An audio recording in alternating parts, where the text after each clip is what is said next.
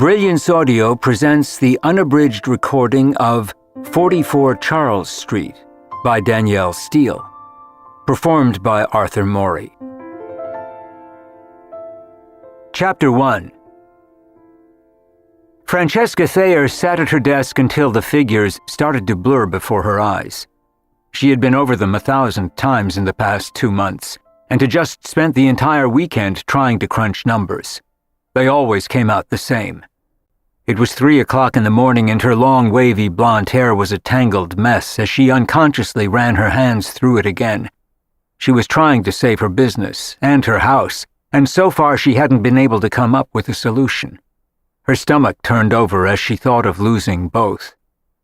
She and Todd had started the business together 4 years ago. They'd opened an art gallery in New York's West Village where they specialized in showing the work of emerging artists at extremely reasonable prices. She had a deep commitment to the artists she represented. Her experience in the art world had been extensive, although Todd had none at all. Before that, she had run 2 other galleries, one uptown after she graduated, and the other in Tribeca. But this gallery they had started together was her dream. She had a degree in fine arts. Her father was a well-known artist who had become very successful in recent years, and the gallery she shared with Todd had gotten excellent reviews. Todd was an avid collector of contemporary work, and he thought that helping her start the gallery would be fun. At the time, Todd was tired of his own career on Wall Street as an attorney. He had a considerable amount of money saved and figured he could coast for a few years. The business plan he had developed for them showed them making money within 3 years. He hadn't counted on Francesca's passion for less expensive work by entirely unknown artists, helping them whenever possible, nor had he realized that her main goal was showcasing the work, but not necessarily making a lot of money at it. Her hunger for financial success was far more limited than his. She was as much a patron of the arts as a gallerist. Todd was in it to make money. He thought it would be exciting and a welcome change of career for him after years of doing tax and estate work for an important law firm. But now he said he was tired of listening to their bleeding heart artists, watching his nest egg dwindle to next to nothing, and being poor. As far as Todd was concerned, this was no longer fun. He was 40 years old and wanted to make real money again. When he talked to her about it, he had already lined up a job at a Wall Street firm. They were promising him a partnership within a year. As far as selling art was concerned, he was done. Francesca wanted to stick with it and make the gallery a success, whatever it took. And unlike Todd, she didn't mind being broke. But in the past year, their relationship had begun to unravel, which made their business even less appealing to him. They argued about everything: what they did, who they saw, what to do about the gallery. She found the artists, worked with them, and curated the shows. Todd handled the money end of things and paid the bills. The worst of it was that their relationship was over now, too. They had been together for 5 years. Francesca had just turned 30 when she met him, and Todd was 35. It was hard for her to believe that a relationship that had seemed so solid could fall apart so totally in a year. They had never wanted to get married, and now they disagreed about that, too. When Todd hit 40, he suddenly decided he wanted a conventional life. Marriage was sounding good to him, and he didn't want to wait much longer to have kids. At 35, she still wanted what she had when they met 5 years before. They had talked about maybe having kids one day, but she wanted to turn their gallery into a success first. Francesca had been very honest with him about marriage when they met, that she had an aversion to it. She had had a front-row seat all her life to her mother's obsession with getting married, and she watched her screw it up 5 times. Francesca had spent her entire life trying not to make the same mistakes. Her mother had always been an embarrassment to her, and she had no desire whatsoever to start emulating her now. Francesca's parents had gotten divorced when she was 6. She had also watched her extremely handsome, charming, irresponsible father drift in and out of relationships, usually with very young girls who never lasted in his life for more than 6 months. That, combined with her mother's fetish for marriage, had made Francesca commitment-phobic until she met Todd. His parents' own bitter divorce when he was 14 had made him skittish about marriage too. They had had that in common, but now he had begun to think that marriage made sense. He told her he was tired of their bohemian lifestyle where people lived together and thought it was fine to have kids without getting married. As soon as Todd blew out the candles on his 40th birthday cake, it was as if a switch were turned on, and without any warning, he turned traditional on her. Francesca preferred things exactly as they were and had always been. Now, suddenly, in recent months, all of Todd's friends seemed to live uptown. He complained about the West Village where they lived, and which she loved. He thought the neighborhood and people in it looked scuzzy. To complicate matters further, not long after they opened the gallery, they had fallen in love with a house that was in serious disrepair. They had discovered it on a snowy December afternoon and were instantly excited, and had gotten it at a great price because of the condition it was in. They restored it together, doing most of the work themselves. If they weren't working in the gallery, they were busy with the house, and within a year everything in it gleamed. They bought furniture at garage sales, and little by little they had turned it into a home they loved.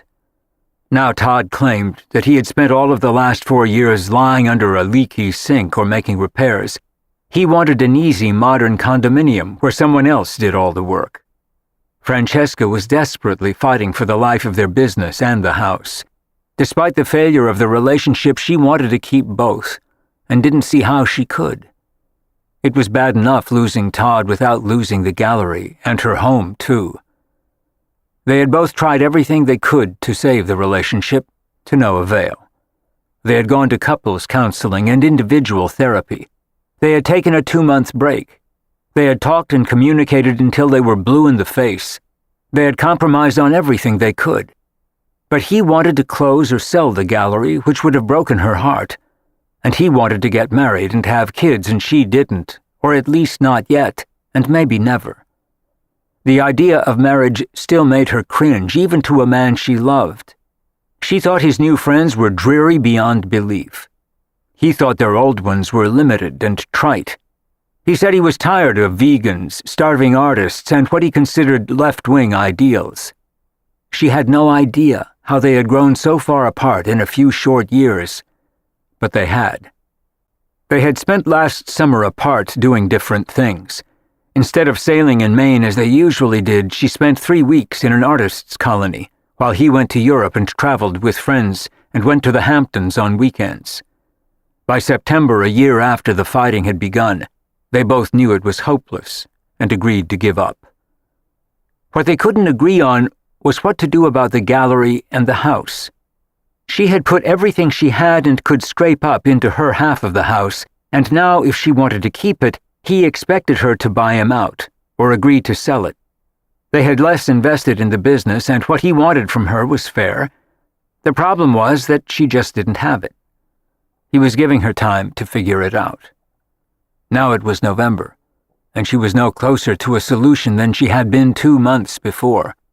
He was waiting for her to get sensible and finally give up. Todd wanted to sell the house by the end of the year or recoup his share, and he wanted to be out of the business by then too.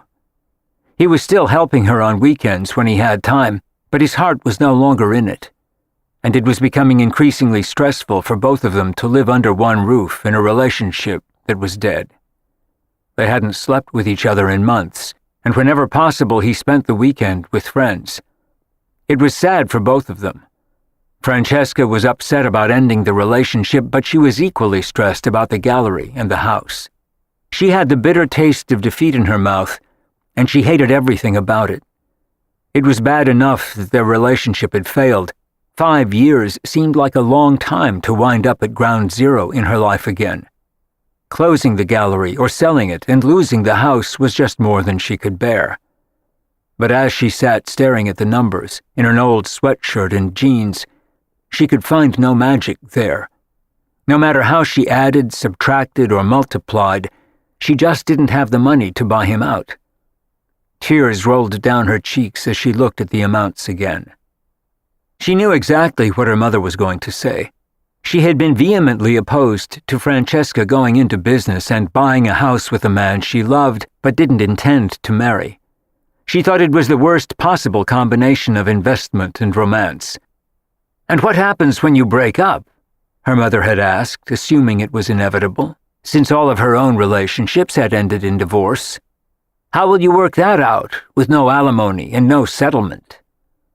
Her mother thought that all relationships had to start with a prenup and end with spousal support. "We'd work it out just like your divorces, Mom," Francesca had answered, annoyed by the suggestion, as she was by most of what her mother said. "With good lawyers, and as much love for each other as we can muster at that point, if that happens, and good manners and respect." All of her mother's divorces had been on decent terms, and she was friendly with all her former husbands, and they still adored her. Thalia, Hamish, Anders, Thayer, Johnson, di San Giovane was beautiful, chic, spoiled, self-centered, larger than life, glamorous, and a little crazy by most people's standards. Francesca referred to her as colorful when she was trying to be nice about her. But in fact, her mother had been an agonizing humiliation for her all her life. She had married 3 Americans and 2 Europeans. Both of her European husbands, one British and one Italian, had titles. She had been divorced 4 times and widowed the last time. Her husbands had been a very successful writer, Francesca's father, the artist, the scion of a famous British banking family, a Texas land developer who left her comfortable with a big settlement and 2 shopping malls, which in turn had allowed her to marry a penniless but extremely charming Italian count, who died 8 months later in a terrible car accident in Rome in his Ferrari. As far as Francesca was concerned, her mother came from another planet. The 2 women had nothing in common. And now, of course, she would say, "I told you so," when Francesca told her that the relationship was over, which Francesca hadn't had the guts to do yet. She didn't want to hear what she would have to say about it. Her mother hadn't offered to help her when Francesca bought the house and opened the gallery, and she knew she wouldn't help her now. She thought the house a foolhardy investment and didn't like the neighborhood, and like Todd, she would advise Francesca to sell it. If they did, they would both make a profit. But Francesca didn't want the money. She wanted to stay in the house, and she was convinced there was a way to do it. She just hadn't found it yet. And her mother would be no help with that. She never was. Francesca's mother wasn't a practical woman. She had relied on men all her life and used the alimony and settlements they gave her to support her jet-set lifestyle. She had never made a penny on her own, only by getting married or divorced, which seemed like prostitution to Francesca. Francesca was totally independent and wanted to stay that way. Watching her mother's life had made her determined never to rely on anyone, and particularly not a man.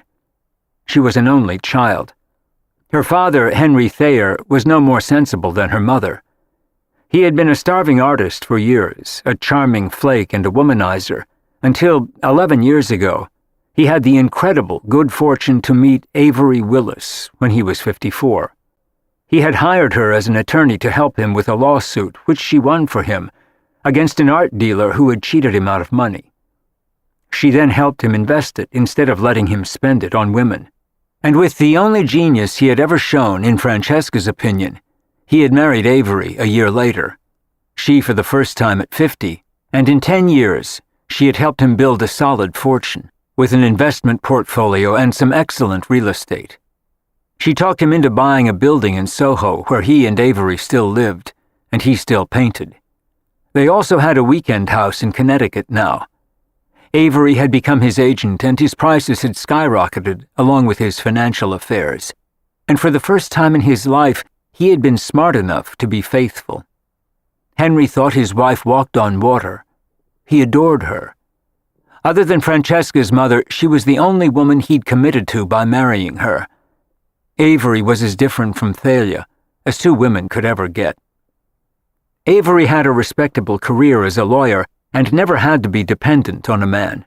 Her husband was her only client now. She wasn't glamorous, although she was good-looking, and she was a solid, practical person with an excellent mind. She and Francesca had been crazy about each other from the first time they met.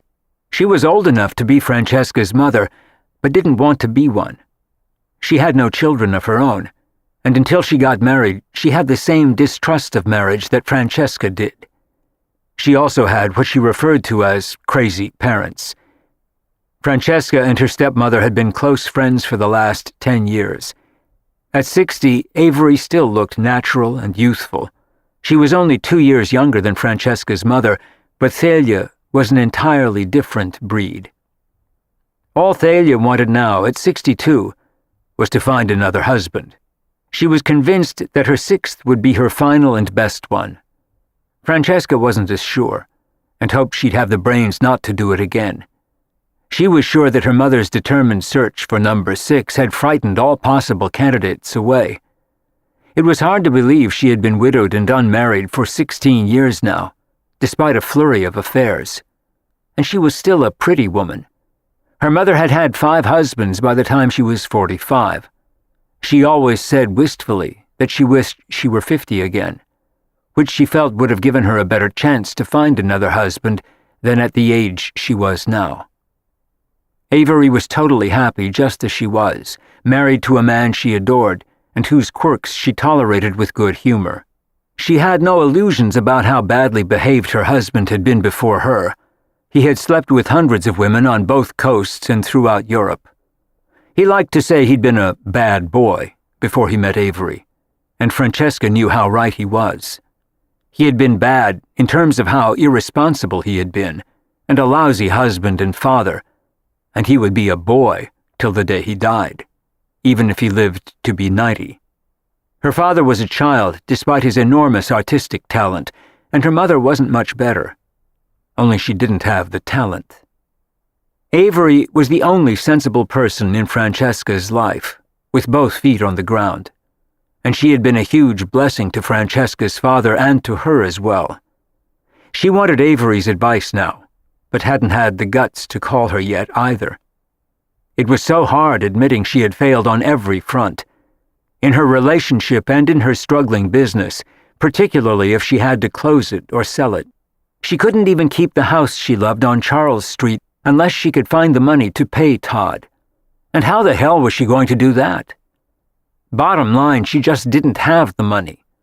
And even Avery couldn't work magic with that. Francesca finally turned off the light in her office next to her bedroom. She started to head downstairs to the kitchen to make a cup of warm milk to help her sleep, and as she did, she heard a persistent dripping sound, and saw that there was a small leak coming from the skylight. The water was hitting the banister and running slowly down it. It was a leak they had had before, which Todd had tried to fix several times, but it had started again in the hard November rains, and he wasn't there that night to fix it. He kept telling her that she'd never be able to maintain the house by herself, and maybe he was right. But she wanted to try. She didn't care if the roof leaked or the house came down around her. Whatever it took, whatever she had to do, Francesca wasn't ready to give up. With a determined look, she headed down to the kitchen. On her way back up, she put a towel on the banister to absorb the leak. There was nothing else she could do until she told Todd about it in the morning. He was away for the weekend with friends, but he could deal with it when he got home. It was exactly why he wanted to sell the house. He was tired of coping with the problems, and if they weren't going to live there together, he didn't want to own it. He wanted out. And if she could find a way to pay him, the problems were going to be all hers, on her own. With a sigh, Francesca walked back upstairs to her bedroom and promised herself she'd call her stepmother in the morning. Maybe she could think of something that Francesca hadn't. It was her only hope. She wanted her leaky house and her struggling gallery with its 15 emerging artists. She had invested 4 years in both. And no matter what Todd and her mother thought, she refused to give up her dream or her home. Chapter 2. The call to Avery was easier to make the next morning than Francesca had expected.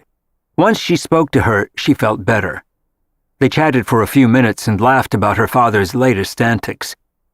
In many ways, he was charmingly adolescent, which Avery found lovable, and Francesca had learned to forgive his failings as a father.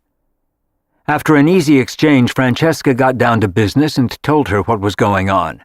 With a catch in her throat, she told her about the breakup with Todd and her dilemma about the gallery and the house and how upset she was. "I'm so sorry to hear it," Avery said immediately with compassion. "I had a feeling something like that was going on. We haven't seen much of Todd in the last few months." In fact, they hadn't seen him at all, and Francesca had visited them alone in Connecticut several times that summer. She had made excuses for him, but Avery had suspected there was more to it than that. And Henry had said as much himself, but didn't want to pry and intrude on his daughter, who was always extremely private. "She'll tell us when she's ready if something's going on," he had commented to Avery, who agreed with him. So when she heard the news, she wasn't entirely surprised. "And that's tough about the gallery and the business. Are you losing money at the gallery?" She wondered if Francesca could sell it. "Not really, but we're barely breaking even. I don't think anyone would buy it with no profits. Todd thinks that if I raised prices, I'd be showing a profit in another 2 or 3 years, but he says that if I stick to emerging artists, it's never going to be a big money maker. And I really don't want to start selling bigger artists. That's a whole different deal and not what I wanted to do when I opened." She was very idealistic about art, which was one of Todd's complaints about their business. He wanted to get more commercial to increase what they made, and it was a compromise Francesca hadn't wanted to make. But she realized that now maybe she'd have to, although she would hate to do it. She loved serious artists, even if they were unknown, and commercial art wasn't her thing, even if it was Todd's. She had just acquired a new Japanese artist who she felt had enormous talent. He had received great reviews on his first show, and she was selling his work for next to nothing. But she didn't feel she could charge more for an unknown. She was very ethical about what she sold and how she sold it. "You may have to compromise a little on your ideals and sell a few mid-career artists," Avery told her practically. She had learned a great deal about art from Francesca's father and knew a lot about the business end of it. But his art was in a whole different league, and thanks to Avery, his work now sold for huge prices. "Why don't we talk about the house first? Have you got anything you can sell to raise the money to pay Todd his half?" she asked practically, and Francesca felt miserable. She didn't. That was the whole problem. "No, I don't. I put everything I had into the house. I can barely scrape up my share of the mortgage payments every month. I've figured out what I can do about that. I can take in roommates. I think with 3 I can make it, which would solve that problem at least." "I can't see you living with strangers," Avery said honestly. She knew her stepdaughter was an extremely private person, and as an only child she had always been something of a loner. But if she was willing to take in roommates, it would certainly help. It told Avery just how determined she was to keep the house, knowing that having roommates in her home would be a big sacrifice for her. "But I guess if you can stand it, it solves the issue of the monthly payments. What about the rest that you'd owe Todd if you kept the house?" Avery sounded pensive as she asked her, and then suddenly, out of the blue, she had an idea. "I don't know how you feel about it, but you have 6 paintings of your father's. They're some of his best early work, and they'd bring a lot at auction. Enough to pay your whole payment to Todd, I think, if you're willing to sell them. I can even call his principal gallery uptown. They go crazy to get their hands on his early work. There's always a market for it." Francesca winced as Avery said it. Just thinking about it made her feel guilty. She couldn't imagine selling her father's work, and she never had before. But she'd never been this desperate before either, and she had nothing else to sell. "How do you think he'd feel about it?" Francesca asked, sounding worried. He was a little crazy and a flake, but he was still her father, and she loved him, and she had a deep respect for his work. She loved the 6 paintings she had. I think he'd understand, Avery said gently. Before we got married, he was always selling something to stay alive. He knows better than most people what that's like. He even sold a small Pollock once to pay your mother money he owed her. You do what you have to, Francesca. She was a practical woman, which was why Francesca had wanted to talk to her more than to her parents. Maybe I could get by with selling 5. That way I could keep 1. Daddy gave those to me. I feel like a real jerk selling them to buy a house. It doesn't sound like you have any other options. No, I don't. And she hadn't thought of the paintings. She had absolutely nothing else with which to pay Todd. For a minute, she thought of agreeing to sell the house instead of the paintings, but she didn't want to do that either. Why don't you call his gallery and see what they say? If they can get a decent price for them, I guess I'll sell them. But only offer them 5. I want to try and keep at least 1. She was extremely sentimental about them. This was going to be a big sacrifice for her. Yet another one. I'll do that, Avery assured her. They have a list of collectors for his work. I suspect they'll pounce on them pretty quickly, unless you want to wait and sell them at auction. I can't wait, Francesca said honestly. Todd has been wanting to sell the house for months, and I promised him I'd pay him or let him sell the house by the end of the year. That's less than 2 months away. I don't have time to wait for an auction. Then we'll see what the gallery says. I'll call them as soon as we hang up. And she had another idea then, too, although she wasn't sure what her husband would say about it. She shared her idea with Francesca.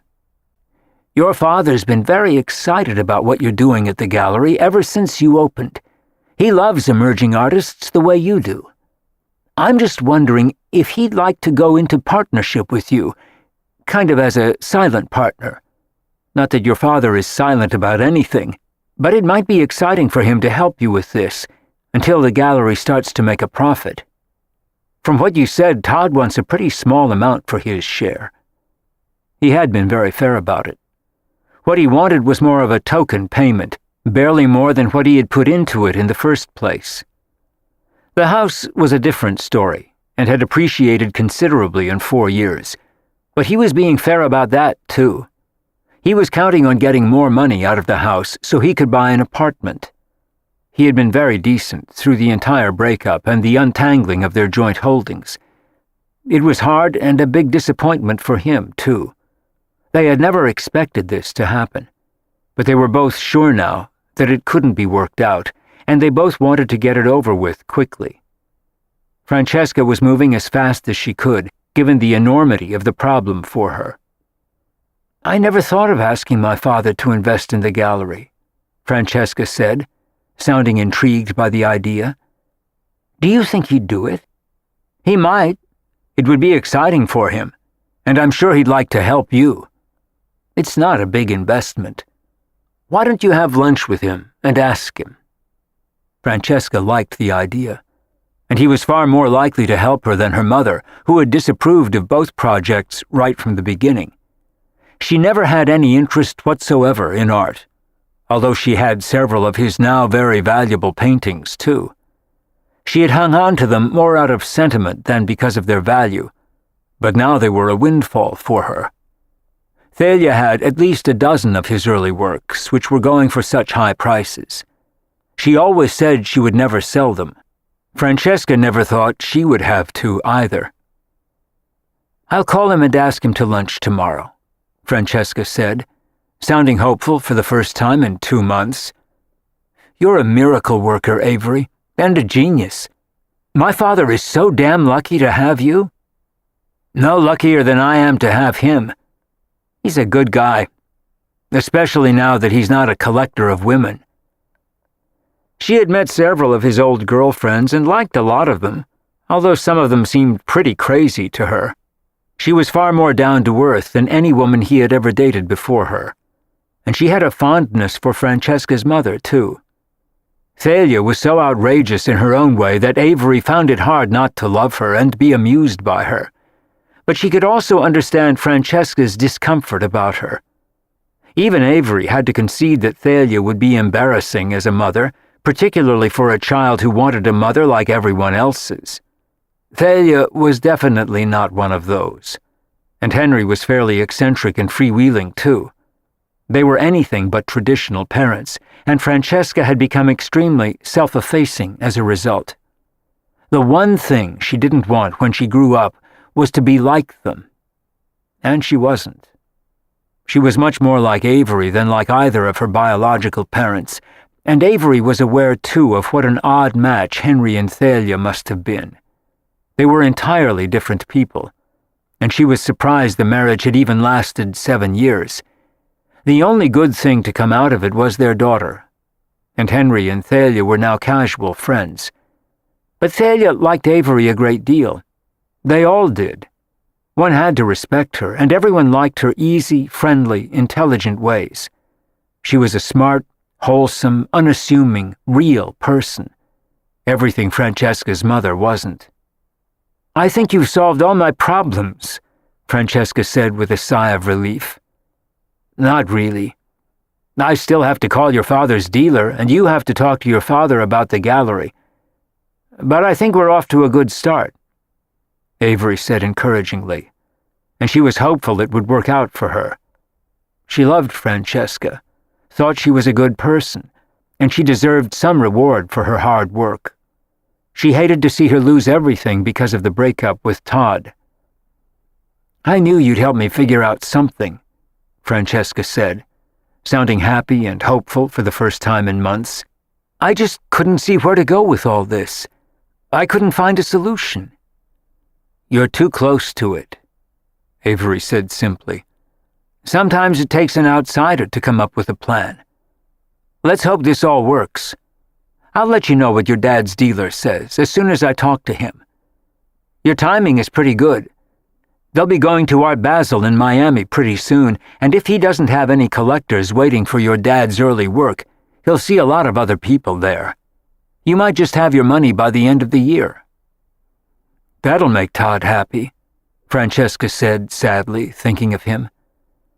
"It should make you happy, too, if you get to keep the house," Avery said. With or without a marriage license, they had a lot to work out and split up. It was almost as bad as a divorce. "I'll be happy with the house," Francesca confirmed. "I guess I'd better tell my parents about Todd. To be honest, I dread it.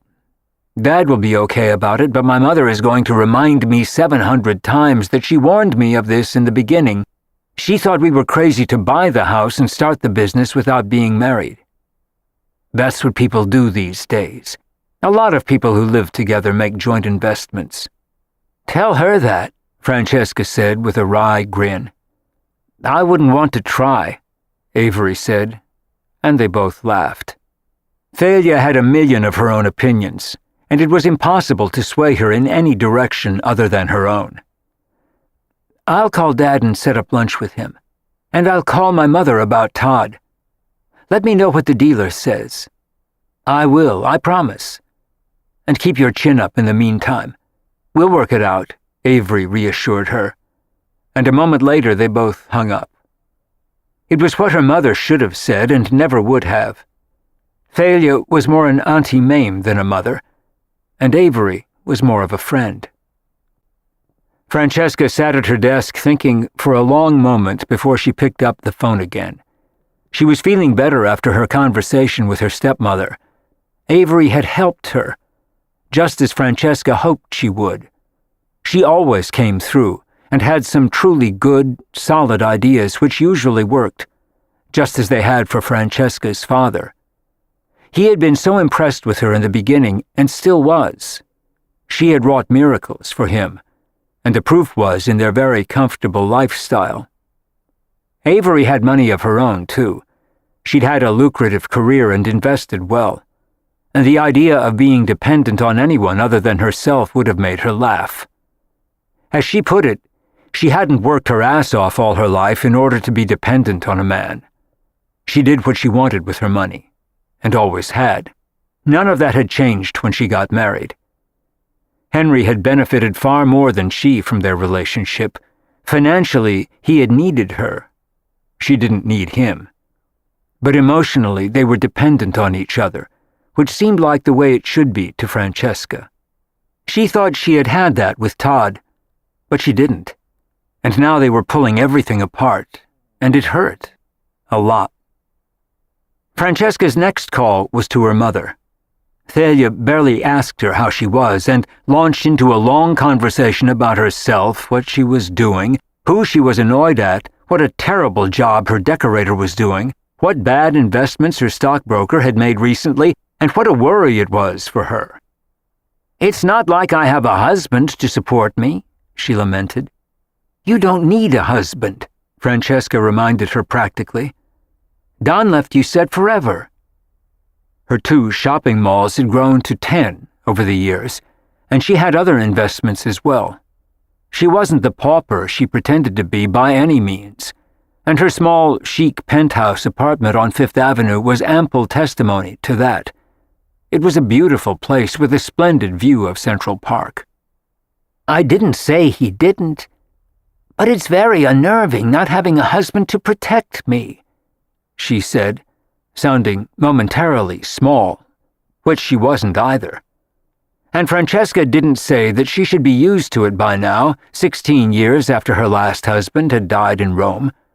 He had left her with the title of Contessa, which she enjoyed very much. Thalia was only sorry he hadn't been a prince, and she had admitted to Francesca years before that she would have loved to be a princess. But Countess wasn't bad. She was the Contessa di San Giovane. Francesca decided to dive in then, at one gulp. "Todd and I broke up," she said quietly, waiting for her mother's reaction. "When did that happen?"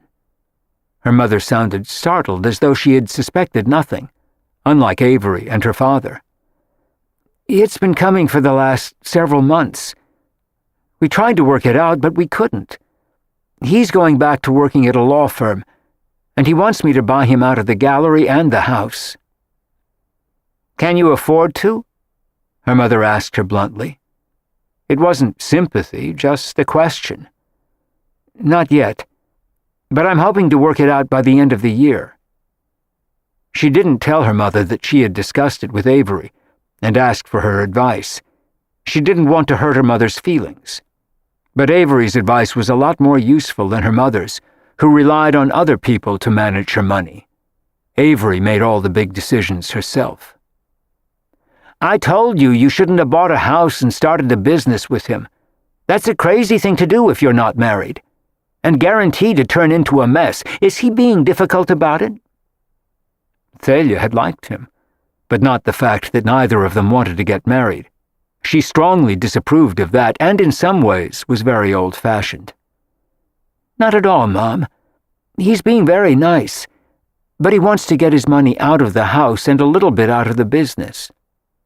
"Can you do all that?" "Maybe. If not, I'll have to sell the house and close the gallery. I'm trying my best not to."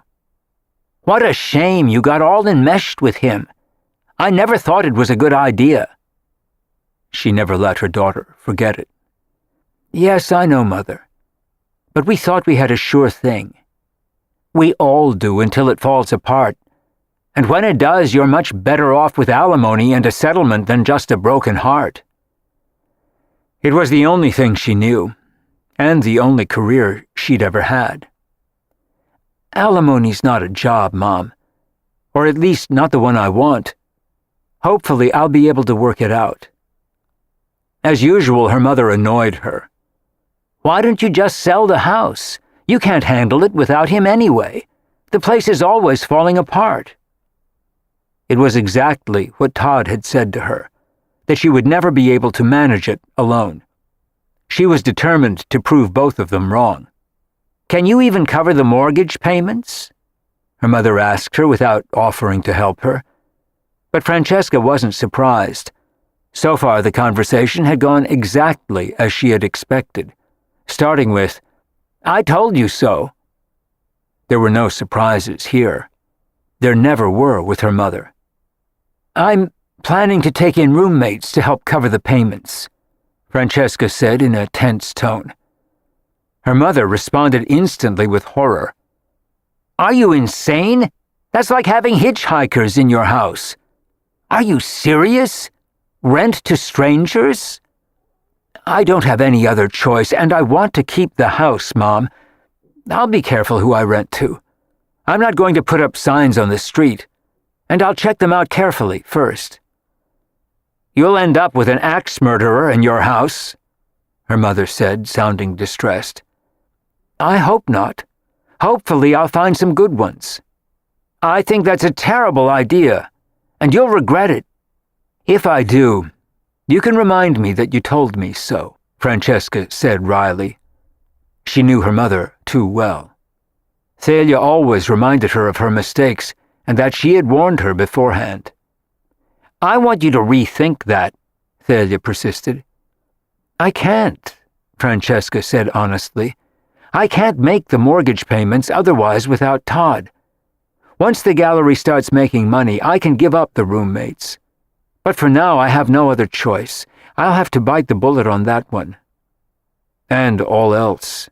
She was going to have to give up a lot to keep the gallery and the house, her privacy in taking in roommates to pay the mortgage, her father's paintings to buy Todd out. And if her father didn't want to invest in the gallery, she might lose it entirely. It was all upsetting to think about. I think it's utterly crazy. I won't sleep at night worrying about who else is living at your house. There's safety in numbers. With 3 of them, I should be fine. Should, but maybe won't be. And if they sign a lease, you'll be stuck with them for the duration of the lease. You can't just throw them out if you don't like them after a while. No, I can't. So I'd better pick good ones, Francesca said practically. She got off the phone as quickly as she could after that. She had told her mother all the pertinent information, that she and Todd were breaking up and she was trying to keep the gallery and the house. She didn't need to know more than that, nor the gory details. And her mother had done just as predicted. She had criticized her and offered no help at all. Some things never changed. Her call to her father was easier and quicker. All she did was invite him to lunch the next day, and he accepted. She was planning to tell him everything then, and he was much more easygoing than her mother. They agreed to meet at La Goulou for lunch, which was his favorite restaurant uptown. It was close to his gallery, and he went there often. He was part of the celebrity landscape there. He sounded happy to hear from her. Everything okay? He asked her before they hung up. He wondered what it was about. She rarely invited him to lunch. Okay, enough. We can talk about it tomorrow. All right. I can't wait to see you, he said pleasantly. He still had the voice of a young man on the phone, although he was 65, and he looked far younger than his years as well, as did his wife. Francesca thought her mother looked older than Avery, and being desperate to find a new man gave her a certain frantic look of desperation, and had for years. Her father was far more relaxed and free and easy. It was his nature, but he also had Avery at his side. Her mother hadn't had a serious relationship in years. Francesca had a theory that she wanted one too badly, and it showed. It was a good lesson for her to remember herself now, as she had to face the dating world again, for the first time in 5 years. The thought of it depressed her profoundly, and she wasn't even remotely ready to think about going out with other men yet. She couldn't help wishing that she would never have to face dating again. She wasn't looking forward to it. As far as she was concerned, it was the worst of all possible worlds. She had to look for 3 roommates to share her house if she found the money to keep it, and eventually, she'd have to start dating again, if she didn't want to be alone for the rest of her life. It was a big decision, but not one she had to face in the immediate future. Todd hadn't even moved out yet. Her lunch with her father the next day went smoothly. He hopped out of a cab in front of La Goulou just as she was arriving after a brisk walk from the subway. And as always, he was looking very dashing. He was wearing a black and white tweed coat he had bought in Paris years before, the collar raised against the wind, a battered Borsellino hat that he had bought in Florence, boots and jeans, and he looked half GQ and half artist. He had a lined, craggy face with a square chin with a deep cleft in it that had fascinated her as a child, and he instantly put an arm around her and hugged her. He was a much warmer person than her mother, and he looked delighted to see her. It was easier to tell him about Todd than she had expected, and he admitted that he wasn't surprised and told her that he had always thought they were too different. Francesca had never thought so. She thought they had everything in common, and in the beginning they had, but no more. He was just a tourist in the art world, her father commented as their lunch arrived. He had ordered onion soup and a dish of haricots verts, which was how he kept his long, lean, slim figure, not unlike her own. And he thrived on Avery's good, healthy cooking. Francesca was always more haphazard about what she ate, especially lately with Todd gone. Most nights she was too lazy to cook herself dinner and had been losing weight since the breakup. "I always figured he'd go back to Wall Street eventually," her father said as he started in on the onion soup. Francesca had ordered the crab salad. "That's funny," Francesca said pensively. "I never thought that. I guess you were right. He says he's tired of being poor." Her father laughed at that. "Yeah, so was I. Until Avery saved me." She told her father then about trying to buy Todd out of the house, and with a guilty look, she told him that she might sell his paintings. And he was very nice about it. It was easy to see why women had always loved him. He was easygoing and charming, rarely critical, and all-forgiving.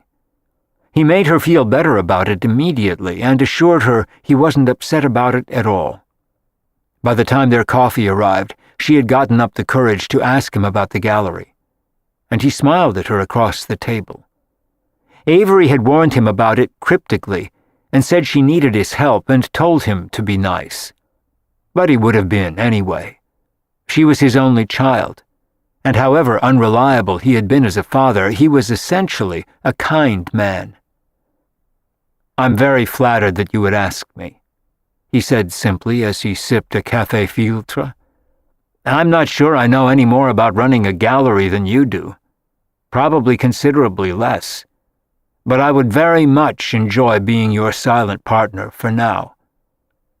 She told him how much money she needed to satisfy Todd, and it wasn't a great deal, but it was more than she had. "You can always buy me out when the gallery takes off," he said confidently. "You're not stuck with me forever."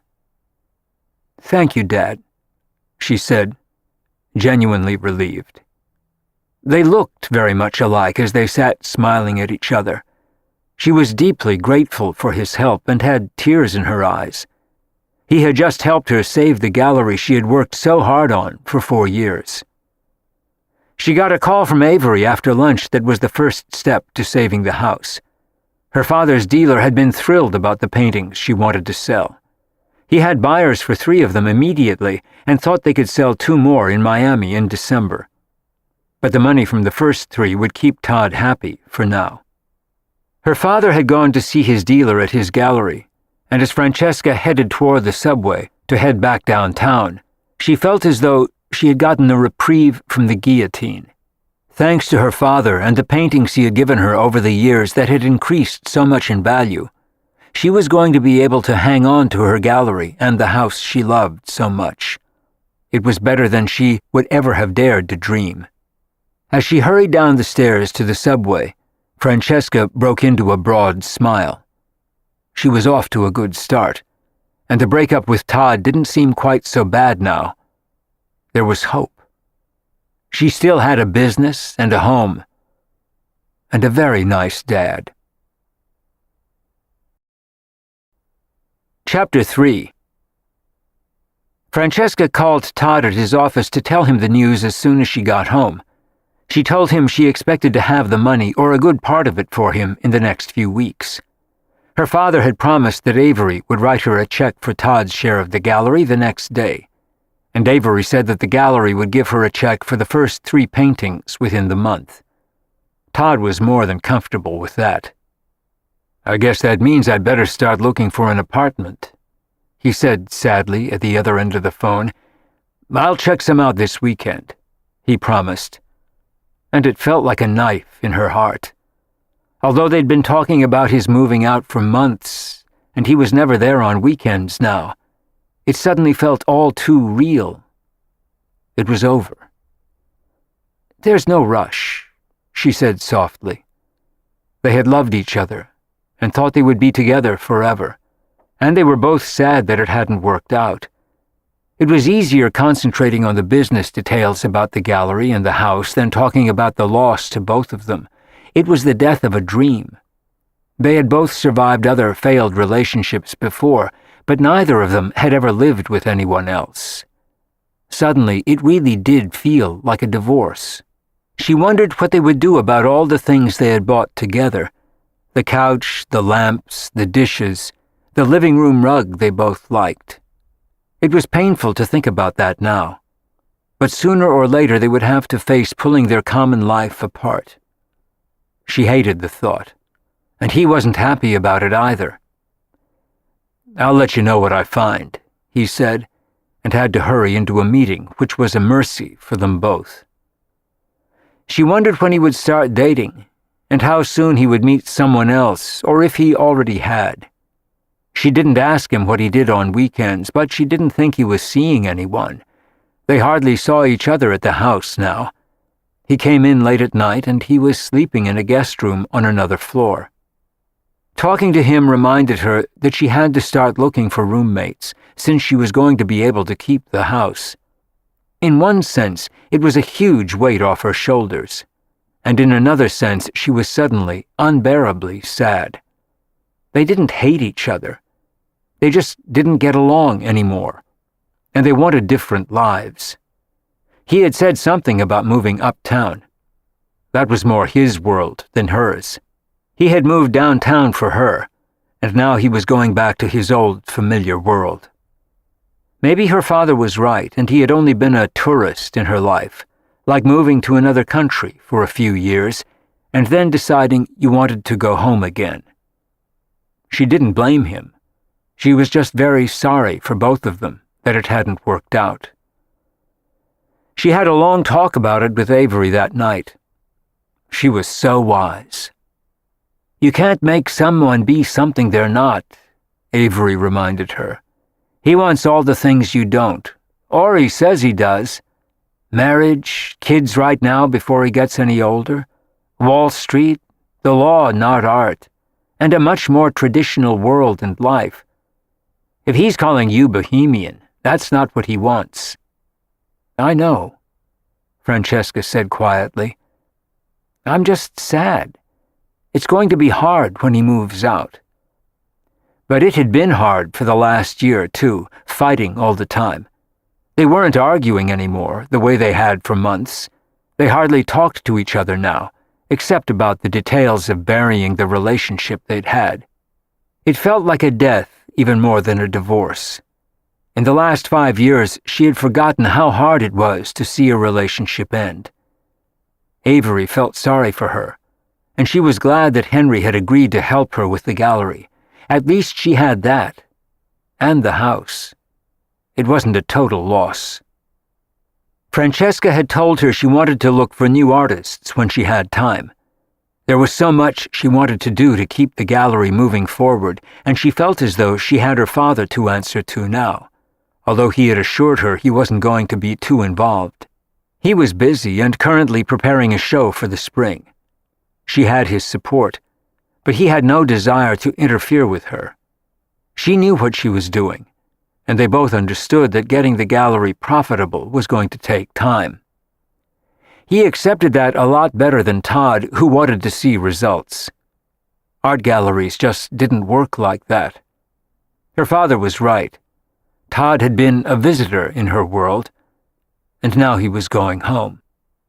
She looked at ads in the newspaper that night and on the internet for people who were looking for roommates and places to live, and none of the descriptions fit.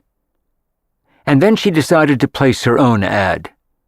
She had already figured out that she was going to divide the house on Charles Street floor by floor. On the top floor there was a sunny little living room with an even smaller bedroom and a tiny bath, but it was big enough for someone to live. Todd was sleeping up there now. On the floor below it was her own bedroom, which she had shared with Todd. They had a dressing room and a marble bathroom they had installed, and she had a small home office off their bedroom, where she worked when she was at home. Below them was the dining room, which she was going to turn into a living room, and conveniently it had a guest bath and a library she could turn into a bedroom for whoever rented that floor. And on the main floor was the main living room that she planned to keep for herself. The kitchen was one floor below, on the garden level. It was large and sunny with a comfortable dining area that she and her tenants could all use, and next to it, there was a spacious storeroom where Todd had kept his gym equipment. It looked out over the garden, had a decent bathroom, and could be used as a studio for a third tenant. It was going to be tight, but there was enough space for 4 of them, as long as they were all respectful, considerate, and polite. She had the top floor and the floor below her bedroom to rent out, and the studio unit next to the kitchen. She was determined to make it work. She wrote out a description of each area on her computer that night, and she described the house. She thought of only renting to females, but she didn't want to limit it. She needed all the eligible tenants she could find. So she made no mention of females only, and decided to see what she would get in answer to her ad. She was just editing it one last time when Todd knocked on the door of her office and stood there with a serious expression. "Are you okay?" He was worried about her. He still didn't think she could manage on her own and thought she should sell the house. But he knew she wouldn't do that, and was stubbornly determined to make it work, even if it meant taking strangers into her home. It seemed foolhardy to him, and concerned him for her. "Yeah, I am," she said, sounding tired. "What about you?" "I don't know. It feels weird, doesn't it? Pulling our lives apart? I didn't expect it to hurt so much." He looked vulnerable and sad. It reminded her of everything she loved about him, which made it worse. "Neither did I," she said honestly. But neither of them could imagine putting it back together now either. It had gone too far, and all their differences were still there. Irreconcilable differences, as it said in a divorce. But it hurt anyway, no matter how bad it had been for the past year. "I'm going to hate your leaving. Maybe I'll go to my father's in Connecticut so I don't have to watch." He nodded and said nothing. He was ready to move on, but sad to leave her behind. She was just as beautiful as she had been 5 years before, just as appealing and warm. But they seemed like different people now. They no longer belonged to each other and were already pieces of each other's pasts. "If I can do anything to help after I move out, you can always call me. Mr. Fix-It at your service. I'm going to be a plumber in my next life." He smiled ruefully, and she smiled back. He was tired of doing their repairs, but he was willing to lend a hand. The best and worst of it was that they didn't hate each other, which made it that much sadder now. It would have been easier if they were both mad, but neither of them was.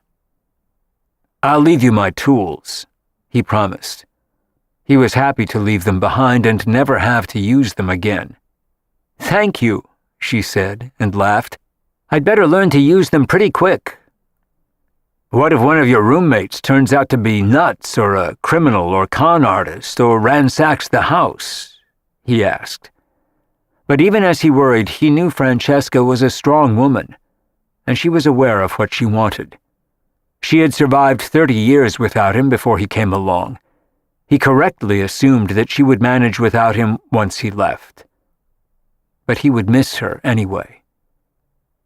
As it turned out, she wasn't the woman for him, but he loved her as the very special person she had been in his life. He would always care about her, and hoped she'd be okay. And she wished the same for him. "If they're nuts, I'll tell them to leave," she said firmly. He went upstairs then to the room where he slept, and she finished the ad. She was planning to submit it to the paper and put it on the internet the next day. And then God knew who would turn up. It was hard to imagine living in the house with 3 strangers. It was going to be a whole new world. She was planning to check their references diligently, and they couldn't move in until Todd found an apartment. But it seemed like a good idea to start looking for roommates now. She had no idea how long it would take to find 3 people to live in the house with her. It all felt very strange as she got into bed that night. She was anxious for Todd to go. It was too painful waiting for the other shoe to drop, and odder still to wonder about who would turn up to move into the house. 44 Charles Street was about to become a very different place. And so was her life without Todd. Chapter 4. The responses to Francesca's ad were abundant, and most of them were pretty outrageous. She was stunned by what most people were willing to say about themselves. Some of them were fresh out of rehab and said they didn't feel ready to take on an apartment and would be delighted to live with her. Everyone seemed to love the description of the house. Several couples answered the ad, and Francesca told them honestly that the spaces she was renting were too small for more than one person, and she didn't feel ready to live with more than 3 roommates. One couple had 2 kids and wanted to rent 2 of the 3 spaces, which didn't feel right to her either. They were 3- and 5-year-old boys, and she was afraid they would destroy her house. 2 people said they were recently out of prison. One said he was a sex offender, and the other said that he had been convicted of a white-collar crime he didn't commit. She didn't ask what it was. 4 lesbian couples wanted to rent the house together and asked if she'd be willing to move out, which she wasn't. It defeated the whole purpose of what she was trying to do to keep the house. And at least 1/3 to half of the applicants had dogs, many of them large. German Shepherds, Labradors, 2 Irish Wolfhounds, a Great Dane, a Rhodesian Ridgeback, a Rottweiler, and a Pit Bull. She wasn't prepared to take that on either. And she was beginning to wonder if anyone normal and easy without a partner, a child, a dog, a substance addiction, or a prison record would turn up. She was beginning to lose hope and wonder if Todd and her mother were right. Maybe they were all crazy, or she was, for trying to find 3 sane, normal roommates. She was beginning to think that there was no such thing in New York. It was 2 days before Thanksgiving when she got a call from a young woman who said her name was Eileen Flanders. She said she had just graduated from Loyola Marymount in L.A. in May. She was originally from San Diego and had just gotten a job and arrived in New York. She was a special ed teacher for autistic children. She said nothing about having been to rehab, didn't mention doing time in prison, said she was alone, and had neither kids nor dogs. It was a hopeful start. Francesca couldn't help wondering if she was covered with tattoos, had countless body pierces, and wore a mohawk. But the initial conversation over the phone went pretty well. She said she was hoping to move in quickly, but she was staying at the Y, and said she could stay there for a few more weeks, when Francesca explained that the place wouldn't be available until January 1st. Todd had just found an apartment on East 81st Street near the river. He was planning to pack between Christmas and New Year, and said he would be out on January 1st. She didn't want anyone moving in till then. It would be too painful for both of them to have strangers living in the house while they went through the emotional upheaval of his leaving. Eileen said she didn't mind, and she said she was going home to San Diego for the holidays anyway. It sounded good so far, and Francesca made an appointment with Eileen to come to the house the following afternoon. The next day, Francesca was immediately relieved when she opened the door and saw Eileen standing on the front stoop. Eileen was wearing Nikes and jeans, and she had on a red car coat with toggles and a hood white mittens and earmuffs. She looked like a kid on a Christmas card. She was a redhead with freckles and blue eyes, and she had perfect white teeth when she smiled. She was wearing no makeup and looked about 15 years old, and she looked nervous as she waited to come inside. Francesca invited her in, and the two women chatted easily in the front hall. Eileen looked around and commented on how pretty the house was. There was a stained glass window over the front door, and a narrow but handsome circular staircase leading upstairs. And she could glimpse a marble fireplace through the open door of the living room, which Francesca explained she was keeping for her own use.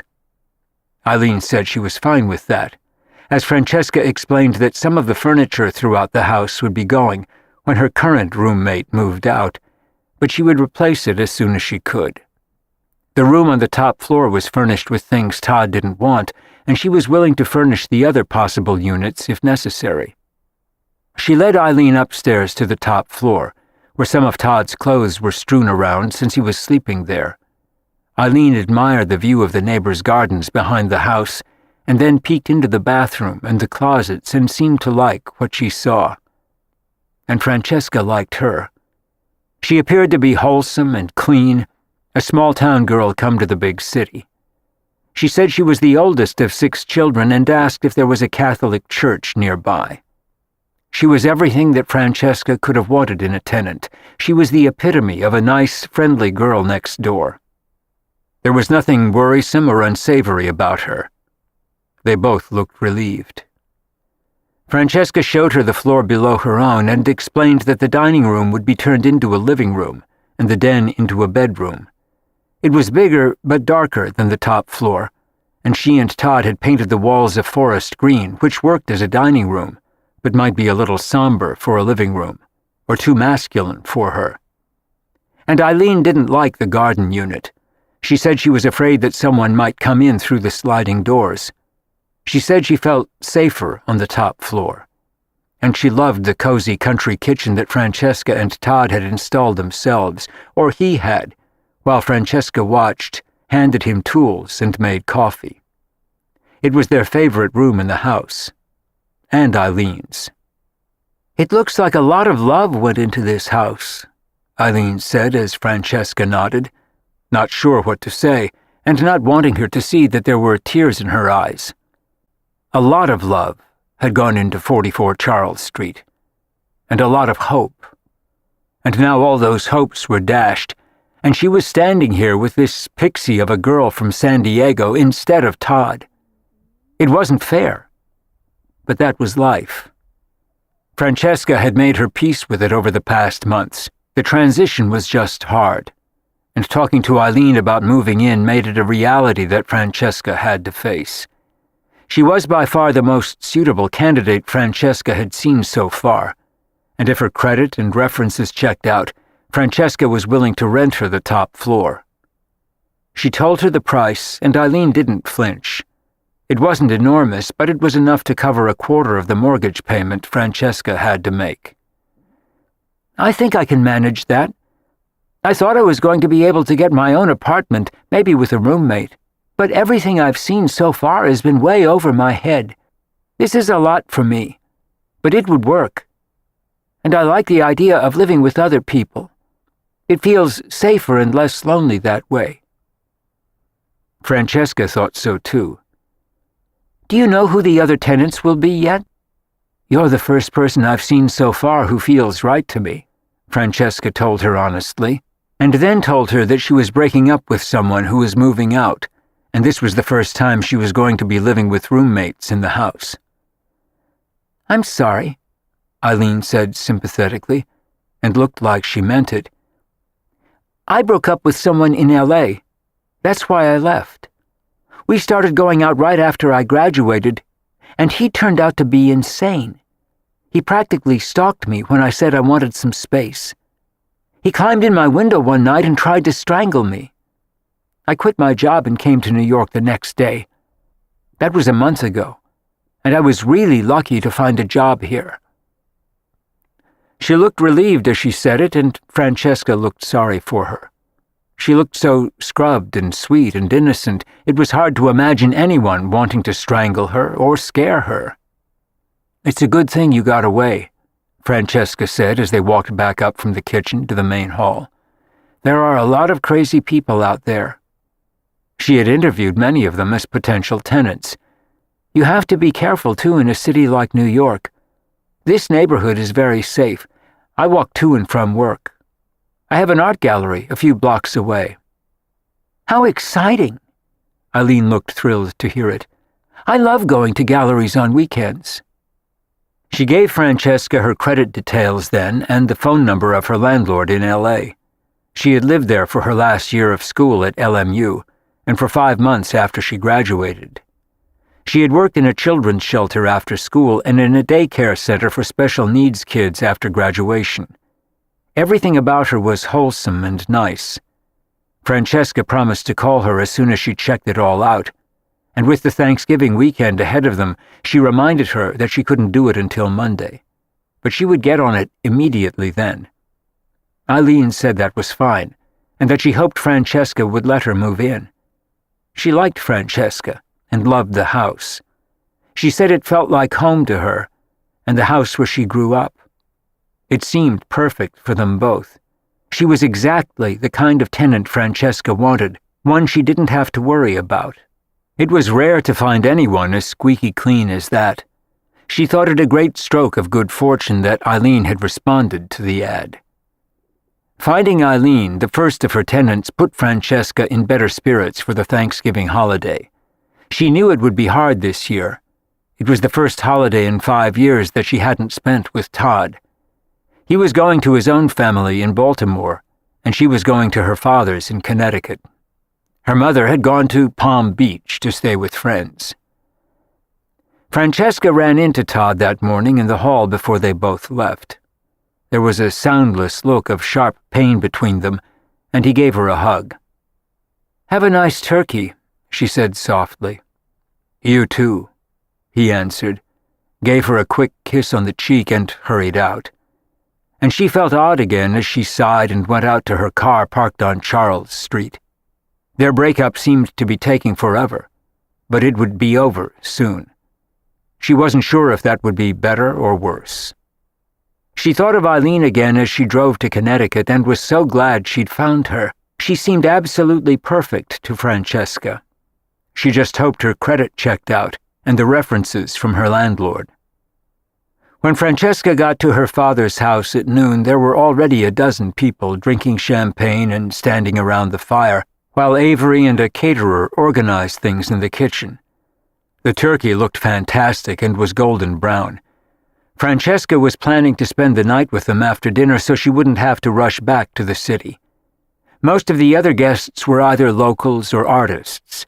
Their neighbors, who had a handsome farm, were there, and Henry's art dealer from New York. It was an arty, intellectual, interesting, lively group. Francesca knew most of them, and always had fun with her father and Avery's friends.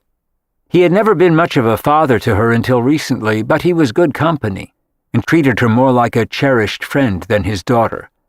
It didn't bother her anymore, but she had always felt cheated by it when she was young, and wanted a real dad, like everyone else, not an eccentric father with a revolving door of 22-year-old girlfriends. Things had improved immeasurably when he married Avery, but Francesca was 25 by then.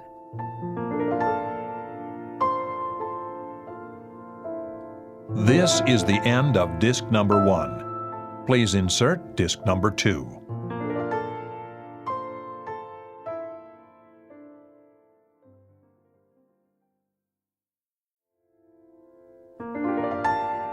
This is disc number 2.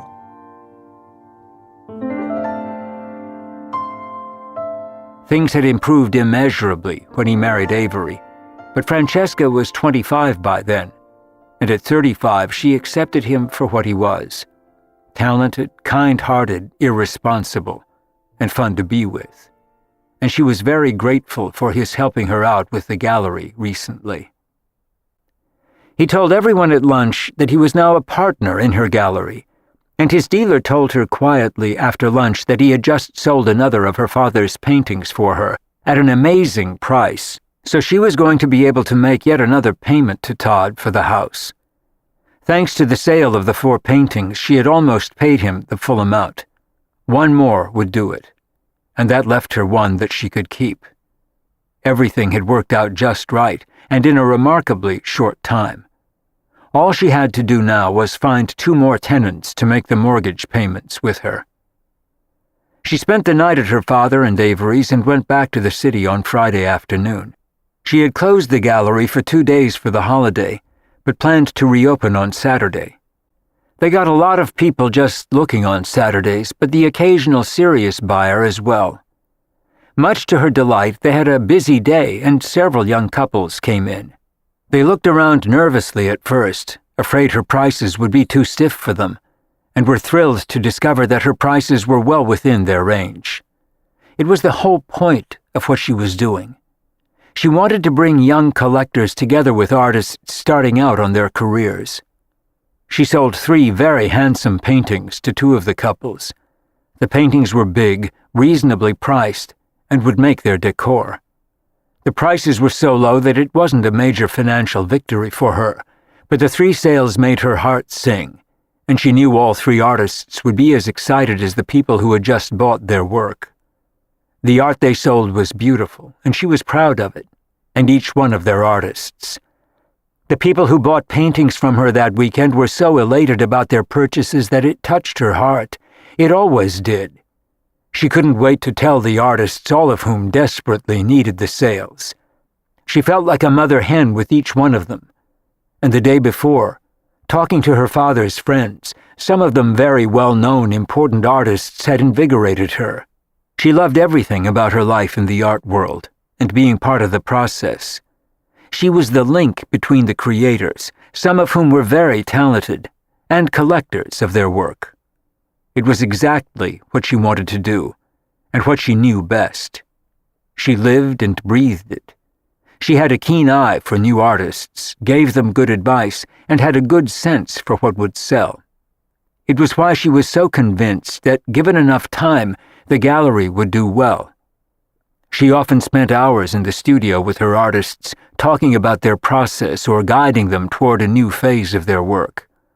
They had a deep respect for her.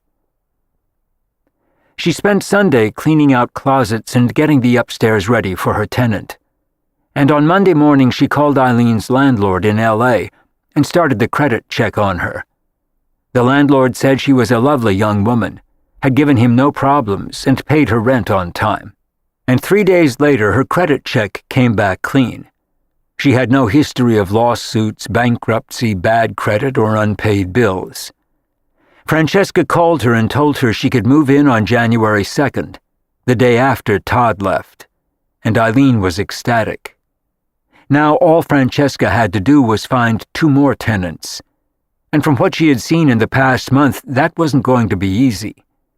Eileen was a rare gem as tenants went, but there had to be 2 more like her or close enough somewhere in New York. She was still running the ads, but for the next several weeks, all she continued to get were freaks. Sometimes they were so bad that all she could do was laugh when she hung up the phone. The weekend after Thanksgiving, she had dinner with her mother at a small French bistro they both loved, and reported to her victoriously on having found Eileen. Her mother still thought she was crazy, but it was an opinion Francesca had harbored about her for years. She wouldn't have wanted her mother as a tenant either. Thalia reported to her daughter about all the social events she had gone to in Palm Beach. She had always had an extremely active social life, and had a particular fondness for fancy watering holes, Palm Beach, Newport, Saint-Tropez, Sardinia, and St. Moritz, Gstaad, or St. Bart's in winter. She had never had a job, and thanks to her ex-husbands, she could afford to do what she wanted. She was a totally self-indulgent person, and Francesca thought she was extremely spoiled. She thought of no one but herself. She had gone to a fabulous Deb ball the previous weekend in Palm Beach and was describing to Francesca what she had worn in minute detail. It sounded very pretty, but Francesca didn't care. She was used to making the right noises and wearing the right expression to feign interest. She couldn't even begin to imagine how her parents had ever gotten together, although her father had been sexy and young then, and her mother had gotten spoiled and snobbish later on.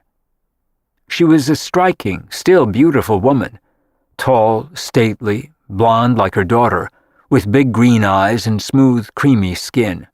She stayed in good shape with the help of a trainer, and she was rigorous about what she ate. She had worn a fur coat to lunch and had sapphires on her ears which matched a stylish navy wool dress by Dior, and she was wearing sexy high heels. Men had always flocked to her like bees to honey, and still did, but no one had taken her seriously in a long time. She was a little too fey, just a touch too eccentric, and she looked expensive and spoiled. And referring to her mother as colorful had been Francesca's way of saying that she was a little nuts. She was going to a fat farm after the holidays to stay in shape and wanted to have a tummy tuck by summer. She still looked great in a bikini. So did Francesca.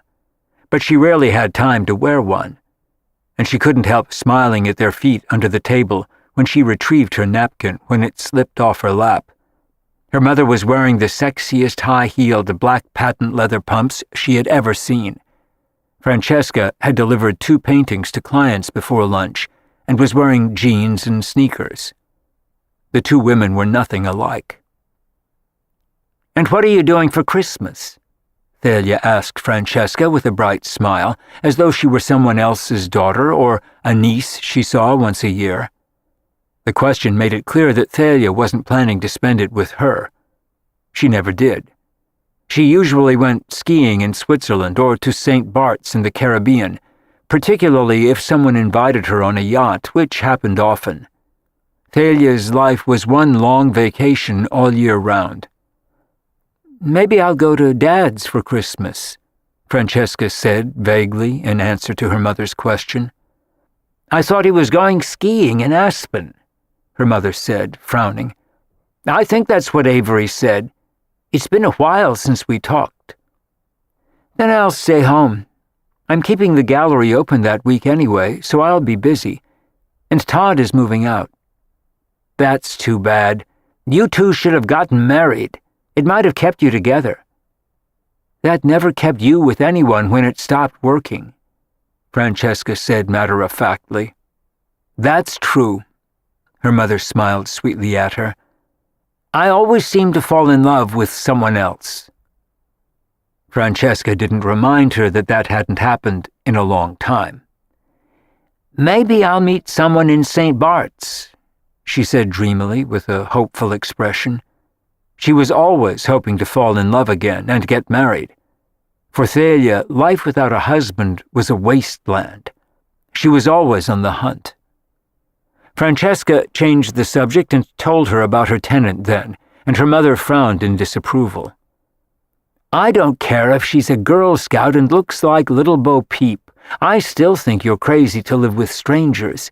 You have no idea who these people are, or who they'll drag in." "I have no other choice, Mom, if I want to keep the house." "You'd be much better off in an apartment by yourself." "I don't want an apartment. I love my house." "You can't live in a house without a man. It's just not safe." "Maybe one of my tenants will be a man," Francesca said blandly, thinking of the people she had talked to and how unsuitable most of them had been, which she did not share with her mother. "You need a husband," Francesca, Thalia said, and then laughed. "And so do I." Francesca disagreed on both counts, but didn't say so. Her mother always said things like that, and she no longer took the bait. There was no point. "When are you leaving for St. Bart's, Mom?" she asked her to steer her into neutral subjects. 2 days before Christmas. I can hardly wait. I'm so tired of winter. I'm going skiing in Switzerland right after that. You should try to get away." Her mother lived on a different planet of parties and vacations and never realized how hard Francesca worked. Whatever Francesca had, she made on her own and built from scratch. Her father had paid for her education, and she had supported herself ever since. And the money her mother had gotten in settlements from her ex-husbands she kept to herself. She felt she had earned it. Francesca left their lunch feeling as she always did after seeing her mother, emotionally hungry. There was nothing satisfying about their exchanges, and never anything meaningful or deep. At least her encounters with her father were fun.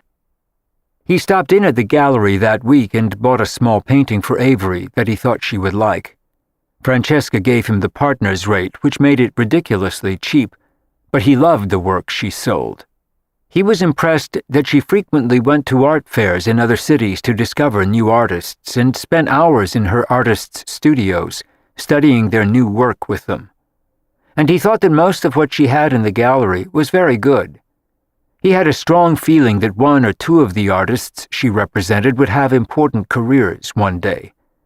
She told him that the artist he was buying had been selling well and had sold several bigger pieces since Thanksgiving, although her father thought her prices were too low and very fair.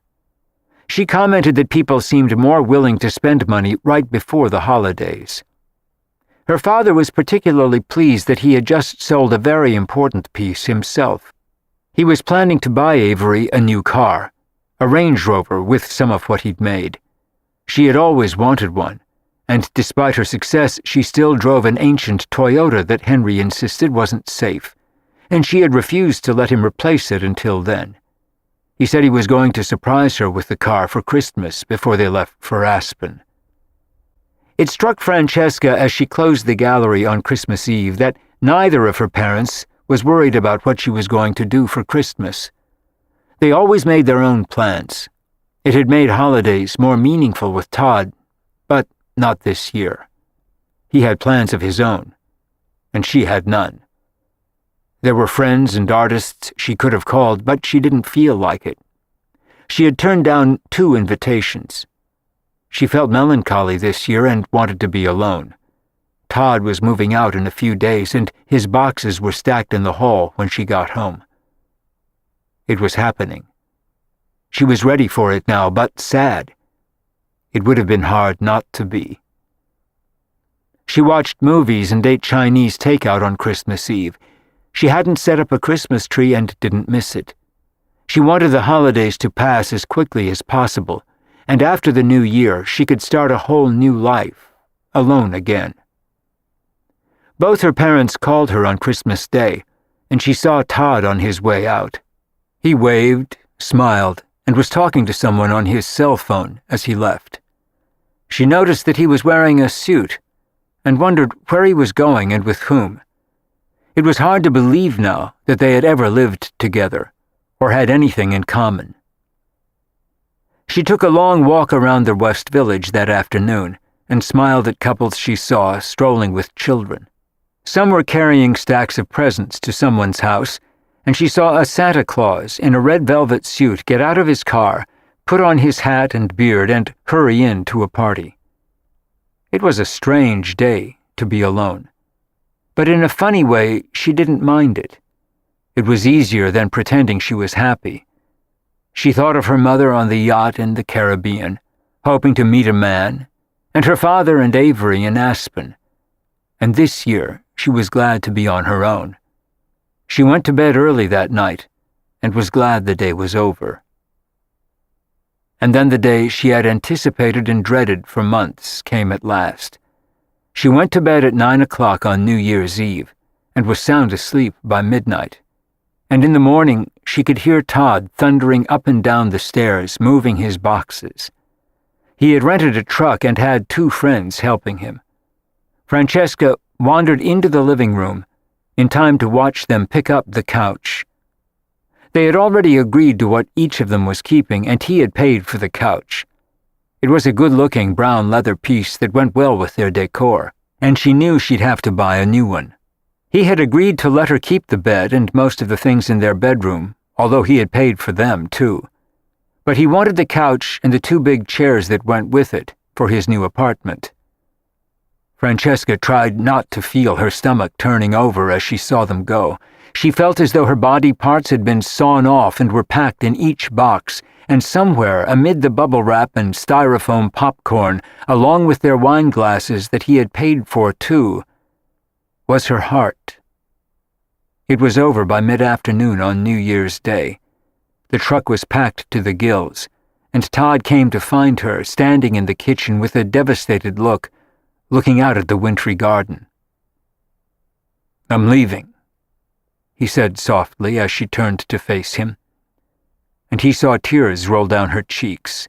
He took her in his arms, and he was crying too. "I know this sounds stupid now, but I love you. I'm sorry it worked out like this." "So am I. I love you too." But no matter how much it hurt, and they cared about each other, they both knew it was for the best. It hadn't worked. "Call me if you need me. I'll come and help, any time." She nodded, unable to say another word. And with that he kissed her on the forehead, turned and walked up the stairs as she stood in the kitchen and cried. She heard the front door close a few minutes later. He was gone. It felt as though someone had ripped out her heart, and she knew he felt no better. It was hard to believe, but it had finally happened. The house was hers, and his days at 44 Charles Street were over. All she could do now was move on.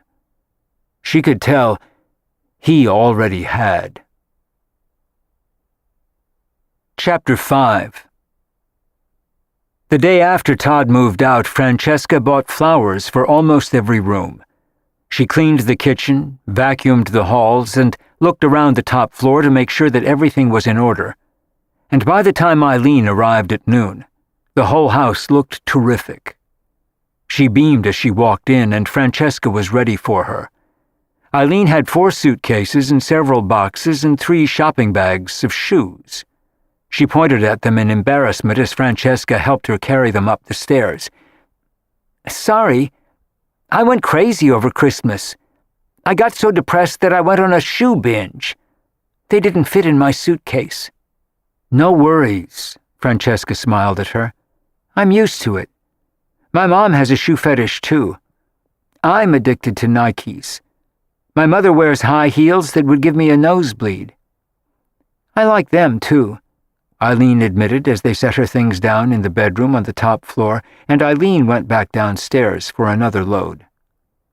There was a whole different feeling in the house that afternoon. The day before she'd been in mourning, and today she had woken up with a sense of freedom. The other shoe had finally dropped. Todd was gone. She was sad about it, but not as devastated as she had felt watching him load his belongings into a truck and leave. The worst was over. His not being there wasn't going to make a lot of difference since their lives had been so separate for months, except that now she wouldn't see him come and go anymore. But their lives had barely intersected for a year, and it was fun seeing a girl in the house when she saw Eileen in the kitchen later that afternoon. It was Sunday, so the gallery was closed, and Francesca was hanging out at home. Eileen smiled broadly when she saw her. She acted like a kid. "I love my rooms. They're so pretty. And thank you for the flowers." Francesca had put a vase of pink carnations and roses in her bedroom. Eileen looked ecstatic. "I feel like I've finally come home. I've been living out of suitcases since I got here. It's going to be great having my own place." And she didn't even mind the long hike up the stairs to the top floor. She noticed a computer on the kitchen table and looked hopeful. "Mind if I check my email? I don't have a laptop yet." "That's fine." Francesca didn't mind. It was a laptop she always left sitting in the kitchen that she and Todd rarely used, but it was convenient having one there. She had her own in her office. "I'll be just a minute." Eileen logged on and smiled as she read her emails. She laughed out loud at one, and Francesca smiled as she left the kitchen and went back upstairs to her own room. It was kind of nice having someone around, The house already felt livelier and happier than it had for months. She was almost sorry that she had to find 2 more roommates. It might have been fun just sharing the house with Eileen. But she couldn't afford it. She had to find 2 more. And no one decent had turned up since Eileen. The freaks and crazies had come out in force again in answer to her ads before Christmas. There had been one decent-sounding woman who had just moved to New York from Atlanta, but she found another arrangement before she ever came to see the house on Charles Street. And Francesca had to find someone soon. She couldn't make the mortgage payments with just Eileen paying rent. Francesca took a nap that afternoon, which she rarely did, but she was still tired after the emotional drain of saying goodbye to Todd the day before. He had promised to call, but she didn't know if he really would, or even if she wanted him to. She didn't want to lose touch with him, but she didn't want to be in constant contact with him either. They both had to go forward and make their own way now. Francesca went back downstairs to the kitchen at dinner time, and Eileen was there. She was eating a bowl of soup and back on the computer. She apologized as soon as Francesca came into the room, poured herself a glass of milk, and grabbed an apple. The soup Eileen had made was her own. She had been careful not to help herself to Francesca's food. Francesca thought it was a good sign that she would be a respectful roommate. She sat down at the table and saw that Eileen had logged on to one of the online dating services and was looking over the photographs on the screen. "Do you ever try it?" she asked Francesca with a look of happy mischief and then giggled. "I love it. It's kind of like ordering takeout guys instead of takeout food. I started doing it in college. I met some great guys in LA and San Diego. I went out with one of them for almost a year until he got drunk and joined the Marines. I didn't think people still did that. Got drunk and enlisted, I mean. And no, I've never met anyone online. It sounds too dangerous. I'd be afraid of who I'd meet. There's no screening process." The idea of meeting men online really put her off. It seemed so desperate to her. She felt much safer meeting men through friends, although she knew many people who had met men and even their husbands online. "You develop a pretty good sixth sense for who these guys are. I've only met 1 or 2 who were creepy." "Do you do it a lot?" Francesca asked with interest. It surprised her that a pretty, wholesome cheerleader type like Eileen would need or want to meet men online. She could have any man she wanted. But Francesca also knew that it wasn't easy to meet single, eligible men, which was why online dating services existed. "Not really. It's just a nice distraction when I have nothing else to do." It made Francesca wonder if she needed to set some kind of guidelines about bringing people to the house, but realized she had no right to do that. She was her landlady, not the resident advisor in a girl's dorm or her mother. They were both adults with their own lives, and who Eileen brought home was going to be her business, not Francesca's. So she didn't say anything. She just went back upstairs, munching on her apple, and left Eileen alone to her pursuits. If she met men on the internet, it was up to her whether it seemed wise to Francesca or not. All she knew was that it wasn't for her. Francesca hadn't even thought of dating till then, and didn't want to yet. She wasn't ready. Eileen was full of life and trying to meet people in a new city. Francesca was older and more cautious. Online matchmaking services had no appeal to her whatsoever. If she met a man, it was going to have to be the old-fashioned way, through friends or at some kind of social gathering, or at the gallery. But she didn't even want to meet a man right now, nor start dating. She didn't have time anyway, and the only thing she wanted to find online were 2 more tenants. It finally happened 2 weeks later in mid-January. She got a response from a man who sounded sane. He said he was a graphic designer who worked from home a lot of the time, traveled occasionally for business, said he was solvent and was looking for a setup like the one she was offering. He said he was recently divorced, had no furniture, and needed a bedroom and a small study to set up his drafting table and his computer. Her currently unoccupied second floor, where the dining room had been, sounded adequate for him. They made an appointment for him to come and see the house. He mentioned that he was 38 years old, and when he came to meet her, he explained that he had a 7-year-old son who spent alternate weekends with him. "Will that be a problem?" he asked, looking worried. He had already come across several similar arrangements, but none was willing to include children. Francesca hesitated for a long moment before she answered and then nodded. "I think that'll be okay, as long as he's not here all the time." 2 weekends a month didn't seem like a lot to her, and Chris Harley looked relieved. He was tall, thin, had sandy blonde hair, gray eyes, and a serious expression. He was so pale he looked like he hadn't seen the sun in years. He would have been good-looking if he hadn't been so somber. He said very little to her during their meeting, except his question about his son. He looked at the rooms, seemed satisfied, and said in a quiet, subdued voice, "I'll take it." He didn't ooh and ah the way Eileen had. He said almost nothing. He seemed extremely withdrawn to Francesca, but she didn't mind that either. This wasn't a date. They didn't need to like each other, get to know each other, and become friends. All she needed to know was if he was a responsible person and would pay the rent. This wasn't romance, and he didn't look interested in that either.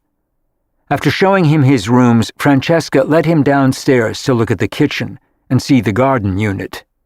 But he said he liked the one on the second floor better. The garden studio seemed too small to him, and he didn't need or want to be that close to the kitchen. He offered to purchase furniture for the bedroom, which was fine with her. Eileen was in the kitchen when they went down to see it, and she was on the computer again, as she was a lot of the time, not just looking for potential dates, but usually doing email.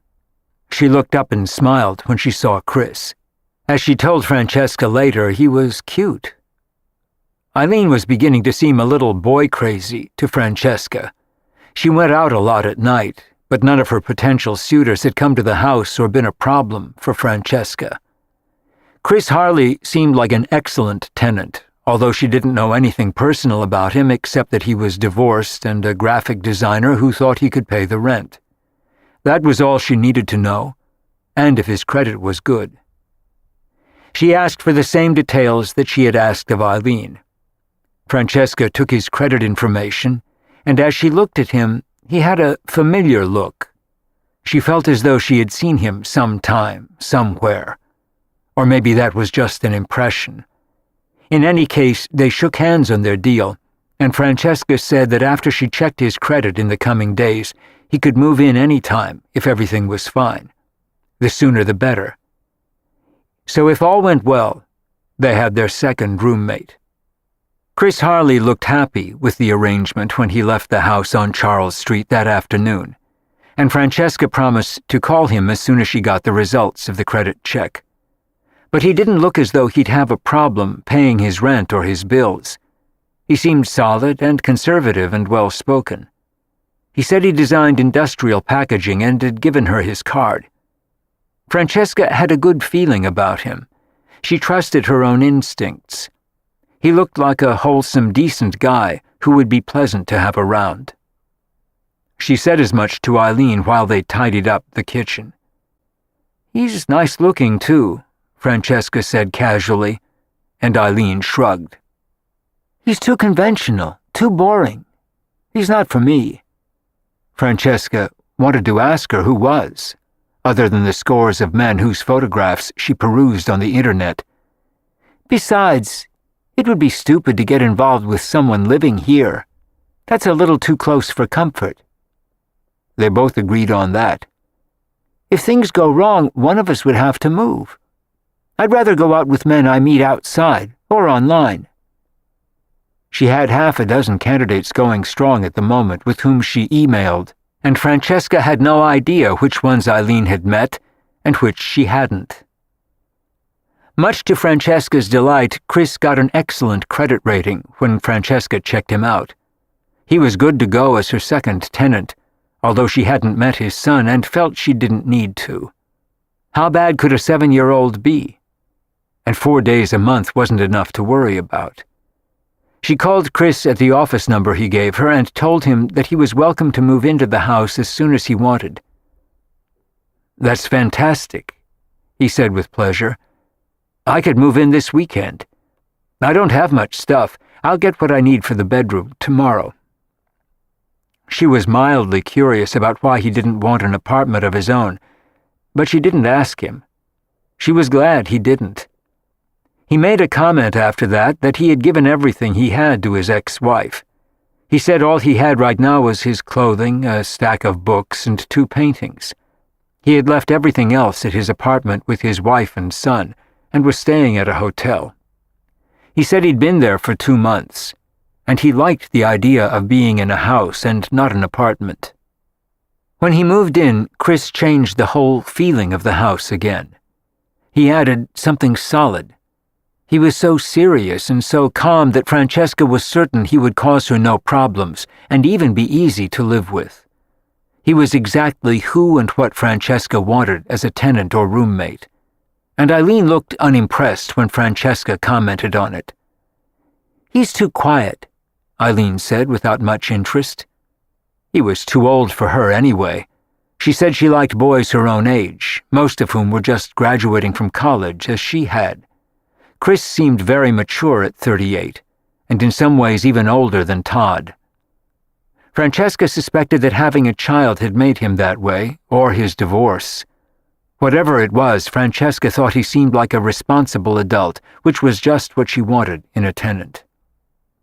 He moved in the following weekend with his drafting tables and art supplies. He set them up carefully, along with a set of barbells, a flat-screen TV, a sound system, and his clothes.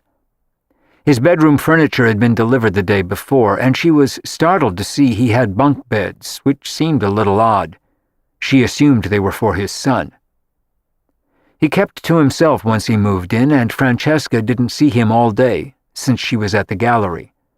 And by the time she came home, he had moved in, made himself something to eat, and was back on his floor, working.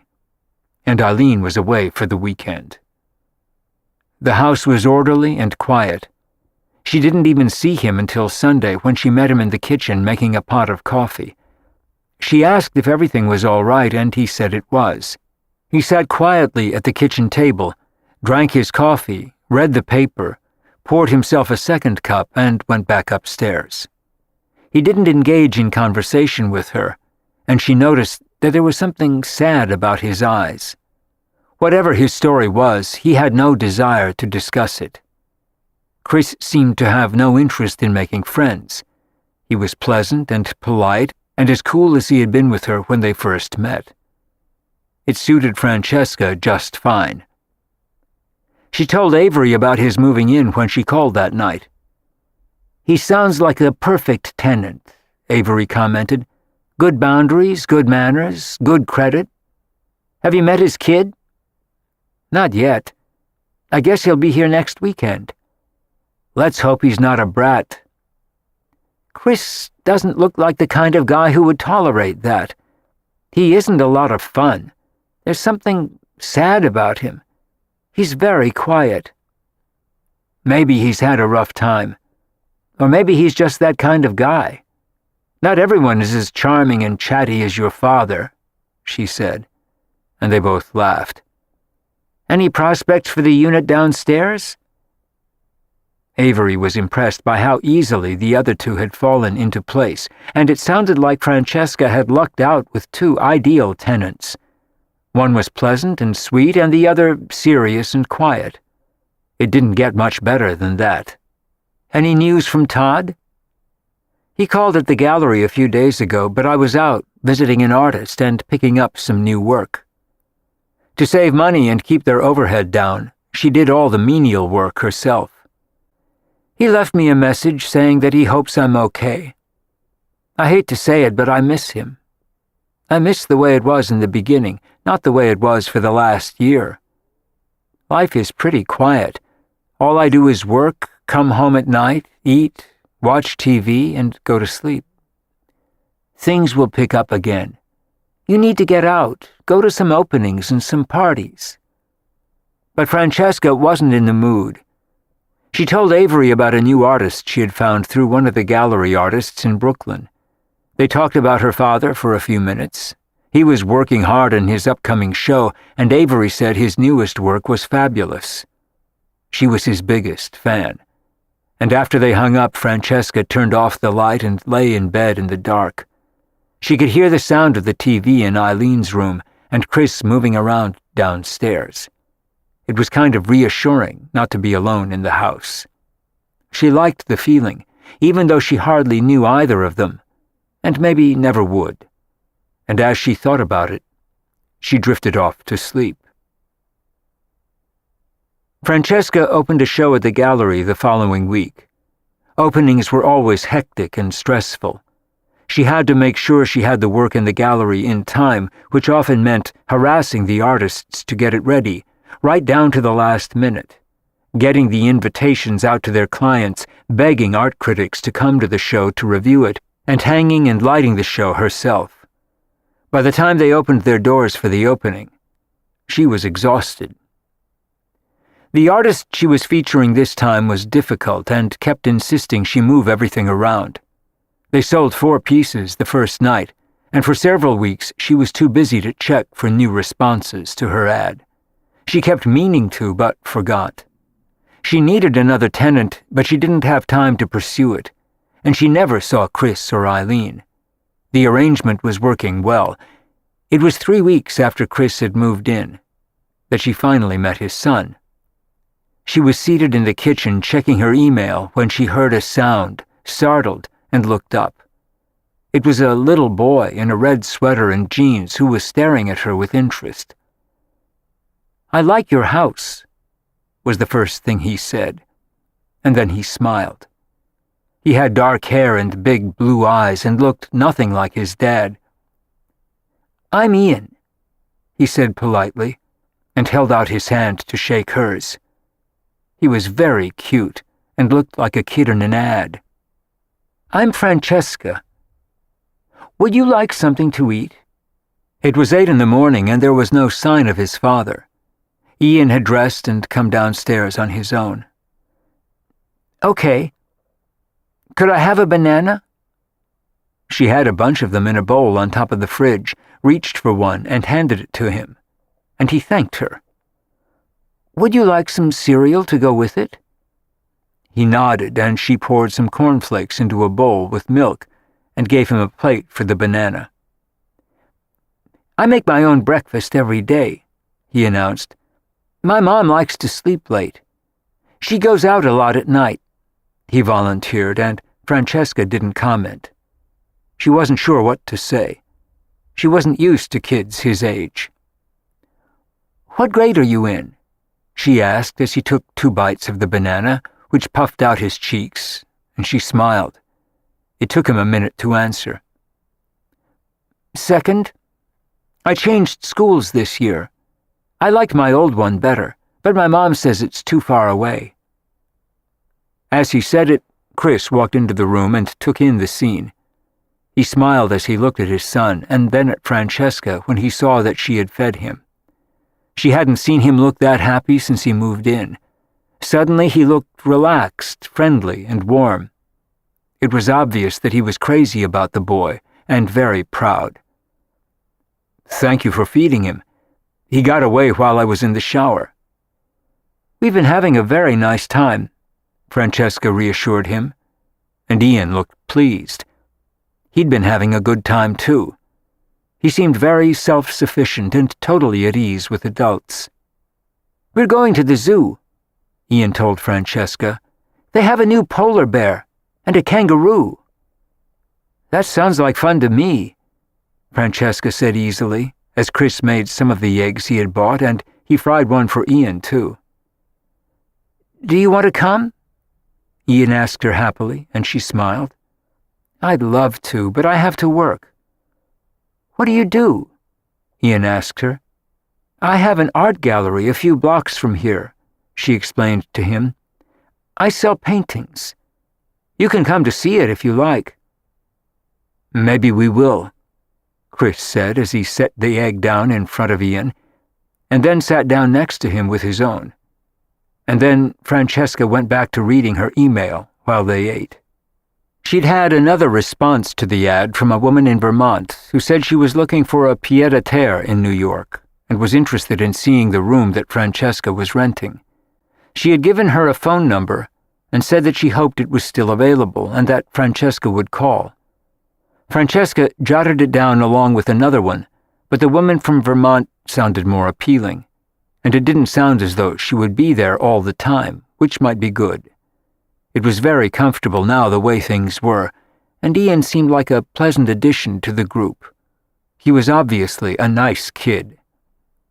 She chatted with him again for a few minutes, wished them a fun time at the zoo, and went back upstairs.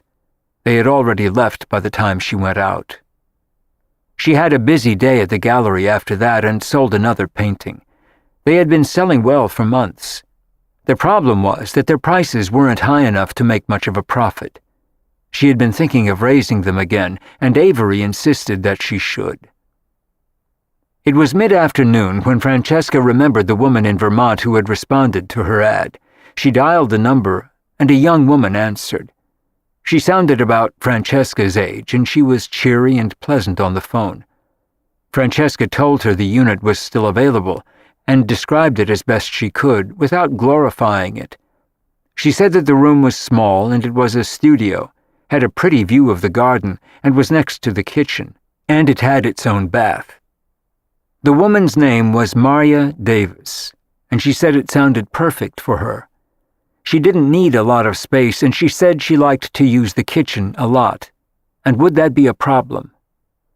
"No, I work till 7 every night, 6 days a week, so I'm not home much, and neither are the other tenants.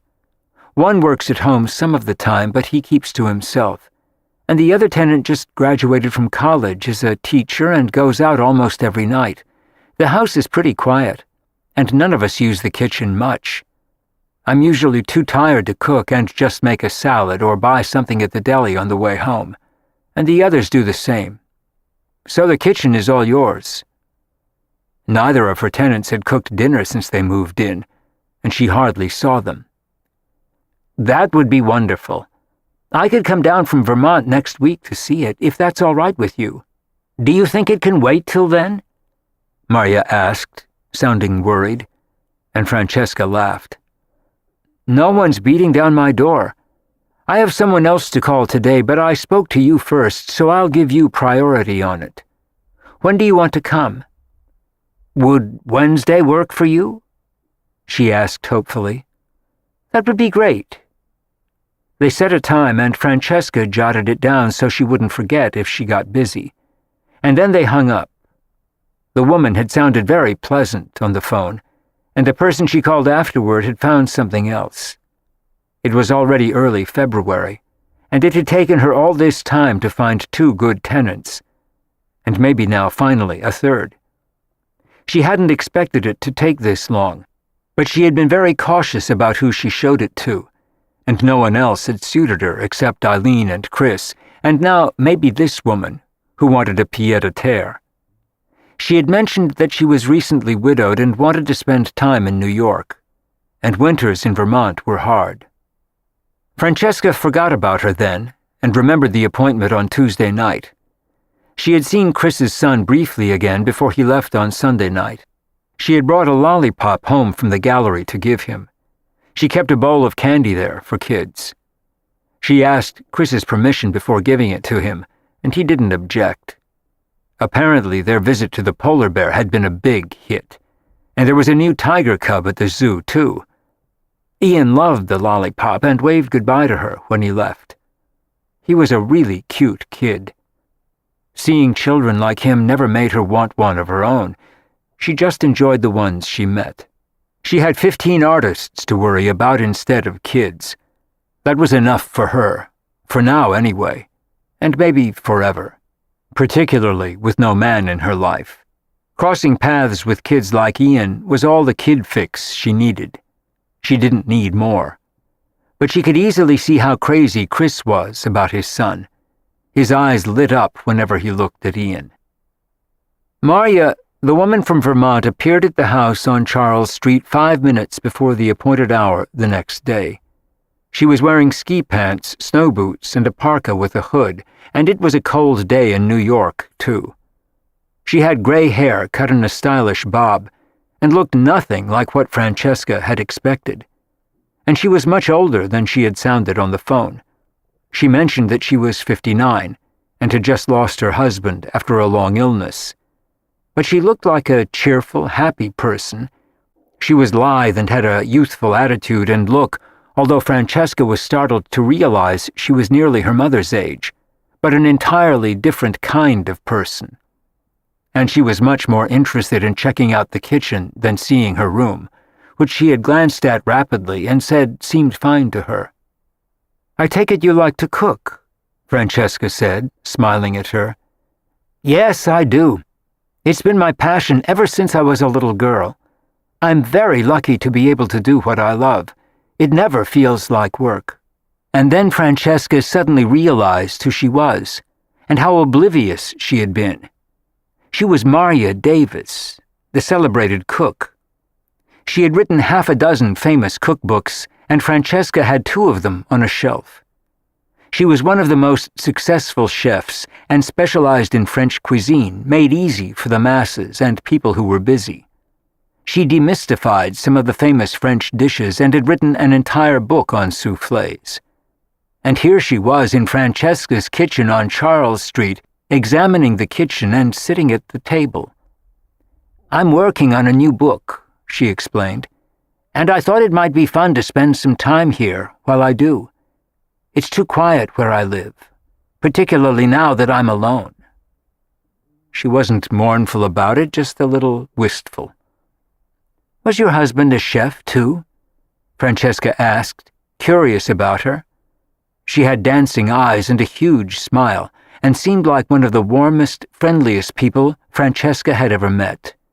She was totally unassuming, and she looked completely at home in Francesca's kitchen. And if she moved in, Francesca realized instantly that there would be some wonderful things to eat. She laughed in answer to Francesca's question about her late husband. "He was a banker, not a cook, but he loved to eat, particularly French food. We used to spend a month in Provence every year while I tried out new recipes. We had a lot of fun together. I miss him," she said simply. "So I thought it might be good to do something different and move here for a while. But I'll need to go back to Vermont occasionally to check on the house, and it's so pretty there in the late spring. But now that I don't ski anymore, I'd rather be here in the winter months." Francesca's own mother still skied at 62, and the 2 women were close to the same age, but they weren't even remotely alike. Marya Davis was a woman of talent, substance, humor, and depth. Thalia was none of those, and Francesca was thoroughly enjoying talking to Marya. She was a lovely woman, and Francesca was thrilled to meet her and at the prospect of having her live at the house. She had been lucky with all 3 of her tenants. They talked about the details a few minutes later. Marya thought the price was fine and the room was all she needed, and she was delighted to be near the kitchen. It was the perfect setup for her. "I hope you'll let me try some of my new recipes on you," she said shyly, and Francesca looked delighted. "It would be an honor, Mrs. Davis." Francesca smiled warmly at her. She was so sweet. She almost wanted to give her a hug. "Please call me Marya, or you'll make me feel very old." "I suppose I am. I'll be 60 next year." She looked at least 10 years younger than she was, and she was so simple and unassuming that it was endearing and easy to feel close to her. Francesca could hardly wait for her to move in. She was planning to drive back to Vermont that afternoon and promised to be back in a few days. Marya hugged her in the doorway as she left, and Francesca was smiling as she walked upstairs and ran into Eileen. "You look happy." "I am. Marya Davis, the famous chef and author of many cookbooks, just rented the downstairs room. I'm thrilled. And she said she'd cook for us whenever we want. We're going to be her guinea pigs for the next year." "How cool," Eileen said, beaming. "I hate to cook." "Yeah, me too," Francesca agreed. It had never been her strong suit, and Todd had been a much better cook than she was. "Well, that's it. We've got a full house now," Francesca said, looking pleased and relieved. Her mortgage payments were fully covered now without Todd, and they were a good group. Eileen, Chris, and now Marya. She had been very lucky with the roommates she'd found, contrary to her mother's dire predictions and even her own fears, and Todd's. It was perfect. The house on Charles Street was alive and full. They were all nice people, and Marya was a wonderful addition. 44 Charles Street was teeming with life. They were even going to be eating great food as soon as Marya moved in. It didn't get better than that. Chapter 6. Marya moved in on Valentine's Day, and had made delicate wafer-thin heart-shaped gingerbread cookies for all of them before she even unpacked. Chris had been designing a project at the house that day. It was for one of his demanding industrial clients, which was always challenging and required concentration, and the baking odors drifted up to him until he could no longer focus on his work and had to go downstairs to check it out. He found Marya in the kitchen wearing a plaid apron and humming to herself. Although he had known that she was moving in, he hadn't met her yet. She turned to him with a broad smile, put down a cookie tray, and shook his hand. "I've never smelled anything so delicious in my entire life," he said, glancing at the stove. She held out a plate to him, and 5 of the irresistible cookies vanished instantly and melted in his mouth. "It's just an old recipe I dusted off," she said humbly. And once he was in the kitchen, Chris became aware of other delicious smells as well. She was trying out some new recipes and making a tried-and-true one, and thought she'd set some food out for them in case any of them were planning to be home that night. Chris said he was. She invited him to come back later and help himself to anything he wanted. "It's so great having all of you to cook for," she said. She had been so lonely since her husband had died. This was a perfect setup for her, and she was thrilled to be moving in. Her bags were still sitting unopened in her room. She hadn't been able to resist the lure of the kitchen as soon as she walked in, much to his delight. "I hear you have an enchanting little boy," Marya said as Chris poured himself a glass of milk from the fridge. He smiled at her words. "He's a good boy. I have him every other weekend, and I usually take him out after school on Wednesday nights. He lives with his mom. I can't wait to meet him." Marya had no children of her own. It had never happened, and in her late 50s, she was of an era where the many options currently available to deal with infertility hadn't existed yet. So she and her husband had accepted their lot and devoted themselves to each other. It made the void in her life that much bigger now that he was gone. Having 3 roommates at the house on Charles Street was going to make her life a much happier place than the lonely home in Vermont that she still loved. But she wanted to be with people.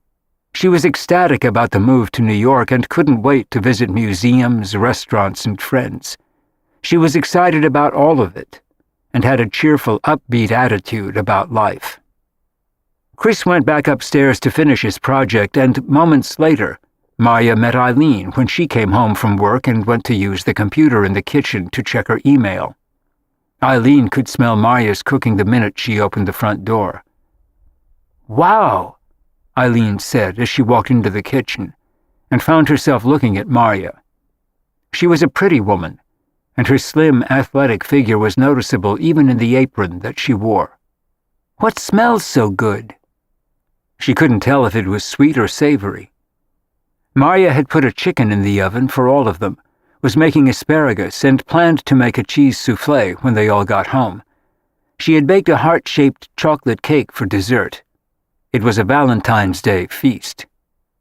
I didn't know if any of you were eating at home tonight, but I thought I'd take a chance. Valentine's Day is so much fun." It was a good excuse for a great meal. Eileen smiled as she checked her email and saw that she had a date for that night. It was a first date with a man she'd been emailing with for several days. So far, she had met some really nice guys and a few duds. She got rid of the duds very quickly, and it only brought 2 men home. Francesca was uneasy about it, but hadn't said anything to Eileen. She didn't think she had that right. Eileen was an adult and this was her home, and Francesca couldn't screen her dates. But having strangers spend the night at the house seemed a little dicey to her.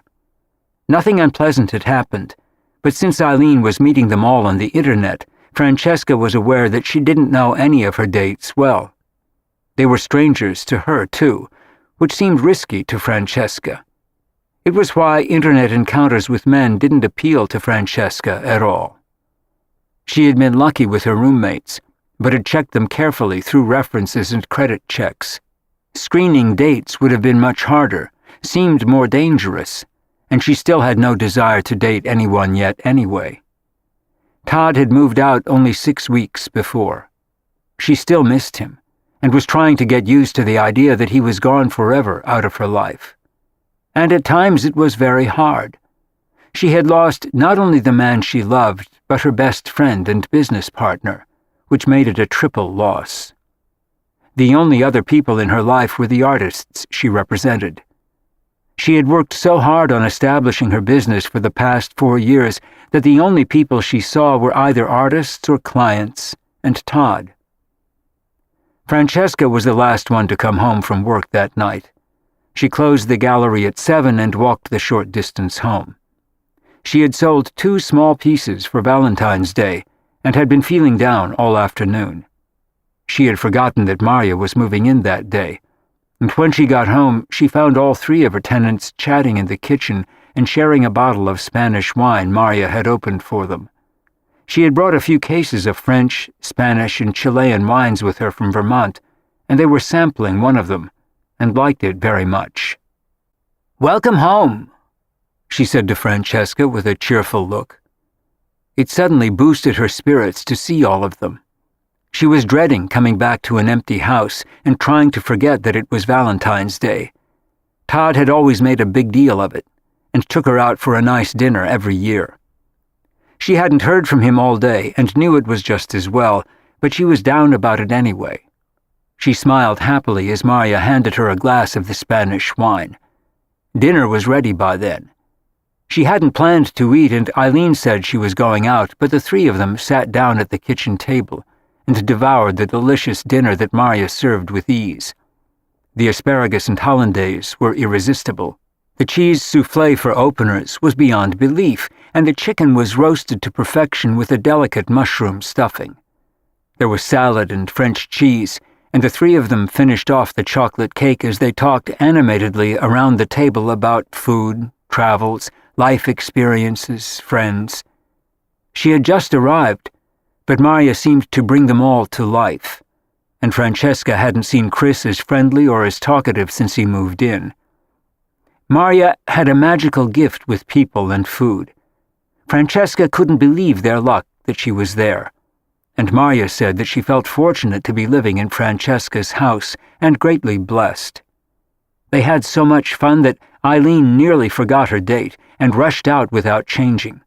She just put on high heels and perfume, waved goodbye, and disappeared, as Francesca, Chris, and Maria sat at the table over the last of the meal. She served coffee, the gingerbread cookies, and truffles afterward. Chris said with conviction that it was the best meal he had ever eaten, and Francesca readily agreed. It was the best Valentine's Day she had spent in years, even if it was without Todd. She and Chris helped Maria clean up the kitchen, but Maria had tidied as she went along, and there was surprisingly little mess. Maria went to unpack then, and Chris and Francesca walked slowly up the stairs. "I was dreading today," Francesca admitted. "It's my first Valentine's Day without the man I bought the house with. It turned out to be a lot of fun tonight, thanks to Maria. Chris nodded solemnly, a little more distant now that he was alone with her. He was always very guarded whenever he talked to Francesca or Eileen, except when Ian was around. Marya had really brought him out of his shell, and Francesca couldn't help wondering what had happened to him to make him so withdrawn. She was beginning to think that it wasn't so much his personality as traumas that had occurred. Today was probably hard for Marya, too, without her husband, Francesca commented. She's a lovely woman. I'm glad she moved in. Her food is fantastic. We're all going to get fat if she cooks like that for us every night. Chris smiled at what she said. I think this was just a special event. I haven't celebrated Valentine's Day or even thought about it for years. It's for lovers and kids. And he was neither. Although he had talked to Ian that afternoon and sent him a Valentine's Day card. Ian had a crush on his teacher and a girl in his class and had sent them both cards, he had told his dad. They said goodnight to each other outside Chris's door, which had once been her dining room and library and was now his home. She hadn't seen the rooms since he moved in and had no reason to, since he was renting them from her. And she walked slowly up the stairs to her bedroom, feeling lonely again. It was inevitable. There was so much hype about that day. If you didn't have a lover to share it with, it felt like a day of mourning. But Marya had made it a lot easier and happier for her, and she was grateful to her for that. Francesca heard Eileen come in later that night, and she could tell that she had someone with her, and hoped she was all right. Her trust and innocence about the men she met on the internet worried Francesca considerably. But they were whispering and laughing as they tiptoed past Francesca's door, and she saw him in the kitchen over breakfast the next day. Marya had left freshly baked rolls and croissant for them and gone out for a walk. And Eileen's date of the night before was happily gobbling the croissant and barely said hello to Francesca as she walked in. He looked a little rough around the edges, but Eileen was smiling and seemed happy and young as she giggled at him. Francesca was mildly annoyed to have to deal with him over breakfast, and Chris didn't look thrilled either as he poured himself a cup of the coffee Marya had made earlier. Mealtimes on Charles Street had become a lot more interesting since Marya moved in. How do you all know each other? Are you two a couple? Eileen's date asked them as Chris shot him an evil look, poured himself a bowl of cornflakes, and didn't bother to answer. Francesca just said they were roommates and let it go at that. The man had several tattoos and had rolled up his sleeves, which exposed his arms. They were in vivid color and his hair was long. He said he worked in TV, and then explained that he was a grip, and he fondled Eileen's buttocks openly just as she sat down. Chris almost laughed when he saw the look of disapproval on Francesca's face. She thought it was a bit much over breakfast among strangers, but Eileen didn't seem to mind and looked pleased. She kissed him passionately, and he looked like he had his tongue halfway down her throat. His name was Doug, and she had met him on the internet, of course. It seemed to be her only resource for meeting men, which concerned Francesca. Other people seemed to meet decent men on the internet, but Eileen appeared to be alarmingly naive. Doug was still in the kitchen when the others left. Francesca excused herself and said she had some calls to make from her room, and Chris said he had a client meeting at 10 to present the project he had been working on for weeks. It was finally complete. He had been designing new packaging for a well-known brand. He left the house with his portfolio a few minutes later, and so did Eileen. And by the time Francesca left for the gallery at 11, she was alone in the house. Marya had gone out too after cleaning up the kitchen when she came back from her walk. The house was beginning to feel full and busy. Francesca had arranged for a cleaning service to come twice a week, and they were all sharing the expense rather than having to clean the house themselves. She was thinking about Eileen as she walked to work in a light February rain and wondered if they'd be seeing Doug again. She hoped not, and thought he was crude and a lot less than Eileen deserved. She seemed to be much more interested in quantity and the number of men she could meet than in quality, and narrowing the field to some better guys who were worthy of her. Francesca reminded herself that she was young and still naive. She would have worried about her a lot if she were a younger sister. As a tenant or roommate, it was none of her business, but her internet hobby was a little unnerving. It was a whole new world to Francesca, and not one she wanted to explore, although a lot of people were enthused about it and claimed they met nice people that way. It seemed risky to Francesca, and she hoped Eileen would slow down a little and be careful in the meantime. Francesca had a new show to curate and hang at the gallery that afternoon. It was a group show she had been working on for months for two abstract painters and a sculptor, and she thought their work enhanced one another. It was important to find work that didn't overshadow or distract from the rest of the show. One of the artists did enormous canvases, and it was going to be hard for her to hang them alone. Without Todd to help her hang the shows now, she had asked one of their artists to come in and do it with her if he had time. He worked as an installer for several galleries to make extra money, and he was pleasant and helpful, although vague about time. He had been one of the first artists she signed up, and his paintings sold fairly well. And he worked hard and was serious about his art and well-trained. For once, he arrived on time, and Francesca figured out where she wanted him to hang the paintings, and he got up on a tall ladder for several hours to adjust the lights once they hung the work. It was after 6 when they were finished, and they both were tired but pleased with the result. He was 10 years younger than she was, and a cute guy. "So where's Todd these days?" he asked her casually. She had told most of their artists verbally that she had bought him out, but hadn't sent an official letter to them yet. She hadn't had the heart. And most of them could figure out that he was no longer around. A few asked her, but most of them had guessed that he was gone when they didn't see him. "I bought him out," Francesca said equally offhandedly. "My father is my business partner now. Todd is practicing law again." She thought it was all he needed to know, and the artist nodded. "You two still together?" he asked over his shoulder as he put the ladder away. "No, we're not," Francesca said, and turned away, embarrassed and saddened by the question. She didn't know why, but it made her feel like a failure, as though she had been unable to keep him or make it work. She hated feeling that way, and wondered if Todd did too. "I wondered about it. I haven't seen him around in a long time." "Did you sell your house?" "No, it's mine now, with 3 roommates." It was more information than he needed. "I'm happy to hear it," the young artist said with a broad smile. "I've been waiting for him to get out of the way for years. How about dinner some night?" He looked hopeful as he asked. He admired Francesca for how hard she worked and how good she was at what she did. She was fiercely dedicated to her artists and did everything she could to promote their careers. Francesca took a breath before she answered his invitation to dinner.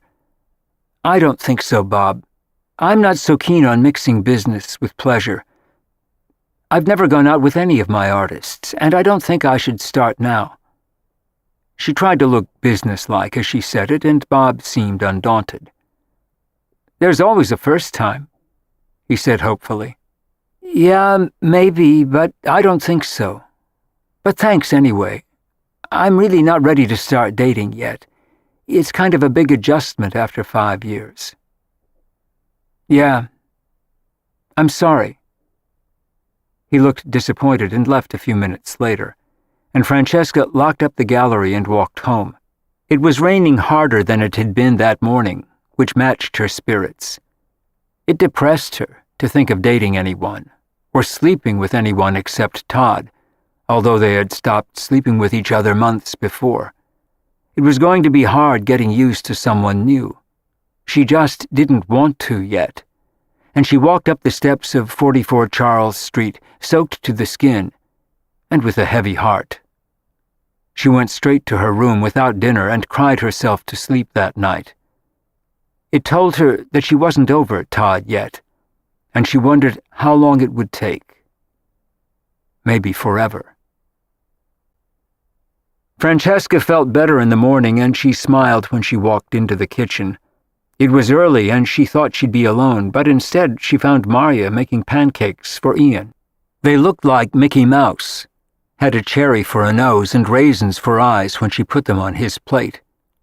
They had just met. It was Saturday, and one of Ian's weekends with his father. "Hi, Ian," Francesca said easily, as though they were old friends. "Pretty cool pancakes, huh?" she asked him, and he nodded with a grin as she smiled at Marya over his head. He was an irresistible child with a big, happy smile and wise old eyes. "Marya's going to make cookies with me later. Chocolate chip. My mom used to make those with me," he said carefully. "She doesn't anymore. She gets sick a lot and she sleeps all the time. Sometimes she's still asleep when I get home from school." The two women exchanged a look, but said nothing. Francesca wondered if she had an illness, but she didn't want to ask. "I like chocolate chip cookies too," Francesca added to lighten the moment. "You can make some with us if you want," Ian said generously as Chris walked in. "Or we'll save you some if you have to go to work." "I'd love that," Francesca said warmly as Eileen walked in with the unattractive Doug, who asked for pancakes too. Francesca was quick to step in. Marya hadn't been hired as a cook. She was a world-class chef who was doing them a favor and making them a gift by cooking anything for them. She wasn't a short-order cook there to prepare them breakfast. "We're doing self-service," Francesca said quietly. "Except for Ian." Doug looked annoyed, shrugged, and helped himself to a cup of coffee as Marya looked at Francesca gratefully. Chris had taken due note of the scene and didn't like Doug either. He was crass and rude and made it clear to everyone in the room that he and Eileen were sleeping together, and when Ian left the room for a few minutes, Doug even intimated that they had had some pretty hot sex the night before. Eileen didn't seem to mind his saying it, but the others did on her behalf. It was a lack of respect for her that she appeared not to notice or object to. Oblivious to the scene, Ian happily finished his pancakes and politely thanked Marya when he was through. He then carefully rinsed his dish and put it in the dishwasher. Francesca noticed and wondered if he had to take care of himself if his mother was sick or sleeping all the time. He seemed unusually capable for a child of 7. They were all still milling around the kitchen when the doorbell rang. Francesca went upstairs to answer and was horrified to see her mother standing outside, waiting to come in. She was wearing a Chanel running suit and Dior sneakers. Her hair was in a ponytail and she looked beautiful even without makeup. But she was the last person Francesca wanted to see that morning. She had no desire to introduce her to her roommates or listen to her mother's comments about them after.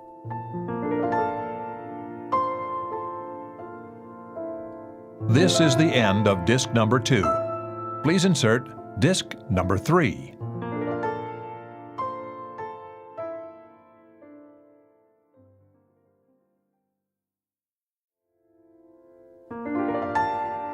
This is disc number 3.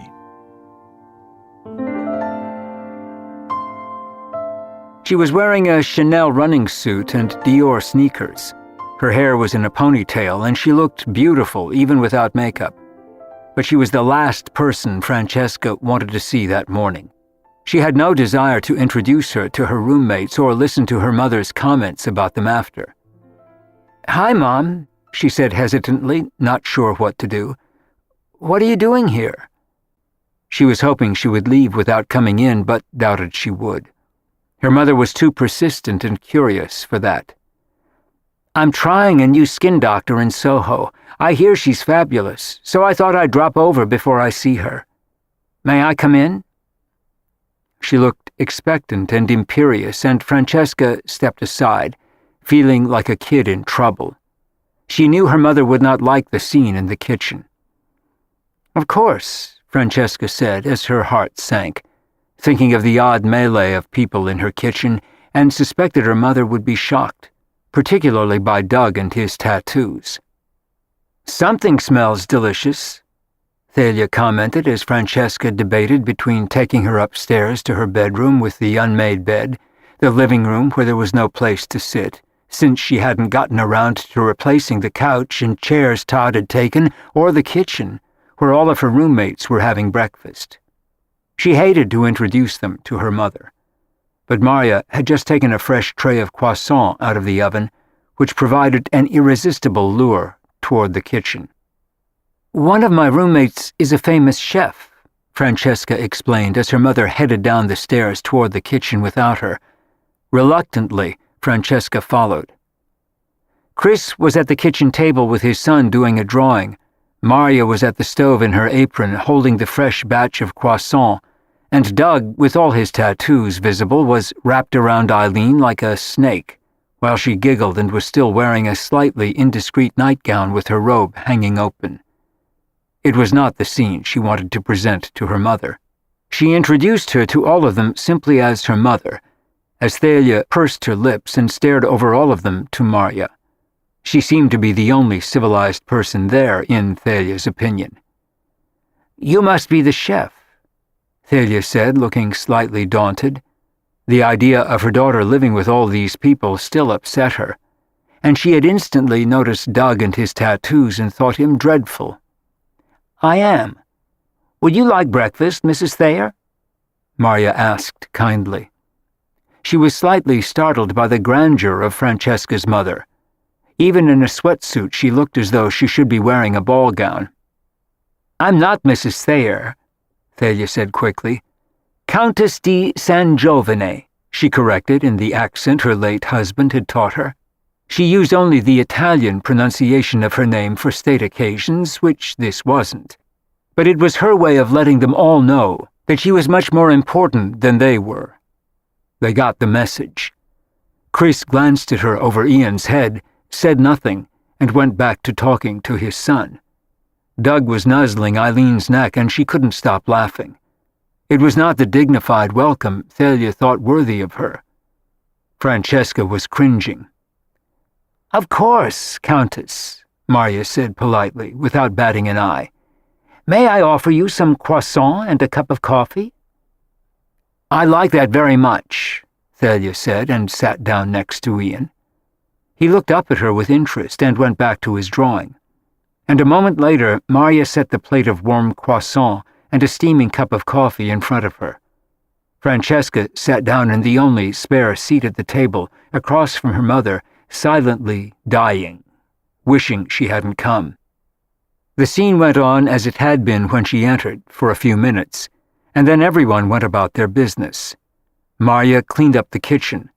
Chris went upstairs with Ian, and Doug and Eileen went back to her room, as Doug let them all know on the way out that they were going back to bed. Eileen's girl-next-door halo was definitely slipping. A moment later, only Francesca and her mother were left at the kitchen table as Marya buzzed around.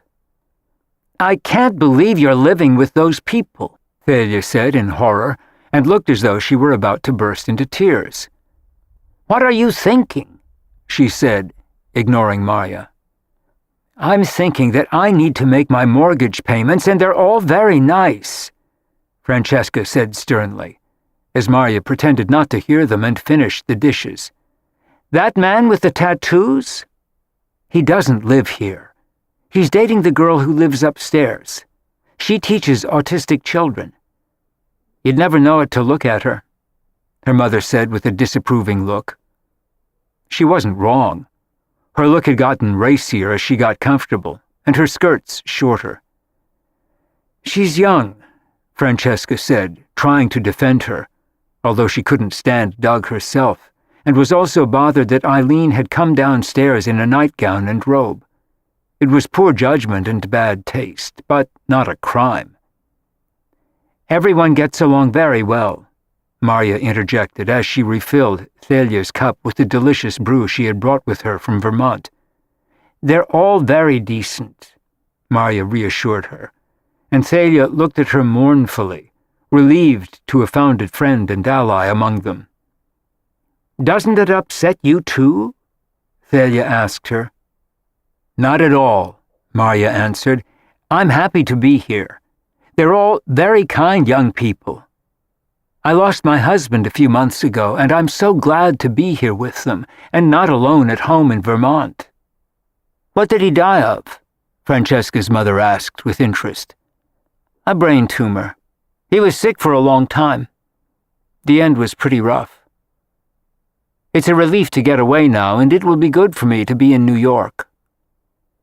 "This is a hard town to find a man," Francesca's mother said bluntly, and Francesca was shocked and embarrassed and then laughed. It was all Thalia ever thought of. That and herself. "Especially at our age," she added, and Marya laughed. Thalia didn't bother her at all. She had dealt with colleagues with far more imperious ways than Thalia. Many of the chefs she had worked with were notorious divas, and some had been downright nasty to her over the years, mostly out of jealousy, or just because they were rotten people. "I'm not looking for a man," Marya told her. "I don't want one. I had the best one there ever was for 36 years. No one else could ever measure up. I just want to have a nice time, do my work, and make some new friends." Thalia looked as though Marya were speaking in tongues. She was a very attractive woman. Why on earth wouldn't she want a man? She assumed that she was probably lying. In Thalia's opinion, every woman wanted a man. "You'll probably feel differently about it in a few months," Thalia said knowingly, and then complimented her on the excellent coffee. "No, I won't," Marya said firmly. "I don't need a man to be happy. I had a great one. That was good enough. I don't expect to find another one like him, and why settle for anything less? I'm going to be perfectly content alone." She looked certain of it, and Thalia stared at her as though she thought she was crazy. Francesca looked at her watch then. She was meeting a client at the gallery at 10, before they opened, so they would have time to look at paintings in the racks without being disturbed. "I hate to say it, but I have to go, Mom." "That's all right, dear," her mother said, planted firmly in her chair with no intention of moving. "I can stay and chat with Marya. I still have time before my appointment." Marya nodded at Francesca reassuringly, who was looking panicked, and then Marya turned to Thalia. "Countess, would you like another cup of coffee?" She said it as though she were calling her Your Highness, and Thalia smiled. "Please call me Thalia. I wouldn't want the young people calling me that, but there's no reason for you to use my title." She had decided they were equals in stature as well as age. "You know, I have 2 of your cookbooks. I particularly like your recipe for hollandaise. It's so easy, even I can do it." "Thank you, Thalia," Marya said, beaming, and handed her another plate of croissant. "I hate to leave you, Mom," Francesca said uncomfortably. But it was more that she didn't trust her. She had no idea what she'd say to Marya or how she would behave, and she didn't want to offend Marya, who looked totally at ease with her mother. "Don't be silly, dear. I'll call you later." Thalia had stopped complaining about the other tenants, and Francesca really had to leave. The client she was meeting had been referred to her by a satisfied client. She had never met him before, and she didn't want to be late. Francesca gave a last anxious glance at Marya as she left and hurried up the stairs to get her purse, and a moment later she was hurrying down the street, thinking about her mother. She was sure she was going to get an earful about all of them at some point, except maybe Marya, whom her mother seemed to like. At that very moment, the 2 older women were bonding in the kitchen. Marya was amused by her, but it didn't show. She could hold her own with people like the Countess and had with people who were infinitely worse. "You have no idea how I worry about her, especially with this insane arrangement," Thalia was confiding to Marya. "She should have married Todd instead of buying real estate with him. He would have had to pay her a decent alimony and she'd own the house free and clear. Living with all these people is just a crazy thing to do." Thalia looked distressed, and Marya was very calm. "It seems to be working out very well. Chris is respectable, he seems well-educated, and his son is very sweet. And I think the little girl upstairs is just young and a little silly. She's fresh out of school. She's all excited about being in the city and meeting men. She'll calm down. Her friend looks like he's fresh out of prison, Thalia said, near tears. For the next hour, Marya reassured her, and by the time Thalia left to see her new skin doctor, she was feeling better. Marya sat in the kitchen for a few minutes, smiling to herself after she left. The Countess di San Giovane was definitely a handful. She couldn't help wondering how Francesca had managed to be so normal and down-to-earth with a mother like that. But more than anything, Thalia seemed foolish to her, and most of what they'd talked about was her desperation about finding a man and getting married again. She had confessed shamelessly that without a husband, she didn't even feel like a woman. Her entire identity was wrapped up in who she was married to, and without that she felt like no one at all. She was the exact opposite of Marya, who was self-respecting, confident, knew exactly who she was, and didn't depend on anyone for her identity. The two women were as different as black and white. And in Francesca's opinion, her mother's obvious obsession with finding another husband had been scaring men away for years. And at the gallery, Francesca had taken out nearly every painting she had in the racks. She kept a good selection of her artist's work in stock. The client she was wooing wanted to buy a large painting. He said he had a fondness for emerging artists, but didn't seem sure of what he liked. And whatever direction Francesca steered him, it didn't feel right to him. He said he was divorced and his wife had always selected all their art. He wanted to make a statement of his own now, but had no idea what it should be. He was a 50-year-old dentist from New Jersey, and Francesca was utterly fed up with him by noon. He seemed to be incapable of making up his mind. He finally promised that he would think about it and call her the following week if he made a decision. He said he liked everything she had showed him, but he was nervous about buying the wrong thing. It was always frustrating dealing with clients like him. She handed him photographs and information on all the artists he was interested in, and he looked even more confused. And then he looked up at her. "You wouldn't like to talk about it over dinner, would you?" he asked, looking far more interested in her than in her art. But nothing about him appealed to her. She didn't like him, and she wasn't in the mood. "I'm sorry," she said pleasantly, smiling at him. "I don't go out with clients." It was the perfect excuse. "I haven't bought anything from you yet. I'm not a client," he said cleverly, and she'd have much preferred to sell him something than go out with him.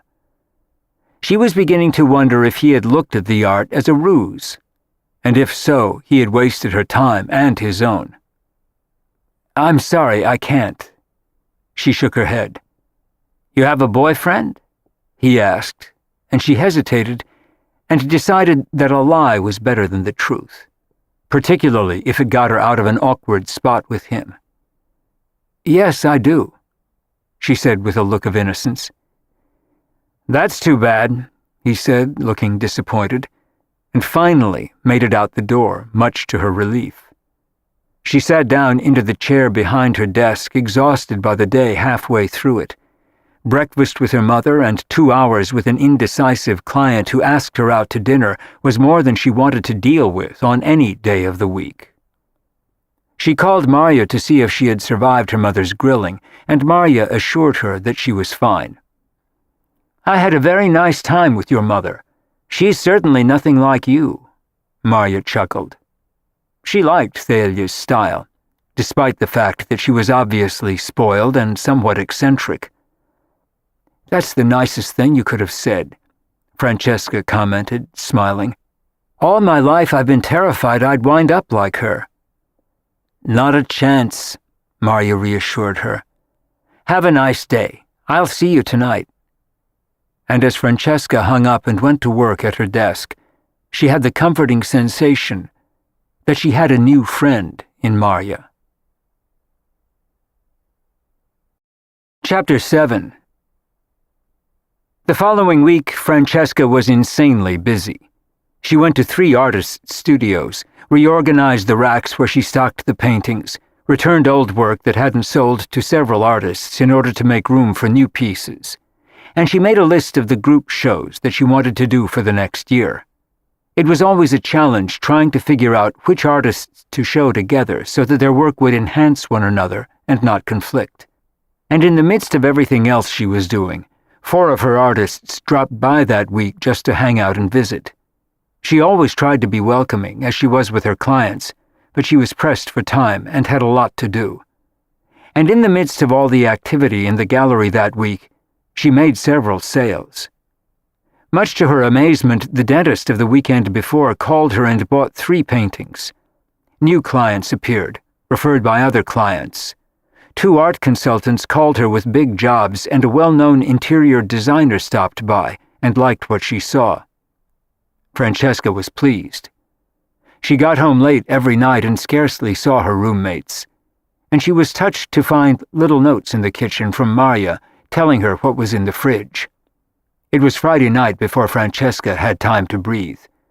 Her mother had called her several times during the week to comment about her roommates, but Francesca didn't have time to talk to her, which was a relief.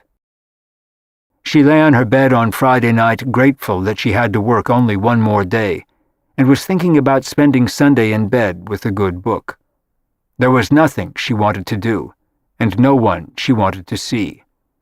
And most unusually, that weekend, she knew that all of her tenants would be gone.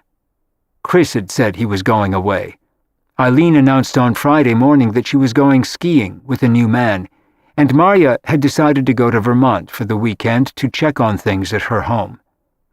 On Saturday night, when she got home, Francesca was entirely alone. At first it felt wonderful, but she was startled to find on Sunday morning that she was lonely and depressed. Their presence on a daily basis was a shield from the ghosts in her past, the most alive of which was Todd. She hadn't heard from him in more than a month, which told her that he had made the adjustment better than she had. In quiet moments, she still missed him. She was beginning to wonder if she always would. When she thought about it, she didn't want their life back, but she missed him anyway. And by Sunday afternoon, she was feeling seriously sorry for herself and missed her roommates. She couldn't help wondering if Chris had had a date, although it was none of her business. He never brought women home and was extremely private. By 7 o'clock Sunday night, she was still alone. It made her realize what a blessing it was to have them there. She would have been miserable in the house on her own, with no one to talk to, and no sign of life. She was making herself scrambled eggs for dinner, thinking about Maria's delicious cooking, when she suddenly noticed a steady drip. She wasn't sure where it was coming from, and looked around the kitchen. It was coming through the ceiling at a rapid rate. There was a powder room above the kitchen, and when she went upstairs to check, she saw that there was a torrent coming through the ceiling from the floor above, where Chris's bathroom was. They had had leaks from there before. She ran up the stairs, and there was water everywhere. It was coming right through the wall, probably from a broken pipe. She ran downstairs at full speed to grab a wrench and Todd's tools, and panicking, she grabbed her cell phone and called him. He answered on the second ring. "What do I do?" she shouted into the phone, and he tried to tell her. She put the phone down, tried what he had suggested, and nothing worked. The water was gushing harder than ever. "Turn off the water!" Todd was shouting at her. He told her where the valve was, and she was soaked from head to foot as she tried to get to it, just as Chris walked in, and looked startled by the scene in his bathroom. Francesca was soaked to the skin. They were up to their ankles in water, and there was a geyser coming from the broken pipe in the wall. She looked at him frantically, and he gently pushed her aside, grabbed the wrench from her, and turned off the water. Instantly, the shooting spray stopped as she stared at him. "I'm sorry. Thank you," she said, pushing her hair out of her eyes. He was smiling at her and looked amused. "Have you been in here all weekend?" he teased her, and she shook her head. "I just discovered it. The water was coming through the kitchen ceiling. And as she said it, she shrieked, "Oh my God, I left my eggs on the stove!"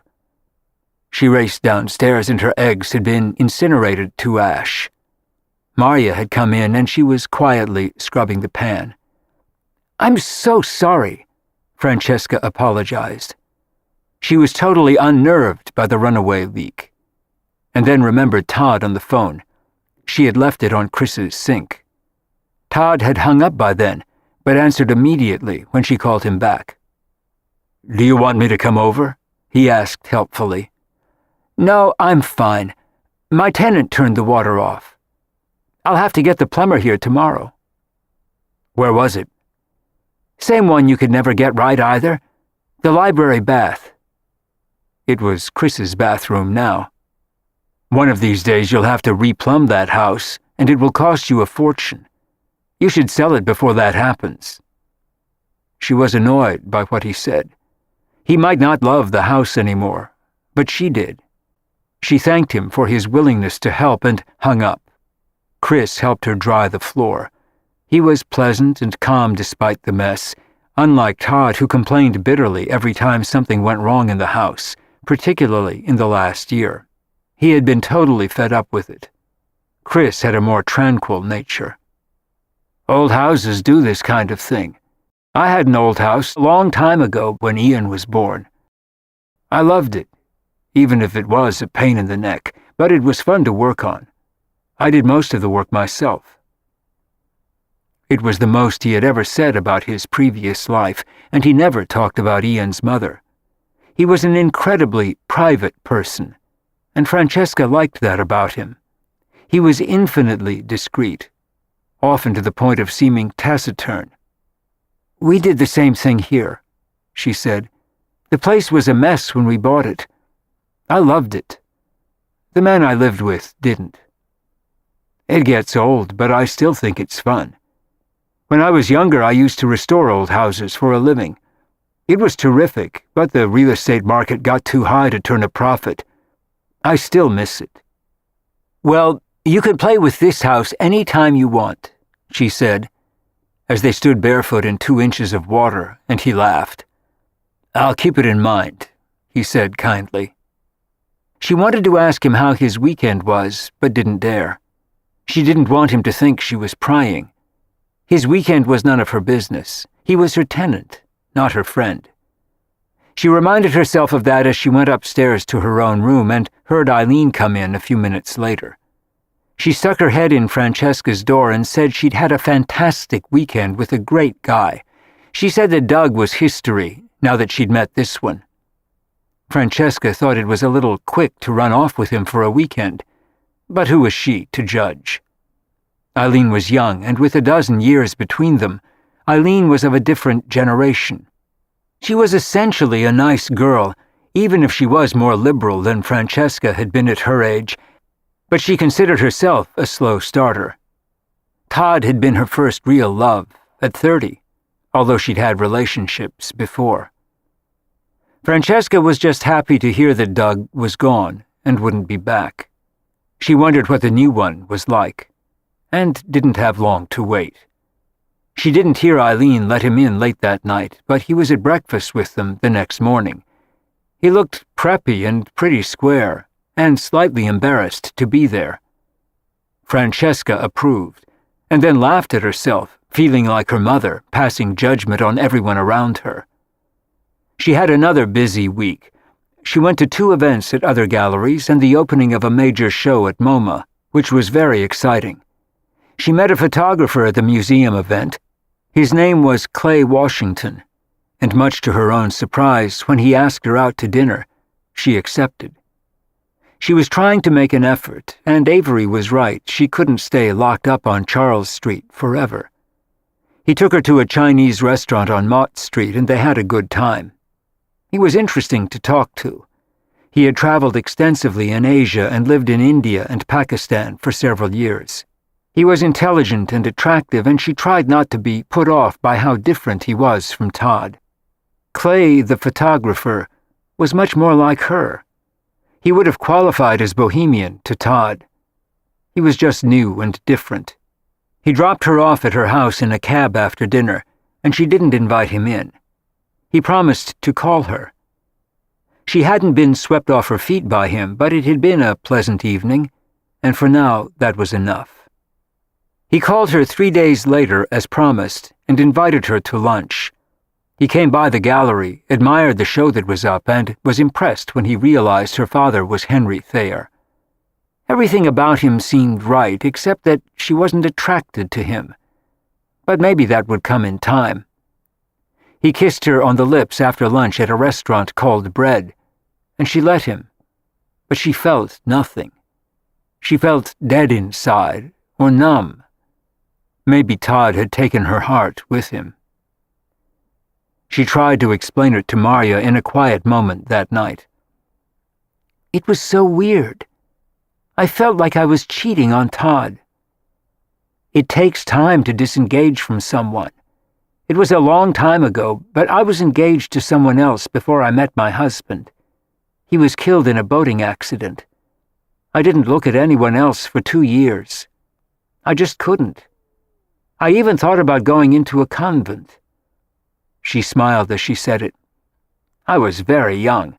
And then I met John and fell madly in love. And I came alive again, more so than ever. We got married a year later. Give yourself time. And even because someone is a good person, that doesn't make him right for you. You'll know it when you find it. Maybe you and the photographer can be just friends.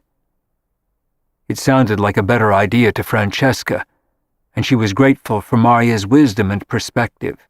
She was sure that she was right.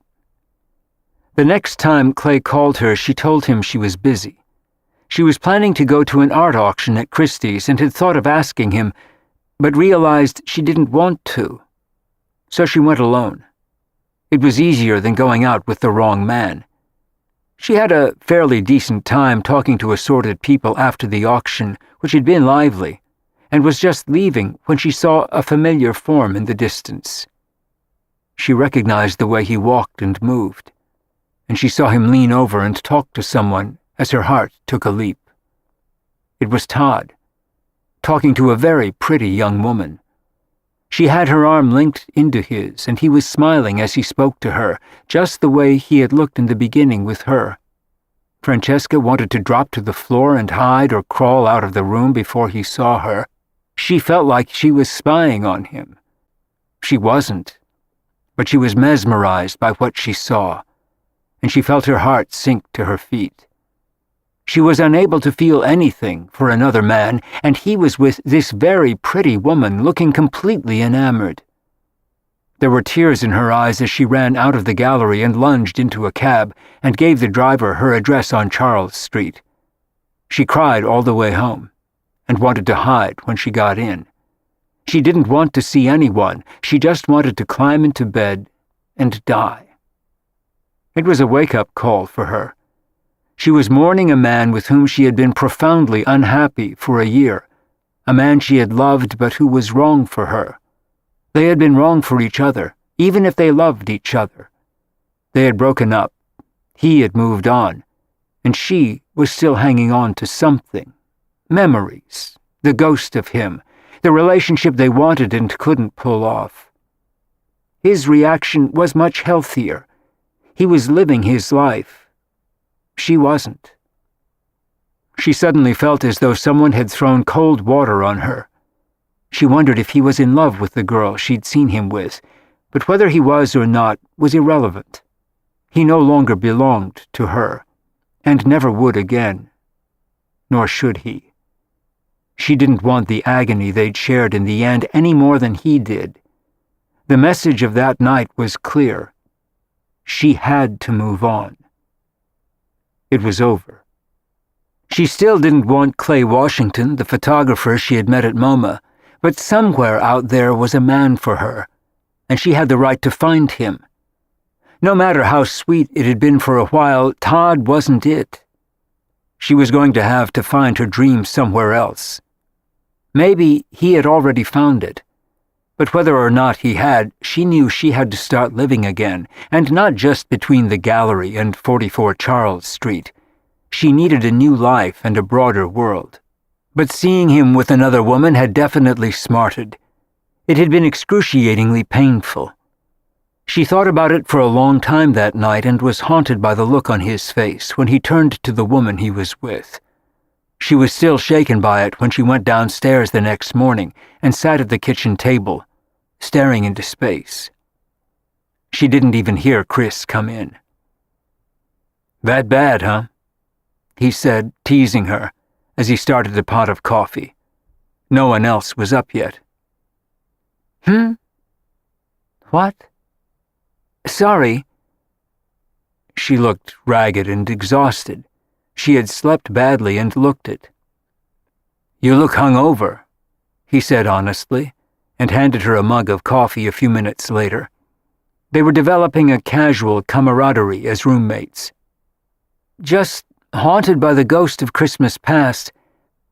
I saw my old boyfriend last night with a new woman. I guess it shook me up more than it should have. It was a reality check for me." "Who sets the rules for that? About how long things take?" Chris said as he sat down across from her. "Who decides how upset you're going to get? If it shook you up, so be it. You have a right to your feelings. That's a pretty upsetting thing to see." She had the impression he'd been there, from what he said, but she didn't ask him. She was grateful for his kind words and thanked him as Marya walked in, looking bright and cheerful as usual. She always seemed to be in a good mood. It was a sharp contrast to the way Francesca was feeling, as she reached for the computer that was sitting on the table. Chris never touched it. Marya had no idea how to use it, and the one who used it most of the time was Eileen, who still didn't have her own. Francesca had just turned it on when it sprang to life, and the next thing she knew, there was an incredible scene on the screen. 2 women having sex with 3 men, and the intricate combinations were stunning as they all watched in disbelief. And Francesca realized what had happened. Eileen had been watching porn, probably with her new boyfriend, and Francesca had never even imagined the things they were doing, as she finally came to life and switched it off, still looking shocked. Chris was laughing loudly, and Marya gave a little giggle. They were all adults.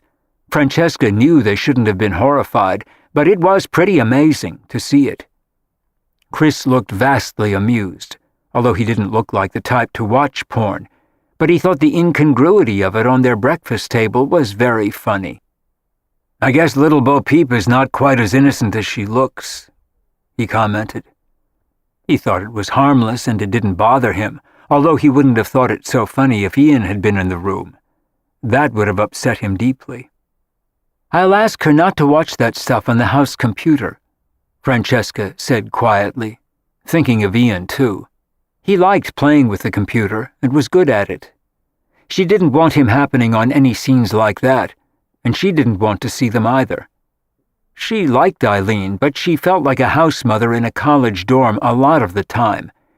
Some of the men Eileen went out with looked worrisome to Francesca, but Eileen breezed right through it, went out with them a few times, and then moved on to the next one. The one she was seeing for the moment seemed like a good guy, and he had lasted longer than the others, but some of the previous ones had seemed unsuitable and downright crude. Eileen didn't always notice the difference. She was a small-town girl in the big city, excited by everything. Chris was still chuckling over the porn incident when he went back upstairs to work, and Francesca mentioned to Eileen discreetly that evening not to watch things like that on the house computer in case Ian came across it on the weekends. "Oh, I would never do that," Eileen said, looking horrified. "We just watched it because we thought it was funny. I guess I forgot to turn it off when we went to bed. I had kind of a lot to drink last night. I'm really sorry, Francesca." She looked so contrite and like such an innocent child as she said it that Francesca felt sorry for her. It made her suddenly grateful that she didn't have children. She hated telling anyone what to do or scolding them for their behavior. It wasn't her place to tell Eileen how to behave. But she didn't want porn on the kitchen computer. Eileen hugged her after she apologized, and Francesca sighed as she watched her bound up the stairs. Francesca was beginning to feel like her older sister, and wasn't sure she wanted the role. But Eileen's sweetness was hard to resist. Chris was still chuckling about it the next night when he, Francesca, and Maria ate dinner in the kitchen. Maria had made them a wonderful roast beef with vegetables and Yorkshire pudding. Eileen was out on a date with her new friend. "Maybe we should buy them porn DVDs instead," he teased. He was in a good mood and chatted more than usual as they reached dessert. Maria had shared one of her better wines with them, and it had been a delicious meal. Maria had made baked Alaska and had just lit the flames when Chris's cell phone rang, and he took it out of his pocket and answered as he admired the spectacular dessert. It was like living in a 4-star restaurant having Maria there, and she loved cooking for them. She alternated old favorites with new recipes. The two women were chatting as Chris got up from the table with a suddenly serious face. He walked into the hallway still holding his cell phone, and Francesca could hear him asking questions in a terse voice, and a moment later he rushed into the room and grabbed his jacket with a panicked look. "Are you okay?" Francesca asked him, looking worried.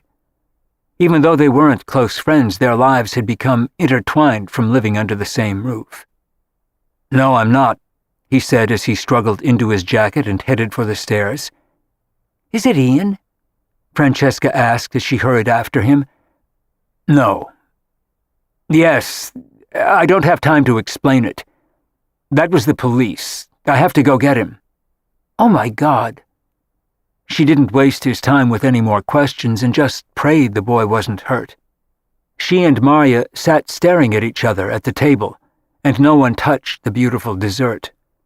All they could think about was the little boy they had come to love. Maria quietly cleaned up the remains of dinner, and Francesca helped her. Neither of them knew what to say or do.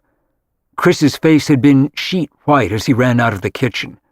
He was obviously terrified for his son, and the two women were desperately hoping the child would be okay. They had no idea what had happened to him. Francesca had sensed for a long time that there were frightening things in the boy's life that Chris worried about, probably related to his ex-wife's illness, which Ian occasionally referred to, or something even worse. They both went to their rooms after dinner and were thinking about Chris and the boy. All they could do was wait. At midnight, Chris still hadn't come home, and he hadn't called either of them. Francesca knew that he owed them no explanations. He rented rooms from her, and he owed her nothing except rent. The details of his private agonies were none of her business, but it explained a lot about him. Why he was so quiet and introverted, shared nothing about his past, and said very little. She suspected Chris had a great deal on his mind. She fell asleep at 2 a.m. and had left her door open so she could hear him come in case he needed moral support or help of any kind. But she heard nothing. All she knew was that his door was closed the next morning, and he hadn't come downstairs when she left for the gallery at 10:30. She had no idea what had happened to Ian or how the crisis had resolved itself, or even if. She thought about him as she walked softly past his door and hurried down the stairs. Whatever had happened to panic him the night before was a mystery. They each had their private griefs and traumas to deal with that had nothing to do with the others, and belonged only to each of them. Chapter 8. When Francesca came home from the gallery that night, she found Ian sitting quietly at the kitchen table with Maria, eating a bowl of soup. His father was nowhere in the room, and Francesca was instantly aware that it was Thursday, a day when Chris didn't normally see Ian, and he only came to the house on weekends. Something was clearly out of step. Francesca set down her bag and slipped into a chair next to Ian and smiled at him. She wasn't sure what to say. She wanted to hug him but didn't want to overwhelm him. Maria had been reading him a story. "I'm happy to see you, Ian," Francesca said softly, and ran a gentle hand across his hair.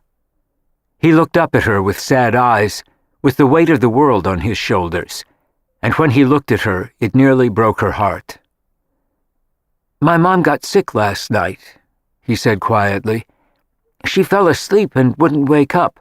I tried to wake her, but I couldn't. There was a lot of blood. I thought she was dead. I called 911. Francesca tried not to look as shocked as she was as she listened and nodded. "That must have been so scary for you." He nodded, and Francesca didn't want to ask if his mother was still alive or had died the night before. It would have explained the expression of shock and sorrow on his face. He looked like an orphan sitting there, and she wanted to put her arms around him, but he seemed so fragile she didn't dare. "She's in the hospital now, but she's very sick. I'm going to stay here with Dad." "I'm glad you're here," she said softly. "So am I," Marya added. "You can help me bake lots of cookies. You can take some with you to school." He nodded again as his father came into the room, and Chris looked as traumatized as his son. There were dark circles under his eyes from the night before. Chris took a seat at the table and smiled at Ian, as though they had come through the wars together.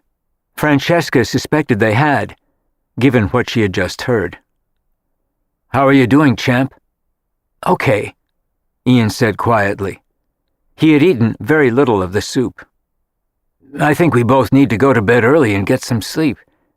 How does that sound to you?" Chris looked utterly worn out. "Okay," Ian said again. He wasn't the bouncy, happy child he normally was on weekends, but if he had watched his mother nearly die in a pool of blood, it was easy to understand why he was so subdued. Marya touched his arm sympathetically as Chris picked the boy up and carried him upstairs. He looked gratefully at Marya, who had been wonderful to Ian all that afternoon. Francesca stayed and talked to Marya for a while. Neither of them knew exactly what had happened, but it sounded bad, and the horror of it was written all over the child's face. Francesca was watching TV in her room when Chris came upstairs to see her after Ian fell asleep. "Sorry for all the drama," he said, looking acutely unhappy as she motioned him to a chair in her bedroom, and he sat down. She was wearing a sweatshirt and jeans, and so was he. "This isn't new for us, but it's always shocking anyway. Ian's mother is a heroin addict. She OD'd last night. She told me she was clean, but she never is. I don't know what happened. I think she's been involved with some bad guy recently. She shot up, slashed her wrists, and proceeded to nearly bleed to death in front of Ian. He saved her life and called 911. He was keeping pressure on her arteries with his fingers when they showed up. He was covered with blood, and so was she. But he saved her. She's going to rehab again after she gets out of the hospital. I'm sorry to tell you all this, Francesca. It's pretty nasty stuff, and it's really tough on him. I got out, but she's his mother, and we have joint custody. As long as she stays clean, we share him, and as soon as she gets better after this, he'll probably go back to her. I hate it, but that's the way it is. She's very convincing whenever she cleans up, and judges don't like taking kids away from their mothers, so they always give her another chance. At least so far. She gets drug tested weekly, so they give us shared custody until she blows it, like now. And Ian's very loyal to her. She's his mother, and he loves her. Every time something like this happens, it tears him apart, and me for his having to go through it. I used to want to kill her for this. Now I just want to get him through it without having it destroy his life. She did a pretty good job on me. I'd love to get sole custody. But she talks a good game and sounds like Mother Teresa in court when she's clean. The judges fall for it every time. Francesca could see how ravaged he was by what was happening to his son, and she could only imagine what their married life together must have been like. He was the last person she would have suspected of being involved with a drug addict. He was so square and sensible. But clearly she wasn't. It struck Francesca that you never knew what people's private lives were like. His had obviously been a nightmare, and now Ian was living it. Chris looked near tears as he talked to her about it. I came up to talk to you because I don't know how long Ian will be with me. She's supposed to go to rehab when she gets out of the hospital, if she's willing. She says she is now, but she could change her mind when she gets there. Ian won't go back to live with her unless she's drug-tested and clean. She could get her shit together in a month or 2 or 3. Or she could kill herself with it one of these days. I told you Ian would only be here 2 weekends a month, but that's not going to be the case right now for a while. I wanted to ask you if you want me to move out. You aren't expecting to have a child here full-time, so I'll look for an apartment for me and Ian, if you prefer. I didn't think I needed an apartment when I moved in here, but apparently I do right now. It's up to you, Francesca, and I understand perfectly if you don't want us here. Just tell me what you want me to do, and I'll take care of it as fast as I can." He looked utterly washed out as he volunteered to move, and she looked at him in horror. "Are you kidding? Do you think I would ask you to leave with all of that going on and happening to Ian? He's welcome to stay here, and so are you. I wouldn't think of asking you to move out, and I don't want you to. We love Ian, and I'd like to be there for him too. This has to be a really hard time for him, and for you both. I'm sorry you have to go through it." She was truly sorry for him. "So am I," he said, with the vision of his child covered in blood when he picked him up at the hospital the night before. "No kid should have to live with this. If she had half a heart or a brain, she'd give up custody, but she won't do that. She's afraid of how it will look to her parents, and they'll stop giving her money, so she hangs on to him. She can't take care of him, but they don't want her to give him up, which stinks. I have to go to a temporary custody hearing tomorrow.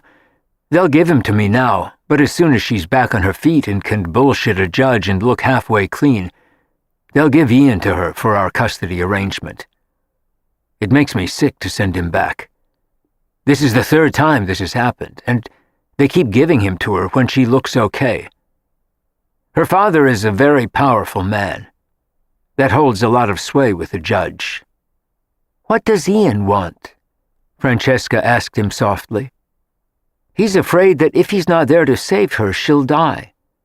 This is the 2nd time he has, but one of these days it won't work, and she'll die right in front of him, with a needle sticking out of her arm." There were tears rolling down his cheeks as he said it, and Francesca got off her bed and gave him a hug. "Do you want me to go to the hearing with you tomorrow? No one should have to go through that alone." He shook his head. "I've been there before, and thank you, but I wouldn't do that to you. This is my problem, not yours. But thanks for offering and being a good friend. At least the judge said Ian doesn't have to be there. This should be pretty quick, and it's only temporary custody till she gets out of rehab. Her lawyer can't say much after everything that happened last night." It was agony for him and Ian, and Francesca could see it in his eyes. She understood now why he spent his time alone. He was obviously still traumatized by everything he'd lived through with his ex-wife. He said all he wanted now was to be with Ian and enjoy a peaceful life. He had lived through hell when he was with her, and Ian still was. But Chris knew that if he tried to take him away from her permanently, the child would blame himself forever for not being there for her. It was a nightmare for him. Ian had become the caretaker and his mother, the child. They talked for a few more minutes, and Francesca reassured him again about not moving out. He was very grateful, and then went back to his room to be with Ian. They had hardly slept the night before, and Ian had terrible nightmares that night. She could hear him screaming through the floor of her room, and the deep rumble of Chris's soothing voice. She felt desperately sorry for them both.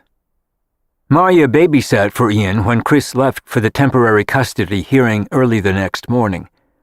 Chris was wearing a dark suit and a tie. He looked more serious than Francesca had ever seen him, and her heart went out to him as he left in a cab to meet his lawyer at the courthouse. He'd been through it before, too many times. Ian knew all about it too. He explained it to Marya and Francesca as they sat with him in the kitchen and tried unsuccessfully to distract him. He explained that he would live with his dad now until his mother got out of the hospital, and then he had to go back to her to take care of her, otherwise she might die. He said it with the saddest eyes Francesca had ever seen. Chris had confided to her the night before that Ian saw a therapist twice a week just to get through the trauma he lived with on a daily basis. Francesca thought it was criminal to put a child through it, and an agonizing blackmail for the child. Ian had spoken to his mother early that morning on the phone, when Chris let him talk to her. But they both knew that once she got to rehab, she wouldn't be able to call him until she was clean and got out. It could be months before Ian would talk to her again, and a grieving process for him every time. He looked like he was in mourning as he sat on Maria's lap and she held him, and then he cuddled up next to Francesca and fell asleep. He was still dozing when Chris got home at 11. The judge had given him temporary custody of Ian as he expected. He whispered his thanks to Francesca and Maria, scooped the child up in his arms and took him back to their room to sleep and try to recover from everything he'd been through. Francesca was still shaken by it when she left for the gallery, and she thought about both of them all day. She wished that she could do something to help them, but there was so little anyone could do, except be there for them. They were rapidly becoming friends and taking care of each other. It was better than Francesca had ever hoped when she decided to take in roommates. It felt like the residents of 44 Charles Street were a family now. Chapter 9. Once Ian moved into the house full-time, the atmosphere at 44 Charles Street changed totally, just as it had when each of them moved in. It became a family and a real home, with a child in their midst. Maria cooked and babysat for Ian when Chris was too busy to take care of him after school. Francesca took him to the gallery with her and went on outings with him on weekends. He loved hanging out at the gallery, meeting the artists who dropped by regularly, and was fascinated by the paintings. And Eileen demonstrated her teaching skills and played wonderful games with him and taught him to make origami birds. With Eileen directing them, they all made puppets in papier-mâché one weekend and turned the kitchen into a total mess, but the results were beautiful, and Ian was thrilled. Eileen had an amazing knack with kids, and Ian followed her like the Pied Piper. He'd go up to her room and she would read him his favorite books for hours. Chris was always grateful to her. Ian loved it. And they all dyed Easter eggs with him and put them in little baskets with brightly colored shredded cellophane grass. Eileen provided the supplies. Ian suddenly had a grandmother and 2 aunts whom he'd never had before. And Francesca's father and Avery came to Easter dinner, where Maria prepared a splendid ham and decorated the table with Easter eggs, with a gigantic chocolate egg in the center of the table, which she allowed Ian to eat for dessert. He went to see his maternal grandmother several times, and Chris was good about getting him there. But it was in the house on Charles Street where Ian felt the most loved and had the most fun. The women in the house were devoted to him, each in her own way, and Ian loved them. Chris beamed as he watched the child blossom, and it was an agonizing day when he had to go back to court in May, when Ian's mother claimed to be back on her feet and was out of rehab again. She wanted Ian to come home. Chris looked gray when he left for court, and worse when he got back. She had done it again with her father's help and convinced the judge. Chris had to take Ian back to her the next day, and return to the visitation schedule they'd had before she OD'd. It was his worst nightmare come true again. She had appeared angelic and remorseful in court. Ian looked painfully subdued when he said goodbye to all of them. "You'll be back next weekend," Maria reminded him. "We'll make almond cookies then. See you soon, Ian," she said as she kissed him goodbye. And Francesca had a lump in her throat the size of a fist when she hugged him. Eileen gave him her own teddy bear to take with him. All 3 women were crying when they walked back into the house after he and Chris left in a cab. And Chris looked devastated when he got home after dropping Ian off. He looked sick and Francesca knew he was. He went upstairs and went to bed and stayed there for 2 days while Marya brought him comfort food on trays, and he refused to eat. He was morbidly depressed that weekend and worried sick. What if something happened to Ian? Or she used and put him at risk? Chris could hardly function until Ian came back for the weekend the following week. The child had been sorely missed, and the house felt like a tomb once he left on Sunday night. Without Ian, the house took up its old, more adult rhythm again. Marya went to Vermont to check on things there. Eileen started dating more again, and was out almost every night. She had slowed down for a while. During Ian's time there, she had stayed home more than usual and enjoyed being with him. She had been through several boyfriends in the past few months, and she got involved with someone new in June. And Francesca was trying to force herself to think about dating too. Everything had been on hold in all their lives while Ian lived with them. Without him, they became single adults again, with lives of their own to lead. But on the weekends he was there. They all concentrated on him. It touched Chris's heart. They had acquired a new family at the house on Charles Street, and he had 3 good friends to help him through tough times. And at least for now, his ex-wife was clean, according to the tests, and being responsible with Ian.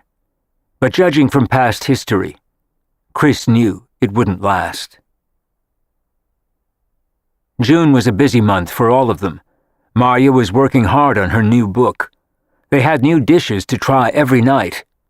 Chris loved to tease Marya about it.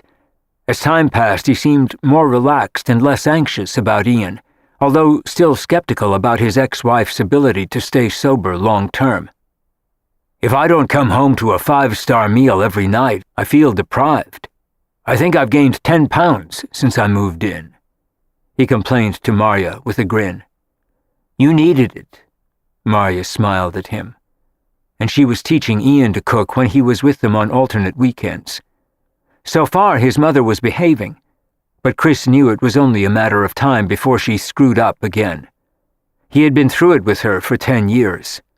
He had discovered her addiction to drugs before Ian was conceived. He had seen her through 2 rounds of rehab, and then she got pregnant. The only time she had been totally off drugs was while she was expecting him. She fell off the wagon again 3 months after he was born. He no longer believed that she could clean up for a reasonable amount of time. He was sure she'd start using again any day. He just hoped that when it happened, Ian would somehow be spared the agony of it. Chris was waiting for the other shoe to drop, and he knew it would. The only question in his mind was when. Eileen showed up with her new boyfriend, and Francesca was discouraged to see that he was one of the ones with pierces and tattoos. She seemed to ricochet between preppy young men who worked in ad agencies or banks, were school teachers or had other traditional jobs, and wilder ones who worked on the fringes of the arts or related fields. This time she had gone a little further off the beaten path, and her new man was a motorcycle mechanic. Francesca couldn't stand him, and thought he was intolerably rude. He was handsome, there was no denying it, and sexy. She could see his physical appeal. But there was an underlying current that made everyone uncomfortable, and he wanted to control everything that Eileen did. It infuriated Francesca whenever Eileen talked about it. It seemed as though his wanting to control her flattered her, and she mistook it for love. It reminded Francesca more of abuse. And he didn't hesitate to put Eileen down in front of them and belittle her. He had just done it one morning after Marya had made breakfast for all of them, and Brad, the new boyfriend, made a nasty comment to and about Eileen. Francesca bristled immediately but didn't say anything. And then he did it again. This time she called him on it, while Eileen looked mortified and stared into her plate. She didn't like to upset him. "Why do you say things like that about her?" Francesca challenged him. She had only seen him a few times, but she didn't like anything about him. "What's it to you?" He glared at Francesca across the table, intending to intimidate her. He didn't. It just made her angrier at him. "It's mean. She's a wonderful woman. And she's nice to you. We're her friends. Why would you say something like that about her?" He had called Eileen a dummy repeatedly, which she certainly wasn't, except maybe about him. And he hadn't said it affectionately. Francesca and Brad had an encounter at the coffee pot a few minutes afterward. When he grabbed it away from her, still angry about what she had said to him, he felt humiliated, and a little bit of the hot coffee splashed onto Francesca's hand, which he had intended. She gave a sharp shout as it burned her, and gave the coffee pot up to him. "Oh, did it burn you?" he asked sarcastically with a grin. "Sorry, dear," he said as he poured it into a cup and started back to the table and walked right into Chris, who stood looking at him with murder in his eyes. "Don't ever do anything like that again. Don't even think about it," Chris said to him. "This is a family. We stick up for each other, and you're lucky to be here. So you'd better be nice to everybody while you're here, and that includes Eileen. Got that, mister?" Francesca was stunned when she saw the look that passed between the two men. Chris was shaking with anger, and Brad took one look at him, threw his napkin down, and stormed out of the kitchen. Eileen stayed just long enough to apologize to everyone, and then ran after him. They could hear him shouting at her at the front door, and a moment later his motorcycle roared off. "I don't like that guy," Chris said through clenched teeth. "He's dangerous. I don't know what she's doing with a guy like that." No one did. But he was sexy and she was young, and so was he. The bad boy syndrome. Maybe she was going out with him just because she could, and she figured she could handle it. Francesca was thinking about asking her not to bring him to the house again, but it was Eileen's home, too. She wondered if Chris's outburst might keep him in line, or maybe he wouldn't want to come back either. She was touched by what Chris had said, and she loved the family feeling they now shared. Francesca started dating someone, too, that month. She had only been out with him 3 times, and he seemed nice enough, although she wasn't in love with him. But he was nice to go out with. He was an artist, but not one she represented. She had a good time with him, although she wasn't serious about him. He had very left-wing ideas, and he thought her father was a sellout for becoming successful and charging big prices. He thought artists should do their work for the people, which was a little too out there for her. But he was intelligent and fun and slightly irresponsible. In some ways he reminded her a little of her father when he was younger. He had something of his looks and charm, and he was a little vague the way her father had been in his youth. There was something very familiar about him. She knew the type, although she didn't have Avery's patience with it. She had no desire to reform him. Dinner with him was enough. More than that would have been too much. But he was really the first person she had dated since Todd. It was good practice, but she knew she'd never be serious about him. He made her laugh, which was nice, and feel like a woman again, which wasn't bad either. But she had no chemistry for him whatsoever. He was naive and unrealistic, and seemed like a child to her. She didn't want to date a boy. She wanted to go out with a man, if she took that step again with anyone. She knew the type. A lot of the artists she knew and respected acted like children. She didn't want to mother him. The day after Chris's run-in with Eileen's new boyfriend in the kitchen, Maria was going to try out a new recipe on them.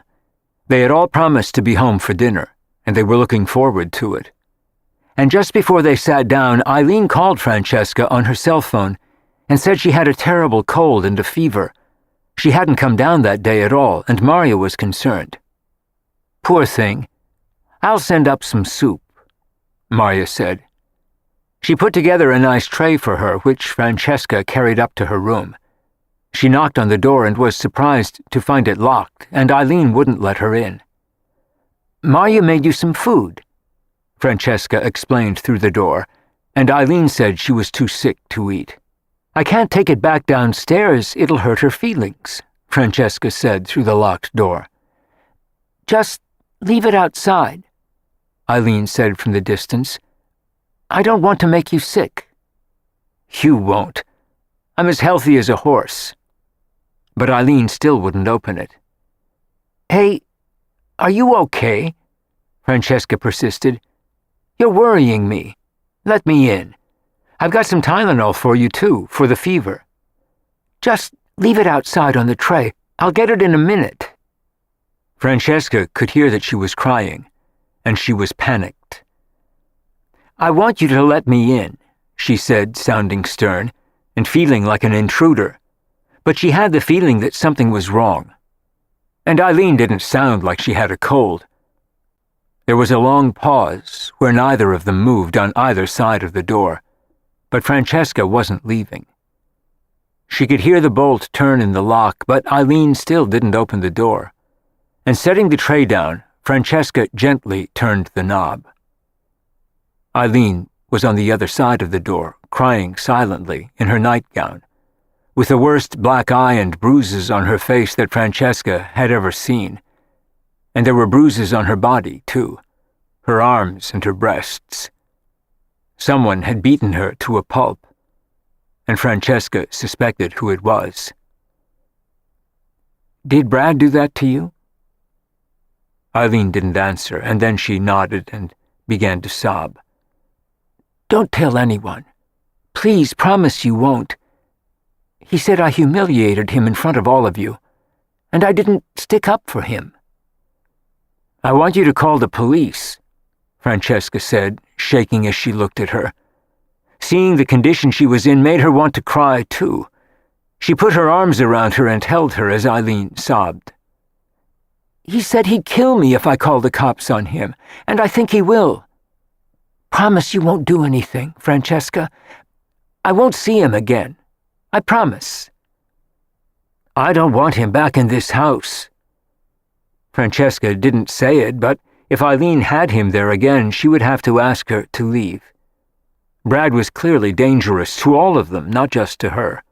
He had burned Francesca's hand intentionally, and God only knew what he would have liked to do to Chris, and would if he got the opportunity. She really wanted to call the police, but didn't want to put Eileen at greater risk. Do you want me to take you to the ER? No, she said miserably. They might report it to the cops. I'm okay. I've been through it before. My father used to beat me and my mom up all the time when I was a kid. He's a drunk. That's why I left home. I'm so sorry, Francesca said, wishing they could do something to Brad like put him in jail where he belonged. Eileen, you can't keep meeting guys like this. You don't know who they are. It may be fun and exciting to meet them online, but some of them are dangerous. And you can't bring anyone here again. I won't. I swear. She sobbed as she clung to Francesca. Please don't make me leave. I love it here. It's the only real home I've ever had. What she said tore at Francesca's heart. Then I want you to be careful from now on. I promise I will. And then she looked at Francesca guiltily. He took my key. I tried to stop him, but he took it and ran after he beat me up. He said he'd come back and do it again if I told anyone. I'll change the locks, Francesca said grimly. She kissed her gently on the forehead then, promised to come back after dinner, and ran back downstairs. She had been gone for half an hour. What took so long? Chris asked her when she got back. They were halfway through the main course, but Maria hadn't wanted it to get cold. She must be really sick. Sick as a dog, Francesca confirmed, not wanting to upset either of them and not sure what to say. She said almost not a word through dinner, and Chris could see she was upset. They had all gotten to know each other well. He spoke to her in an undervoice when Maria was getting a chocolate soufflé out of the oven, and then made crème chantilly and sauce anglaise to go with it. It was yet another feast. What's wrong? Chris asked in a whisper. Francesca hesitated for a minute and then decided to tell him. She wanted his advice. Brad beat her up. Badly. She's got bruises all over her face and body and a black eye." "Jesus." Chris looked furious. "Did she call the police?" Francesca shook her head. "She said he told her he'd kill her if she told anyone. She can't even go to work. She looks a mess." "Do you think she should move out?" he asked practically, as Maria worked on the whipped cream and made so much noise she couldn't hear what they were saying. "She begged me not to. I told her she can't have him here again. He took her key. I'll get the locks changed tomorrow. We can put the chain on tonight." Chris sighed and leaned back in his chair. "I hope she's not addicted to the guy, or getting beaten up. Physical abuse is a tough addiction to break. One of the worst." But as far as they knew, it had never happened before. Francesca was encouraged by that. "I think he's just a random bad guy she met on the internet. I wish she'd give that up. She doesn't mean to, and she's a sweet kid, but she's putting all of us at risk along with herself." Chris nodded, and Maria arrived with the dessert. Francesca picked at it, and Chris ate most of it. It had been a delicious meal. Maria's recipe was flawless, but what was happening upstairs was upsetting to Francesca and Chris. They didn't tell Maria and agreed that she didn't need to know. After helping Maria clean up the kitchen, Francesca went back upstairs to see Eileen. She looked terrible, but she had eaten some of the food Maria sent her and felt better. She made 1,000 promises to Francesca, who went back downstairs to talk to Chris. They were uneasy about Brad, but they hoped he'd leave Eileen alone after this.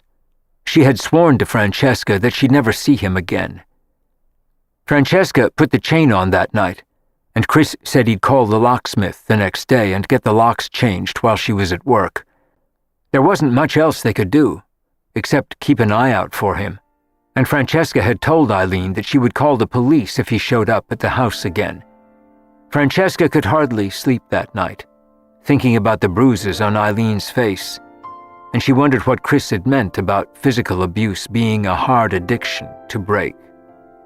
Who could possibly be addicted to abuse?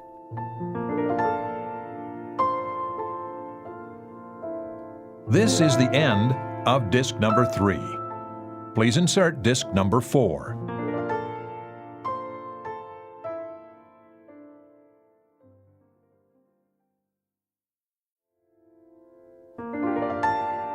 This is disc number 4.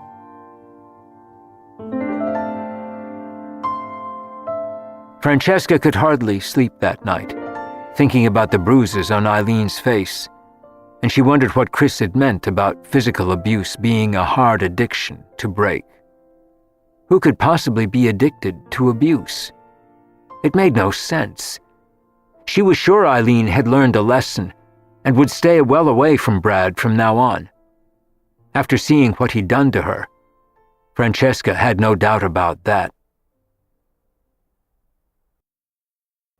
Chapter 10. Chris arranged to have the locks changed, and Eileen took a week off from work. She told him she'd had a car accident, and eventually she admitted what had happened to Maria, who was shocked. She was relieved that Francesca had changed the locks, and she felt desperately sorry for Eileen, who was just such an innocent, harmless young girl. And even if she was foolish about her internet encounters, she didn't deserve to be beaten up. No one does. It crossed Francesca's mind that Eileen's problems weren't with the internet, which was just a venue for her to meet men like a bar or any other place. Her real problem was the poor judgment she exercised about the men she met, and her attraction to the wrong ones. It took them all some time to settle down after that. Francesca went out with her artist again and was even less impressed. He was a nice man, but they had nothing in common and were just too different. She didn't want to make that mistake again, and decided not to pursue it. He acted like an irresponsible kid, unlike Todd, who was a man. There was no point forcing things, and she told him she couldn't go out with him anymore. She was content to be alone, although her mother was nagging her about it. She couldn't understand Francesca's willingness to be without a man and suggested she go back to her shrink. Francesca laughed and said she was feeling fine. She was in no hurry to get involved again. She had been with Todd for a long time. The next shocking piece of news she got was from Todd. He called her at the gallery, asked her how she was doing, chatted for a few minutes, and told her he was engaged. Already? She was stunned. You just moved out 5 months ago. What's the rush? I'm 41 years old. I want to get married and have kids. She was 35 and still felt none of that. Is that the woman I saw you with a few months ago? She's tall and blonde. You were at Christie's together. Francesca sounded sad. It was hard to get used to the idea of his being with someone else. Probably. I've been seeing her since February. We're getting married early next year. I thought you should know before we announce it or tell anyone else. Thank you, she said softly. She was happy for him, if that was what he wanted. But hearing it still hurt. He knew it would. They were different people with different needs. It was what had driven them apart. And now he was engaged. It left her feeling dazed all day after she thanked him for telling her, and wished him luck. She was still feeling down about it when she went home that night. Chris was getting out of a cab as she walked up the front steps. He had delivered a design project to an art director uptown, this time for a new age-looking capsule designed to contain laundry detergent. He looked happy to see her. How was your day? He asked as she unlocked the front door. It was nice for both of them to have someone to come home to. Neither of them would have otherwise. Not so good. Todd called to tell me he's engaged.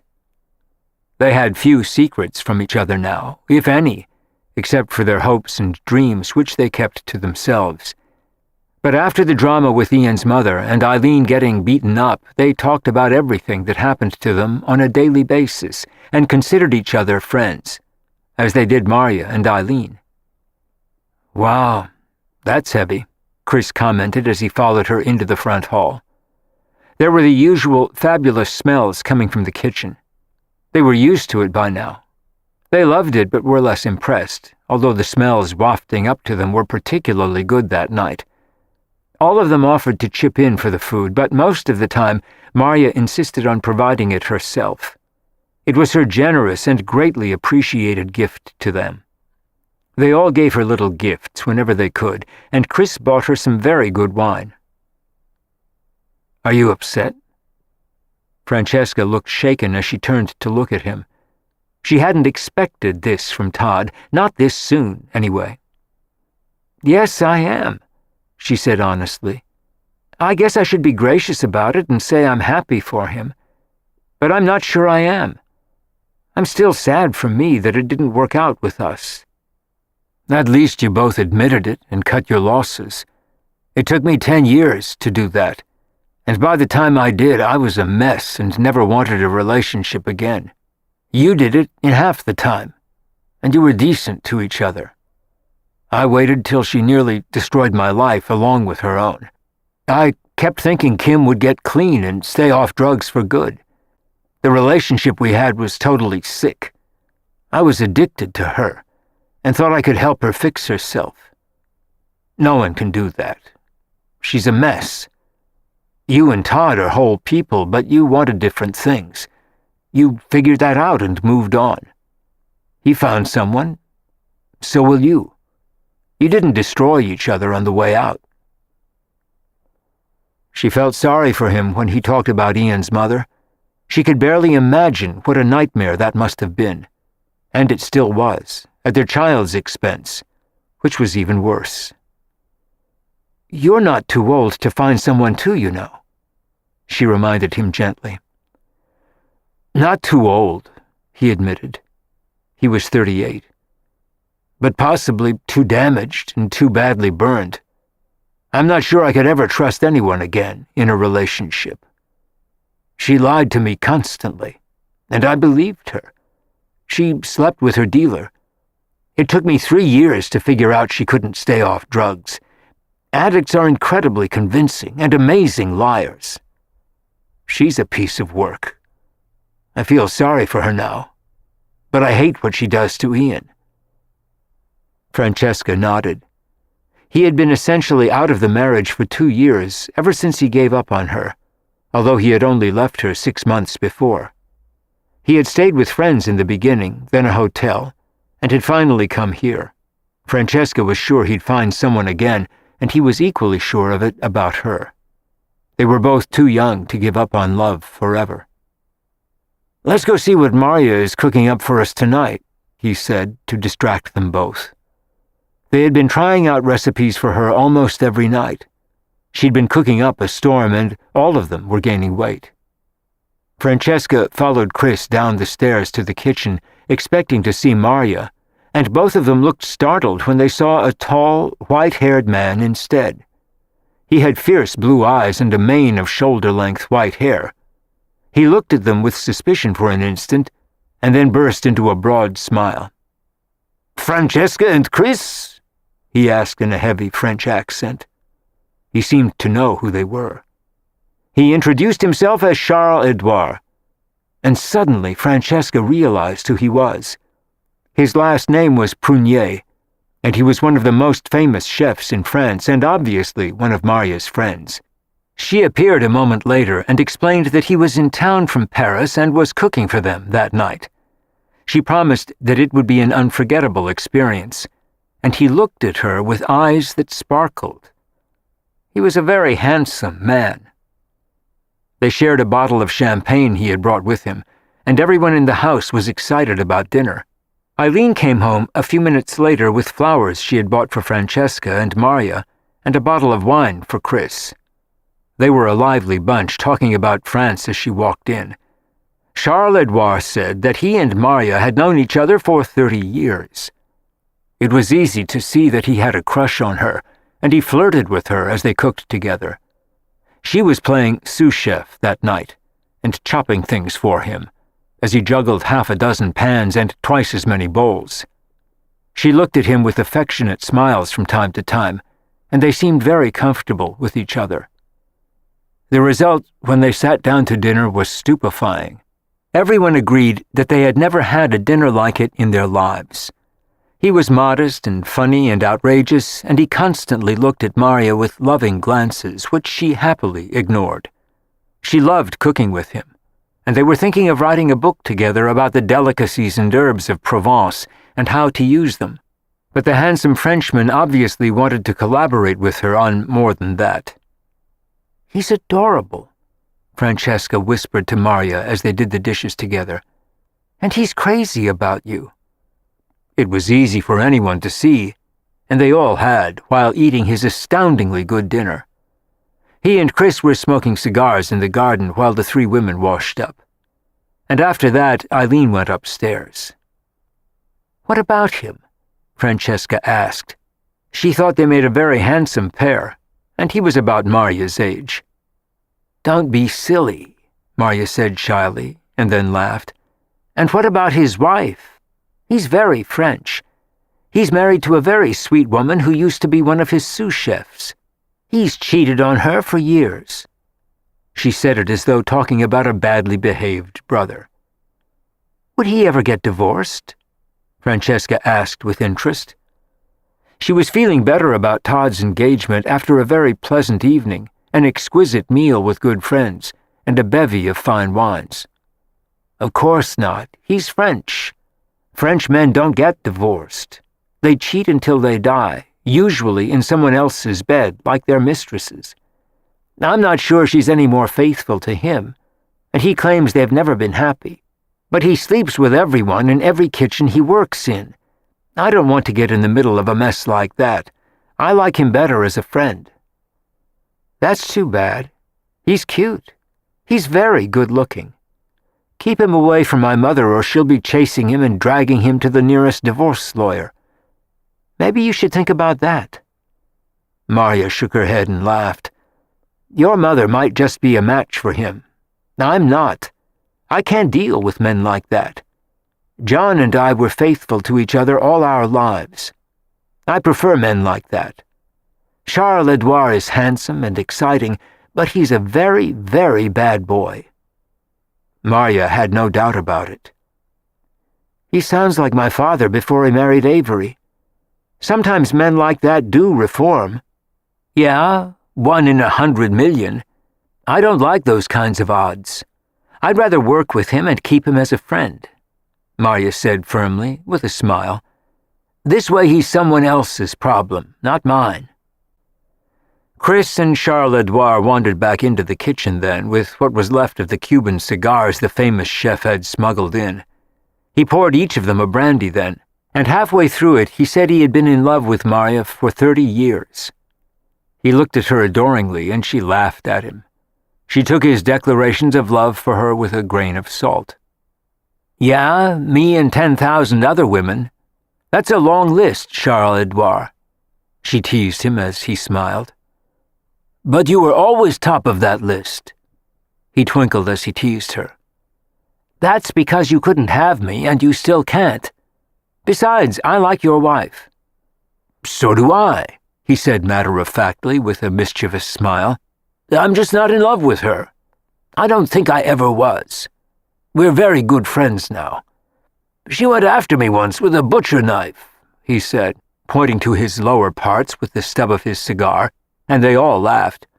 "I've been very nice to her ever since." He said he had no children either, like Marya, and had never wanted any. "I'm too much a child myself," he confessed. He was totally charming and easy to be with. It had been a magical evening for all of them, and he promised to cook dinner for them again before he left. Francesca really liked him and wished he were available for Marya. It was obvious that they had a deep respect for each other and a lot of fun together, and he loved flirting with her. She had opened up that night like a flower in spring. It was nice to see her that way and admired by a man. She was such a pretty woman, so kind and so talented, it made Francesca sad to think of her alone. She didn't seem to mind it, but Francesca was sure she must get lonely at times. Marya didn't have the strident quality of her mother, who was desperate for a man, but it made her all the more appealing. She was very feminine, and there was no question about it. Charles Edouard was crazy about her. It really was too bad he had a wife, and she could sense that Marya was right and knew him well. He spoke of his wife with affection and fondness, and he would never get divorced. He was very French. Francesca walked Chris to the landing outside his room that night, after they said goodnight to Marya.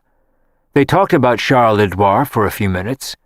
He was definitely a character and had enormous talent as a chef. Neither of them mentioned Todd again. Chris didn't want to upset her, and Francesca was still digesting it, but felt better after tonight. And then she went upstairs and Chris went to his room. He had spoken to Ian during dinner, and everything seemed fine. The house was quiet after everyone went to their rooms. They'd all had a lot to drink. The wines had been important and delicious. He had served Chateau de Chem with dessert, and the brandy finished them all off. They were all happily asleep in their beds as Eileen tiptoed quietly down the stairs with her stilettos in her hand. She was quiet as a mouse as she opened the front door and closed it softly behind her. Brad was waiting for her outside. He had his motorcycle parked around the corner, and he looked annoyed. "What took you so long? I've been waiting for an hour." "I'm sorry." She looked at him nervously. She could cover what was left of the bruises with makeup now. He had convinced her that his punishment was her fault because she hadn't defended him as she should have and had pissed him off. Her father had always told her it was her fault too when he threw her or her mother down the stairs. He had broken her arm twice. "I had to wait until everyone went to bed," she explained to Brad, and he looked furious as they walked around the corner to where his bike was parked. "What are you, 12? You pay rent in that place. That bitch can't tell you what to do." "Yes, she can. It's her house." She can throw me out." "Fuck her," Brad said angrily, and handed her a helmet, and a minute later they took off, with Eileen on the back of his motorcycle, holding on for dear life. He was pissed about it, but Eileen had been adamant that he couldn't come upstairs. They were going back to his place. She wanted to make it up to him for upsetting him before. He was right. She hadn't defended him to the others. And he had convinced her, just as her father had, that she was bad and wrong. She was going to prove otherwise to him tonight. Chapter 11. Eileen sneaked back in the next morning before anyone got up. She felt like a kid again, and no one knew she had gone out. Brad hadn't brought her home, and she didn't want them to hear the motorcycle anyway, so she took a cab. She was home in plenty of time to shower and dress for work. Brad had been incredible to her, gentle, loving, kind, and it was the best sex she'd ever had. She thought it was a shame her roommates didn't know him better. He was a very decent man. They had just gotten off to a bad start. She hoped that Francesca would relax about him in time and forgive him. Eileen already had. She was seeing him again that night. The relationship with him was heady stuff. They all had a quiet evening at home that night. Maria was studying recipes while Francesca did her laundry, and Chris was reading in bed. Eileen said she was going out with friends from work.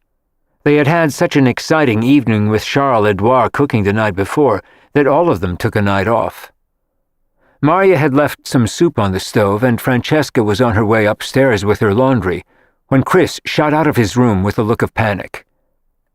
"She did it again," he said, looking both furious and scared. "She OD'd again. She's in a coma. Ian was with her, and they said he was frantic when they found her. Now he can't speak. He's in shock. She had a guy with her. He's dead.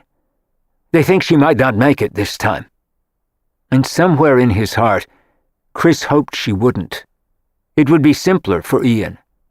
He was desperate to get to his child. He flew down the stairs and out the front door as Francesca stared after him, praying Ian was all right. She waited for them to come back. It was 4 a.m. when they finally did. Chris was carrying Ian, who was sound asleep. She opened her door and came down the stairs when she heard the front door close. "How is he? Is he okay? Can he talk?" She looked as worried as Chris, and he looked as though he had been hit by a bus. It had been a long night. "He said a few words before he fell asleep. They said I could bring him home. He watched the guy die when he OD'd. Talk about trauma for a kid. They're holding Kimberly responsible for it. That's what happens when someone ODs. The survivors are charged with their death. That's why no one ever calls the cops when someone ODs. She'll probably go to jail for this, or prison, unless her father's lawyers can get her off again." "How is she?" "Alive, unfortunately," he said angrily. "She was coming around when I left. I can't let Ian go through this again," he said with a look of desperation as she followed him into his room, and he set his son down on the bed. Ian never stirred. They sedated him. He was hysterical at the hospital. He thought his mother was dead. "I'm going to fight for custody this time, and win. No sane judge can give him back to her now. I won't let this happen to him again. She's too sick." Francesca nodded, and wondered who her father was that his lawyers were so powerful. Chris had mentioned it before, but of course she didn't ask. It was irrelevant. Ian was all that mattered now. Francesca went down to the kitchen and brought Chris a cup of warm milk. She was just on her way back with it when she saw Eileen slip in. It was very late for an evening with friends from work, and Francesca guessed correctly from what Eileen was wearing that she'd had a date, but she had no idea with whom. At least she hadn't brought him back to the house. All Francesca hoped was that she'd been out with a nice guy. Eileen looked happy as she ran quickly up the stairs to her own room, and Francesca delivered the cup of warm milk to Chris. He was sitting in a chair watching Ian sound asleep on the top bunk. "It's going to make a huge stink if his mother goes to jail," Chris said as he sipped the milk. But he had no regrets for her if it got him sole custody of Ian. He only cared about his son. He had stopped caring about her years before, except for her effect on Ian. "Don't worry about it," Francesca said softly in the dimly lit room. "Get some sleep. You can deal with all that tomorrow." And she knew he'd have to face another temporary custody hearing in the next few days. That was how it worked. Custody cases got priority and went ahead of everything else. "Thank you," he said to Francesca, and she slipped quietly out of the room and went back to her own. The mystery of who Ian's mother was solved for all of them on the front page of the newspaper the next day. Chris had been married to Kimberly Archibald, of one of the most powerful families on the East Coast. Her father was an important venture capitalist who had made a vast fortune with the one he already had. The article told Francesca essentially what Chris already had the night before. It said that she was being charged with manslaughter for the death of a fellow addict in her apartment. The article claimed that she had bought and paid for the drugs. Francesca felt sorry for Chris and Ian as she read it, and then stopped as she saw the second paragraph that mentioned his name. She realized then what an innocent she was. It said that she had been married to and divorced from Christopher Harley of the Boston political family of the same name. More important, his mother was a Calverson. They were related to senators, governors, and 2 presidents. Chris's marriage to Kimberly had been a merger of 2 of the most powerful families in the country, one financial and the other political. And Chris wasn't just a graphic designer quietly making a living and renting a room from her on Charles Street. He was the heir of an important family, which he seemed to have divorced himself from to lead a quiet, simple life, until his ex-wife splashed him all over the front pages of every paper in New York. He was totally unassuming. Francesca put the paper in a drawer so Ian wouldn't see it when they came down to breakfast a few minutes later. Marya still didn't know what had happened the night before. She looked surprised to see Ian, but didn't comment on how pale he was or how shaken he looked. He didn't smile and hardly said a word at breakfast, even when she gave him his favorite Mickey Mouse pancakes. He still looked sleepy from the sedation they'd given him the night before, and he hardly ate. "What happened?" Marya whispered to Francesca when Chris thanked her for breakfast and took Ian back upstairs. Chris looked worried and exhausted, and he hadn't seen the paper either. Francesca handed it to Marya, who read the article and gasped as she read it. "Oh my God! How awful! I hope Chris gets custody of him now for good." "He should, particularly if she goes to prison. Chris thinks her father won't let that happen." "He may not have a choice," Marya said wisely. "Ian looks awful. He saw the man die and his mother OD. No child should have to go through that." She felt terrible for both Chris and Ian, as did Francesca. Chris came back downstairs then without Ian. He had left him upstairs. He wanted to see the paper. His mouth was a thin line when he did. "Nice, huh?" he commented to both women with a grim look. The story was bad enough, but he hated it when they traced his family back through all the generations. At least most people who knew him never made the connection with him, and they hadn't mentioned Ian being on the scene, which was a blessing. They had had some respect for the fact that he was 7 years old. "Burn this, will you?"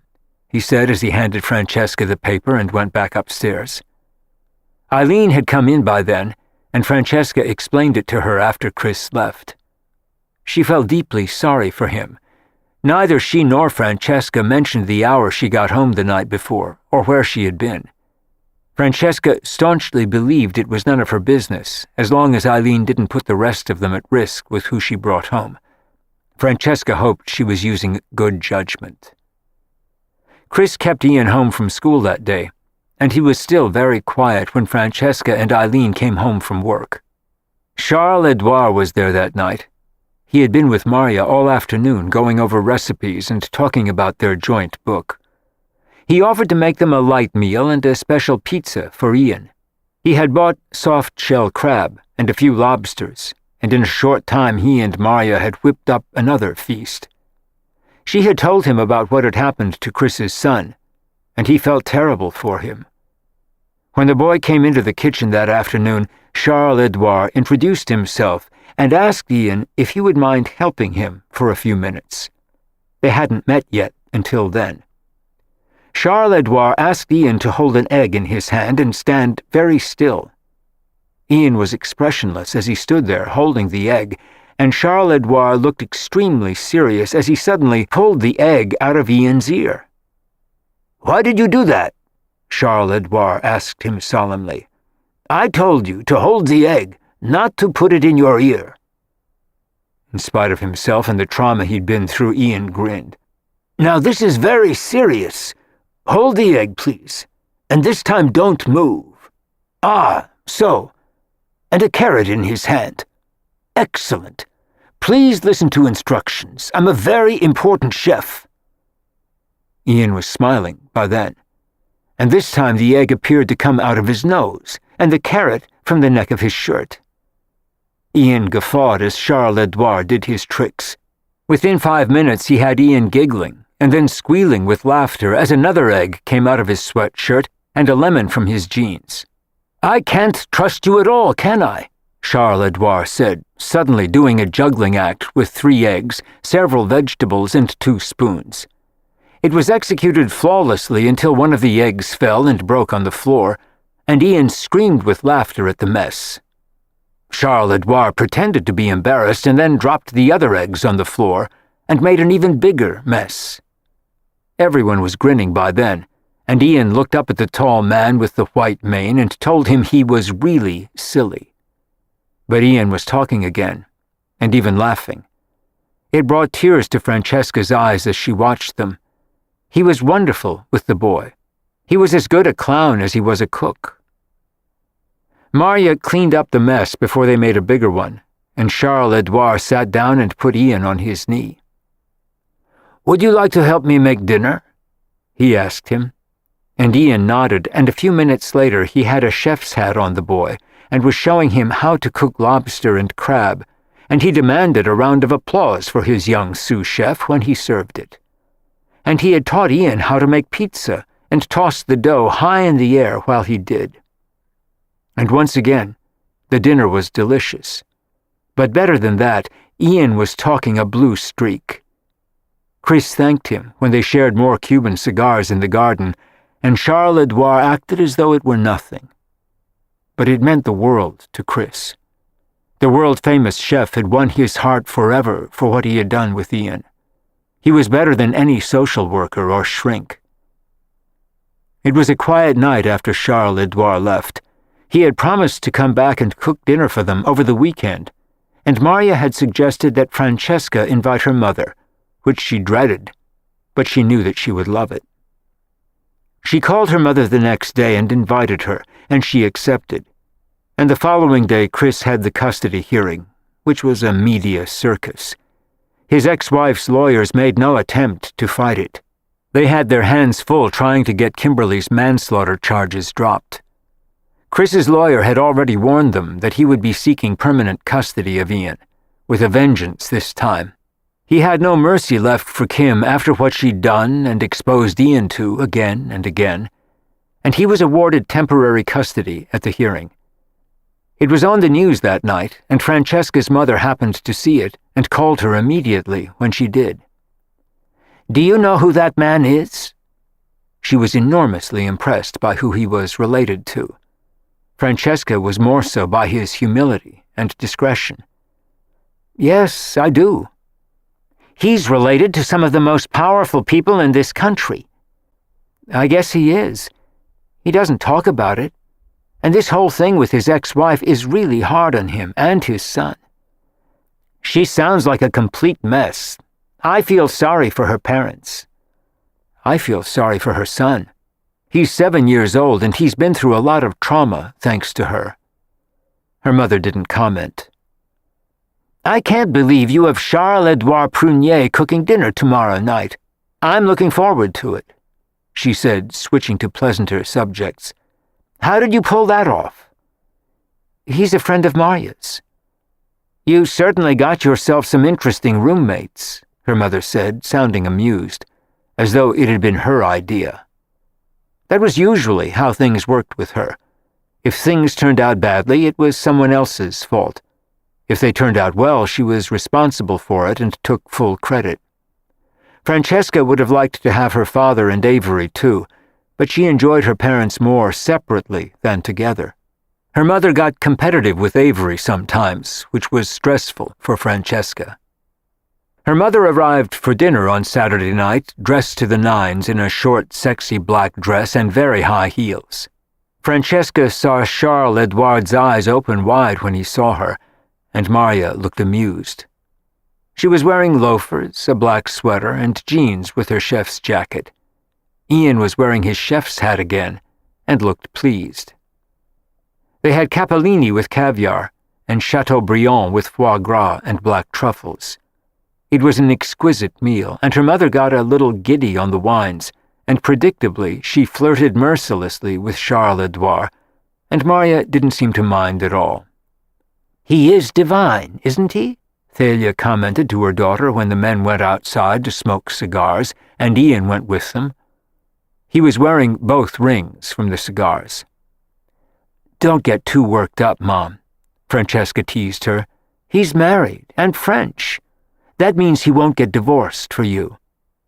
"You never know. Stranger things have happened," she said confidently. "Not in France," she and Maria said in unison, and then they laughed. Eileen had gone out.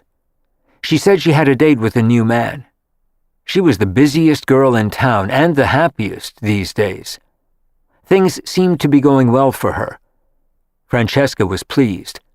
She loved her job and her roommates, and she was having fun again after the incident with Brad. He was history. "He's certainly a very handsome, charming man," Thalia said admiringly about Charles-Edouard, and Francesca brought her to earth and told her he had been in love with Maria for years. "That's not fair," Thalia complained directly to Maria. "You don't even want a man. You said so." "I do, and he's in love with you." "He's not in love with anyone," Maria said easily. "He just likes women. In quantity. We've been good friends for years." "What a waste," Thalia said mournfully as they walked back in, and she tried her charms on the famous chef again. And even though she had always embarrassed her, Francesca had to admit that her mother was beautiful. She looked sensational in the black dress and high heels, and she had the legs of a 20-year-old as she crossed them enticingly. But Charles-Edouard only had eyes for Maria, and was unimpressed. Her mother looked a little deflated when she left. For once her beauty and charm hadn't worked, although he thought her a very beautiful woman, but not for him. And besides, Francesca thought to herself, he had a wife. There were a few too many women floating in his soup. It was another perfect evening, thanks to him, with lots of interesting conversation and great food. He had a passion for history and literature as well as food, and it was a lazy Sunday the next day. Charles-Edouard came to pick up Maria and wanted to try a new Chinese restaurant with her. He knew the chef and had met him in Beijing. Chris and Ian were going to the model boat pond. Francesca had things to do in the house, and Eileen hadn't come home the night before. Francesca was looking at slides of new artists on a light box that afternoon when she heard Eileen come in. She called out to her, but couldn't see her from where she was sitting, and Eileen headed up the stairs. Francesca got up to get more slides then, and she caught a glimpse of Eileen hunched over and barely able to move. She turned to look at Francesca with a look of devastation as Francesca caught her breath. She had been beaten up again. "Who did that to you?" Francesca asked her as she put an arm around her to help her. Eileen was crying, and she refused to say. "Did you see Brad again?" And slowly, Eileen nodded. "He was so nice to me. He's so loving. And then I upset him again. He thought I was making fun of him. He said I humiliated him in front of his friends.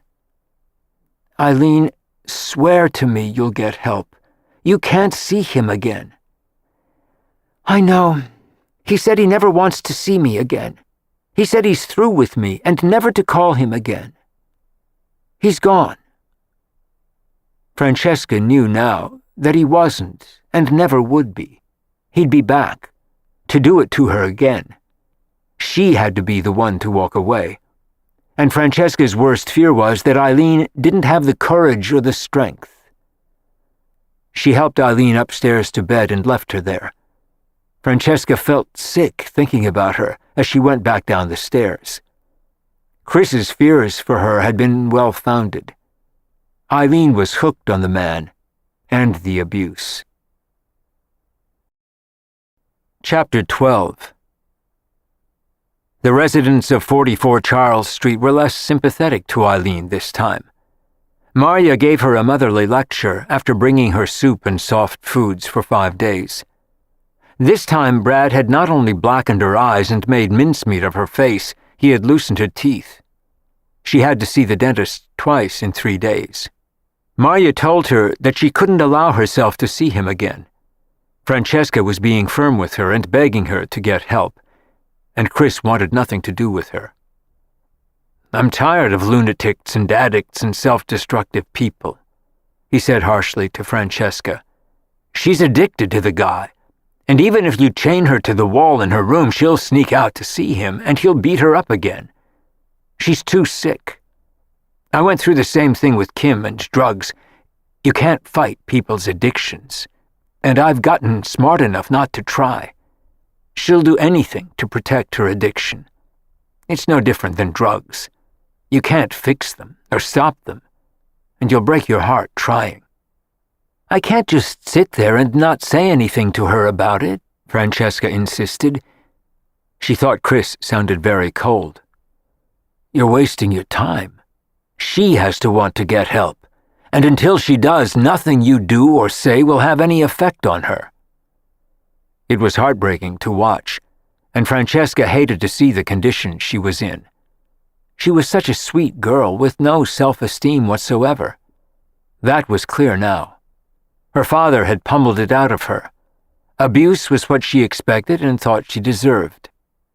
Her employers were equally fed up with her. She had to take a week off until she could cover the bruises with makeup, and when she went back to work, they fired her. She came back to the house in shock that afternoon. She was out of a job. Brad was no longer speaking to her and had told her he wanted nothing more to do with her. He had shut her out, and she kept asking Francesca if she thought he would ever call again.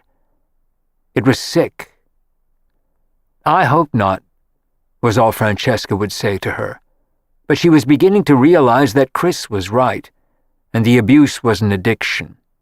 She was having withdrawal from not seeing Brad, even if he abused her, and she refused to get help. Francesca just hoped he would stay away long enough for Eileen to come to her senses and to detox from him. And Ian's mother was demanding to see her son in jail. Chris flatly refused and claimed it would destroy him. 2 psychiatrists who spoke to Ian agreed. He was happy with his father and leading a normal life with him. He and Chris were doing healthy, normal things. Charles-Edouard was spending a lot of time at the house these days to see Marya and do the preliminary work on their book together, and Ian was his shadow whenever he was there. He was teaching him French and to cook simple things. He loved the boy and was wonderful with children, although he had never wanted any of his own. But he felt sorry for Ian and all he'd been through. Ian particularly loved it when Charles-Edouard pretended to pull an egg out of his ear, and sometimes two, and begged him to do it again, and the flamboyant chef did. "He's around quite a bit these days, isn't he?" Francesca mentioned casually one day when she was alone in the kitchen with Marya. "We're working on the book," she said innocently. "Are you sure he's so devoted to his wife? Francesca asked, hoping he wasn't. They were so cute together. She would have loved to see Maria with him, who always insisted that would never happen and believed it. But she had no intention of having an affair with a married man, and Charles-Edouard knew it, although he still tried to convince her, as he had for 30 years. Maria just laughed at him, and reminded him regularly of his marriage and wife at home. He was leaving for Paris shortly at the end of the month, and to the south after that. Maria was planning to meet him in July to work on their book there. And then she was going to Spain on her own, and Italy after that, all to visit chefs she knew and restaurants she wanted to explore. And she wanted to spend August in Vermont before she came back to New York in September. She was going to be away for more than 2 months, and Francesca knew she would miss her. Francesca was trying to figure out her own summer plans. Maria invited her to Europe with her, as did her mother, but Francesca wanted to go sailing in Maine with friends as she did every summer, and had for 4 years with Todd. They were friends of his, but she loved them dearly, and they had become her friends as well. Todd was planning to visit them too with his fiancée, but at a different time. "That's not healthy," her mother pointed out to her. "You're doing the same things you did with him. You need to do something new." Her mother was going to Saint-Tropez in Sardinia, as she did every year. She was a creature of habit too, but Chris commented on it to Francesca as well. "Are you sure you want to go to the same place he is, even if you go on different weeks? That sounds a little dicey to me." They both knew Todd was going with his fiancée. "I love sailing in Maine," she said stubbornly. "You can come and visit me and Ian in Martha's Vineyard. We'd love to have you." Chris would be in Martha's Vineyard with Ian for all of July and most of August. He was planning to do work while he was at the vineyard. His family had an enormous compound there, but she felt odd doing that. She and Chris were just friends, and now that she knew who his family was, she thought they were too high-powered for her. She would have been scared to death. She had thought about going to a ranch in Montana or Wyoming to see the Grand Tetons, but she didn't want to go alone. Her father and Avery were going to Aspen, but she didn't want to go there either, nor to Europe with her mother or Maria. She didn't know where to go, and she couldn't afford an expensive vacation. It was easier to go sailing in Maine again on her friend's boat. She resisted the idea that she was running the gallery she had started with Todd, living in the house they had bought together, and spending the same summer vacation she had shared with him for years. "Maybe you need to let go of some of that," Chris suggested gently. She was stuck in a rut. She couldn't seem to think of anything to do that she hadn't done with Todd, but she didn't want to admit it even to herself. At least sailing in Maine would be a change of scenery, relaxing and fresh air. She had always had fun there. She was going for the first 3 weeks of August. The only one who had no summer plans was Eileen, and she couldn't afford to go anywhere now since she was out of a job. She had enough money put aside to keep her afloat for 2 months, and she figured she'd have a job by then. Francesca suggested she go home to San Diego to see her family, but she didn't want to. And after her stories about her father, Francesca didn't insist. She felt sorry for her. She had nowhere to go. But every day was a vacation for Eileen now that she wasn't working. She had started to send her resume around to various special ed schools, but no one had offered her anything so far.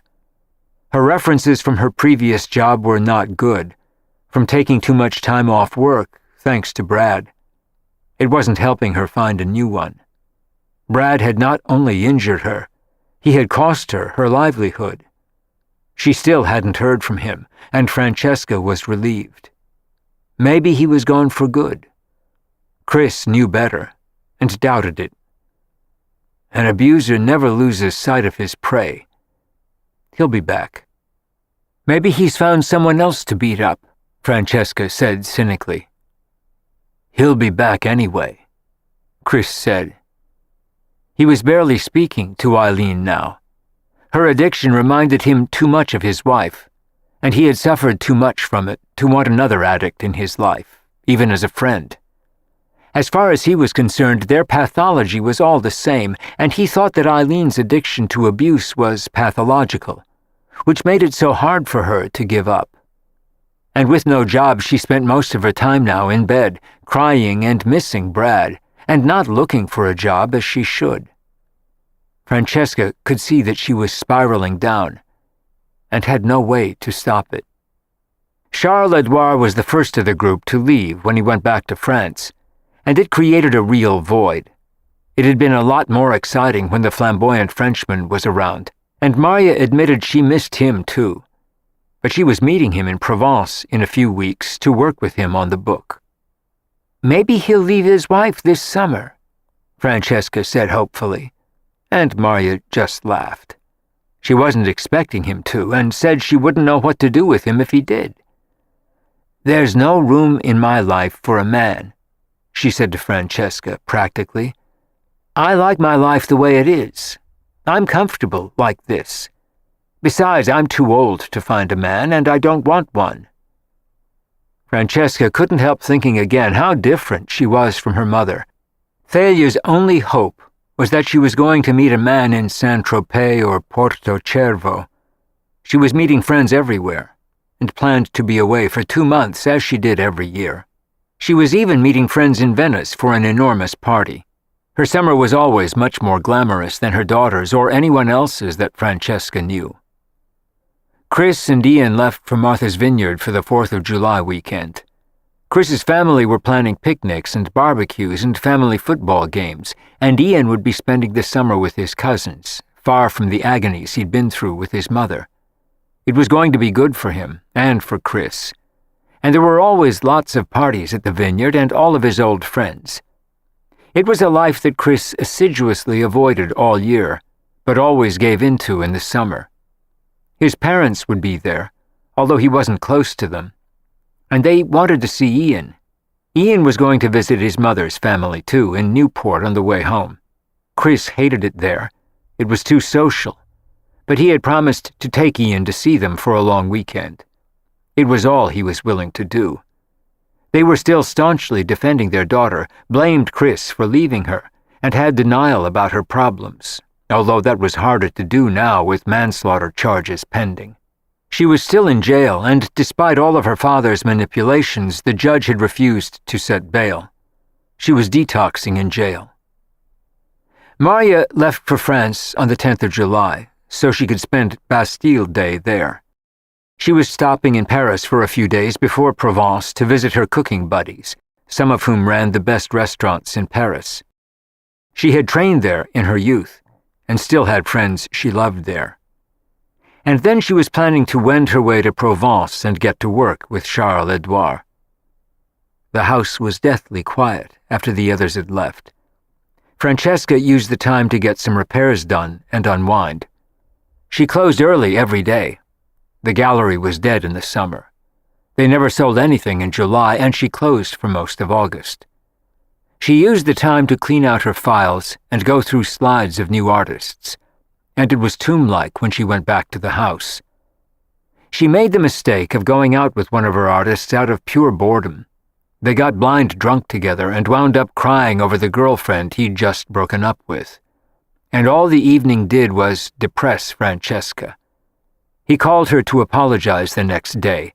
The evening had been a total bust and reminded her not to go out with her artists. It was always a bad idea. Eileen was seeming a little more cheerful, although she didn't have a job.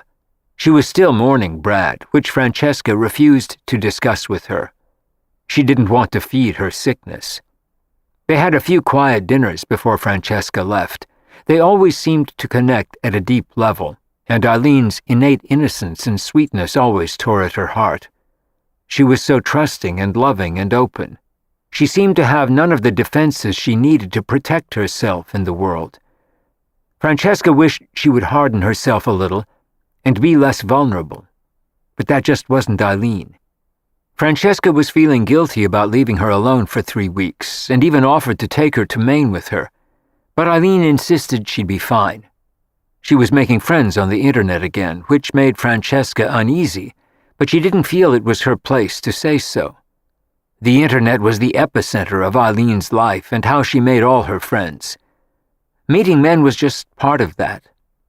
She was part of a generation that was linked to their computers by an umbilical cord. She was either online or sending texts, something Francesca rarely did. She'd rather pick up the phone and call people and hear their voice. But Eileen's generation communicated by emails and texts. For most it worked, as did the internet. For Eileen, it seemed to make her a magnet to the wrong guys. Francesca took her out to dinner on her last night in New York. They went to the Waverly Inn, and it was fun. There were still plenty of people in New York, and Eileen's mood seemed lighter and brighter than it had for a while. Francesca commented to her that their house felt like a boarding school where everyone went home for the summer. It reminded her that only Eileen had nowhere to go. The others all had family, friends, or other homes. Eileen said she was planning to go to the beach when she wasn't job hunting and she'd be fine. She was looking forward to some time alone. And Francesca felt a tug at her heart again when she left her the next day. Eileen looked like a little kid as she stood on the top step and waved with a big smile as the cab drove away to take Francesca to the airport to fly to Bangor to meet her friends. Eileen was wearing pigtails and shorts, and after Francesca left, Eileen walked back inside. Her cell phone was ringing, and she answered it. It was Brad. Chapter 13. The summer flew by for all of them. Maria covered the most ground. She drove from Paris to Provence and then down to Saint-Paul-de-Vence, and spent a weekend with friends in Antibes. She flew from Nice to Spain to visit her friend Ferran Adrià at El Bulli in Roses with all his innovative creations. He had invented molecular cooking, where he broke the food down and reconstituted it. He had closed the restaurant for a while and was planning to open again after doing more research. Maria was always fascinated by his ideas and creative genius. And from there she went to Florence, Bologna, Venice, Padua, down to Rome and back to Paris again for a few days before she flew to Boston, and then home to Vermont. Maria had friends everywhere, and everyone welcomed her visits. She had a fabulous time and was happy to be in Vermont again, in her own bed, and cooking in her own kitchen, although she felt her husband's absence more there. He'd been gone for a year. She still missed him, but she was busy and had a full life. She and Charles-Edouard had traveled extensively in Provence and discovered new recipes for their book. They were ready to submit the outline to the publisher and were planning to write it in September. She added 2 new chapters while she was in Vermont and then left for New Hampshire. It was already chilly at night, and fall was in the air. Some of the leaves were already turning as she drove through the countryside. She stayed longer than she intended with her friends in North Conway, and then she slowly drove back home. She'd had a good time all summer, and was starting to think about going back to New York after Labor Day, as she drove up to her house, and was startled to see Charles-Edouard standing on her porch. He looked impatient and relieved as she got out of her car. "What are you doing here?" she asked him in amazement. His hair looked longer and wilder than ever, and his eyes were the same blue as the Vermont sky. "I thought you were in Saint-Tropez." He had a house in Ramatuelle, which was just behind it, and had planned to spend August there. She hadn't heard from him since Provence and didn't expect to. They had agreed to call each other when she got back to New York, and she had no idea what he was doing in Vermont. He started talking the moment she stepped onto the porch. "She left me for one of my sous chefs. Can you believe that? Just walked out, packed everything." "Who did?" She was sure he was talking about the chef who ran his restaurant in Paris. They'd had a stormy relationship for years, and she threatened to quit every 3 weeks. "Ariel, my wife," he responded with a look of outrage, and then he burst into a broad smile as he looked at Maria. He was happy to see her, and it showed. Your wife left you for the sous chef? Marya looked stunned. She's divorcing me. I got a letter from her lawyer 5 days ago. He filed the papers. I got on the first plane here, but you were away. Why didn't you call me if you wanted to talk to me? She looked totally mystified about why he was there. I wanted to talk to you in person, he said insistently as she fished her house keys out of her bag and unlocked the door. What about? Our publisher is still on vacation. I added 2 more chapters last week, by the way. I think you'll like them. One is entirely on spices and how to use them, and the other is fish. I didn't come here to talk to you about fish, he said, looking annoyed. Then why did you come here? She looked vague as he followed her around the house, and she finally sat down on the couch, and he sat down next to her and looked her in the eye. I came to tell you in person that I'm a free man. For 30 years you refused to take me seriously because I was married, and so were you. A mere detail to him in the scheme of things, but neither of them was married now. I'm not married anymore, or I won't be. She wants to marry that idiot, but I don't care.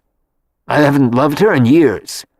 I've been in love with you since the first time I laid eyes on you, Marya. I'm not going to let you brush me off anymore. I love you. You're a great woman, a great chef. You're the only woman I've ever met that I would be faithful to. I'm not leaving here until you agree to marry me. That's what I came here to say. And with that he kissed her, totally stunned her, and took her breath away. For a moment she didn't know what to say, and then she laughed. Charles-Edouard Prunier, you are completely crazy. You're insane. I don't want to get married. I adore you too, but I don't want to get married again at my age. I'm going to be 60 years old. 60-year-old people don't get married. I'd be a laughingstock, and so would you. She felt a flutter over what he was saying, and she had always loved him as a friend, but had never let herself be attracted to him. Now suddenly everything was different, and all obstacles had been removed.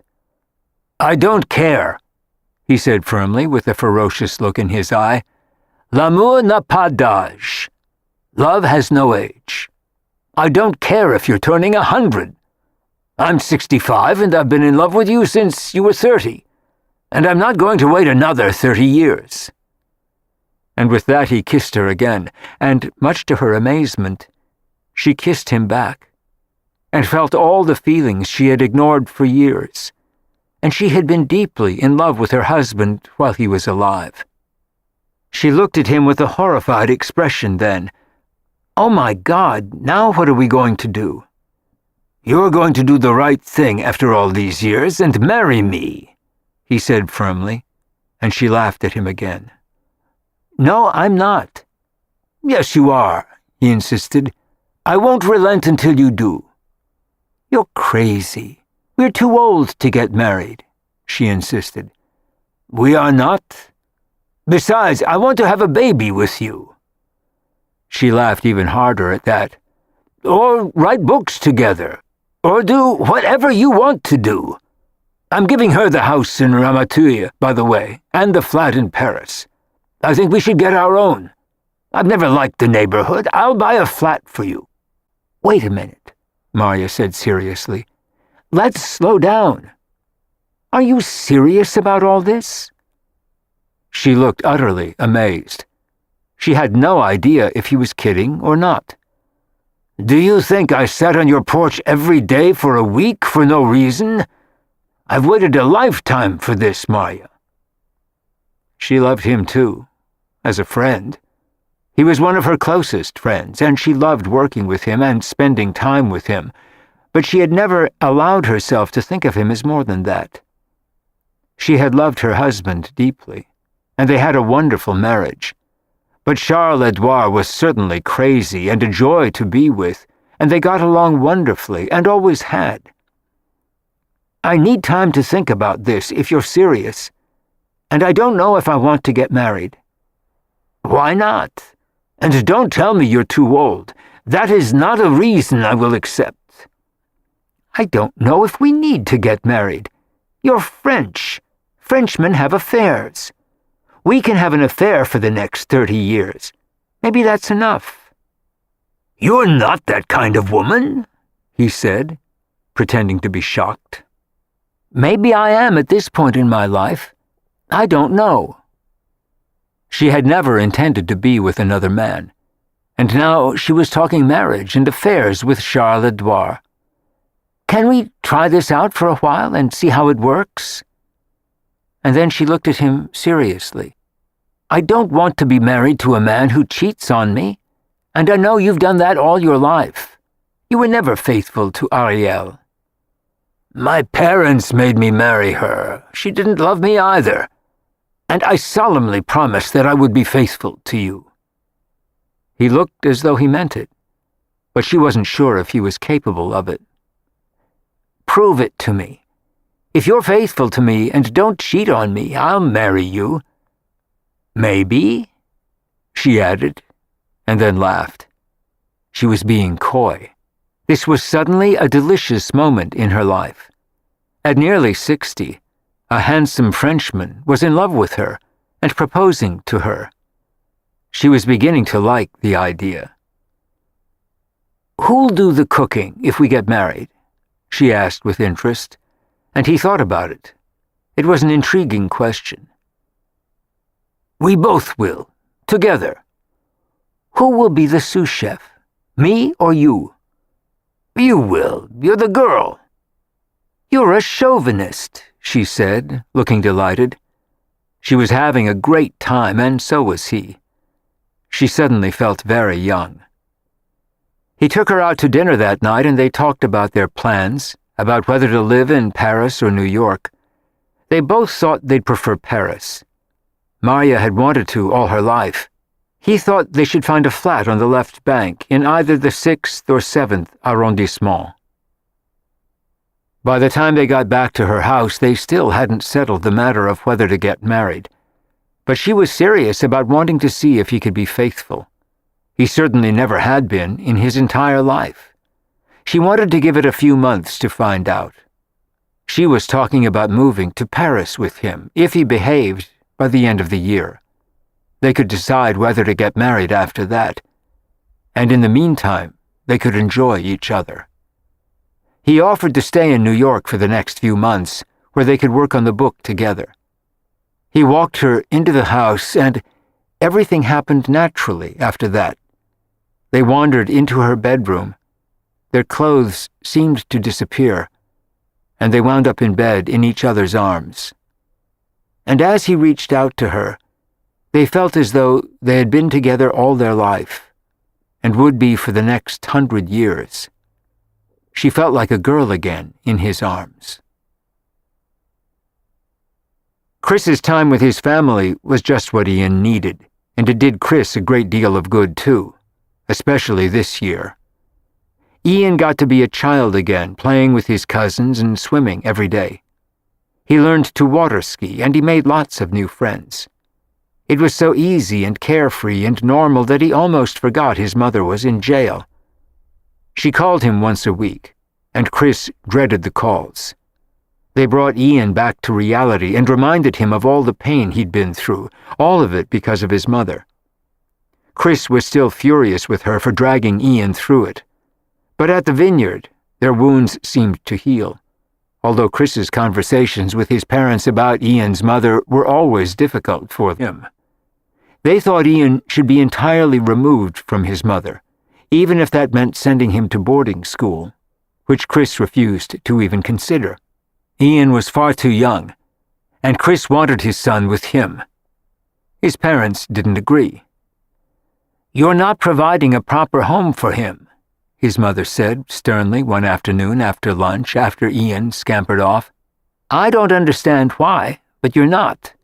You're living in a house full of people, with roommates or a commune of some kind, like a student. You have a child, Chris, and if you can't provide a proper home for him, you should send him away to school, or at least get your own apartment and a nanny to take care of him. And the farther away you get him from his mother, the better off he'll be. He should see as little of her as possible. Chris didn't disagree with that, but he was violently opposed to all the rest. And Ian was his son, not theirs. It was easy for them to sit on the sidelines and criticize him. They weren't the kind of grandparents to want hands-on involvement, but they felt they had every right to comment on how Chris was bringing Ian up, and they didn't approve. "I don't live in a commune," Chris said hotly, "and my housemates are wonderful, intelligent people who add a whole other dimension to Ian's life, much more than any nanny. I moved in for convenience before Ian came to live with me, because I wasn't ready to set up an apartment. But now I see what these people add to Ian's life. It would be a real loss to both of us if we moved." He believed it profoundly, but his mother wasn't convinced. "It's all a bit too modern for me," his mother said bluntly. "Children need a mother and a father and a proper home. In a case like yours, with a mother like Kimberly, Ian is certainly better off alone with you, but only if you can give him a sane, normal life in a real home, not living in a room in someone else's house." "I'm sorry, but I just don't understand that, Chris. It's not like you can't afford to get your own place. This is sheer laziness on your part, and Ian will pay the price for it later on. What does he tell his friends at school? Who does he say those people are? You're too old to live with roommates, Chris, and you have a child." "I'm well aware of that, Mother," Chris said coldly. His father had made similar comments to him several times. He referred to Chris's alternate lifestyle as unsuitable for a child. They were both very conservative people, and Chris renting a room in a house in the West Village and having Ian live there with him seemed like a very bad idea to them. His father said it was irresponsible, and his mother was saying much the same thing. It was impossible to explain to either of them the kindness of Francesca, Maria, and Eileen to his son. Ian lived in a very special world with 4 adults who doted on him, and even Charles-Edouard, the French chef, had been kind to him. Ian wasn't living alone with a single father. He was living in a tribe, and in some ways Chris felt it was the best possible antidote to the agonies his mother put him through.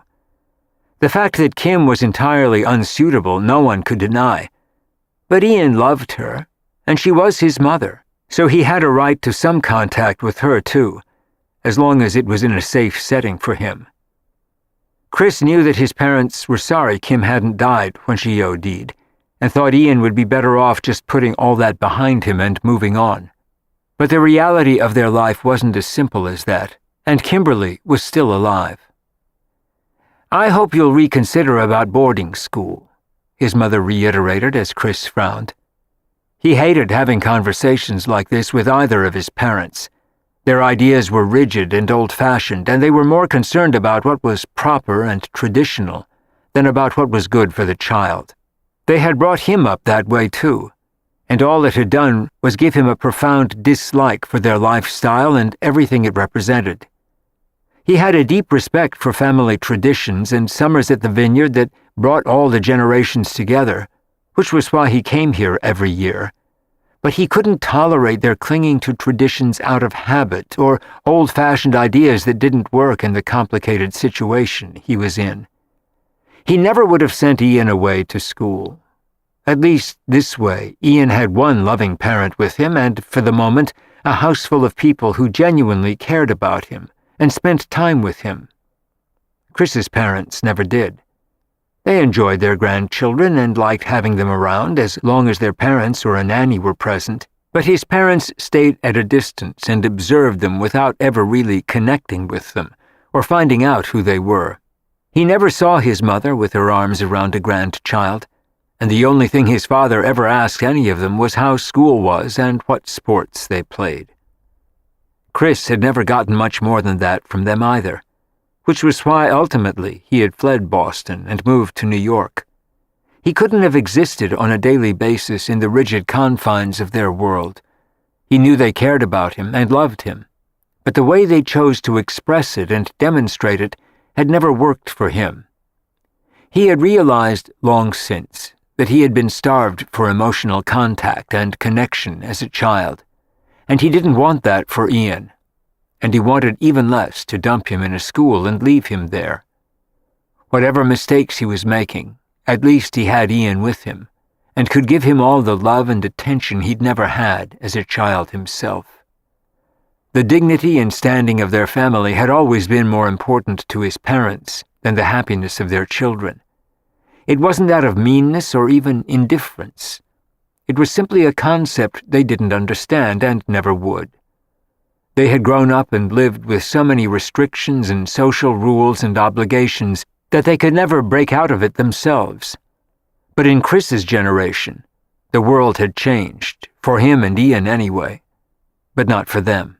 They still lived as the family had for generations, governed by rules that were meaningless to Chris now. All he had wanted as an adult was to get away from all that, which had always made him something of a rebel and a misfit in their midst. He still came home for summer vacation and holidays, but rarely for anything else, and it was particularly hard for him being there this summer.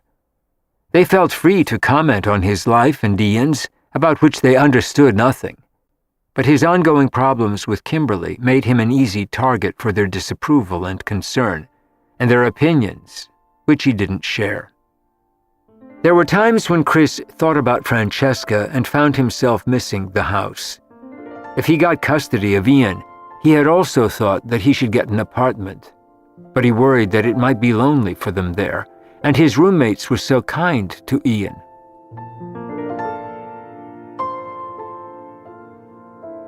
This is the end of disc number 4. Please insert disc number 5.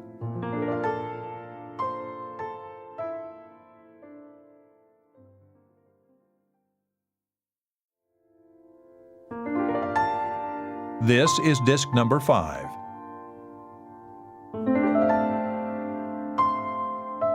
There were times when Chris thought about Francesca and found himself missing the house.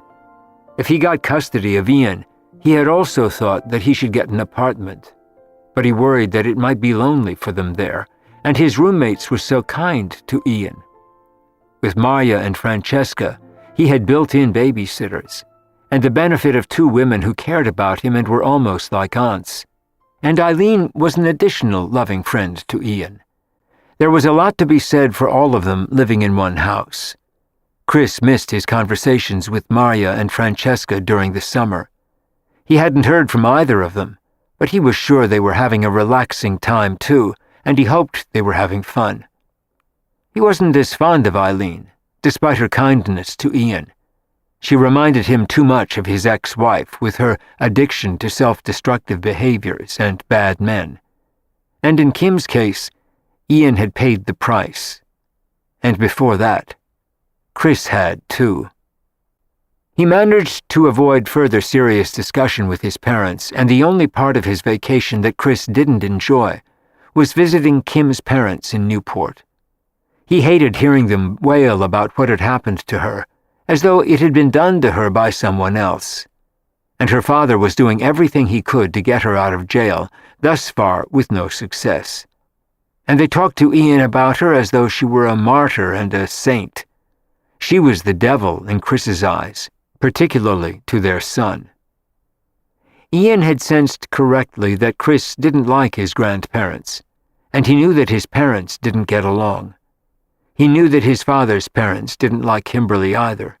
He hated that everyone was mad at someone else. He talked about Francesca and Marya a lot, and occasionally Eileen, and when people asked him who they were, he said they were his friends. He told Chris he couldn't wait for Marya's Mickey Mouse pancakes when he got back, and they laughed about Charles-Edouard and the trick he did with the eggs. Ian loved it when he dropped them on the floor and made a mess. In the end, they had a great summer. Ian grew 2 inches, and Chris finally relaxed. Chris enjoyed seeing his brother and sister and their children, although he and his siblings were no longer close. They had turned out to be too much like his parents and remained in the mold they had grown up in. But he was happy to see them, and Ian loved playing with his cousins at the family compound. They were both tan and happy, and the younger generations spent a lot of time on Chris's parents' boat. It was a handsome sailboat with 4 cabins and a teak deck, not unlike the one they'd had when Chris was a child. Ian loved that best of all. They were both going to miss it when they went back to New York. And when they got back, Chris was going to begin the permanent custody battle. He was determined to win. He was never going to give Ian up again. Francesca's time on the sailboat in Maine was easy and freewheeling. Todd's friends were wonderful to her, and they said nothing to her about Todd and his fiancée, although they had been there the week before, and they'd had a good time with them. But they had a good time with Francesca, too. She relaxed and had fun and stopped worrying about the gallery. For once, she didn't think about anything except the wind and the sails, what time dinner was, and if she wanted lobster or steak. It was a totally self-indulgent time. She didn't have a single call while she was away, not a text message or an email. Her BlackBerry was silent for 3 weeks. It was exactly what she needed. But she decided that her mother was right. Next year she needed to do something new. It was a slightly odd sensation spending her vacation with Todd's friends and following in his footsteps like a shadow. She thought about going to Europe next year, or somewhere alone. She almost felt ready for that. At the end of the vacation, Francesca thanked her hosts profusely for their hospitality. She flew from Bangor to Boston, changed planes, and from there she flew back to New York. And as they landed at LaGuardia, she was thinking about Ian and Chris. They had been gone for a long time, and she missed them. She missed seeing Ian's funny little face and talking to Chris. She wondered how Ian's mother was doing in jail. Francesca looked happy and relaxed as a cab took her into the city. She had a deep tan, and her hair was blonder than ever.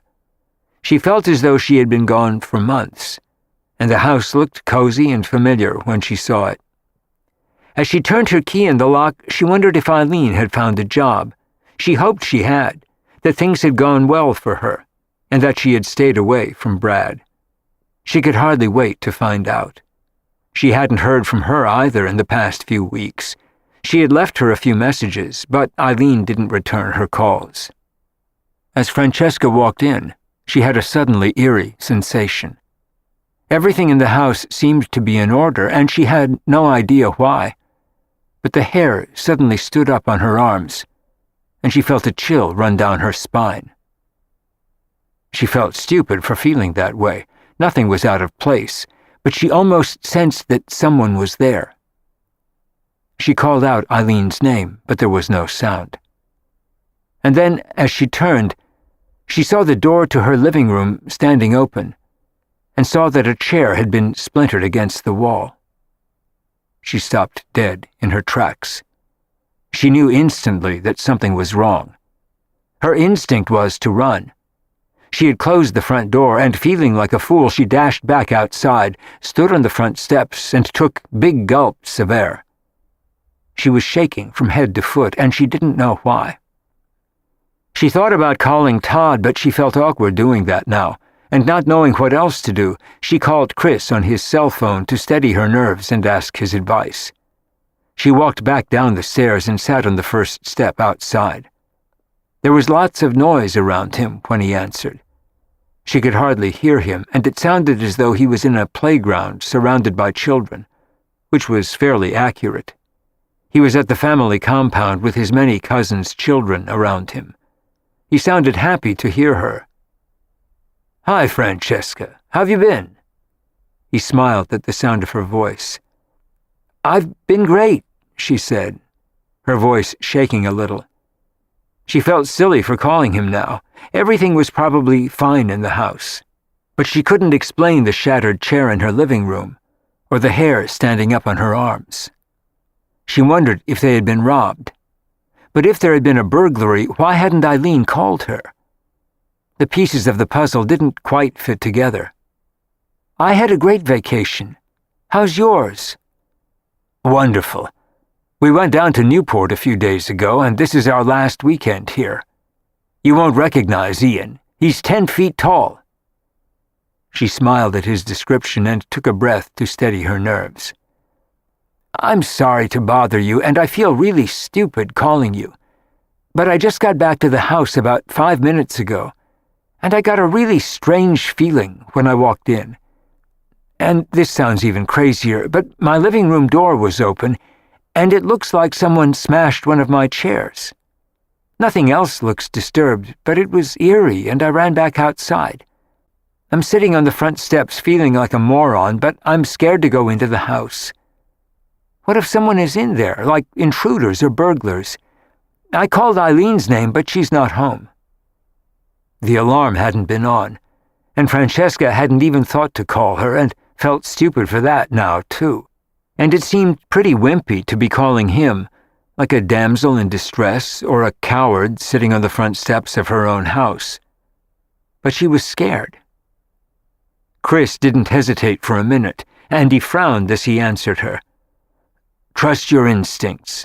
Whatever you do, don't go back in. Call the police. There may be someone in there.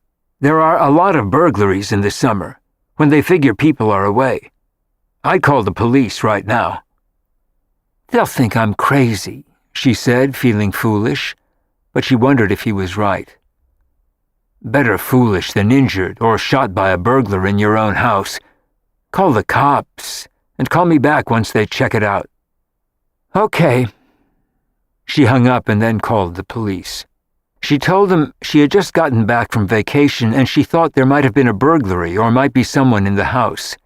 She couldn't explain the shattered chair to herself, unless one of Eileen's internet boyfriends had gotten drunk and gone nuts. The police told her it wasn't a problem, instructed her not to go back in, and promised to be there in 10 minutes. They were there in 5. They had a car with 2 patrolmen nearby. She described the feeling she'd gotten and what she'd seen, and they told her to wait outside. They asked her if anyone else lived in the house. She described the other occupants and said that all of them were still away, except one who had stayed in town, and she might be at work or asleep upstairs. She described the layout of the house and who lived where. She said Eileen lived on the top floor and everyone else was gone.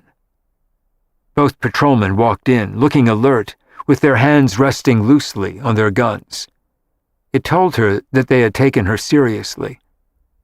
She thought of calling Chris while she waited, but she didn't want to bother him again, and more than likely they would find nothing more than the broken chair.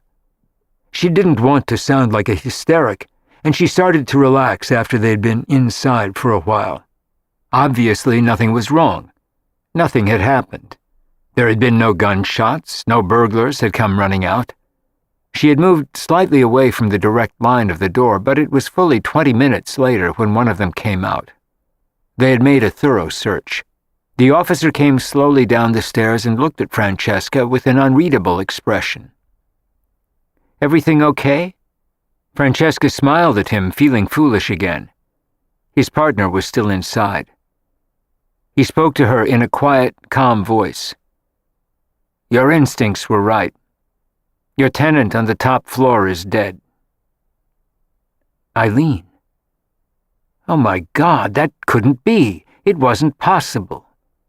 Francesca felt like she was going to faint. He led her back to the steps and helped her to sit down.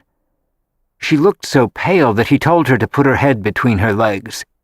It took Francesca a minute to catch her breath. "She can't be dead," Francesca said in a choked voice. "She's 23 years old." As though that made it impossible. Francesca's mind was a blur. She couldn't think. "She was severely beaten and strangled. We're not sure, but she may have been raped. She's naked in her bed. She's been dead for about 3 days. Do you have any idea who might have done this? Did she have a boyfriend? An ex-husband? It doesn't look like it was done by an intruder. Very little is disturbed in the house. A couple of chairs, and that's about it." Francesca was staring at him with wide eyes.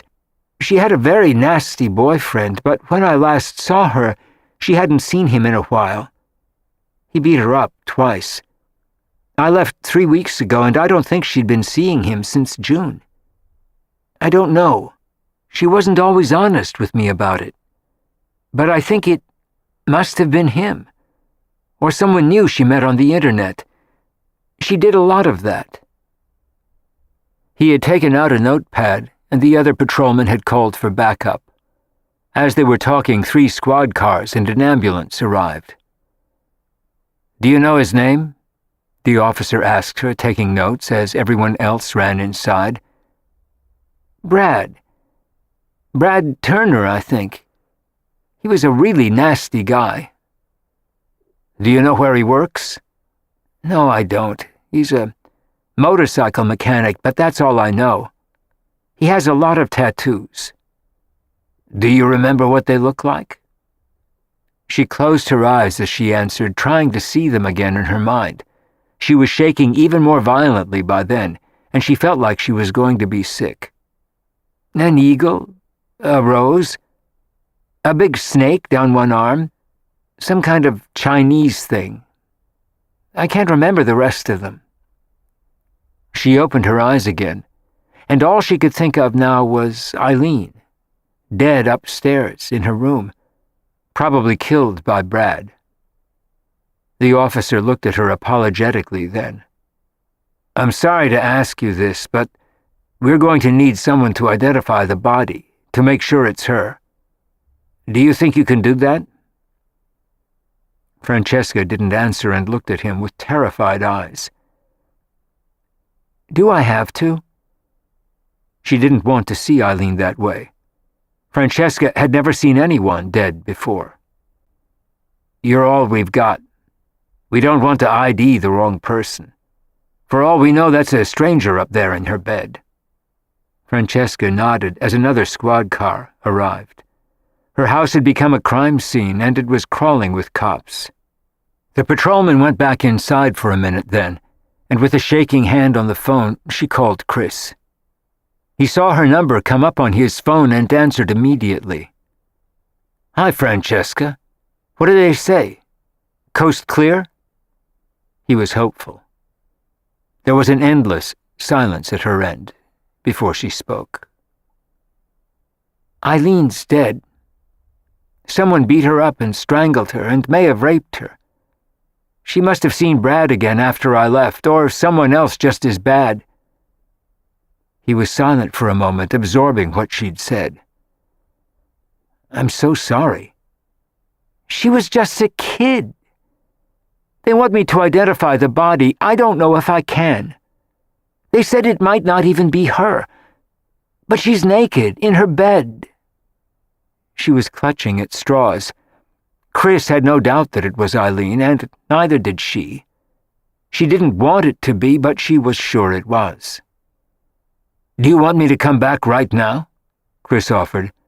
"I can be back in a few hours." "It's okay. It'll just scare Ian. When were you planning to come back?" "In 3 days. I can shorten the trip and come back tomorrow. I don't think you should be there alone." "I won't stay at the house." There was no way she could now. "I'll go to a hotel." "I'm so sorry you have to identify the body. If they'll wait, I'll do it when I get back." He didn't want to either, but he would have done it for her. "I should do it, so they can call her parents." Not that her father would care, but she had 5 siblings and a mother, and they had to know. She deserved at least that.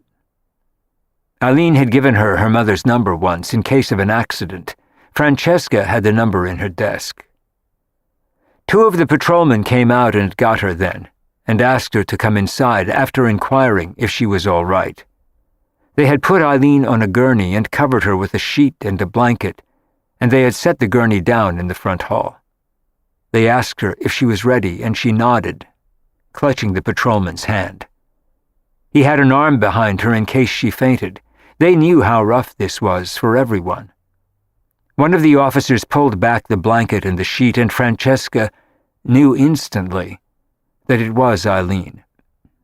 Her face was beaten almost to a pulp, but she was recognizable. Francesca nodded, and they covered her up again and took the gurney out.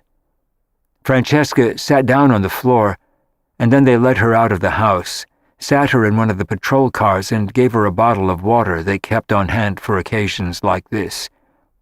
She knew it must look to the neighbors like she was being arrested, but she didn't care. She was crying when she called Chris again. "It's her. He almost destroyed her face. I'm so sorry. Why don't I leave Ian here with his cousins and come into town? I don't want you there alone." "Thank you," was all she could muster, and hung up. She leaned out of the patrol car then, and threw up. They drove Francesca to the station and had her sign her statement. They did a composite computer sketch of Brad, according to her description, and put out an all-points bulletin for him. And then they called Eileen's mother and told her, after Francesca told them where the number was in her desk. The house was locked up after that. They said Eileen's mother wanted her cremated and her ashes sent to San Diego. There was going to be no funeral or memorial service in New York. She had no real friends except her roommates and the men she met on the internet. In the end, her internet obsession had killed her. Francesca knew that if it hadn't been Brad, it had been someone else she met online. She took too many risks. Francesca couldn't believe it, but the sweet little girl next door, with the freckles and red hair and pigtails, was dead. She had looked so innocent and cute the day Francesca had left. It had been the last time she'd seen her, as she waved goodbye from the steps. The police took Francesca to the Hotel Gansevoort. She took a room and sat there shaking. She didn't want to go back to the house, and it seemed like hours later when Chris called her. She had lost all track of time. He was on his way in from the airport and wanted to know where she was. She told him, and he was there a few minutes later. She opened the door to him and nearly fell into his arms. He stood there and held her, and then sat down on the bed with her as Francesca cried. "Stupid kid," was all he could bring himself to say. He was angry and sad all at the same time, and if it hadn't been Eileen, it could have been his wife a dozen times. She had just been lucky so far, but one day she wouldn't be. One day she would wind up like Eileen, only with a needle in her arm, and Ian would be heartbroken. He hated them for the risks they took, the people they hurt, the hearts they broke, all the tears that were shed for them. Francesca cried herself to sleep in his arms that night. He lay on the bed next to her and held her as he had Ian so many times. And in the morning, Francesca got a call from the police. They had Brad. They had run fingerprints on him and from the scene. The prints matched. It was him. They would do DNA tests, but all the puzzle pieces fit. The evidence was conclusive so far. Brad had killed Eileen. Chapter 14. Francesca woke up feeling groggy and confused, unsure if what she thought had happened had been a dream. She had fallen asleep in her clothes on the bed next to Chris in the room she had taken at the Hotel Gansevoort.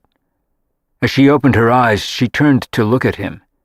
He was still lying next to her, and he was awake. "Did I dream it?" He shook his head.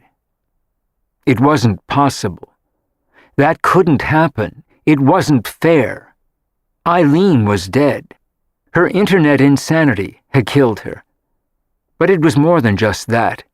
It was Eileen's appalling judgment, her addiction to bad men, and her lifetime familiarity with abuse. All of that had contributed to her sad end. They all knew lots of nice people who had met each other online, fallen in love and gotten married. But mixed in with the good ones were terrifyingly bad ones, and Brad had been one of those. And Eileen had become too addicted to him and the abuse to save herself. She had gone back for more, one last time. One time too many. Chris had checked and Brad was still being held on suspicion of her murder. They wanted Francesca and Chris to identify him in a lineup, and then they would arraign him the next day. They had already started the DNA tests from his skin to match traces found under Eileen's nails. They would have partial results in 3 days.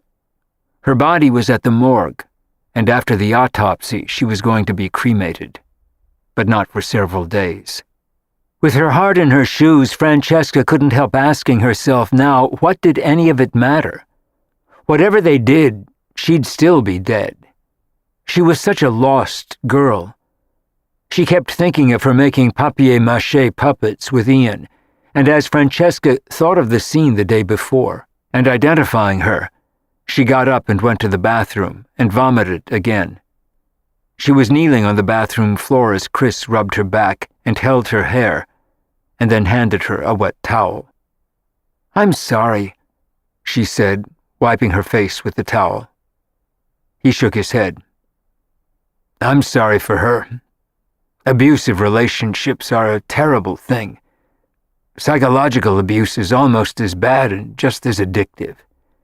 I think people stay in it or go back so they can turn it around and convince their abuser that they're nice people and don't deserve it. They always get blamed, and sometimes they get killed. She just wasn't strong enough or healthy enough, I guess, not to see him again."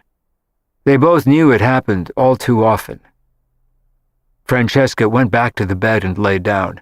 The thought of getting up was too much for her. She wanted to lie there forever as Chris sat on the bed next to her and stroked her hair. Maria and Charles-Edouard had just come back from a walk in her garden and were starting to make breakfast when Chris called on Maria's cell phone. It was sitting on her desk, and she didn't rush to get it. She wasn't expecting any important calls. She wanted to enjoy Charles-Edouard, and she was still in vacation mode. She didn't recognize the caller's number when she picked up her phone, but she answered anyway, and was surprised to hear Chris's voice. "Hi, Maria," he said in a hoarse, somber voice. He hadn't gotten much sleep and had watched Francesca for most of the night. She had woken several times in tears.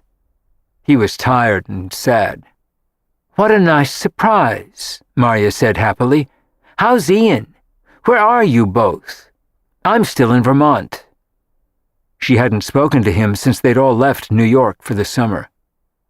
"I'm in New York with Francesca," Chris said quietly as Francesca listened. She had asked him to make the call. "Ian's at the vineyard. I'm going back for him in a couple of days." "Is something wrong? Is Francesca okay?" It seemed odd to Maria that he would be with her, or said it that way, and he sounded upset. "She got back yesterday, and I'm sorry to call you, but something terrible happened at the house. Eileen was killed a few days ago, probably by Brad." "Oh my God, how awful!" Tears instantly filled Maria's eyes, imagining it. She was such a sweet, silly, innocent young girl. Charles-Edouard was watching her and was instantly concerned, with a question in his eyes. "Did Francesca find her?" She hoped not. She couldn't imagine a more traumatic scene than that. "She thought something was wrong when she walked in. She called me and I told her to wait outside and call the police. They found her. She was dead in her room. He strangled and beat her. They have him in custody now. We have to identify him today." He didn't tell her that Francesca had identified the body the day before. Francesca was lying on the bed listening to their conversation with her eyes closed, deathly pale, and he was holding her hand. They were two very sad friends, and he was glad to be there with her. "Do you want me to come down? We could be there in a few hours." He noticed the "we," but thought she was confused with all the strong emotions of the terrible news about Eileen. "There's not much you can do. We're okay." He said it, but neither of them felt it. "Are you staying at the house?" The idea of that was shocking, and she wasn't sure what they would do. "We're at the Gansevoort," he said calmly, and the police had given them the name of a service that specialized in cleaning up crime scenes. Once they had all the evidence they needed and had taken photographs, the service would come in and strip any evidence of the crime. It would take a few days. If necessary, they would repaint the room. That happened more frequently when there were gunshots involved. It sounded like a grim job to him. "Everything should be in order by the time you get back." But in order or not, Eileen would never be there again. Francesca had already decided that morning that she didn't want anyone else in that room.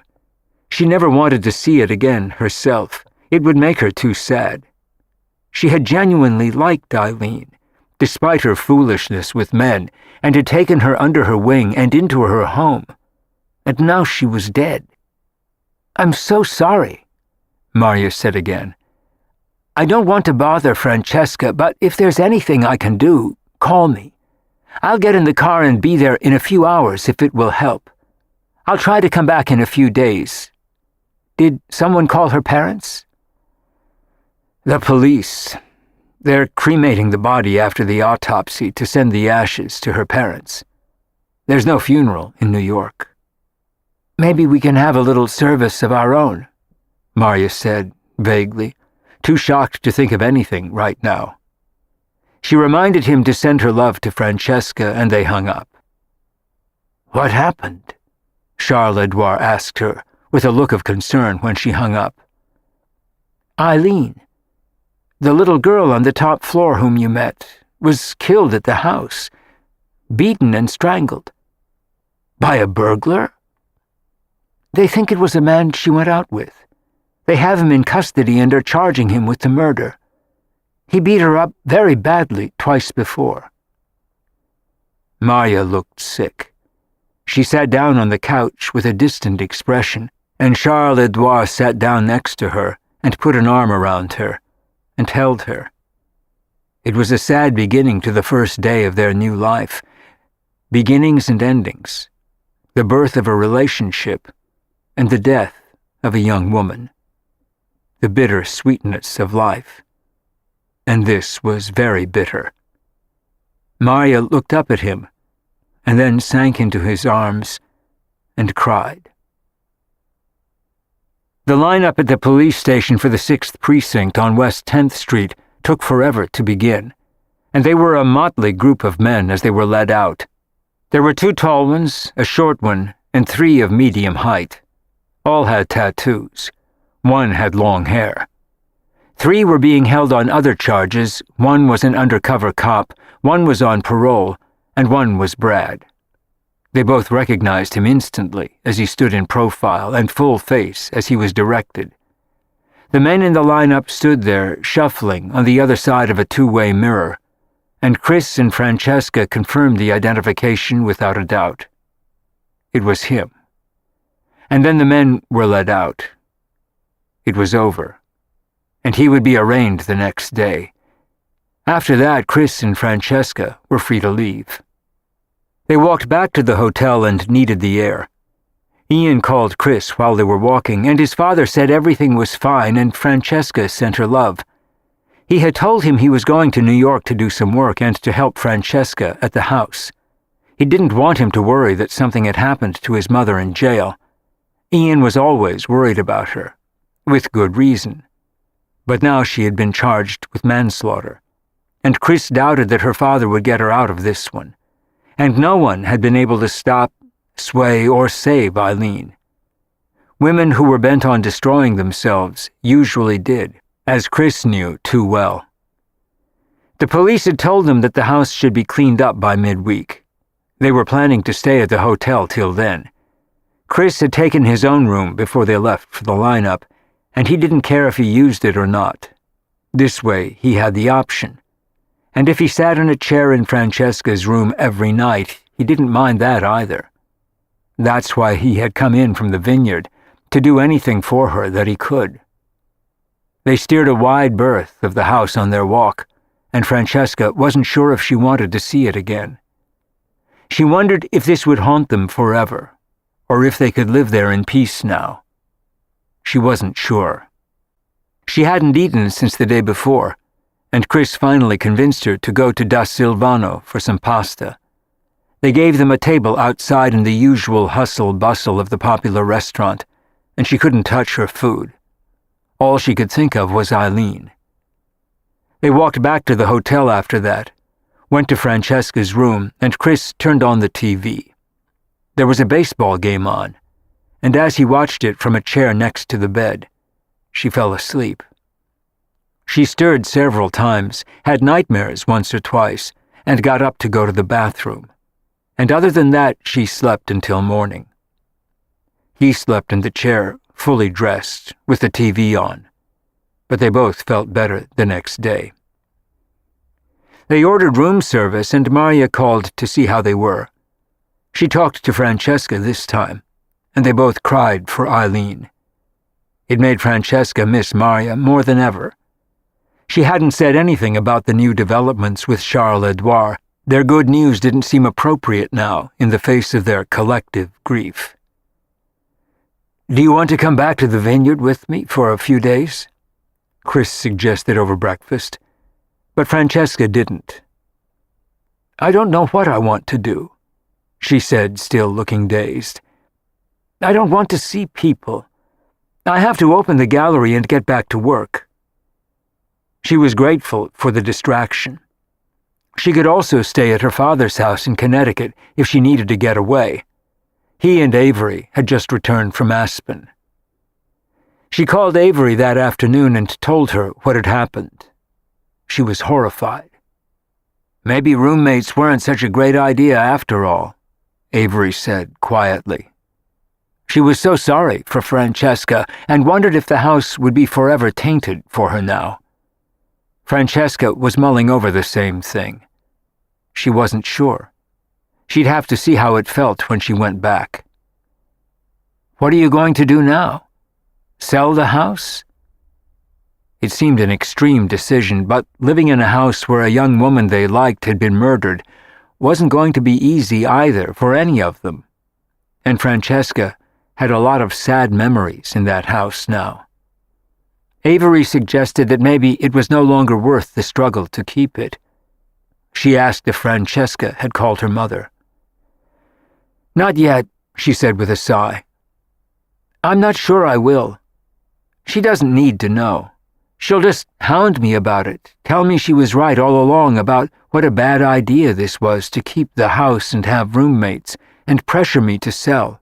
I need to figure that out for myself, if that's what I want. I just don't know yet." "You will, at the right time. It's too soon, unless you're sure you want to sell it." "I'm not. I still love the house. I just hate what happened there. I keep wondering if there was something else I could have done or been stronger with her. But I was her roommate or landlady, not her mother. I couldn't forbid her to see him. All I could do was tell her she couldn't have him to the house, but she did anyway when I was gone. And I kept begging her to get help and stop picking up guys on the internet. I think maybe she was a lot more complicated than she appeared, with a bad history of abuse from her childhood. Maybe she was drawn to people like that, and she would have found a Brad anywhere. She didn't need the internet to do it. We all have our secrets and our problems and our issues. I'm still trying to get over Todd. Maria, the death of her husband. Chris is dealing with his heroin addict ex-wife and trying to keep his son safe. We all have our struggles, and I guess things aren't always what they appear. They weren't with Eileen, and look what happened to her." Francesca was crying again when she said it. She had really liked her, and no one she knew had ever been murdered. It seemed like such a terrible way to die, strangled and beaten in her own bed. But he had given her plenty of warning that he was a dangerous man, and she'd still tried to turn it around, instead of running as fast as she could in the opposite direction, which would have been the sane and healthy thing to do. Eileen just wasn't healthy, and she had been addicted to Brad and his abuse, and had paid the ultimate price. Avery reminded her that the statistics on abusive men and abused women were horrifying. 75% of men who threatened to kill the women they were involved with actually did. Now Eileen was just one more statistic, instead of the sweet, freckle-faced girl upstairs. Her dating games with total strangers and her lack of judgment about them had been her downfall. Chris went back to the vineyard the next day to pick up Ian and promised to return as soon as he could. Francesca insisted she was all right. She opened the gallery and kept her room at the Gansevoort. Her suitcases were still in the front hall of the house from when she arrived, and she had them brought to the hotel. And she told Maria that she didn't need to rush back either. There was nothing for them to do. Eileen's room was being stripped and steam cleaned and repainted, the furniture removed. Her things were being boxed and sent to San Diego after the police went through them and took what they needed as evidence. And then Francesca was planning to close the room and lock it. She didn't even want to go in there. She was eliminating the top floor of the house for the time being. She couldn't imagine anyone who would want to live there, knowing someone had been killed in that room. It meant that she would be paying half the mortgage payment instead of a quarter, with 4 of them there. It was what she had paid when she lived with Todd. But she couldn't figure out any other way to do it for now. She didn't want another tenant to replace Eileen, just Chris and Maria, and of course, Ian. They were adults, used good judgment, lived sane lives, and put none of the others at risk, nor themselves. She couldn't go through the trauma of someone like Eileen again, no matter how much she liked her. And you just never knew what people did in private. Neither she, Maria, nor Chris even had relationships or partners. They were 3 adults on their own, and 1 small child, whom they all loved. Eileen had been too immature and too damaged to be responsible, and Francesca blamed herself for not understanding it sooner, before something like this happened. Maybe in another living arrangement she wouldn't have been killed. They had all been gone all summer, and she had been easy prey for Brad. The police informed her that Brad had been arraigned and bound over for trial. He had pleaded not guilty on the advice of the public defender who represented him. He wanted his day in court, although they said he might plea bargain in the end. But there wasn't much they could do with cold-blooded murder. The initial DNA tests had linked Brad to the murder. They said it would take about a year to come to trial, and he would be in jail without bail until then. It reminded her of Chris's ex-wife, who was still in jail, pending her trial, too. They were trying to make a deal for her, but the district attorney wasn't letting her off the hook. She was responsible for the addict she had shot up with, and to whom she had supplied the drugs.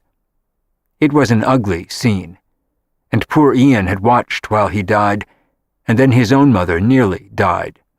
And he had told Chris that he had seen them shoot up, just as he had before. Chris was planning to use it all as evidence in the custody case. He didn't want his son living with a woman who did drugs in front of him, even if she was his mother, and had unsavory people around, like drug dealers and other addicts. And he was going to ask for supervised visits when she got out of jail. He didn't want Ian alone with her ever again. And he had no hope she would clean up. She never had, despite all the fancy rehabs she had gone to for years. Her parents wanted her to clean up, and so did he. But she never did. She was too much of an addict to care. All she wanted were her drugs, at whatever price. Just as Eileen had wanted Brad.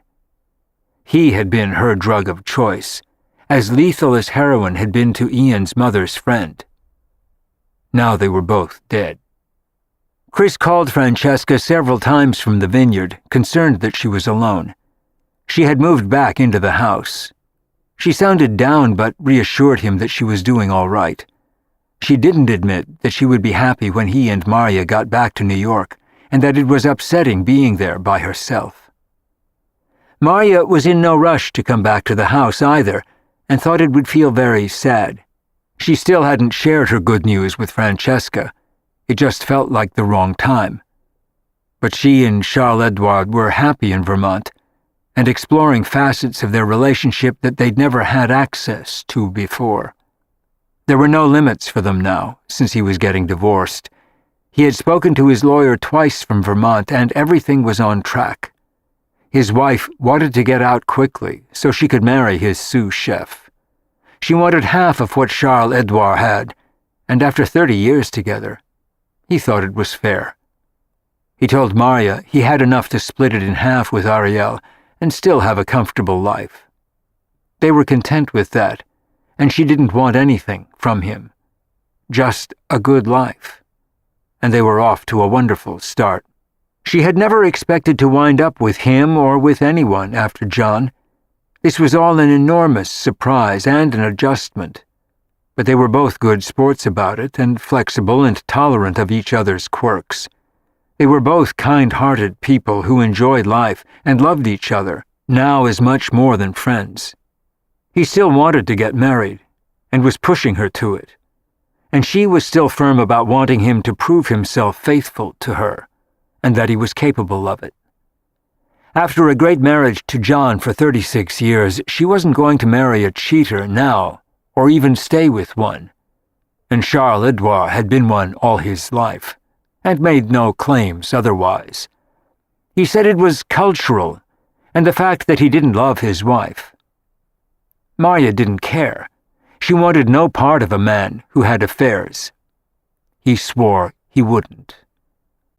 They had a wonderful time in Vermont together, driving around, and they took a gondola up the mountain at Stowe.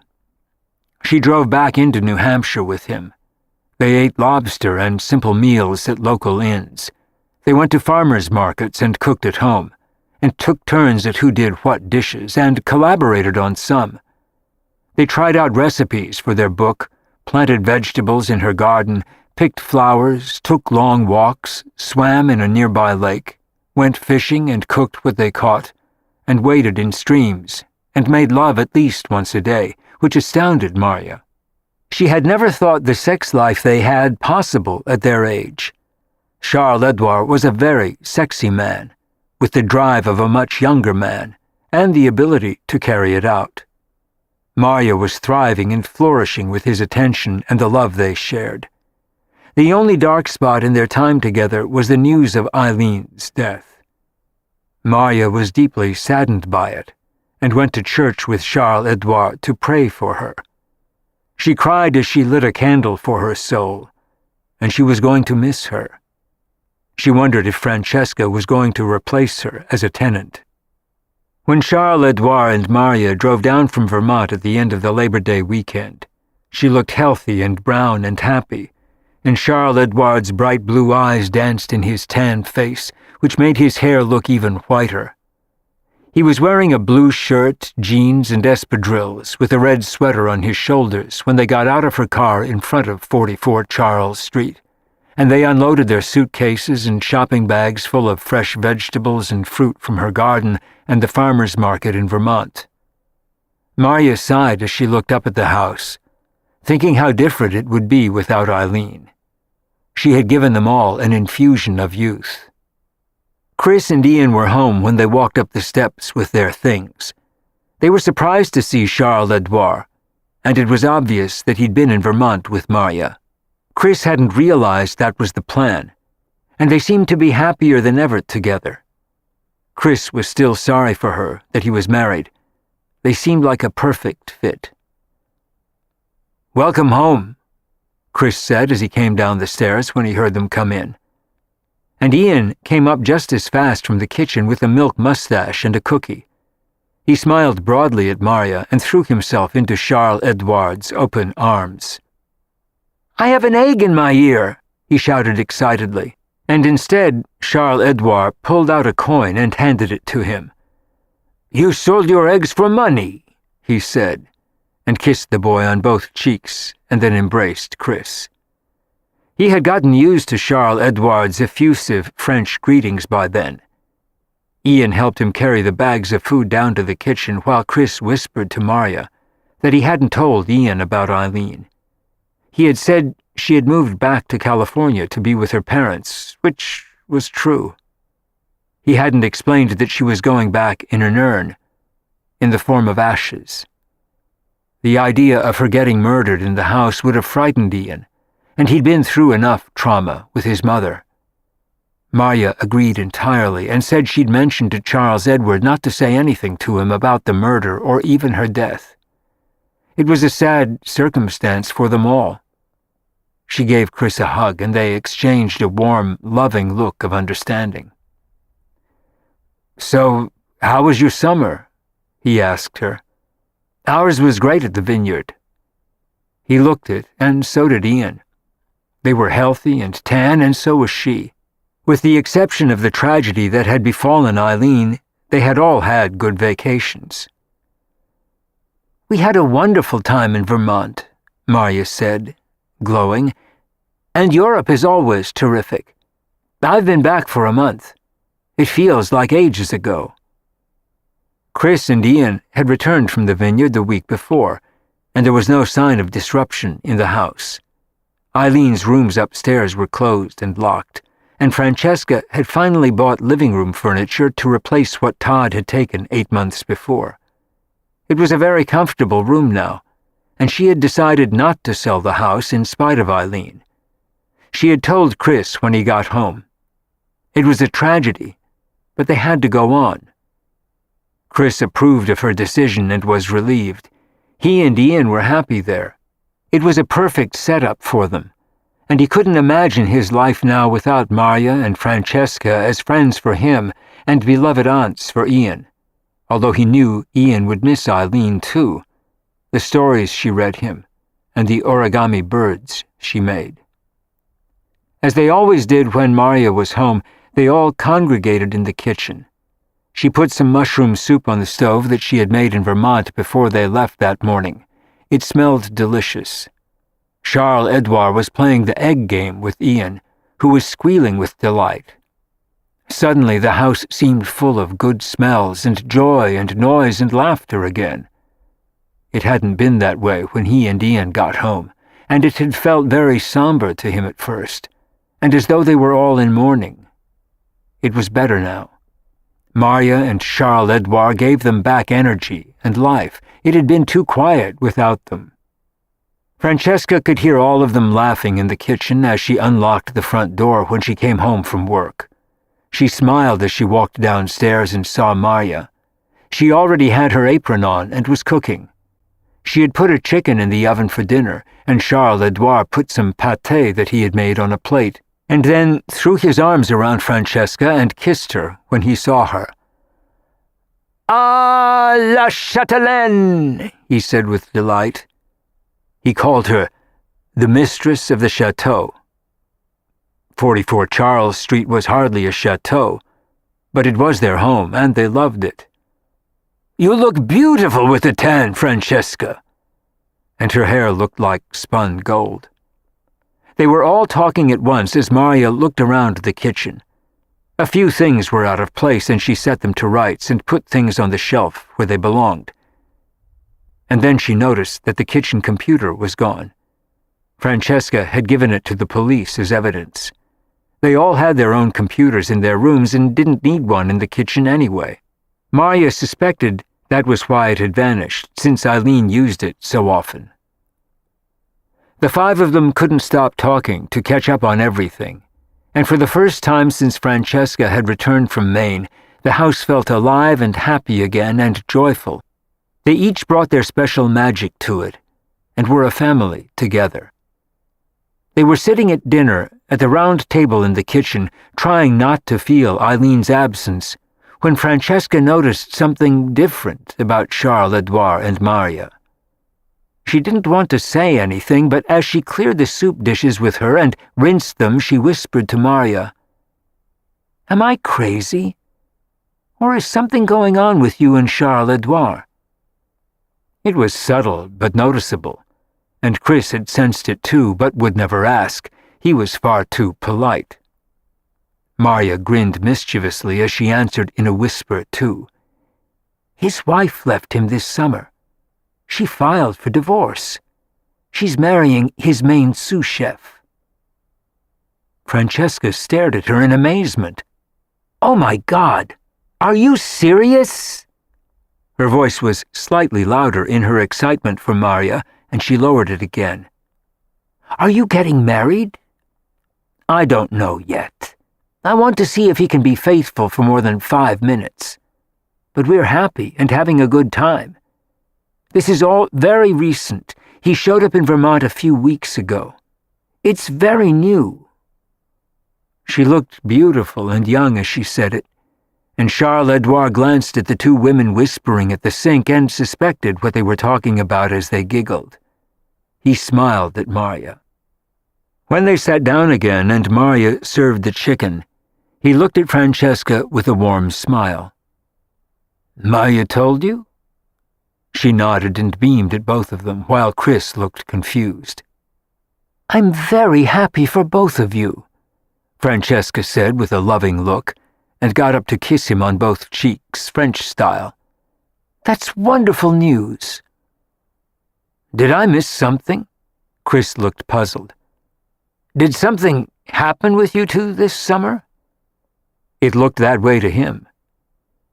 "We're in love. My wife is divorcing me." He looked extremely happy about it as he beamed at Chris. "Good for you both," Chris said with a broad smile. "I'm happy for you." He meant it, although he wouldn't have wanted to be in that situation himself. He had sworn off love forever after Kimberly. He always insisted that he didn't miss it. His life was peaceful and sane, and he had Ian. "That's exciting. When did all this happen?" "In Vermont," Marya filled in.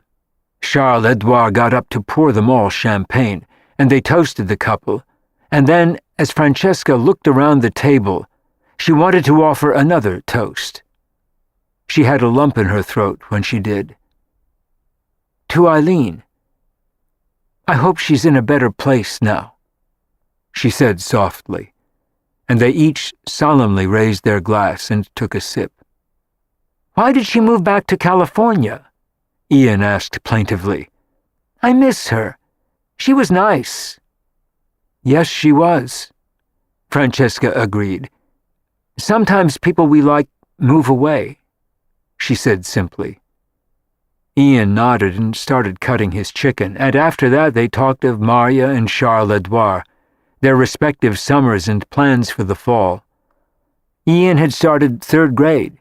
Francesca had a heavy exhibition schedule at the gallery, including 2 one-man shows, and she wanted to go to Art Basel in Miami in December. Charles-Edouard and Marya had their book to write.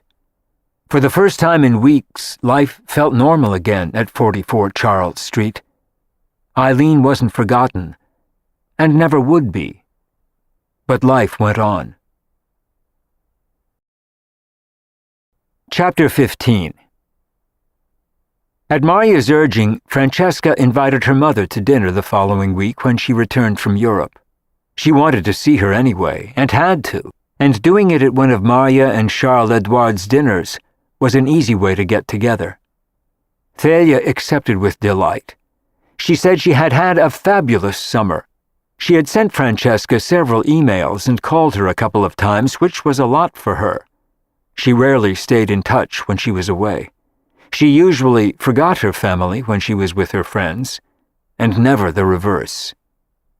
She had stayed longer than planned in Venice and had a terrific time, and she thoroughly enjoyed the meal prepared by Marya and Charles-Edouard when she came to dinner. She still flirted with him whenever she talked to him, but she seemed a little less outrageous about it now. She had worn a black sweater and slacks instead of a short dress and high heels.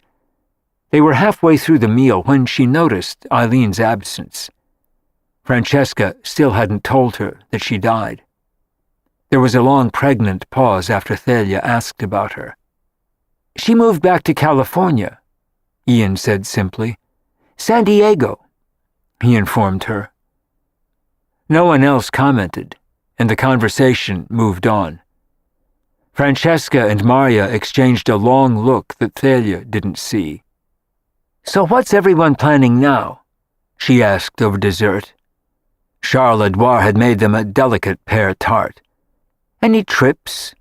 "I'm going to Gstaad for Christmas," she announced. Her friends in Venice had invited her to join them at their chalet there. It was one of the fancier ski resorts in Europe, and Thalia went at least once every winter, sometimes twice. No one else had any major plans.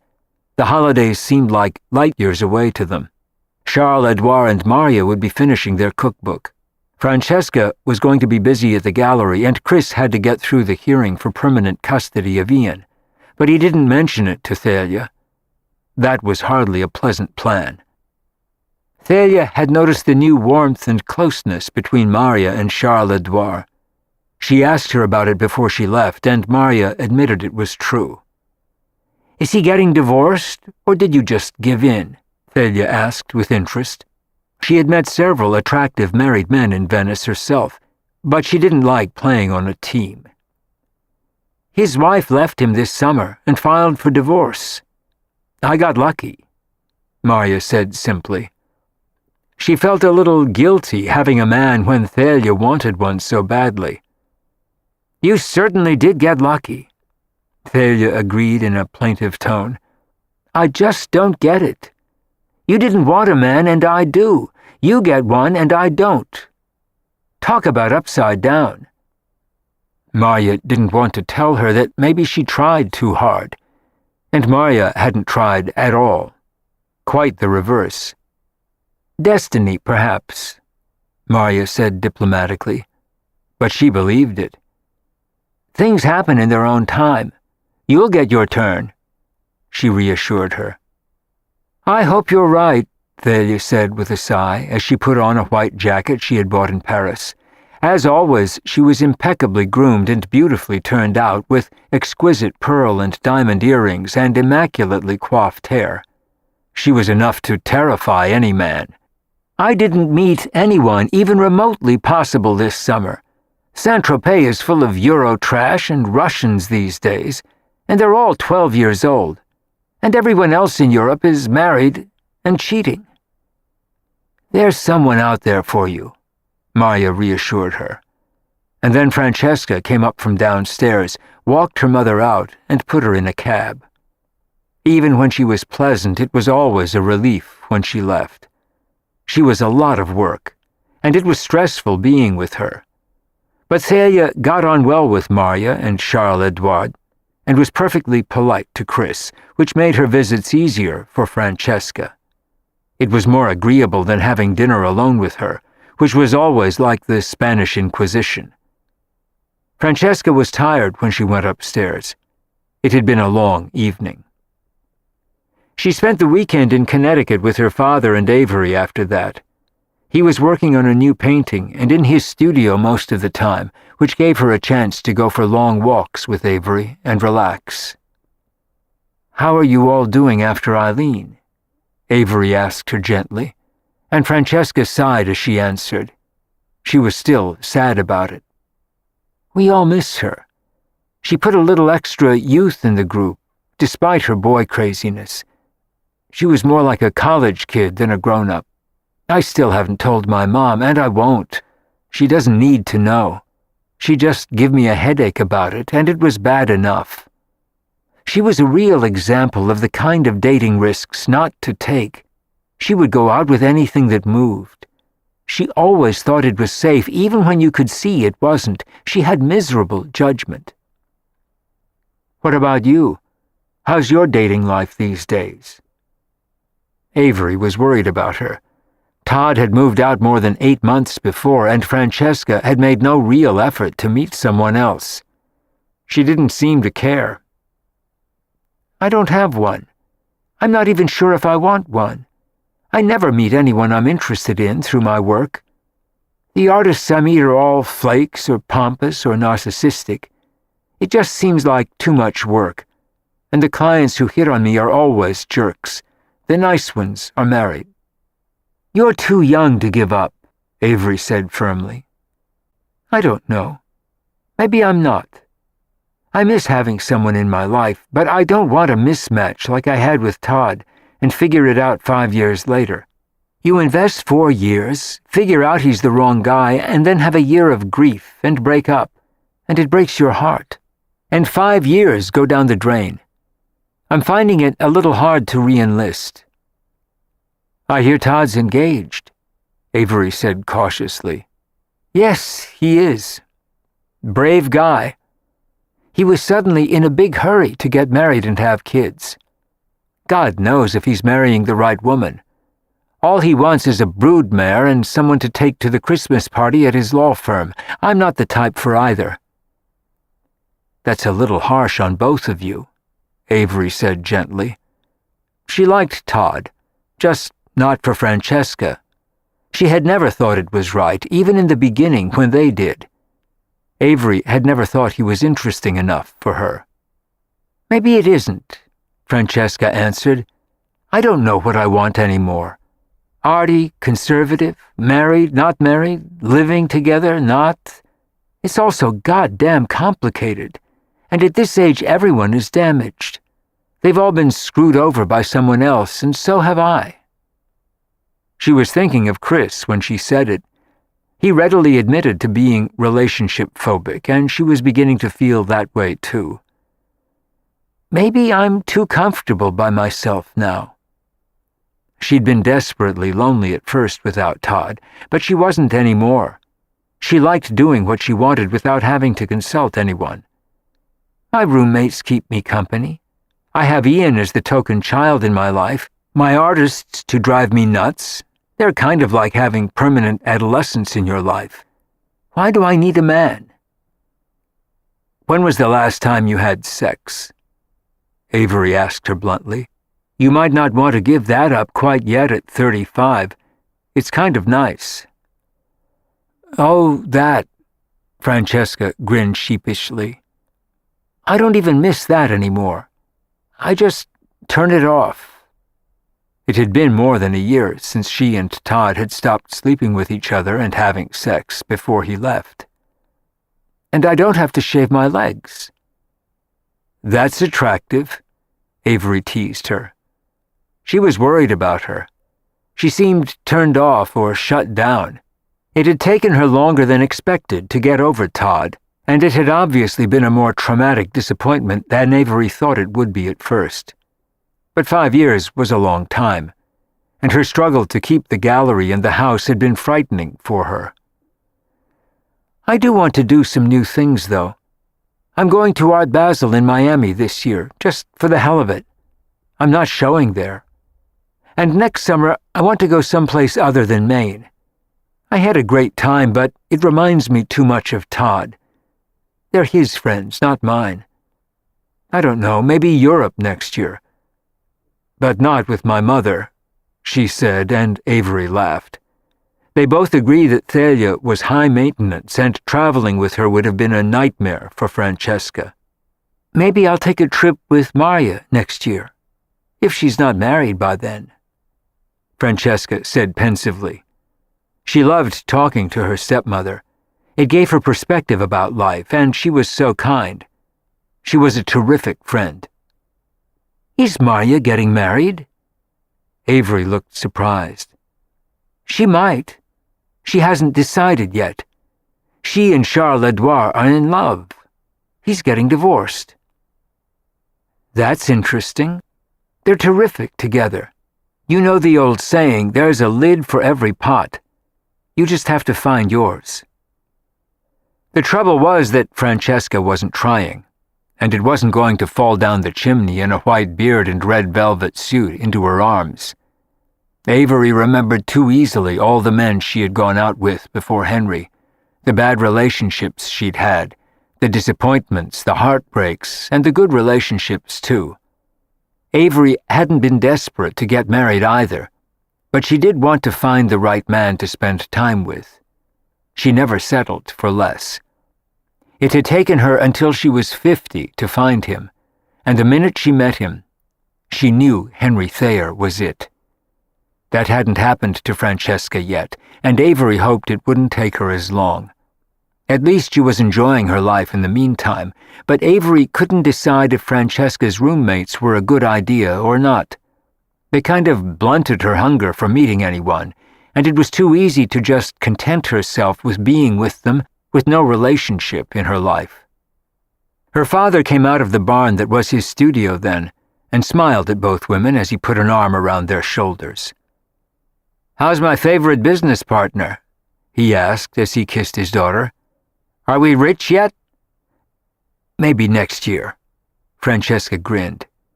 But the gallery was doing well, better than it had the year before. Little by little she was building the business and it was making a small profit, more so than before, although not a big one yet. But it gave her hope. She was hanging in. Before she left Connecticut after the weekend, Francesca promised to invite them for one of Charles-Edouard and Maria's world-famous dinners, and her father was thrilled. He liked them both, although he had only met Maria twice and Charles-Edouard once. But he thought he was a great guy, and he loved the Cuban cigars he had shared with him, even if Avery disapproved of their smoking. Francesca thought about it on the drive home, and once again Avery had given her perspective. She thought about what she'd said about dating and finding the right lid. In her case, she wasn't even sure of the size and shape of her pot, let alone what lid would fit on it. She felt as though she had changed a lot in the last year, without Todd.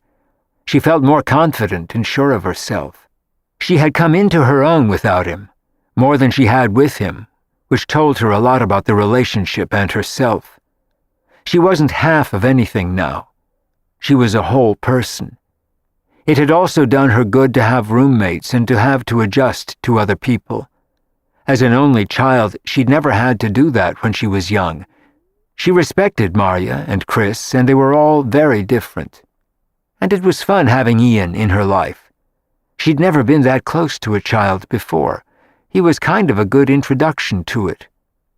Having kids didn't seem as daunting now as it had before, as long as they were as cute as Ian, although there was no guarantee of that. He was about as cute as it got. When she got home, she could hear noise in the kitchen and went downstairs to see what it was. It was late for dinner, and they didn't seem like happy sounds. She could hear loud noises and the clanking of pots. When she walked down the stairs, she saw her kitchen under 6 inches of water. Charles-Edouard was wearing a Panama hat and shorts, barefoot in the water, waving a cigar as he gave directions and asked questions. Maria was wearing Wellington boots and trying to help with a distressed expression. The kitchen table and chairs were in the garden with things stacked on them, and Chris was soaking wet in a bathing suit and sweatshirt, wading through the water and crawling under the sink, trying to locate the pipe that had exploded and flooded the kitchen. "Oh, shit," she said, rolling up her jeans and taking off her own shoes as she waded in next to Chris. "What can I do to help? I'm sorry you got stuck with this." He looked over his shoulder at her with a grin, and she felt guilty for not being there when it happened, and for all he was doing. This was exactly what Todd had hated about the house, and why he wanted to sell it the year before. It was a very old house, and things happened. Charles-Edouard poured her a glass of wine and handed it to her. It looked like a party in the midst of a flood. Charles-Edouard and Ian were having fun. The others weren't. "I got the water turned off," Chris explained. "It happened while we were all out. It's probably been running all day. We'll have to find someone to get the water out of here tomorrow, and you need a plumber. I think this one is over my head." As he said it, Ian took a leap off the stairs and landed in the large pool of water with a delighted splash. "This is cool," he squealed, and Chris told him to stop it or go back upstairs. Ian made a face and waded toward Charles-Edouard. There wasn't much they could do about it that night, although Chris made a few more passes at trying to locate the leak and finally gave up. Francesca had been holding the flashlight for him under the sink, and she was soaked now too. Her jeans were wet to the waist. "Have you all eaten dinner?" Francesca asked apologetically, and Charles-Edouard said they hadn't. She suggested they all go to the nearest pizza parlor or order Chinese takeout and eat it in her living room. And then she realized that Charles-Edouard and Maria couldn't sleep in their own room that night. Their carpet was soaked through. She suggested they take her room, and she could sleep on her new living room couch. Marya resisted at first, but they had no other choice, and Francesca insisted she didn't mind sleeping on the couch. They opted for pizza and went out to dinner. They were chattering loudly, and all of them looked a mess. Charles-Edouard was still wearing shorts. Marya had left her boots on, and Chris and Francesca had put on dry jeans. Ian said he wanted to go back and splash in the pool in the kitchen, and Chris said he couldn't. They all had a good time and went back to the house after dinner in better spirits, although the kitchen was still a disaster. The water was slowly draining into the garden through the doors they had left open, but there were still several inches of water covering the floor, and it had spilled into Marya's room. At times like this, Francesca wondered if she should sell the house. If Chris hadn't been there to turn it off, the water would still be pouring out of the wall. She had said as much to him on the way back. "You can always find a plumber, Francesca. It's a beautiful old house. That's not enough reason to give it up."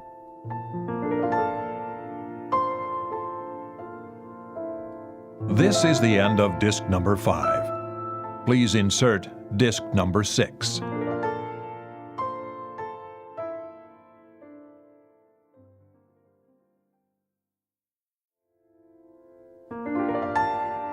This is disc number 6.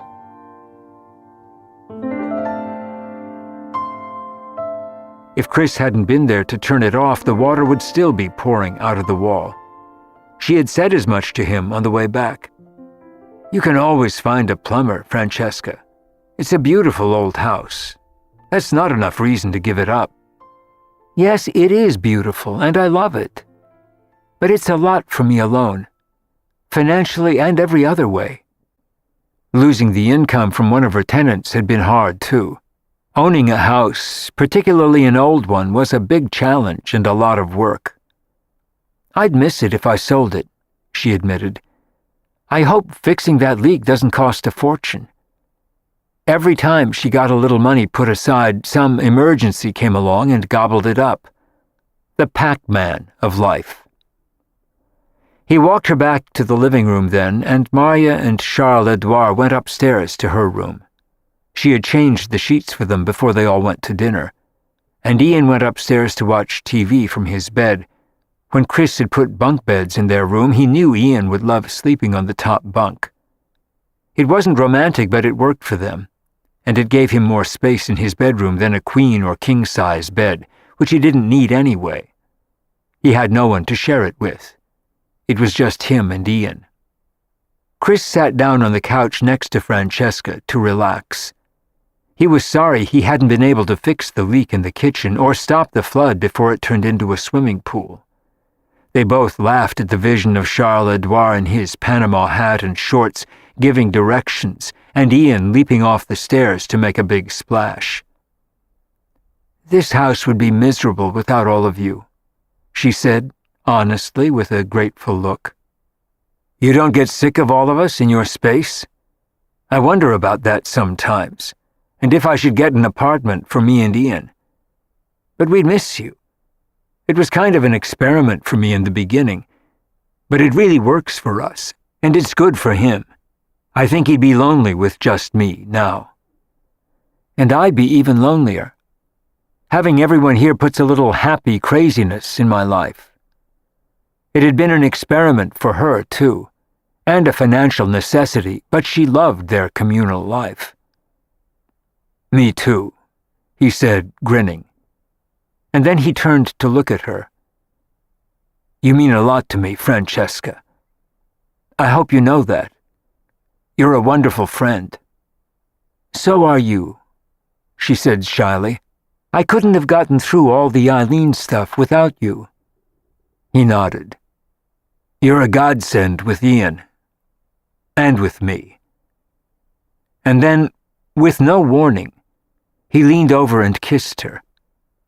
And she stared at him with wide eyes. "What did you just do?"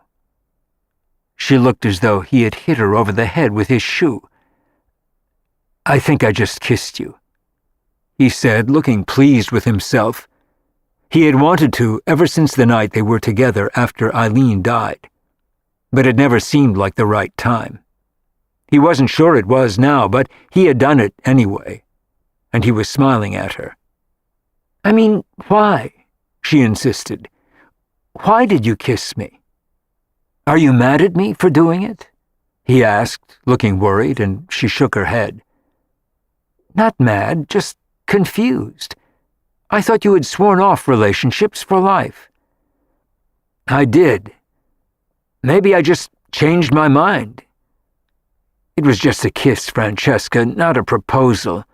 Relax. I think I'm relationship phobic too." She was remembering the conversation she'd had with Avery the day before. "No, you're just bruised. That's different. I'm bruised too. It doesn't have to be permanent, it just takes time. You've probably been numb for the last year after your relationship with Todd fell apart." "Yes, I have been. I felt as though something in me had died and wouldn't come back to life again." "It's not dead. It's just asleep," he reassured her. "How do you know?" she asked, looking intrigued. "I'll show you," he said, and kissed her again. This time, she laughed after the kiss. It was a nice kiss. She had liked it a lot. Maybe she wasn't so dead after all, and he was right. "See what I mean? I think you're starting to wake up." He kissed her again, and she kissed him back this time, and melted into his arms. And then she looked worried when they came up for air. It had been a passionate kiss this time. They were both heating up, and this was totally unexpected. "What are we doing, Chris?" she asked, looking panicked. "I like you. I don't want either of us to get hurt." "Maybe we have to take that chance. No pain, no gain." Corny expression, but unfortunately true. I think I'm willing to risk it for you. It took some adjustment of her way of thinking to wrap her mind around the idea. The great relationship phobic of all time had come out of his cave, and so had she. But it was scary as hell. "What about Ian? Would he be upset?" Francesca asked, looking worried. "He loves you. I think he'd be pleased." Chris had been thinking about that for a while. "I love him too," she said quietly. "I was thinking about it today on the way home. He's a wonderful boy." And then she looked up at Chris and smiled slowly. "And so are you." "You're not so bad either. Why don't we see where this goes? How about dinner this week?" "You mean like a date?" She looked shocked. "That's the general idea. Dinner, you know, all that stuff. Maybe a kiss goodnight. How about Tuesday?" "I suck at dates," she said, looking nervous again. "I've given them up." "Yeah, me too. But I'm willing to try again with you." He had known her for almost 9 months. He liked everything about her. And he'd had almost a year to get comfortable and get to know her and see her in situations that were real.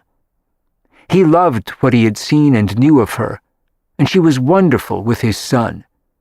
He couldn't ask for more than that. It seemed like a reasonable beginning to him. What they had was based on friendship, not passion or blind hope. They knew each other well. "Okay," she said quietly, feeling as though rockets were going off in her head. She had never expected this to happen between them. Nothing really had happened, but there was a glimmer of it, a possibility, and she wanted to take a chance with him. "What if it doesn't work? Then you'll hate me, you'll get mad and move out, and I'll never see you or Ian again. That would be terrible, Chris." "Yes, it would," he agreed. "Let's try not to let that happen. We'll work it out." She nodded, and he kissed her again, and then he pulled himself away from her and stood up. She walked him to the door of her living room, and he smiled as he walked up the stairs to his own room. Ian was sleeping with the TV on, And Chris had a wild urge to let out a war whoop of glee. He had kissed her. She was a wonderful woman. He trusted her completely. And what better combination than two relationship phobics who were scared to death? Better yet, that they had started as friends. Chapter 16. On Monday morning, the plumber came and fixed the pipe and they drained the kitchen. They were back in business. It had cost Francesca $2,000, which was a stretch for her, but she had no choice. Maria and Charles-Edouard babysat for Ian on Tuesday when Chris took Francesca out to dinner. She had to take Maria into her confidence, otherwise it didn't make sense. Like a date? Maria looked shocked. She hadn't picked up even a hint of romance between them, ever, although she loved them both and could easily see them together. But she had never thought it appealed to either of them, and had been sorry it didn't. Yeah, like a date, Francesca admitted, looking embarrassed. She felt awkward saying it to anyone. She didn't even feel like dating material anymore. She had been in neutral for nearly a year. At least that's what he said. But don't tell anyone. Who am I going to tell? Page 6 of the New York Post? Maria was laughing at her.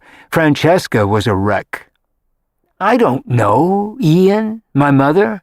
Charles-Edouard? I don't want to make this a bigger deal than it is. It's just dinner.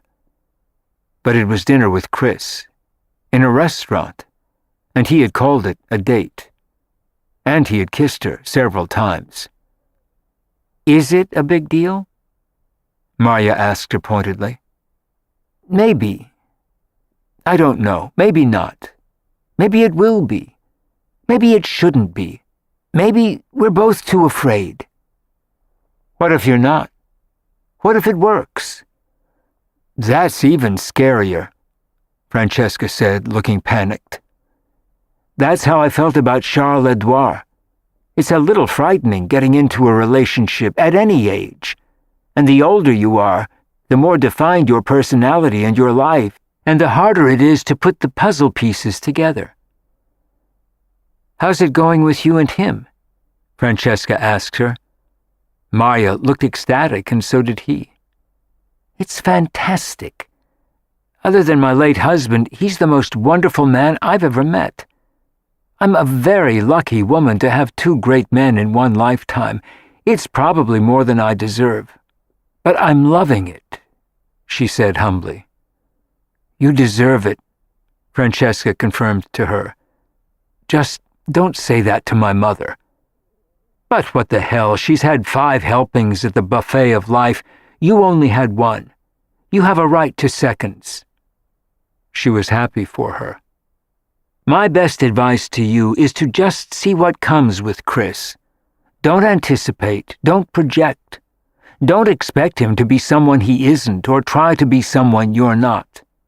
Be yourself and enjoy it.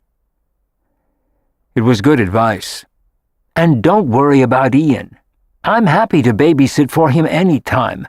And Charles-Edouard loves him too.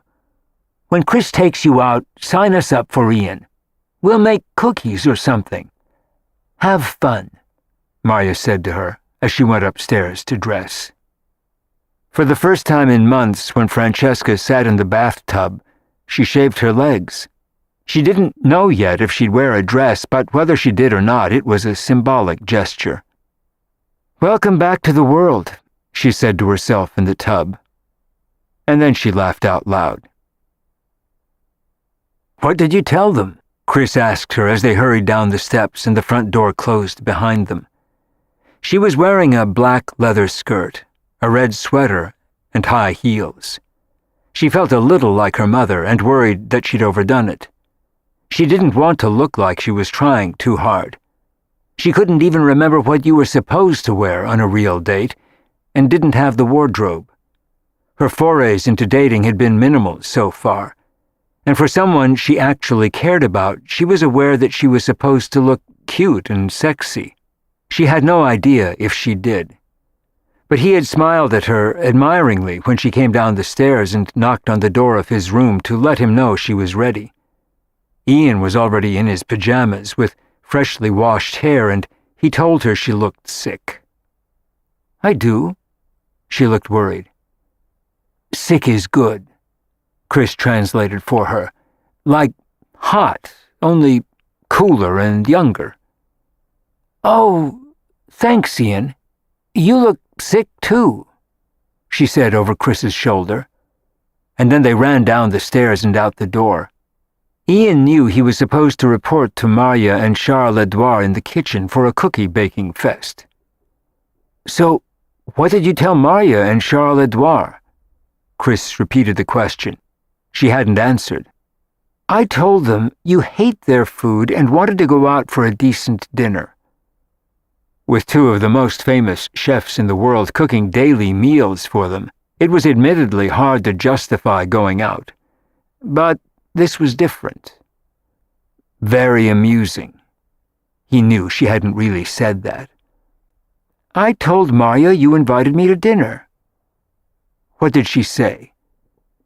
He was curious at the reaction they were going to get if they started going out. Ian had already said he thought it was funny and let it go at that. He had laughed at his dad as he got dressed. She thought it was a good idea. So do I. She was liking the idea better and better, although she had terrified herself for the past 2 days, imagining every possible disaster that could befall them if they got involved.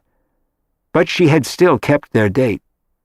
"I like the idea, too," he said, looking pleased with himself as they walked to Da Silvano. He had chosen that because they both liked it, and he didn't want to do anything too fancy and make her uncomfortable. He wanted her to have a nice time. She already was. It was fun to feel like a girl again, on a date, in a skirt, with a man. Wow.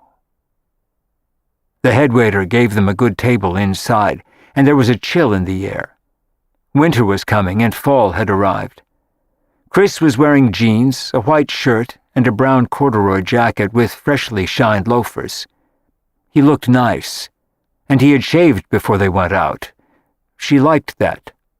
The 5-day beard stubble look had always turned her off. Trendy or not, it looked dirty to her.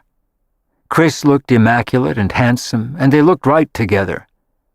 They both ordered pasta and salad, and he ordered a great bottle of Napa Valley wine.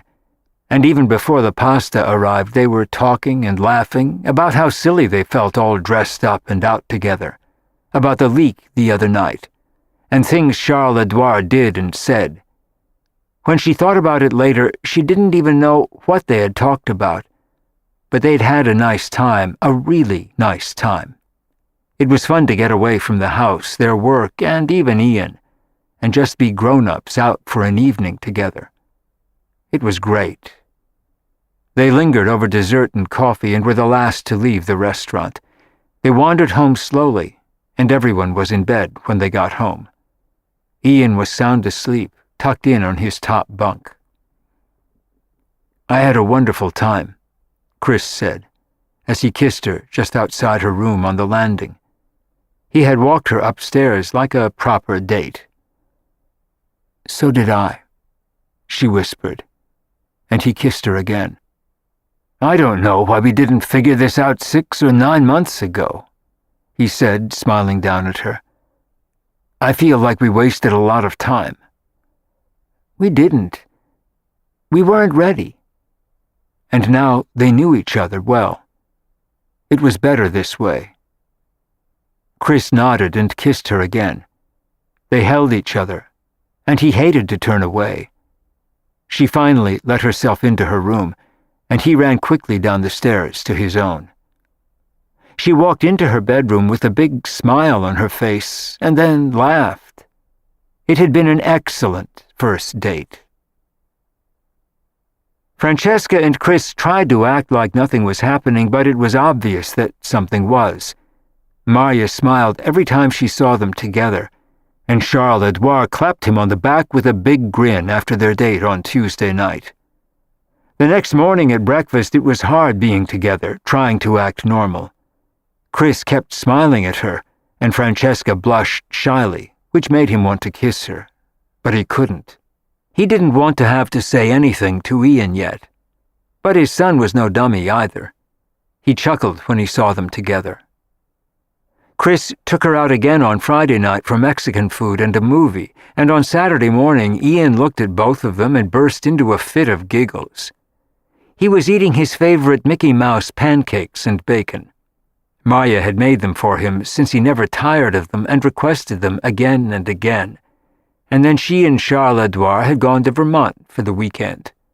Their romance was going well, and they both looked happy. So did Francesca and Chris. It was contagious. "So, have you kissed her yet?" Ian asked his father when Francesca went upstairs to get something from her room. She had promised to give Chris a book she read that summer and thought he would love, too. "What are you talking about?" Chris tried to look innocent, but Ian wasn't buying it. "If you take a girl to dinner, you have to kiss her. Everyone knows that. You took her to dinner twice. If you don't kiss her, she'll think you're gay." "Where did you get that from?" Chris looked shocked. "A fifth grader told me. He says that means you're a sissy and don't like girls."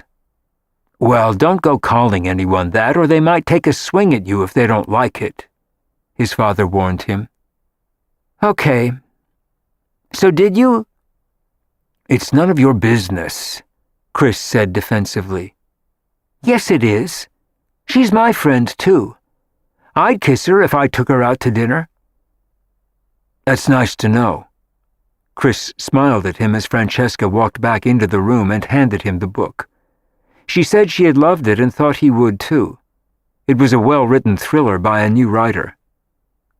"What are you two talking about?" Francesca asked innocently as she poured herself a cup of coffee and sat down at the table with them. "I asked him if he kissed you yet, and he wouldn't tell me," Ian said, polishing off the last of his pancake, and then he looked straight at her. "Did he?" She nearly choked and didn't know what to say. "Would you be upset if he did?" Francesca asked gently, and Ian laughed. "Of course not. I love you, Francesca. I think my dad does, too. He's just too chicken to say it or do anything about it. I told him if he doesn't, he's gay." Francesca's eyes opened wide. She hadn't expected that. "I don't think he's gay," she said, and sipped her coffee, looking at Chris for cues. She had no idea what to say. Chris was nodding imperceptibly, and she looked straight at Ian. "He kissed me." "Then he's not gay." He gave his dad a high five for the kiss, and she felt like she had walked into the locker room with two high school boys. She was the object of a high five. It was a first for her. "I figured he wasn't." "So that's okay with you?" she asked Ian. She was glad that Charles Edouard and Maria weren't there. This was definitely a family discussion. "Yeah, it's okay with me," Ian confirmed. "I like it. You're our friend." "Yes, I am. But I don't want to do anything that makes you unhappy. You both mean a lot to me, and I don't want to mess that up." "You mean like my mom?" he asked. They were heading into deep waters. "I don't know about your mom, Ian. That's between you and your dad. I just don't want to upset you or your dad, or disappoint you in any way." "You won't," Ian said confidently. He had total faith in her. "What are we doing today?" He moved on to the next subject, since they had established that they had kissed. He hopped out of his chair then and bounced upstairs to watch TV. He wanted to go to Central Park after lunch. "Well, that was easy," she said with a look of relief after he left the room. "I was afraid he'd be upset." Chris was smiling at her. "I didn't think he would." He leaned over and kissed her then, and then slipped into the chair next to hers and put his arms around her and gave her a real one. At that exact moment, Ian walked back into the room. They didn't even see him until they came up for air. He was laughing at them. "Good one, Dad," he said happily, and left the room again, and took a box of rice cakes with him to munch while he watched TV. "I have to get the hang of this," Francesca said, looking a little shaken. "I wasn't expecting a cheering section in the bleachers." But she was glad that he approved. It was better that way. "They talk about sex too much in school," Chris said, looking slightly unnerved, too. They cleaned up the kitchen and went out for lunch that afternoon and then to Central Park. They walked around the boat pond, wandered into the zoo, bought ice cream and threw a football between the three of them and played tag. They felt like a family, and all three of them were happy when they came home late that afternoon with some new DVDs. Chris invited her into their room and she watched TV with them, sitting next to Chris on the couch, and Ian sprawled out on the floor. Francesca hadn't been that happy in years. And best of all, Ian approved. Chapter 17. The morning of the permanent custody hearing, Chris was up at 6. Maria had offered to take Ian to school. He knew that something was going on, but he wasn't sure what it was. He knew it was another one of those court hearings about his mom where his dad went out in a suit. Chris didn't want to explain the details to him, and nothing was going to change. Ian was still going to be with him, whatever happened in court today. So Chris didn't want to worry him. Kim was still in jail. She was still a drug addict, and she wasn't coming out any time soon. The only difference after today's hearing was that if Chris won, Ian would never have to live with her again. She would have visitation, but Chris wouldn't be getting calls from the police after she OD'd or slashed her wrists, with Ian keeping pressure on her arteries until the paramedics arrived. He wouldn't be picking him up in juvenile detention halls after she got arrested. He didn't want Ian ever going through that again, and he wanted court-supervised visitation whenever Ian saw her in future. Francesca had volunteered to go to the hearing with him, but he thought it would be too upsetting for her. "Excuse me?" she said to him after Ian left for school. "Do I look like a sissy to you? I know what a drug addict is. I know what Ian has been through. I remember when she OD'd and you flew out the door to go get him. I'm well aware that she's being charged with manslaughter and may go to prison. Why can't I be there for you?" "What if I lose?" he said, looking worried. "That's even more reason for me to be there for you. And if you lose," she said firmly, "we'll try again. You're not going to lose, Chris. She's a mess." "Her father is a very powerful man." "So is yours. You're related to 2 presidents, for Christ's sake, and I don't mean Benjamin Franklin and Thomas Jefferson. I mean recent ones. That carries some sway."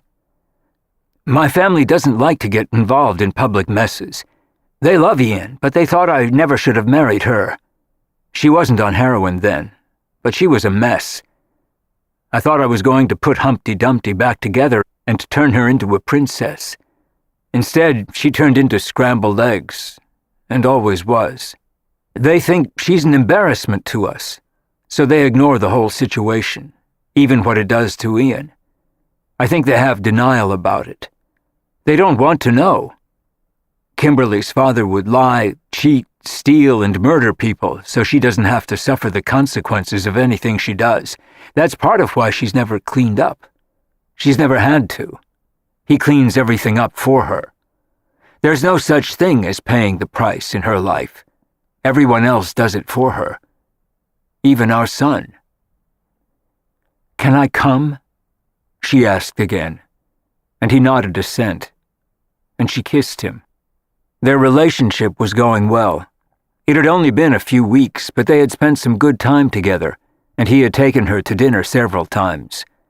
They hadn't slept with each other yet, but neither of them was in any rush. They were proceeding with caution, and he had this hearing on his mind. He was going to feel a lot better when it was behind him, especially if he won. But either way, and as Francesca had just said, if he lost, he would try again. They took a cab to the courthouse on Lafayette Street. They arrived punctually at 10 o'clock, and Chris's attorney was waiting outside. Because she was in jail, Kim didn't have to be there, and she wasn't, but her lawyer was. A very nasty woman whom Chris had hated for several years.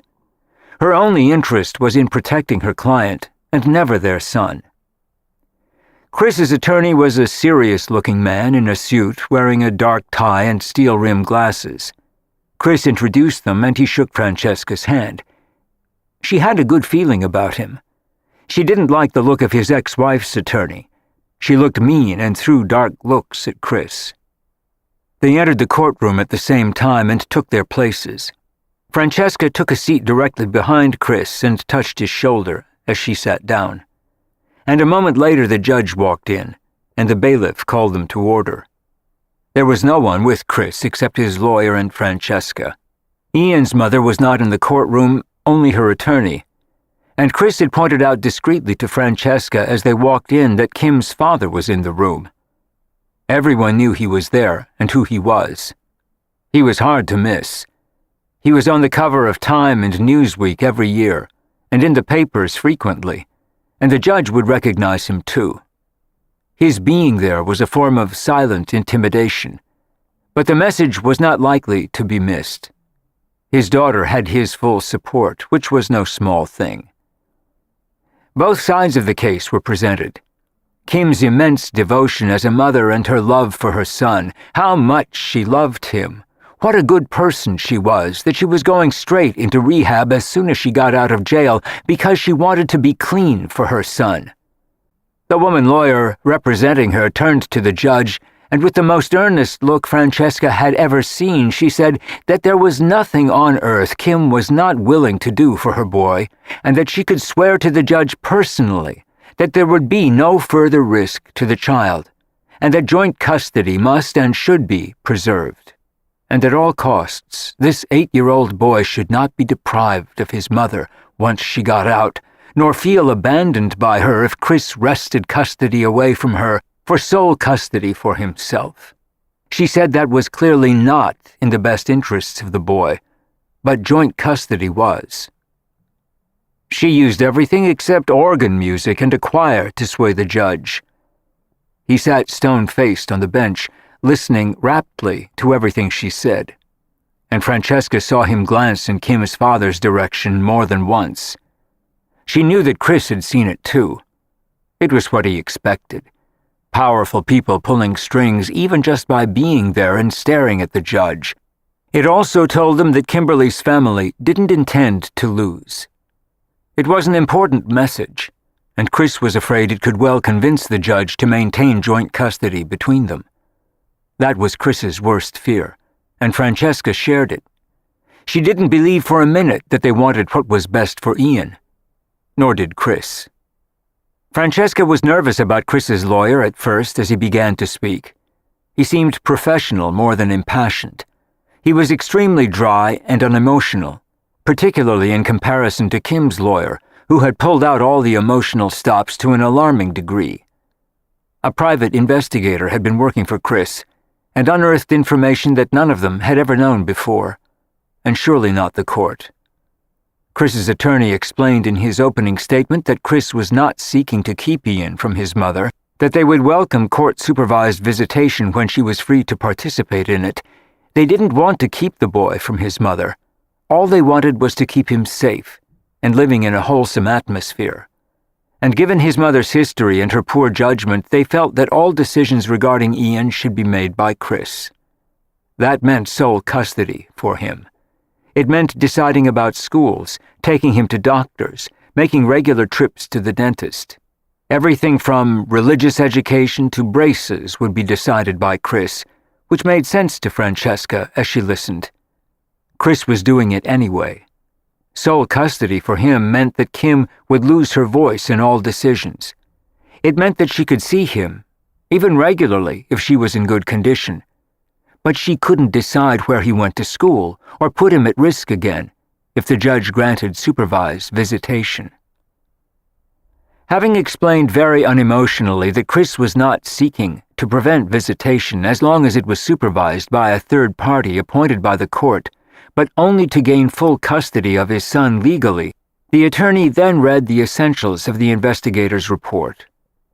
It was a list of horrifying acts, failures, episodes, misdeeds, dangerous interludes, and shocking displays of wanton and even criminal negligence.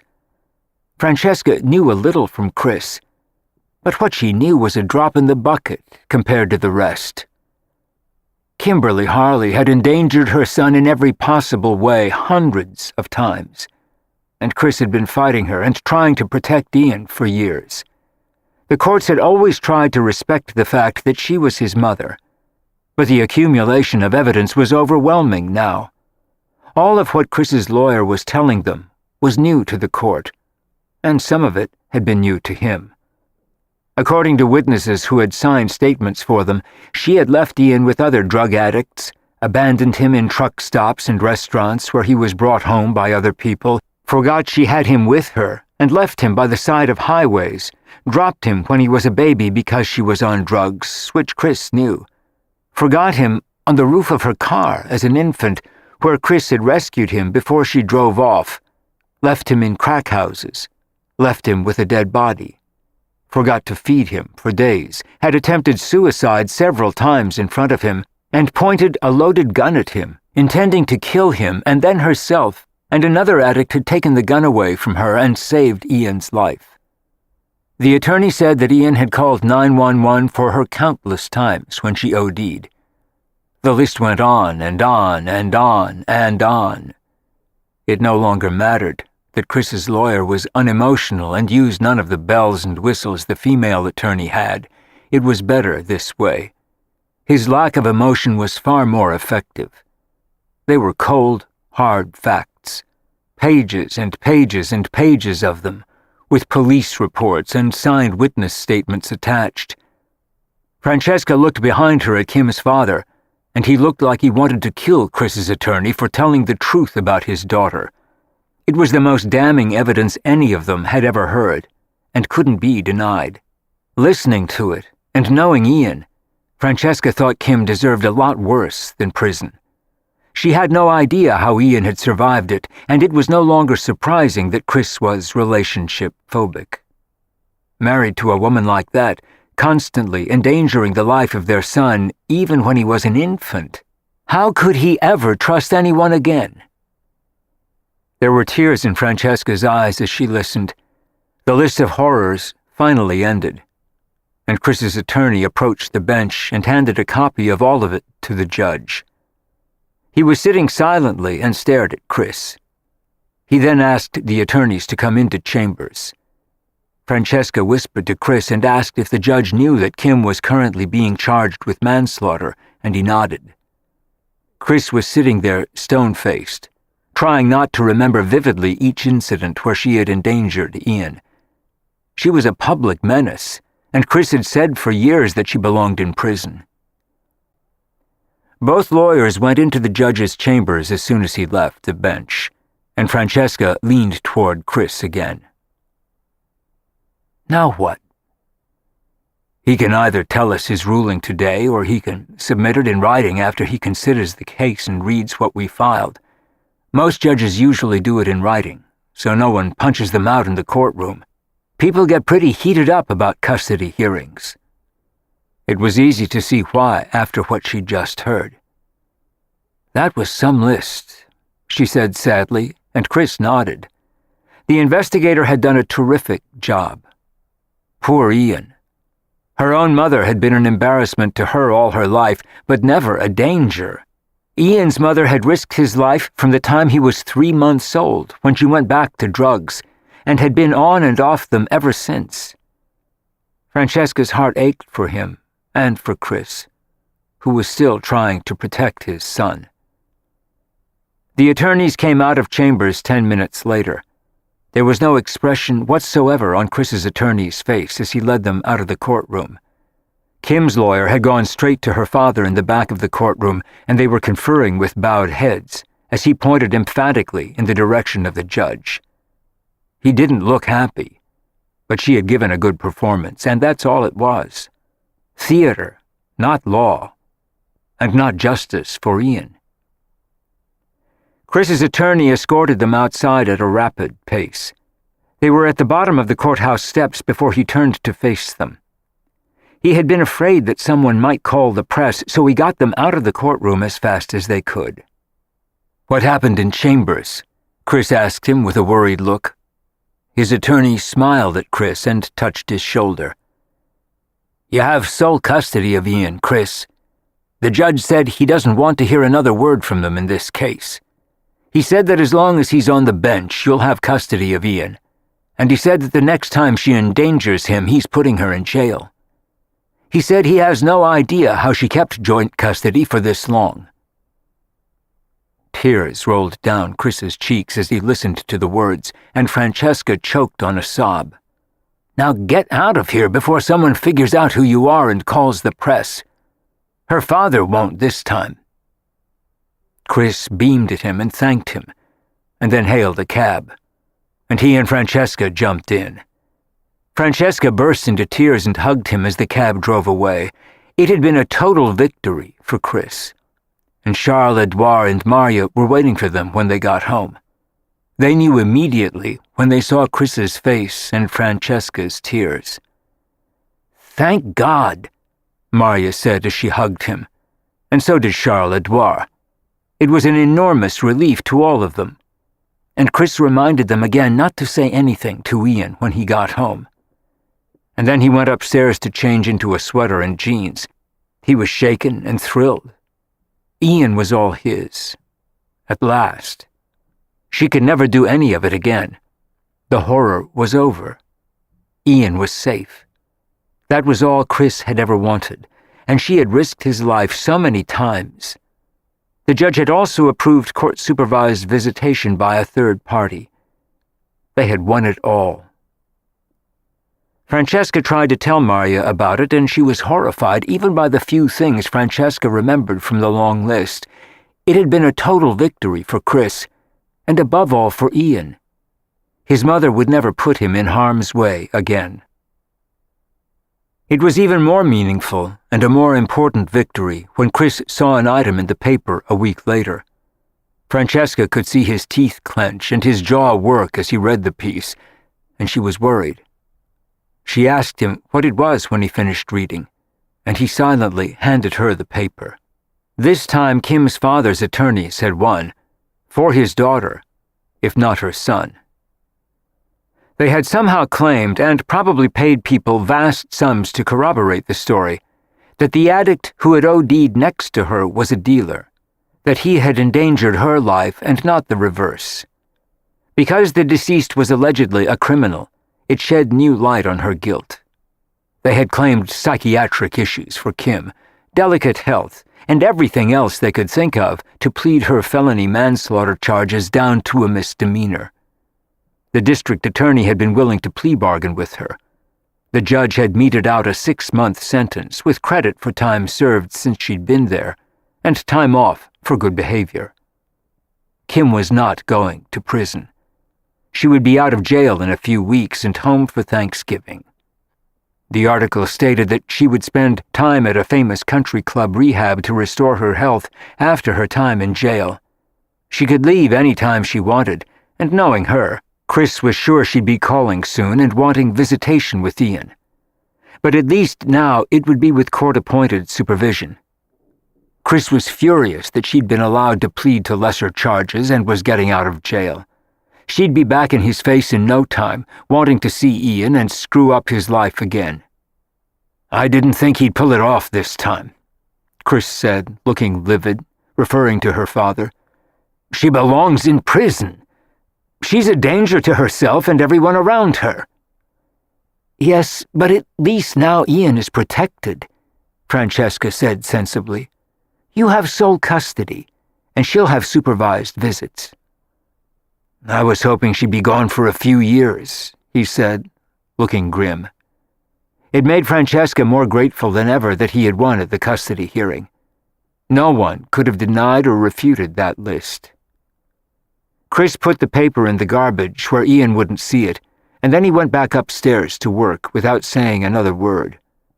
It was no secret how much he hated his ex-wife, and Francesca felt sorry for both of them, that in a few weeks she'd be back on the streets, and in Ian's world. Chapter 18. In the weeks after the custody hearing, their romance burst into full bloom. Chris started to relax and make his peace with the fact that Kim wasn't going to prison and would be back, wanting to see Ian. Francesca reminded him that there was nothing he could do about Ian's mother. He had won a major victory. He had full control and sole custody, and all their visits would happen with supervision. Ian would be safe from now on. It allowed Chris to finally think about something else. He was spending more and more time with Francesca. They were in her living room and bedroom at night after Ian went to sleep, but they didn't dare do more than kiss, in case he woke up and came upstairs.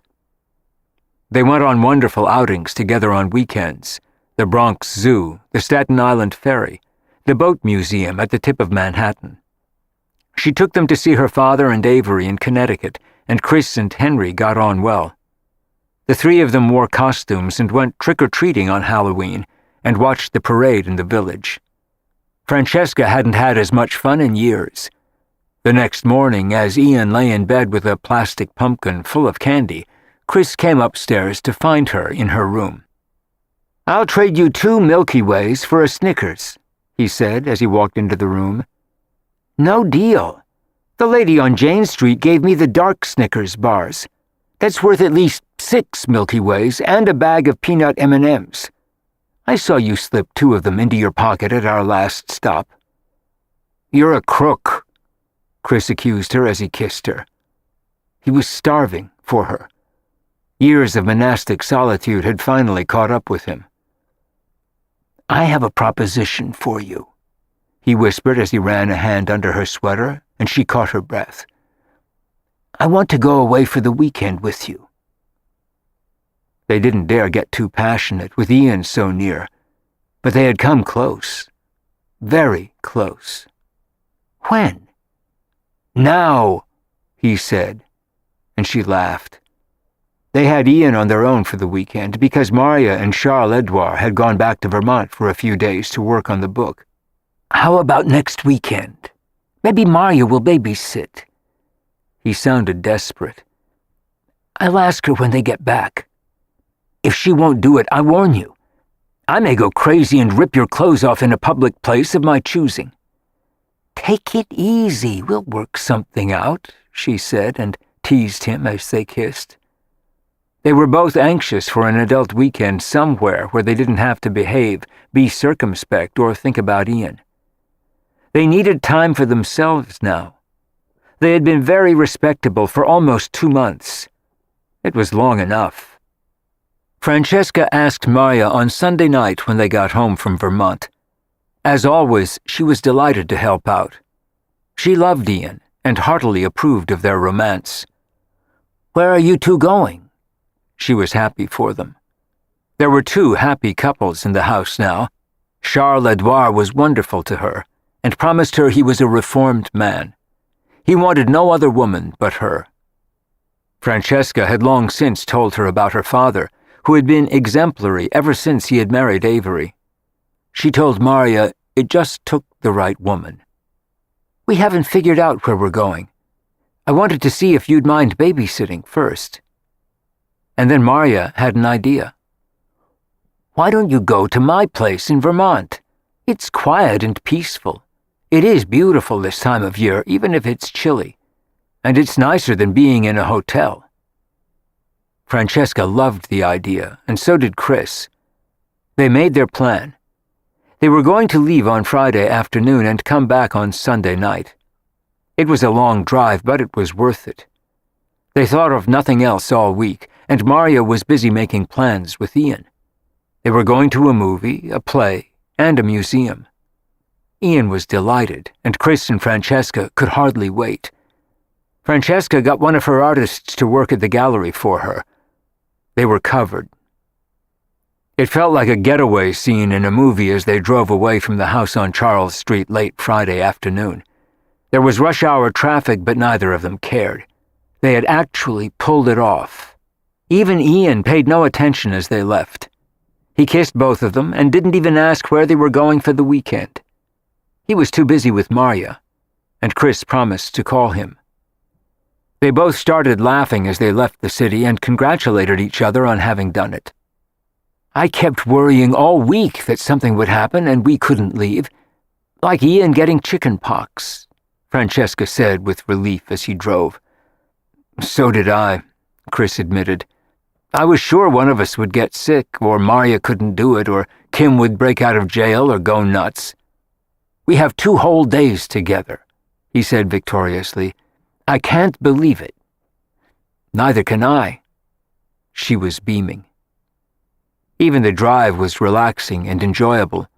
They stopped at a little inn on the way up and had dinner, and then got back on the road and continued driving to Vermont. They got to Marya's place just before midnight.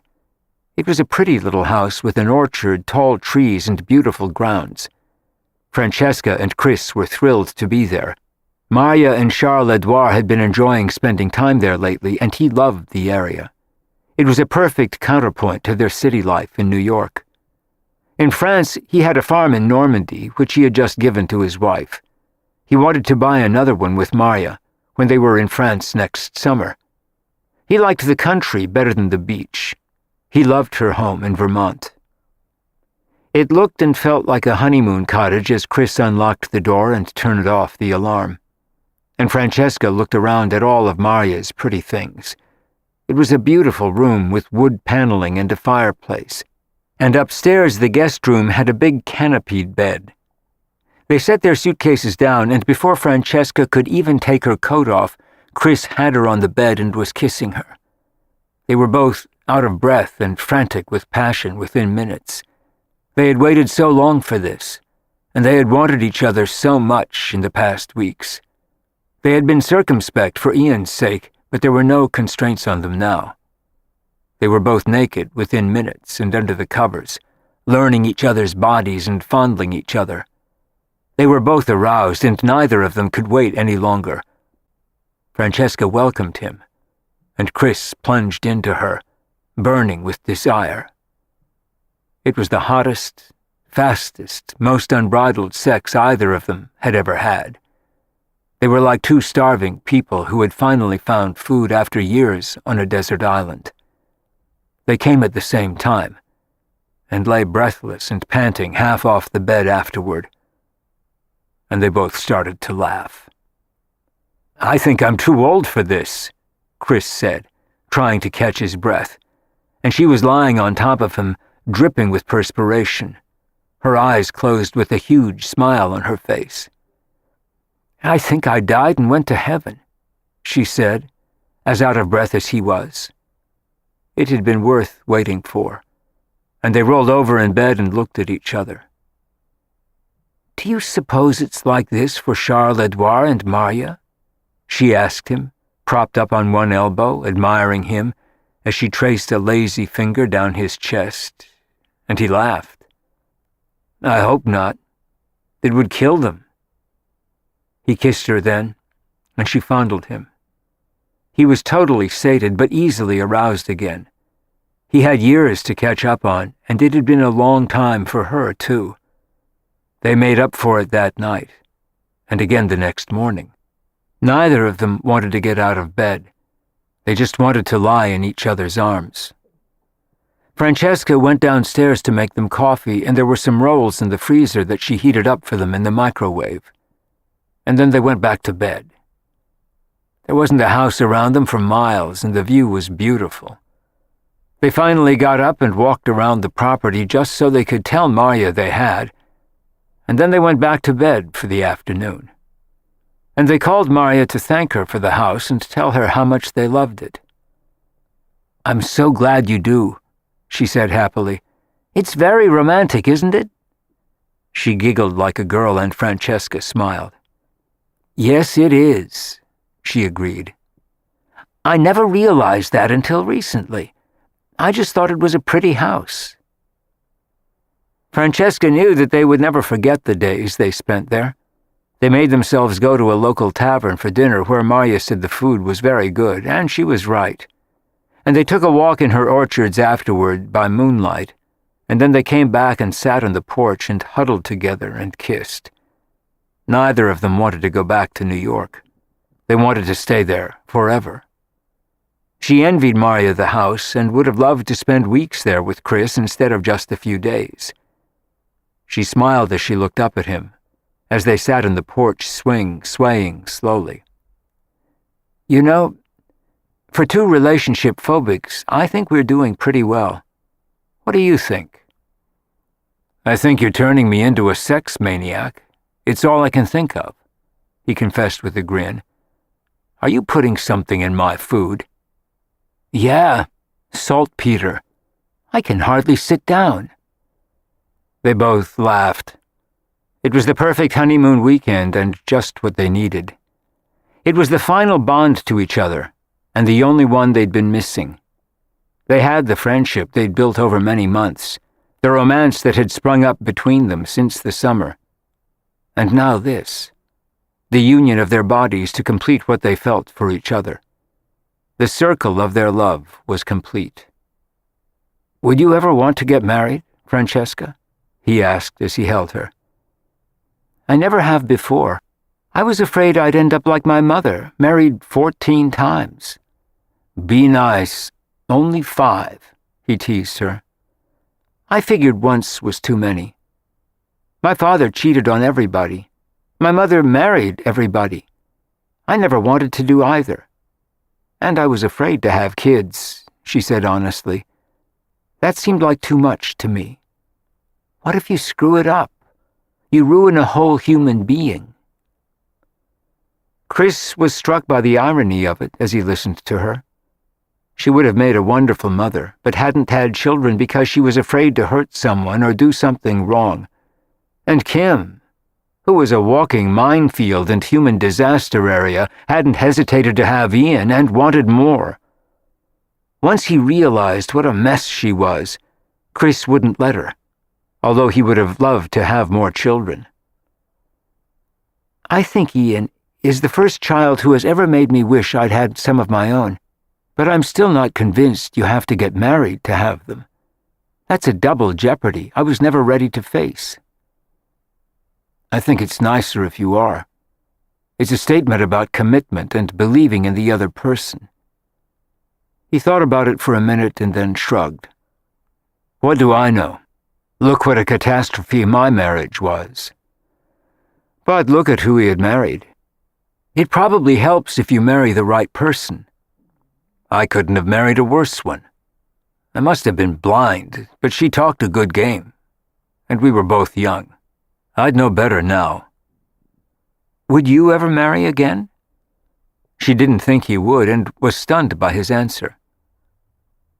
I would with you, he said softly, and she didn't respond. It was a long time before she did. That terrifies me.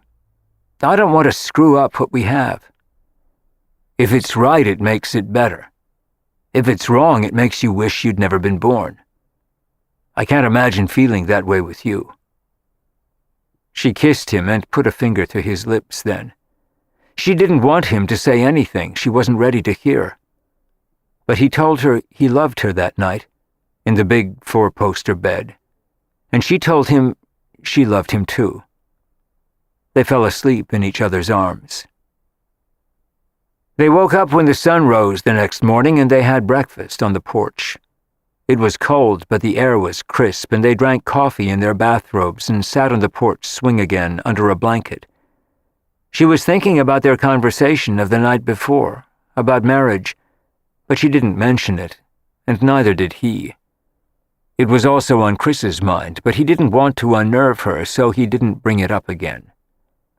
They made love again that afternoon, and changed the sheets on the 4-poster for Marya. They had done their dishes, and Francesca left her a note on the kitchen table. Thank you for the most beautiful weekend of my life. Chris looked at it and crossed out the last 2 words and wrote, Our lives. She smiled and kissed him. "Thank you, too," she said to him, and he carried their bags out to his car. They turned on the alarm and locked the door. They drove away just as the sun was setting, and Francesca leaned over and kissed him, and he smiled. "I love you, Chris." "I love you too, Francesca." He reached over and touched her cheek, and they drove in silence for a while. There was so much to think about and remember. Everything felt exactly the way things were meant to be. Neither of them had ever felt that way before. Chapter 19. For the next few weeks, all Francesca and Chris could think about was the wonderful weekend they had had in Vermont. Maria was thrilled that they had used the house and said they could go there any time they liked. They had been planning to behave until they could go away again, but by the next day they realized how impossible that was for both of them. They waited for Ian to fall asleep, and then Chris sneaked upstairs to be with her. They locked her door and made love as passionately as they had in Vermont, and afterward he went back downstairs to Ian. Chris complained about it one night when he had to leave her. He hated to get out of bed and go back downstairs and spend the night without her. But they had no other choice. "You can't just move up here and leave him down there," she said sensibly. "Then he'd resent us." "I know. I just miss you when I'm downstairs. You're too far away." She loved that he felt that way, and she did too. They overslept one morning, and Ian nearly caught them. She called Maria on her cell phone and asked her to lure him down to the kitchen. A few minutes later, Chris walked in with a newspaper under his arm and claimed he'd been picking it up outside. Ian never suspected that he'd been upstairs in bed with Francesca, and without Maria's help, they would have been trapped. Sometimes, after they made love, they took a bath together in her huge tub and just talked. Most of the time afterward, they wound up back in bed. They were golden days. It was a November they both knew they would never forget, and everyone in the house was excited about Thanksgiving. Thea had announced to Francesca that she was going to spend it with friends in San Francisco. There was a man they wanted her to meet there who had a big yacht, and her father and Avery were going to Sun Valley to spend the holiday with old friends. Chris's family was gathering in Martha's Vineyard for the holiday, as they always did, but he wanted to stay in New York with her this year. Charles, Edouard, and Maria offered to cook a traditional turkey dinner, and Chris and Francesca accepted with glee. Francesca had nowhere to go, and Chris didn't want to go home. He wanted to have Thanksgiving with Francesca and Ian at home. The house on Charles Street was their home now. The meal Charles, Edouard, and Maria prepared for them was a feast. There was every possible kind of vegetable and trimming, a turkey that looked like a photograph in a magazine, and some touches that were purely French. Others were traditional: cranberries and chestnut puree, mashed potatoes, biscuits, peas, carrots, spinach, asparagus with Maria's fabulous hollandaise. It was easily the best Thanksgiving the Americans in the group had ever had. They could hardly move when they left the table, and Charles, Edouard, and Chris stood in the garden smoking their cigars and drinking Chateau d'Yquem, their favorite sauterne. Charles, Edouard had definitely introduced them to some of the finer things in life. Chris loved his Cuban cigars but never smoked them in the house, and only one after a great meal like now. Maria and Francesca cleaned up in the kitchen, and Ian fell asleep on the bed in Maria's room, watching TV. Chris introduced Charles Edouard to American football, and they were a cozy group. They weren't four strangers, as they had been in the beginning. They were two couples now, and a child. They were a solid unit of people who loved each other. For Francesca, it was a Thanksgiving where blessings were easy to count. In spite of the tragedy with Eileen at the end of the summer, it had been a good year. And Francesca wasn't prepared for the announcement Maria and Charles Edouard made after the game was over. Maria looked at him with a hesitant expression, and he nodded. "We're going back to France," she said with tears in her eyes. For Christmas? Francesca asked her. It sounded like fun to her, but Marya shook her head. For 6 months. Maybe longer. A year. Charles-Edouard has some business to do. He wants to close his restaurant and find something else. He needs to tie up the details on the property settlement with his wife, and we need to spend some more time in Provence to finish the book. We just rented a house there. I hope you come and visit us, she said, looking from Francesca to Chris with tears brimming in her eyes. She didn't want to leave, but she was half of a couple now, and she didn't want to be here without him either. There were worse fates than spending a year in France, or even moving there, which they were discussing too. Francesca looked shocked and very sad. Are you selling the house in Vermont too? Marya shook her head. I couldn't. You can use it any time you want. Charles-Edouard promised that we can spend a month there next summer. I don't think we'll be back before then. His life was really in France. He had spent the past 4 months in the States for Marya, but he needed to get back. He had a lot to do there, and a business to run or sell. It was running off the rails in his absence. He had to go back and make some decisions. Francesca couldn't imagine the house without her now, nor could Chris, and he knew Ian would be sad too. She was like a grandmother to him, and much nicer and more present on a daily basis than the ones he had. He was the grandchild she would never have, especially since Charles-Edouard had no children either. I want you two to promise that you'll come over to see us whenever you want. We're family now, she said, hugging both of them. They felt that way too. They went up to Francesca's living room then to talk about their plans. Chris put Ian to sleep in his own bed, and the child had never stirred as he carried him upstairs. And then he came down and lit a fire. Francesca asked them if they were getting married, and Marya smiled. Not yet. But Charles-Edouard has been very well behaved. I'm impressed. And so were they. He was still totally French in all the best ways, but his roving eye seemed to have been checked. He only had eyes for Marya. She trusted him completely, and he assured her she was right to do so. He had never said that to his wife. He was an honest man, even if he hadn't been a faithful one until now. He had always admitted to his affairs when asked. He didn't lie to Ariel, nor would he to Marya. Marya said they had only decided to go back to France in the past few weeks, and it had been a hard decision for her. But it made sense and felt right to both of them, and was a whole new life for her and for them.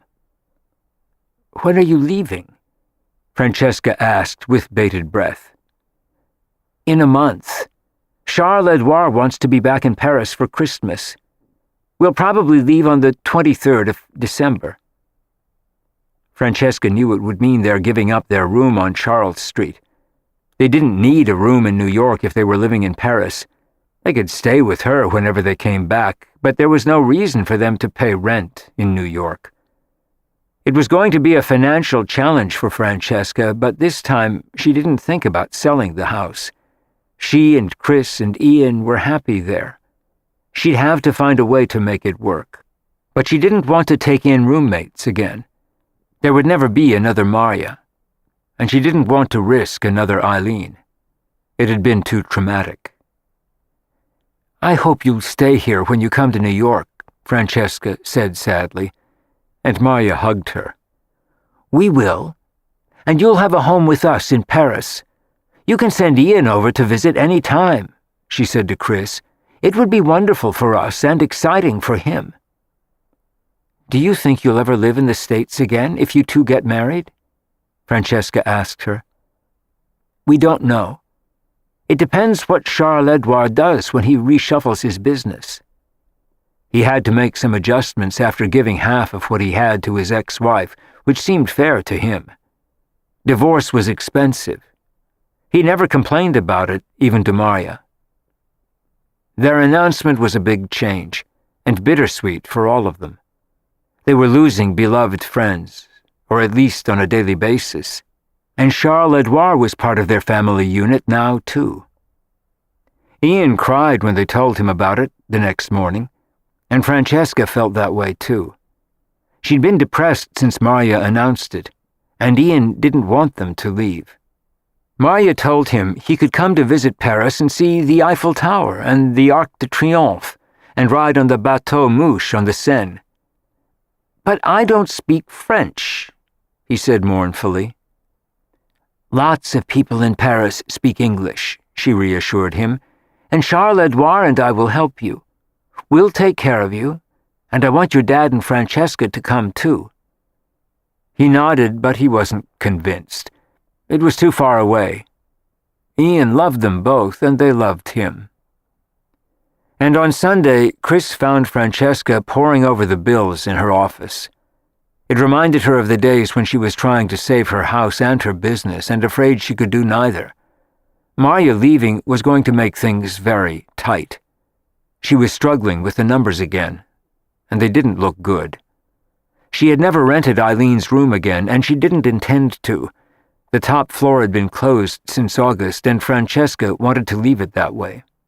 The memories in that room were too awful, and she didn't want anyone up there, out of respect for Eileen. The rooms were clean and empty, and kept locked. She hadn't been up there herself since the murder, and Brad still hadn't gone to trial and probably wouldn't for many months. The police had stayed in touch with her. She had often thought of calling Eileen's mother, but she never had. She had the feeling they wouldn't welcome her call. She was planning on sending them a note over Christmas and had written a heartfelt condolence letter when Eileen died, saying what a wonderful girl she was.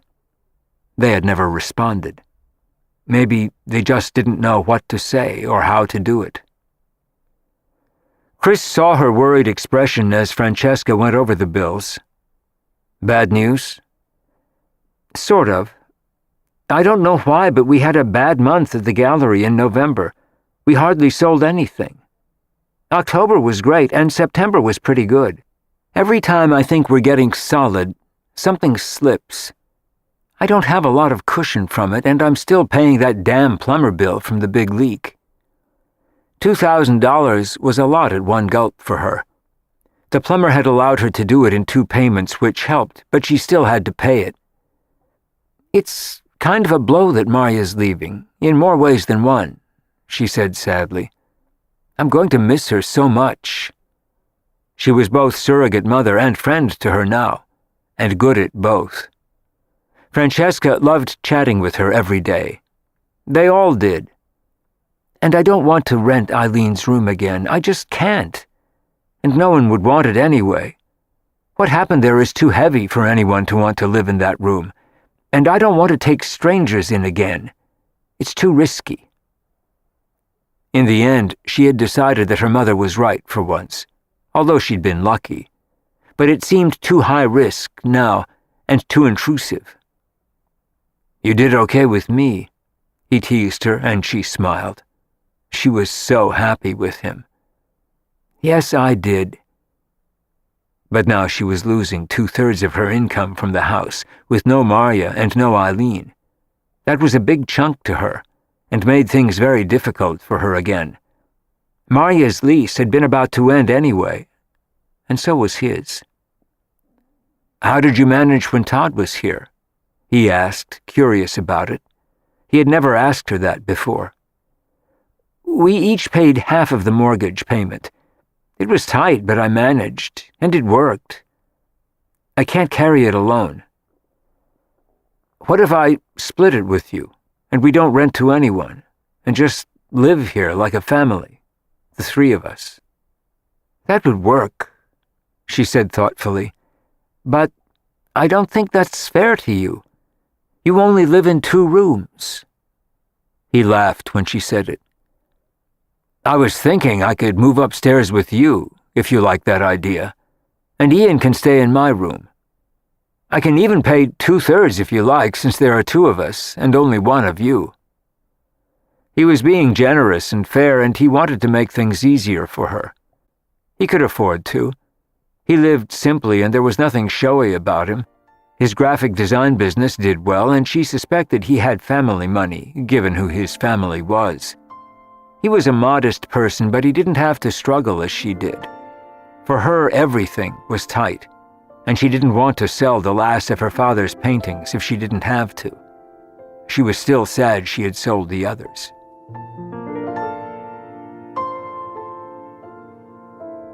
This is the end of disc number 6. Please insert disc number 7.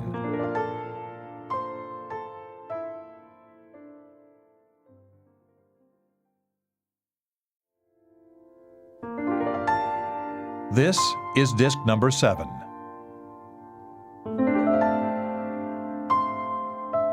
He was a modest person, but he didn't have to struggle as she did.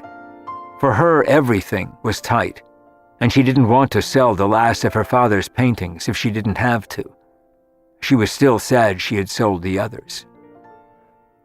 "I think we should split it 50-50, if you want to," Francesca said cautiously, grateful for his help. "We could turn your whole suite into Ian's room, with a playroom. Use the living room downstairs, sleep in my room. And we could turn Maria's room into a den or an office for you. It would make a nice office." It was sunny and bright with a view of the garden. "You can smoke Cuban cigars there," she teased him. But it all made sense and would work. "I like that idea. I don't want you taking tenants in again either," Chris said simply. "I think it's risky too." And at least the house was hers now. If Chris ever left and they broke up, she could think about roommates again.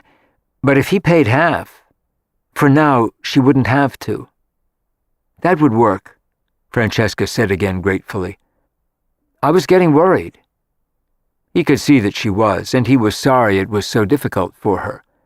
He had suspected that Maria leaving would put an additional burden on her and didn't realize how heavy. Francesca lived with very little to spare, and Chris wanted to help her. He would be by splitting the mortgage payment with her, although it doubled his rent. But he'd have use of the whole house now, and they were going to be living there like a couple with a child, not just 4 roommates. "I've got some other ideas about how to make things easier for you," he said simply.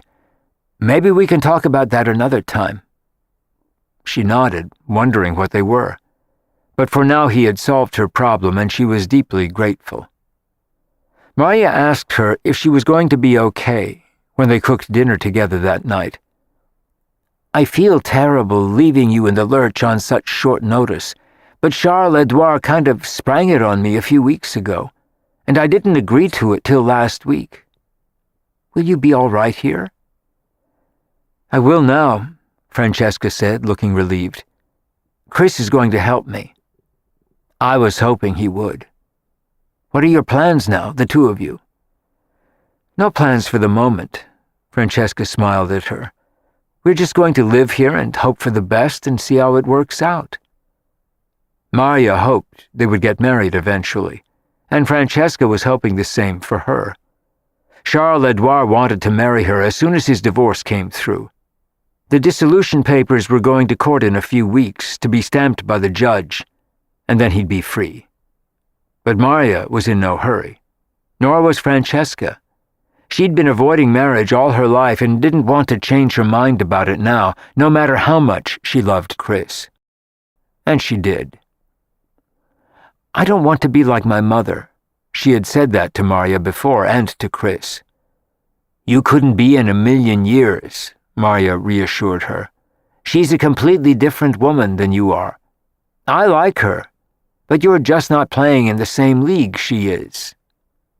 Maria saw Thalia for what she was, a frivolous, spoiled, selfish, superficial woman, even if she was amusing, and a bit of a caricature of herself. But Maria respected Francesca profoundly and loved her like a daughter or a niece. Even if you got married 10 times, you wouldn't be anything like her.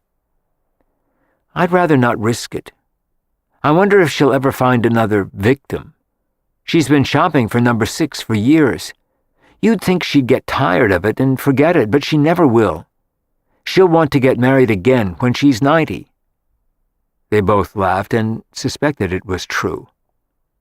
She and Chris talked about their plans for the house that night. She was wondering when they should tell Ian. "Do you think he'll be upset if you move upstairs with me?"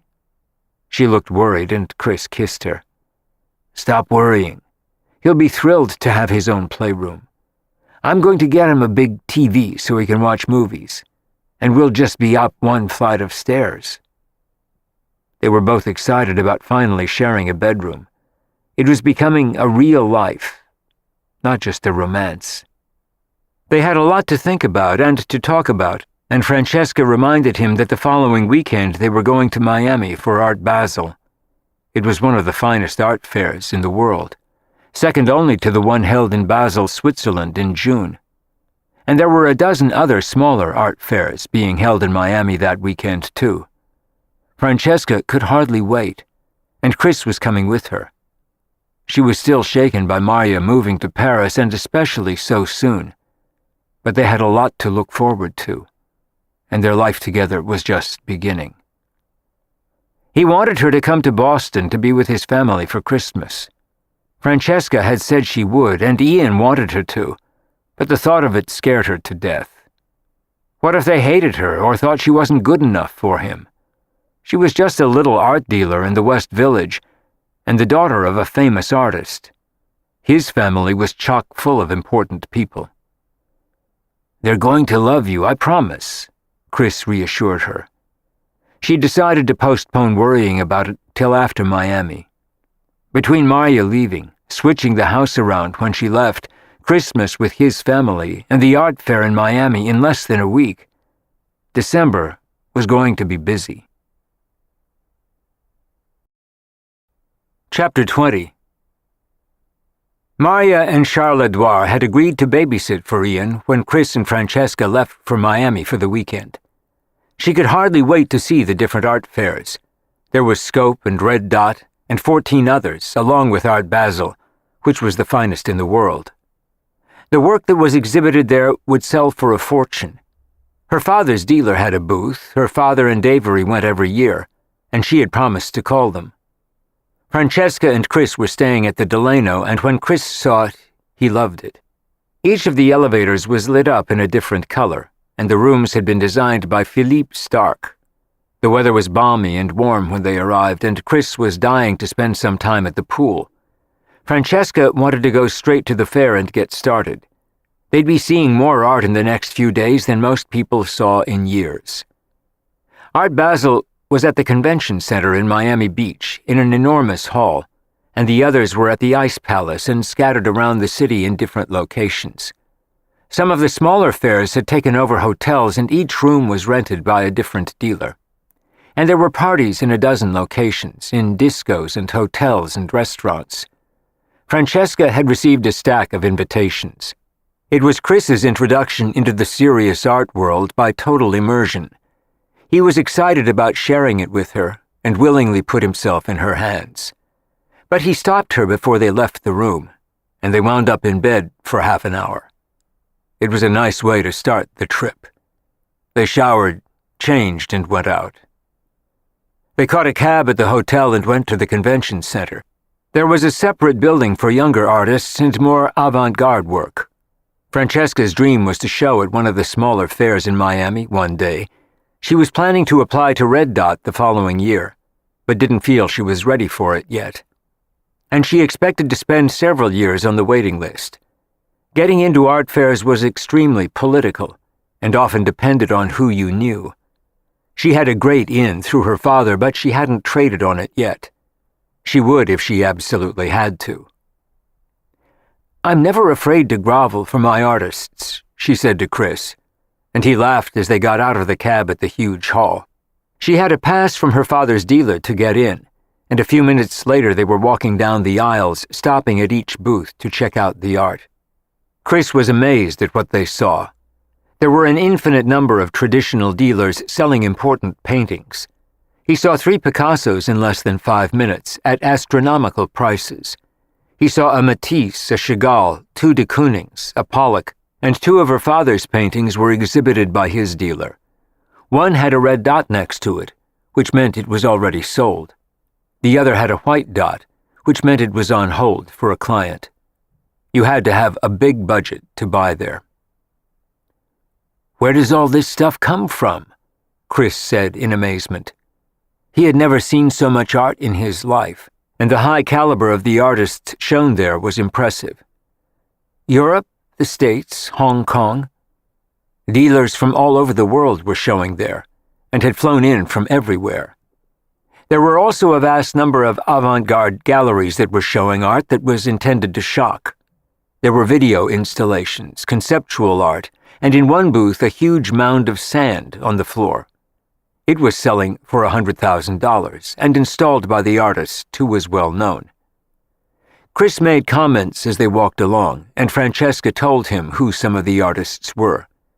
She loved being there with him, and they stayed until nearly 8 o'clock, and after that they took a cab to a party she'd been invited to at a restaurant called Bed, where people sat and lay on mattresses and ate dinner. Every conversation they heard around them was about art and artists, the quality of the show, the expensive pieces that had already sold.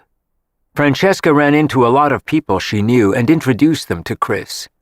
She was having a ball and loved every minute of it, and he was enjoying himself, too. This was her world, and it fascinated him. Everyone seemed to know her. They didn't get back to the hotel until 2 a.m., after stopping at another party hosted by a dealer at a disco. They danced for a little while and then went home and fell into bed in their stark white room at the Delano. They were dead to the world when Ian woke them up the next morning. He had just bought a Christmas tree with Marya, and they were making decorations. They were going to bake some of them to hang on the tree, and he sounded excited. Chris smiled at Francesca proudly after they hung up. Ian promised to call them back later. "He's such a great kid, isn't he?" Chris said, cuddling up to her in bed. "Yes, he is," she agreed. "And so are you." She kissed him, and they got up a few minutes later. And an hour after that, they were back at the fair. They stayed there all day until Chris begged for mercy and said he couldn't look at another piece of art. They had almost finished with Art Basel by then, and she still wanted to see Red Dot and Scope. But she agreed to take a break and spend an hour with him at the pool. He lay gratefully next to her and looked ecstatic as he held a beer. "Jesus, they're not kidding when they say this is the biggest art fair in the world." She laughed at his look of exhaustion. There was still a lot she wanted to see, although she didn't think they'd get to all the fairs. She had 5 on her list for the next day. They weren't going back to New York till the afternoon, on Monday, and that still didn't give them time to see it all. By Sunday, Chris said he was on art overload, and she laughed and said he looked just like Ian. He wanted to go back to the hotel and watch football, so she agreed to meet up with him later that afternoon. They had dinner at a trendy restaurant in South Beach that night with her father and Avery and his dealer, who was a fascinating man. Chris had an interesting conversation with him about Italian art in the Middle Ages, which he had studied in school, and enjoyed a lengthy conversation with Francesca's father about his work. The two men seemed to get along famously, and Avery winked at Francesca from across the table while she listened to their conversation with one ear.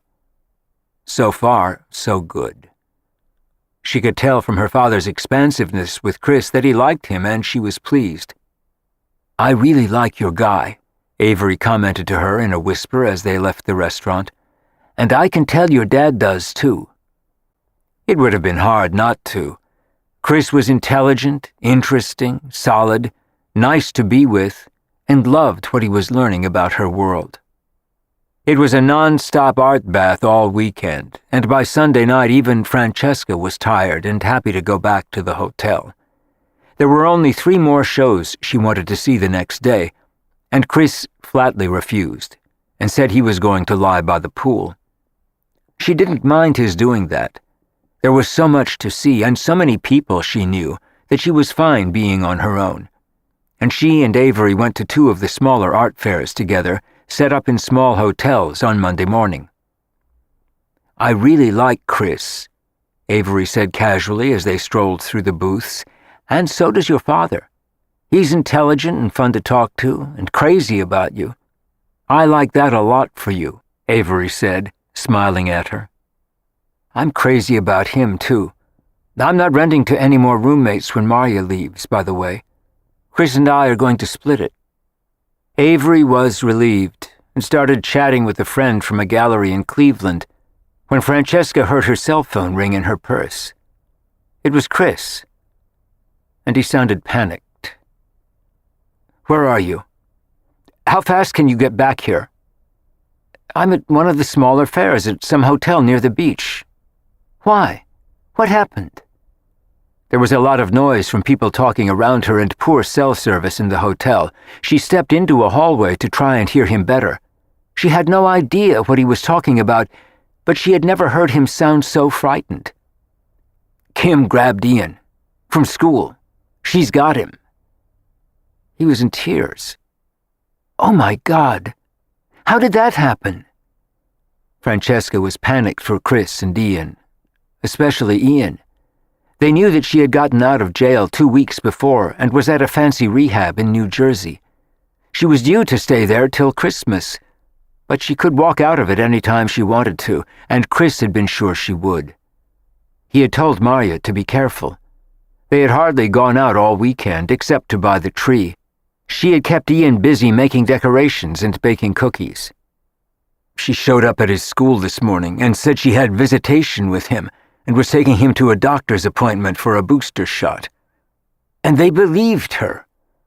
I guess Ian was happy to see her and went with her. The school just called me to verify it, but she had already run out the back door. "I don't know where he is," Chris said. "I have no idea what she'll do with him or where she'll go." "She can't be that crazy," Francesca said, trying to calm him down, and he shouted at her for the first time ever. "Yes, she is," he roared over the phone. "I'm going to kill his fucking school. They know he's not supposed to be with her without supervision. I gave them a copy of the court order. How fast can you get back here? Where are you? There's a 1 o'clock flight to New York. I want to be on it." "I'm not sure exactly where I am. We went to another fair before this. I'll pack your stuff. Meet me at the airport, United Airlines."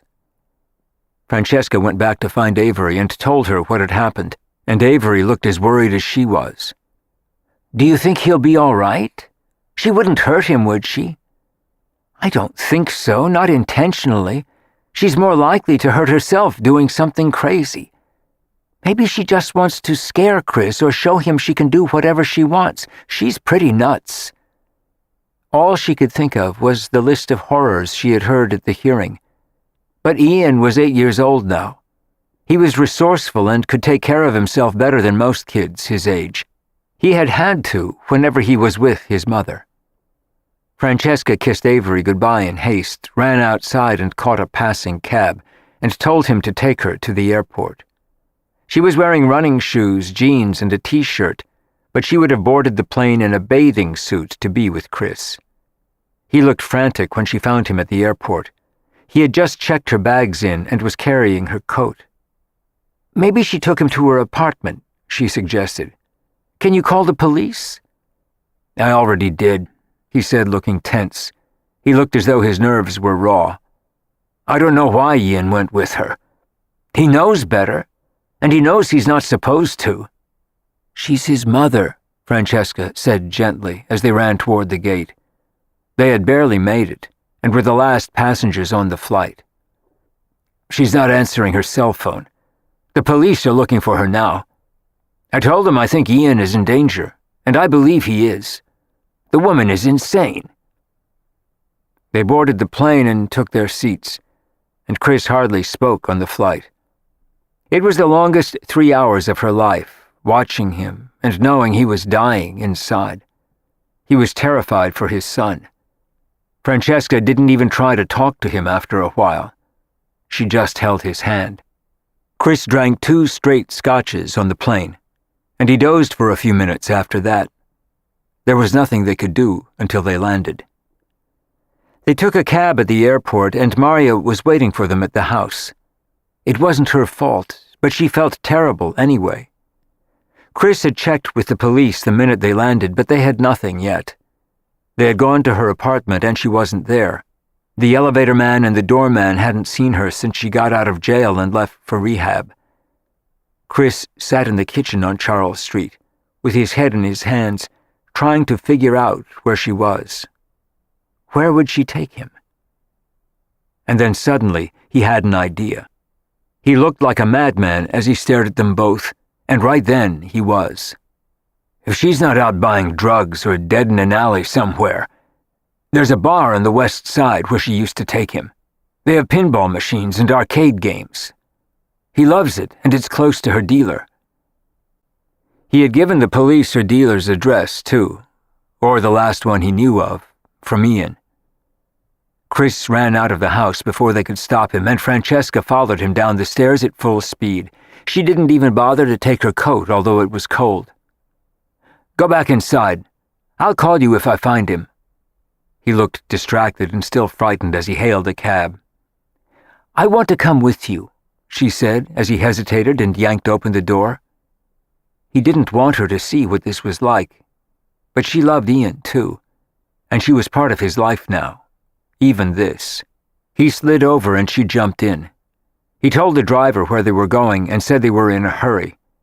The driver made good time up the West Side Highway, and they were there in 10 minutes. It looked like a sleazy place that would have frightened Francesca otherwise. They were open, and Chris pulled open the door and walked in. It was dark inside, and all he could see were the lit-up machines that blinded him for a minute. There was a bartender wiping down the bar and 2 waitresses with heavy cleavage, short nylon uniforms, and fishnet stockings. 2 men were playing with the machines. And then he saw him, in a back corner, playing an arcade game, a tiny figure standing in front of the machine. There was a woman with him, sprawled across the table next to him. She looked like she was asleep. Chris had the boy in his arms in a minute, lifted him off the ground, and took a long, hard look at him. There were tears streaming down Chris's cheeks, and he didn't even know it. Francesca was crying with relief. Ian's eyes were huge in his face. "Are you okay?" Chris asked him, and Ian nodded. "I'm fine." Ian's voice was small as his father held him. "She's sick." Which meant she had just shot up. She looked it. This was not a new scene to Chris or Ian. "I'll take care of it," Chris said through a clenched jaw and handed him to Francesca. Kimberly hadn't stirred. "Take him back to the house." Francesca nodded, and Ian took her hand as they walked out, as Chris jabbed his finger into his ex-wife's shoulder. She didn't move, and he suddenly wondered if she had OD'd while Ian played the machines. He felt for a pulse in her neck, and while he was looking for it, she groaned and then threw up all over the table where she lay. Her face was lying in it. One of the waitresses saw what happened and came over with a towel. Chris pulled her head back with a hunk of hair clenched in his fist. She opened her eyes as the vomit dripped off her face, and hating her, he cleaned it. Heroin always did that to her, especially if she hadn't had any for a while, and she'd been in rehab for 2 weeks. It was an easy way to OD after being clean. "Oh, hi," she said vaguely. "Where's Ian?" "He went home." And then, without even knowing he'd done it, he put a hand around her neck and squeezed. Her eyes opened wide as she stared at him, but she was too high to even be frightened, just confused. "If you ever do that again, if you ever touch him, grab him, take him anywhere, see him without supervision, I swear, Kim, I'll kill you." And as he stood there, nearly choking her, he wanted to. For one crazed, uncontrollable moment, he wanted to snap her neck, and then with his whole body shaking, he let go. "Don't you ever come near him again and take him with you when you shoot up, and to a place like this." Without another word, he pulled her to her feet then, and she staggered toward him. He dragged her outside into the sunlight, and she threw up again, and then looked better, "I hate you," he said when she glanced at him. "I hate everything about you and what you did to our life. I hate what you do to him. He doesn't deserve this." And worst of all, Chris hated who he was when he was anywhere near her. She was a poison that filled him with rage. For an instant in the bar, he had wanted to kill her. No one could do that to him except her, and she wasn't worth it. She never had been.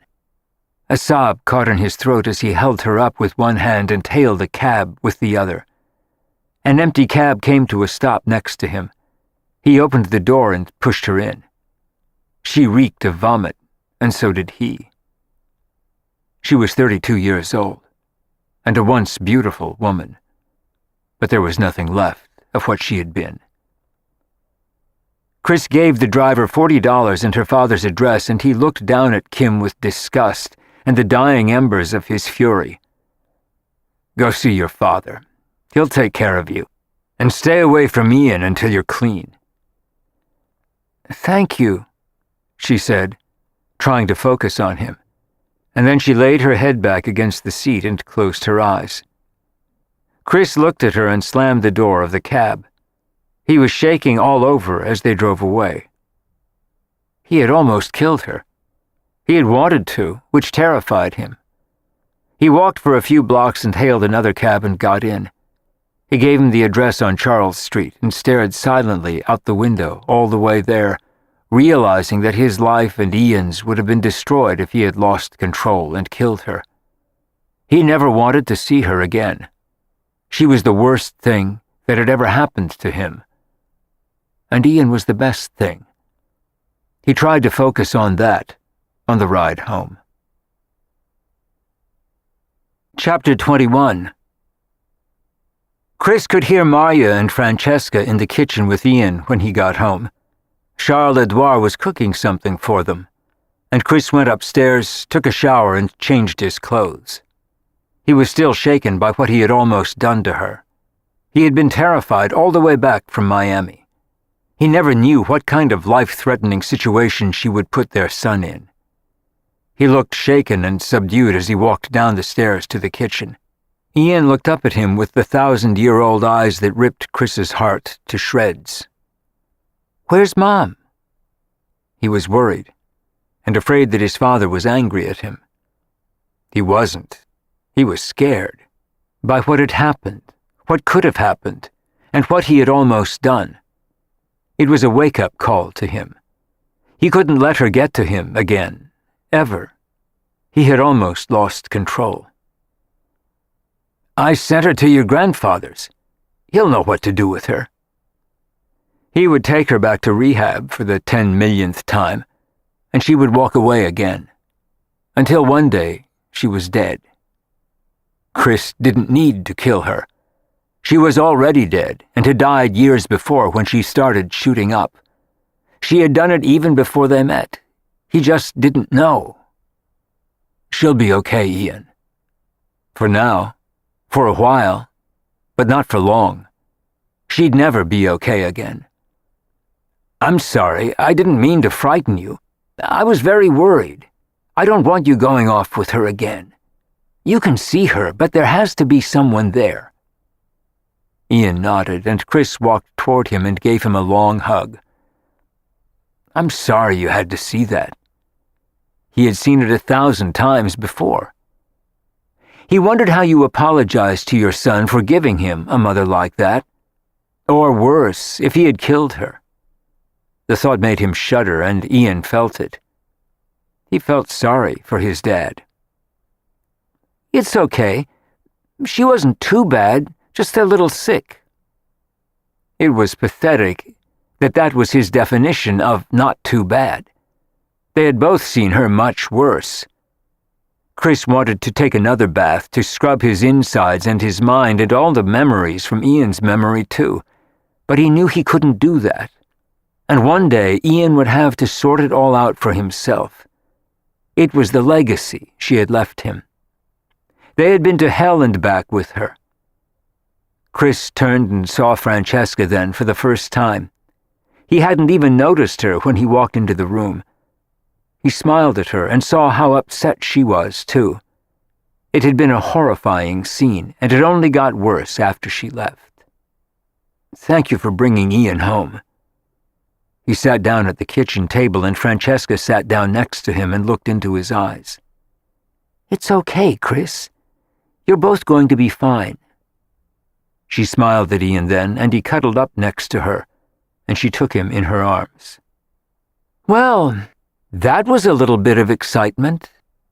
She smiled at Ian, and he laughed, and they all slowly began to unwind. Maya made them something to eat, and then she and Ian showed Chris and Francesca all the Christmas decorations they'd made over the weekend. The little tree looked beautiful, and Ian looked proud, and little by little the nightmare they'd just been through began to slip from their minds. It could have been much worse. "Why don't we all go up to Vermont next weekend?" Marya suggested. "It's probably going to be our last chance, and it would be fun to be there together." Francesca loved the idea. It was where their life as a couple began. Ian loved the idea too, and even Chris smiled. It wasn't until late that afternoon that Chris had a moment alone with Francesca in her room.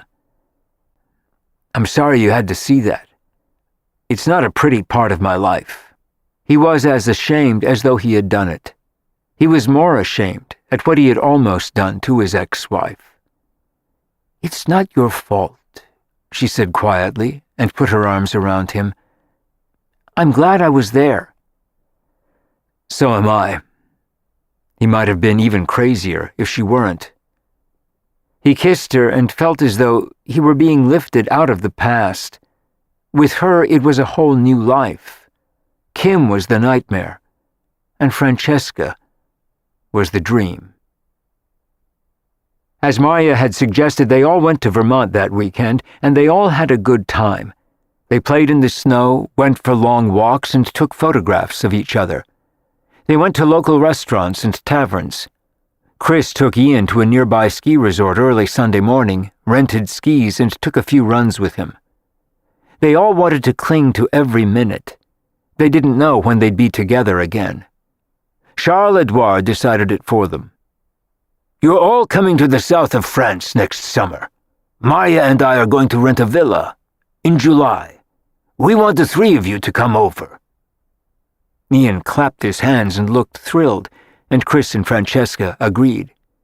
Marya and Charles-Edouard were coming to Vermont in August, so they would see them again then. This wasn't the last chapter in their friendship. It was just the beginning. They were all starting new lives now. Chris had told Ian that morning that he was moving upstairs with Francesca, and Ian was going to have his own room from then on. "That's good," Ian said solemnly, "'cause you snore." Francesca laughed when he said it. "Now you tell me," she said, but she was relieved that Ian wasn't upset.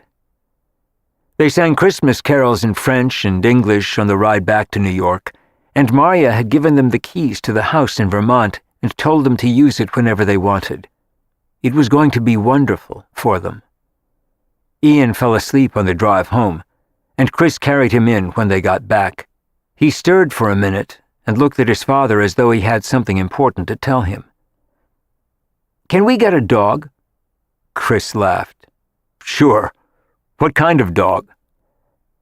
"A Great Dane," Ian said with a sleepy smile. "Forget it. Maybe a dachshund. Or a lab." Ian nodded and went back to sleep in his father's arms. And a minute later he put Ian on the top bunk and covered him with a blanket, and then he walked upstairs to see Francesca. She was unpacking from the weekend in Vermont, and she turned and smiled when he walked in. He couldn't believe his good luck in having found her, and she felt the same way about him. "Can I sleep here tonight? My bunkmate is dead to the world." "Sure." She liked the idea too. It had been nice sharing a room with him all weekend, and hard to be apart once they got home. He lay in bed watching her undress and put on her nightgown. He could hardly wait to watch her do that every night. "I'm really going to miss Marya." she said sadly as she got into bed next to him. He slept in his t-shirt and boxers. His socks were on the floor with his jeans and shirt. He was already at home in her bed. "We'll see them in Europe next summer. That'll be fun." She nodded, and they were both excited to use the house in Vermont. It was an incredibly generous gift to them. They were very special friends. "Do you think they'll get married?" Francesca asked him as they lay in the dark in her bed.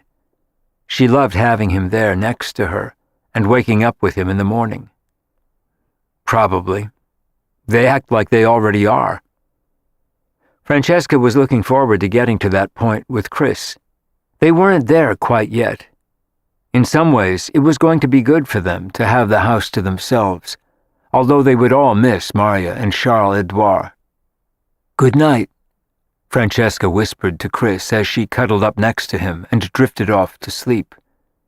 Chris smiled at her and lay looking at her for a long time, and then he drifted off too and held her in his arms all night. Chapter 22. Maria and Charles-Edouard's last week in New York was totally chaotic. Francesca helped her pack. They were sorting everything and shipping things to everywhere, to Paris and to Vermont. She gave most of her cooking utensils to Francesca and threw a lot of things out. "It's amazing what you can collect in a studio apartment in 1 year," Maria said, looking around. There were boxes everywhere, and even a stack of things for Goodwill. They'd been packing for days, and Francesca's mother came to say goodbye to her, too. She was flying to Zurich in 2 days on her way to Gstaad. "I'll call you in Paris the next time I'm there," she promised. "And don't invite me to the wedding if you marry Charles-Edouard," she teased her. "I'd be much too jealous." The man with the yacht that she'd met in San Francisco over Thanksgiving hadn't panned out. She was still looking for number 6, but Charles-Edouard wouldn't have fit the bill either. Maria was more his type than she was. "We're not in any rush," Maria reassured her. "What's happening with Francesca and Chris?" Thalia asked her as Maria handed her a gift. It was one of her cookbooks that Thalia had said she wanted and couldn't find because it was no longer in print. Thalia thanked her and smiled. "They seem very happy. They're just getting started. I think it'll take a while for them to figure it out. He went through an awful lot with his ex-wife. And Francesca is very cautious, as you know." Maria poured them both a cup of tea. Thalia was going to miss her. She was her only conduit into her daughter's life. Francesca never told her anything. They chatted about Paris for a while, and then Thalia stood up and hugged her. "Take good care of yourself," Thalia said softly. "I'm going to miss you too, and not just to fill me in about Francesca." She had become a good friend to them all, and Thalia was happy for her. Maria deserved all the happiness she had found with Charles-Edouard. She brought joy to a lot of people, and it was nice to see her getting her fair share of it back. The two women promised to stay in touch. Thalia left Christmas gifts for Francesca, Chris, and Ian, and she told Francesca she'd call her from Gstaad. She was leaving for Europe the day before Maria, but she was going to be busy now until she left. Avery dropped by to say goodbye to Maria too, and leave Christmas gifts for Francesca, Chris, and Ian. The one for Francesca was enormous, and it was easy to guess what it was. It was one of her father's paintings, to replace the 5 she had sold. Francesca was thrilled when she saw it that night, and she had Chris help her hang it in the living room, and took down one she had never liked by an artist she no longer represented. Chris loved the new one too. They had told Maria and Charles-Edouard all about the show in Miami, and Chris had admitted to being totally overwhelmed. "I've never seen so much art in one place in my life." Maria said she would have loved to see it. She had always wanted to go to the June show in Basel. Maybe now, living in Paris, she would. There were so many things she wanted to do, She was sad to be leaving, but getting excited as the day approached.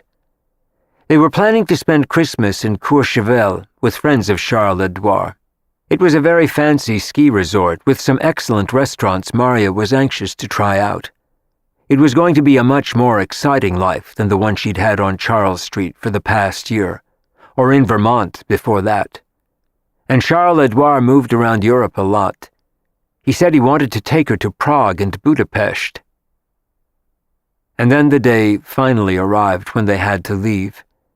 It was wrenching, and Francesca and Maria both cried. Maria could hardly let go of Ian, and Charles-Edouard shepherded her gently toward the door, where a car was waiting to take them to the airport. She promised to email, and she and Francesca stood for a last moment holding each other tight. "Take good care," Maria whispered, and Francesca was crying too hard to talk. "I'm going to miss you so much," she said finally through her tears. This felt like a huge loss to her, and Ian looked mournful too. "I'll see you next summer, and talk to you long before that," Maria promised as she bent to kiss Ian for a last time. Chris kept an arm around Francesca and held Ian's hand as the car finally drove away, and they all went back inside. The house was going to be deadly quiet without them. Francesca was glad they were going to Boston in a few days for Christmas with Chris's family. She was still nervous about meeting them, but it was going to be better than staying home in a house that seemed too big now without Maria and Charles-Edouard. "I think our kitchen just lost 5 stars, Chris said, smiling wistfully at her. "What do you want for dinner? Pizza or Chinese takeout?" Francesca asked him, and he laughed as Ian voted for Chinese. "I think we're in trouble. One of us better learn to cook." But Maria had actually taught her a number of her little tricks, if Francesca had time to do them, and Ian had become an expert at making all kinds of cookies. Charles-Edouard had left Chris a box of his favorite Cuban cigars, but the treasures they had left for them were no substitute for the people they had lost. It was going to be a big adjustment without them, and the house felt empty and sad for the rest of the week. It was going to be a relief to fly to Boston, and Ian was excited about seeing his cousins. Francesca was scared stiff. Chris had been giving her little hints about his family that sounded like warnings. Conservative, stuffy, not as uptight as they look, religious, old guard. They sounded like danger signs to her. "What if your parents hate me?" she asked Chris in bed the night before they left. "Then I won't see them anymore," he said matter-of-factly. "You forget who I was married to before. She's not exactly a tough act to follow. My mother's a little serious, but my father's a good guy. They'll love you," he reassured her. "How is Kim, by the way?" Francesca asked carefully. "Did you ever hear from her father?" "My lawyer says she's back in rehab. It won't last. It never does." He had given up hope. He had filed a report about her grabbing Ian from school, and she had been strongly reprimanded by the court through her attorney. They considered it a serious violation. Even Chris didn't think she'd do it again. She hadn't sent anything to Ian for Christmas. She always forgot, just like she did his birthday. There was no room in her life for holidays. She was too busy either trying to buy drugs or get off them. It was a full-time job for her. Her addiction was her life. Francesca's mother had given Ian a cute little leather bomber jacket, and he loved it. Francesca was touched that she had made the effort. She bought a silver pen set for Chris and an evening bag for her, which she wasn't likely to wear often, but it was pretty. The bomber jacket for Ian more than made up for it. And Avery and her father had given him a beautiful drawing set with paints and pastels and pencils and colored pens, and he loved that too. His new substitute grandparents had done well by him, and Francesca loved the painting from her father and went into the living room to see it every day. She was going to get busy turning Maria's room into an office for Chris as soon as they got back from Boston. and he was excited about that. They were spreading out all over the house. It was starting to feel like her house again, not having to make space for roommates. Ian seemed to feel it too. He had left a pile of toys in the kitchen and loved watching TV with his father in Francesca's bed at night, and climbing into bed with them on Sunday mornings. Chris and Ian had come home.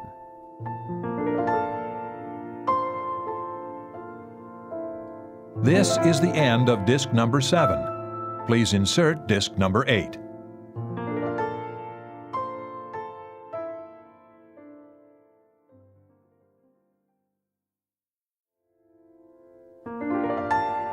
This is disc number 8.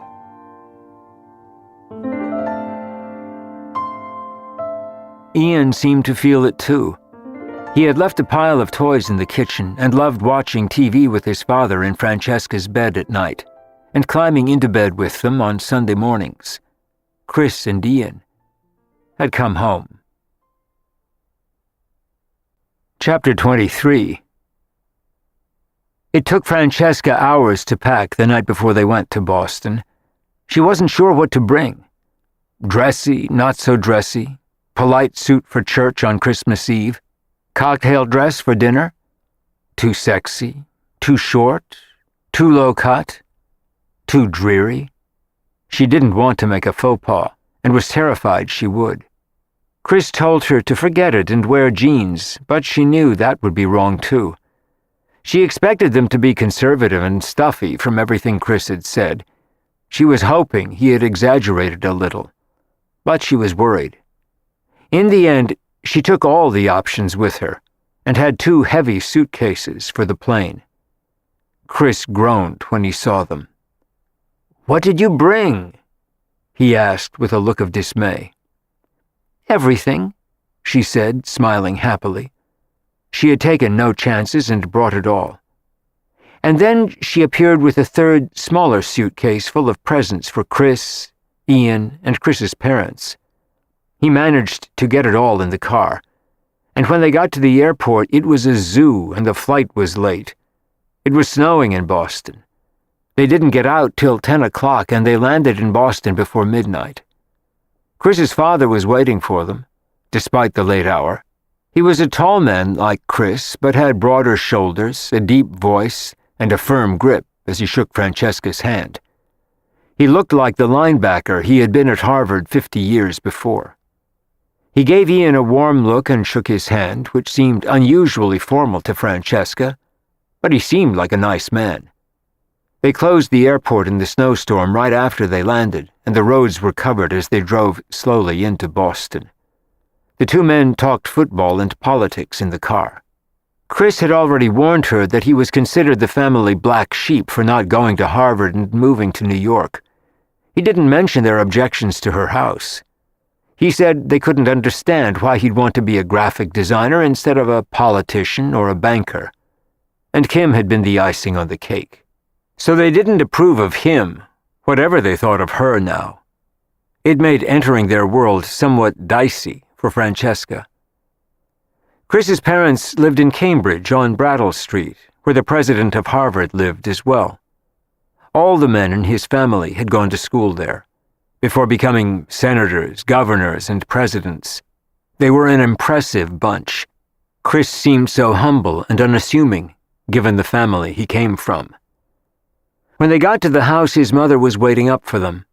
She was a small, grandmotherly-looking woman with white hair and gray eyes like Chris. She was wearing a dark gray wool dress and a string of pearls. There was nothing fashionable about her. She was totally unlike Francesca's mother, and she showed Francesca to her room herself. Sharing a room with Chris would have been out of the question, even if Ian weren't there. Chris's mother had put Francesca in a guest bedroom as far down the hall as possible from Chris. Her room assignment made it clear that there was to be no hanky-panky in their house. Francesca was nervous as Chris winked and left her in her room after his mother said goodnight. Francesca wondered if he'd be back later. And Ian was sleeping in the room with his father. It was Chris's boyhood room, and they had a full house, with Chris's brother and sister and their families and numerous other relatives and their children staying with them. The house was huge. Chris had explained who would be there, and she couldn't keep track of any of them. The second cousins and aunt, his siblings and their children. It was very confusing, with relatives and in-laws and their children, many of whom had the same first names. Francesca was sitting in her room feeling a little dazed when Chris walked back in and quickly closed the door. Francesca had realized by then that his mother hadn't spoken directly to her, other than to greet her and say goodnight. "My mother is still wandering around. I'll be back later," he said quickly, and Francesca rapidly understood that when he was at home, he followed their rules. Breaking them was not an option, even for him. It was one of the reasons he lived in New York and had gone to Stanford on the West Coast. His parents had considered it treason. "I take it you can't sleep here," she whispered, and he laughed. "My mother would call the vice squad and have us both thrown out. She's a very proper woman." "Got it." He was 38 years old and not allowed to have a girl in his room. But Chris knew his way around the system. They made her family look like wild libertines. And this was Boston. Old Boston. Old guard. Half an hour later, the house had gone quiet and Chris tiptoed back in, barefoot, in jeans. All set. He had his toothbrush with him. All he had to do was escape back to his own room in the morning by 7, when his mother came down to breakfast, religiously every morning. She ran a tight ship, and kept a close eye on what went on in her house, just as she did at the vineyard. Nothing escaped her eagle eye. "She's very old-fashioned," he explained. He hadn't mentioned it before and hadn't wanted to frighten Francesca. And as she thought about it, Francesca couldn't even imagine the chaos Kimberly must have caused there when they were married, doing drugs and getting drunk. His parents must have loved that. And they would like even less what she'd been doing lately, recently out of jail and absconding with their grandson. Chris said they hated her, and it was easy to see why. She just hoped they didn't hate her, too. Francesca was determined to respect them while she was there, even if their rules seemed silly to her. They spent the night together in her room, and Chris set the alarm on his cell phone for 6:45. He bounded out of bed the moment it went off, kissed her, put on his jeans and shirt, and ran down the hall to his own room, where Ian was still sleeping. It was going to be an interesting weekend playing hide-and-seek in the hall and musical bedrooms, to avoid his mother discovering them in the same room. He didn't mind standing up to them on important issues, and always had, but he didn't want to make waves now and prejudice them against Francesca. If at all possible, he hoped they'd like her, and also relax their negative outlook on his living in her house. He wanted them to see what a good person she was, and how sweet to Ian. Francesca almost expected Chris's mother to do room inspections, and she was afraid she would. She had brought them a bottle of wine, and wondered if it was enough of a gift for a whole weekend. Maybe she should have sent them flowers instead. They were so proper, she was afraid to do the wrong thing. Nothing about them put her at ease, and his mother had been polite but not warm the night before. Chris had breakfast with his mother and then came back to find Francesca while she was getting dressed. She had breakfast in the dining room with assorted house guests at 8:30 and found herself sitting next to Chris's sister Hillary, who was too busy taking care of her 4-year-old twin boys to say more than hello. They were all going to church at 10, and Chris said it would be a good idea if she went. She had no objection, but clearly these people were used to doing everything together. It was a little like military school or camp, and Chris was much more uptight here than he was in New York. All the men were supposed to play golf together that afternoon, but Chris said they wouldn't if it snowed.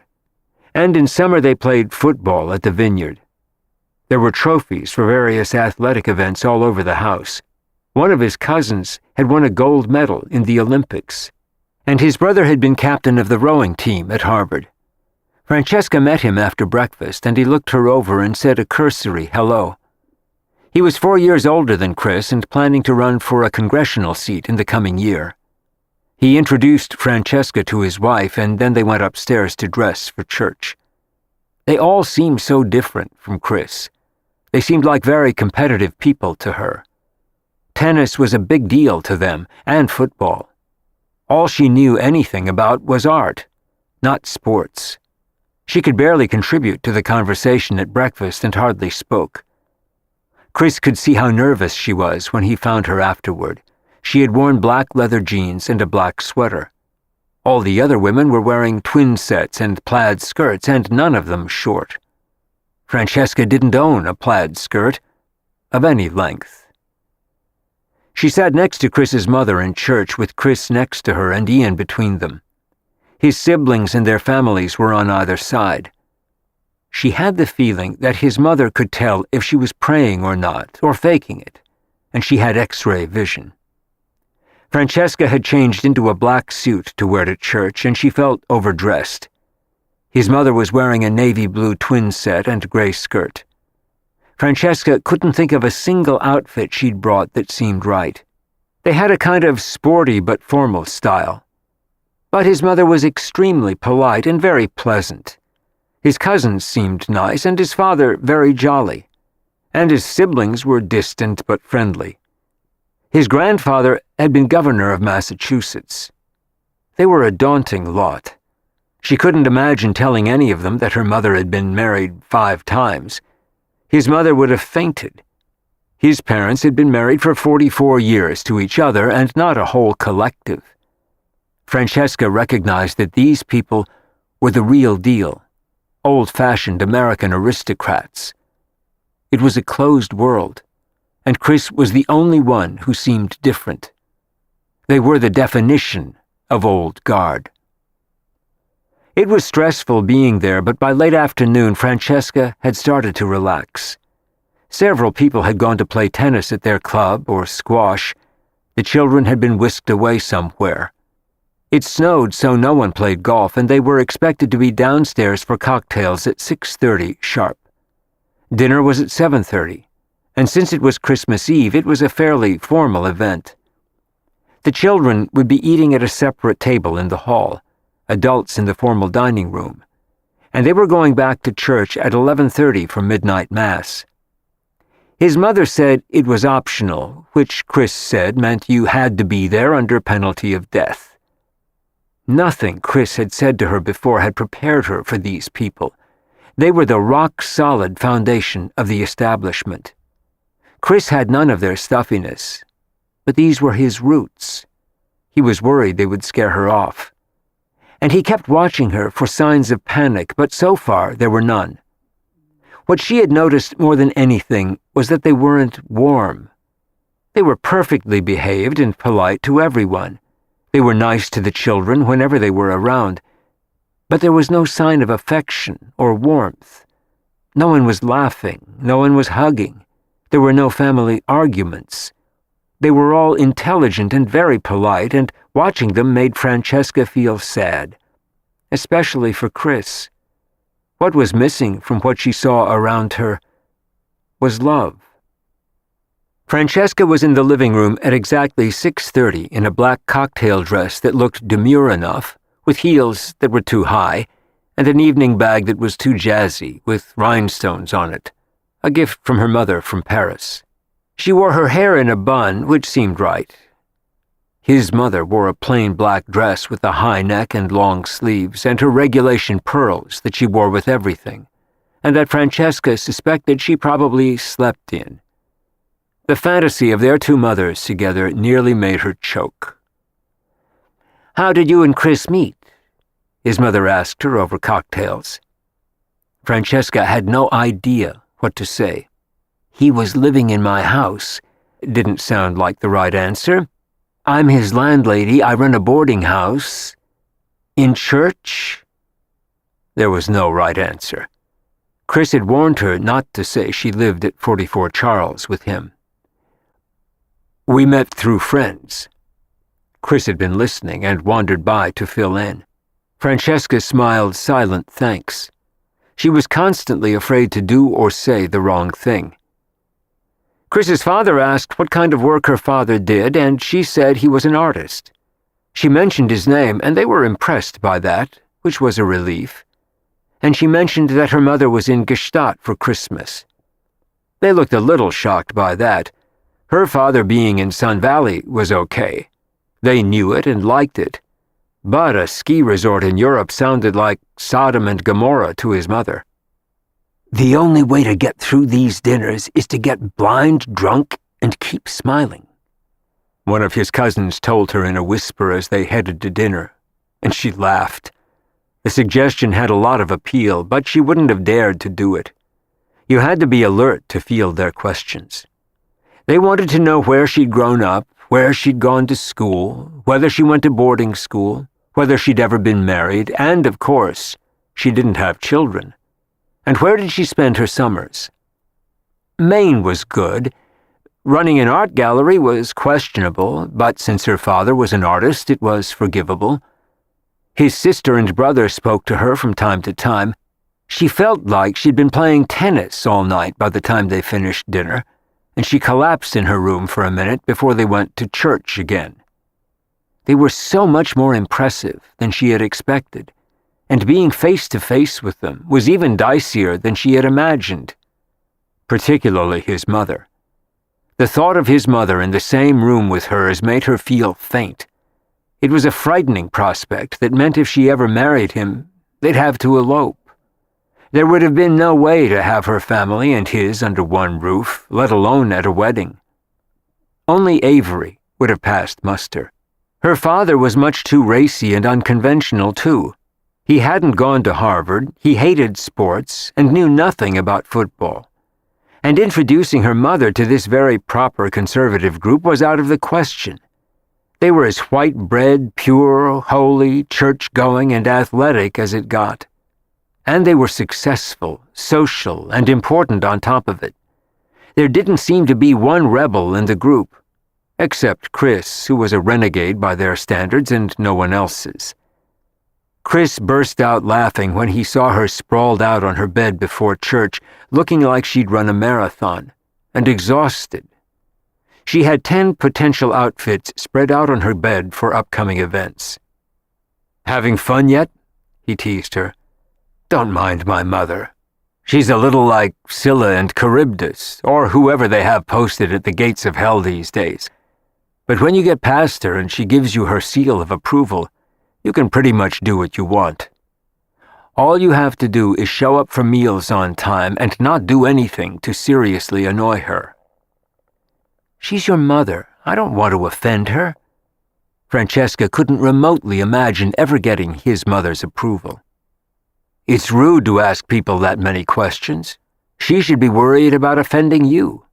Start asking her stuff, like where she went to school. She loves that. She went to Vassar when it was an all-girls school. She's very proud of it." It was an easy entree to a benign conversation with her. "I've never been to church twice in one day in my life," Francesca said with a look of desperation.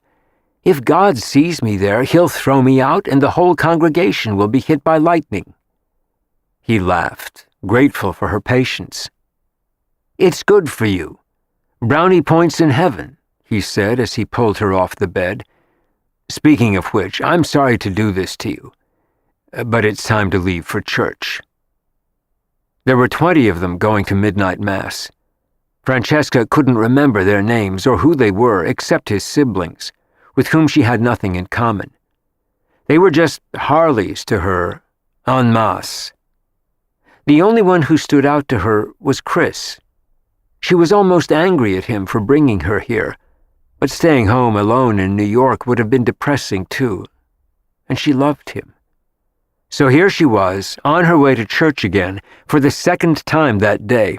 Her father would have laughed, and even her mother would have been amused.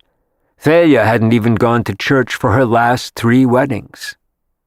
Francesca dozed off in church during the homily, and afterward they all went back to the house, and then mercifully everyone went to bed. The vice patrol, in the form of his mother, said goodnight and went to her room after wishing everyone a Merry Christmas, with the emphasis on the Christmas, not on the merry. Francesca noticed that no one kissed, and fathers and sons shook hands. There were no bear hugs in this group. Chris was in Francesca's room half an hour later. She was 35 years old, and she felt 14 and like a juvenile delinquent. She was afraid to wind up in juvenile hall or detention or jail. "Merry Christmas, baby," he said as he kissed her then, and he handed her a box he had carried in his jacket. It was a long, slim box from Tiffany's, and when she opened it, she saw that it was a gold bracelet with hearts on it. He put it on her arm and kissed her. She had bought a gray cashmere scarf for him, and he loved it too. She was relieved that she only had 2 more days to get through, but the next day was better because it was Christmas. They had a present opening, a big meal with the table set for 30, with the children at the table in the hall again, the girls in velvet dresses. There was touch football outside afterward on the frozen ground, from which she was exempt because she was a girl, and then they all drank hot toddies and sat around the fire. Chris's mother played bridge with her husband, her daughter, and one of her nieces. And Chris sat next to the fire with her. Ian was playing upstairs somewhere with the other kids, and by midnight she was back in her room with Chris. Only 1 more day to go, and then they could leave. She could hardly wait. "Are you having fun?" "Yes," she lied, "but I'm scared all the time that I'm going to do the wrong thing. I feel like a kid." That part was the truth. You just have to ignore them. They think they created the world, but they didn't. That's why I only come home twice a year. And it's better at the vineyard. It's more relaxed. He was well aware that his family could drive most people insane. They were major overachievers in everything they did and expected everyone else to be too, and conform to all of their rules. He hadn't in years, but no longer confronted them about it. He just led his own life. He always had. But he liked coming home for Christmas, for all the traditions, and was grateful she had come with him. He knew this wasn't easy for her, to be constantly scrutinized. He readily admitted to her that his family lived in a cookie-cutter world, where everyone was the same and all the pieces fit. She came from a world where nothing fit, neither her mother nor her father. One was outrageous and the other was artistic and eccentric. But both she and Chris were their own people, independent of their parents' ideas and lives. "Your mother would have a stroke if she ever met my parents," Francesca said ruefully. "Yes, she would," he agreed. "But so what? I don't approve of my parents either. They live an incredibly limited life and they bore me to tears." At least he agreed with her about it, but she didn't want to be rude about his family. They were decent, respectable people. She just felt ill at ease and off-kilter in their midst. She didn't fit. But neither did Chris. She was comforted by that. He slept in her bed again that night and was gone before 7, and he had breakfast with his mother again. It was the day after Christmas, so everyone was more relaxed, even his mother, and for once they didn't have to go to church. Everyone played tennis and squash again, which seemed to be a daily ritual when they all got together. Francesca still couldn't remember anyone's name, and she felt like she had dementia. She was the only Francesca in the group. The men all seemed to be named Chris, Bob, or William, and there were at least 5 of them with each name. The women were Elizabeth, Helen, and Brooke. His mother was Elizabeth, with countless offspring of all ages named after her. The only one who seemed to be having any fun was Ian, who loved his cousins and was unhappy to leave. Chris had a last breakfast with his mother on the day they left. His father drove them to the airport and said he had loved meeting Francesca, and she felt like she had been in the twilight zone for 3 days. It had been the weirdest Christmas of her life, and in spite of that, she still loved him. But she couldn't wait to get back to New York and relax.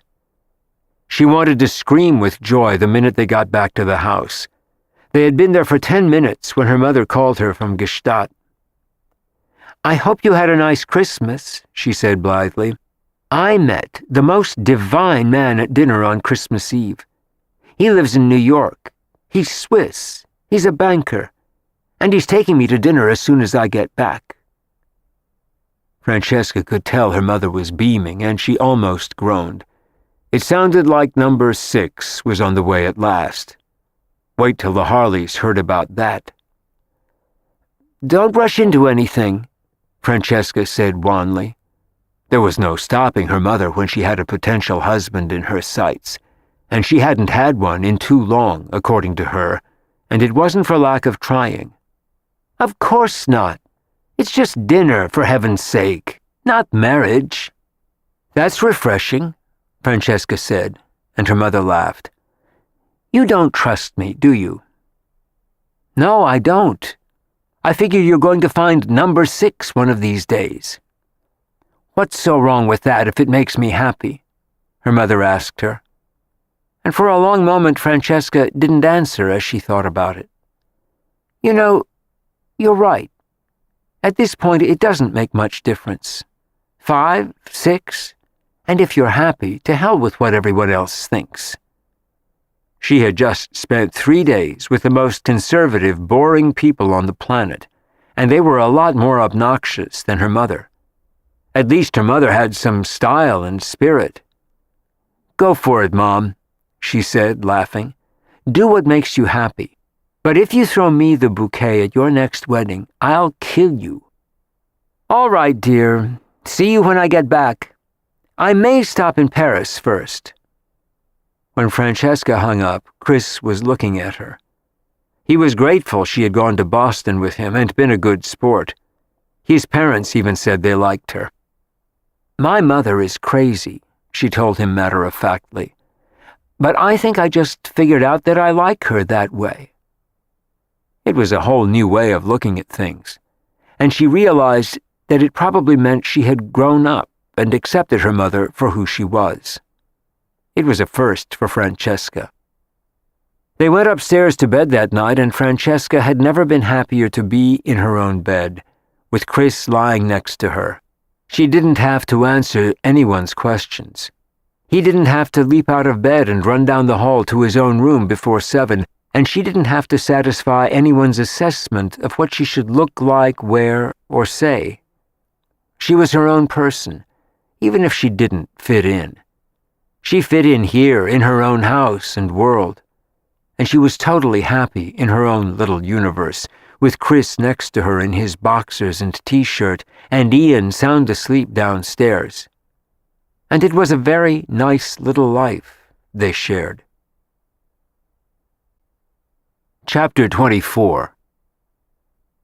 At the last minute, with nothing else to do, Chris and Francesca decided to go back to Vermont with Ian for the New Year's weekend and use Maria's house there.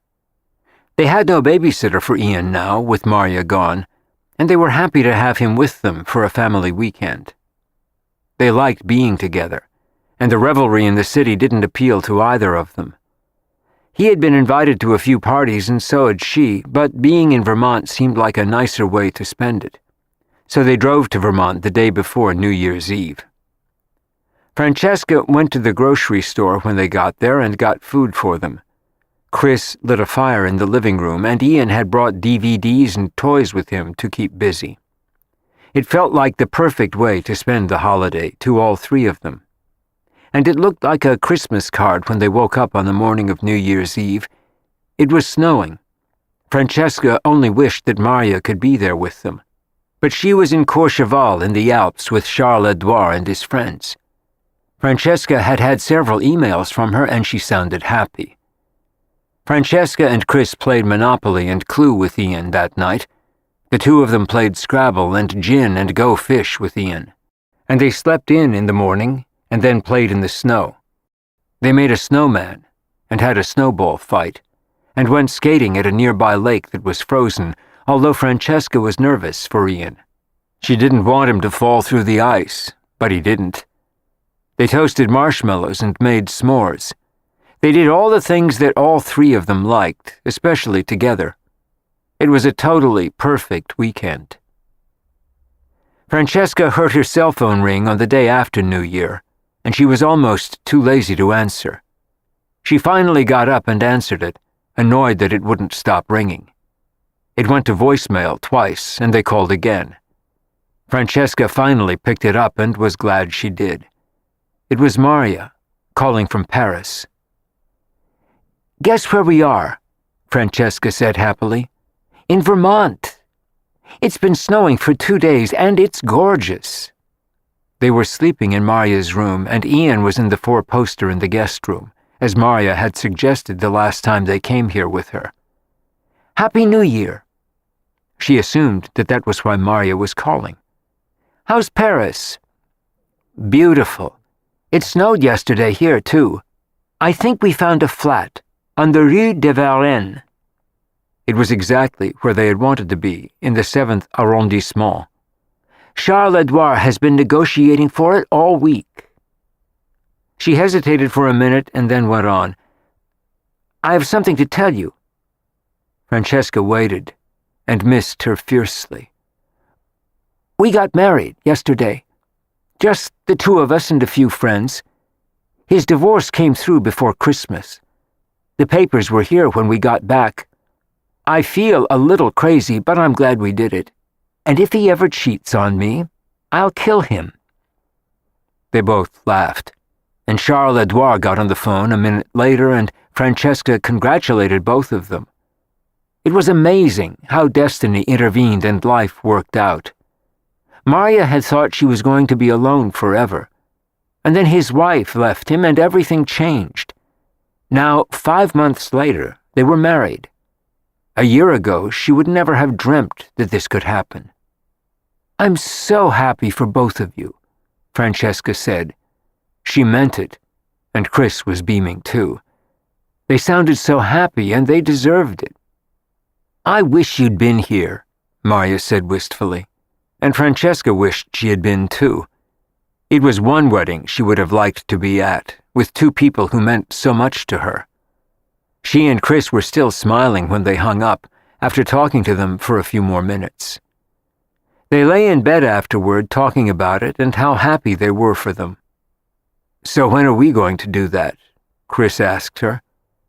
For a long moment, Francesca didn't answer. "I don't know. What's the hurry? Things seem to be working like this."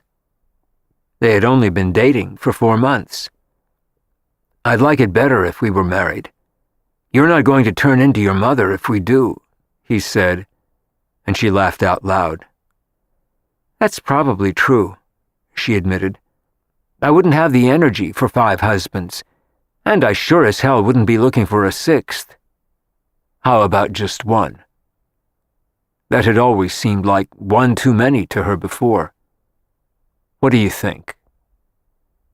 He rolled over on his side and looked at her, propped up on one elbow in bed, and he was smiling. So was she. For the first time, she wasn't scared when she thought about it. She didn't need to get married, but maybe it wouldn't be such a bad thing. And it might even be nice for Ian. "Maybe," she said, and grinned. It was as far as she was willing to go at the moment. She wasn't her mother or Maria. She had to find her own way with him. "That'll do for now," he said happily. "I'll settle for that." He kissed her as they lay in bed, just as Ian bounded into the room. They were going back to New York that afternoon. It had been a heavenly 3 days. "Let's make another snowman," he said, looking excited, and Francesca got out of bed. They made 2 more snowmen, to go with the one they'd done before. There was a family of them now, right outside Maria's windows. Ian waved goodbye to the snowmen when they drove back to New York. On the drive home, Francesca was relaxed and peaceful. She had heard recently that Todd was getting married in the spring, and she wasn't upset about that anymore either. She had her own life without him, and Chris was perfect for her. The pot had found its lid. and it was a perfect fit. All she had to do all along was find the right one. They got to New York late that night after a long drive, and Francesca helped Chris carry their bags into the house after he carried Ian up to bed, sound asleep. She looked around as she set down their things in the hall. The house seemed quiet and empty, and she looked surprised as she turned to Chris. "I want to sell the house," she said softly. He looked stunned. "Are you serious? Why? You love it." They both knew how hard she had struggled to keep it, even recently, and a year before she had been willing to live with 3 strangers so as not to lose it. "I do love it. Or I did. I want a fresh beginning for us, a new start, a clean slate." She was thinking of Todd and Eileen when she said it. Too much happened here. There's too much baggage. She was instantly sure, as sure as she had been when she wanted to keep it a year before. And Chris didn't disagree with her. He just didn't want her to sell it if she loved it and wanted to stay. "Why don't you sleep on it and see how you feel about it in the morning?"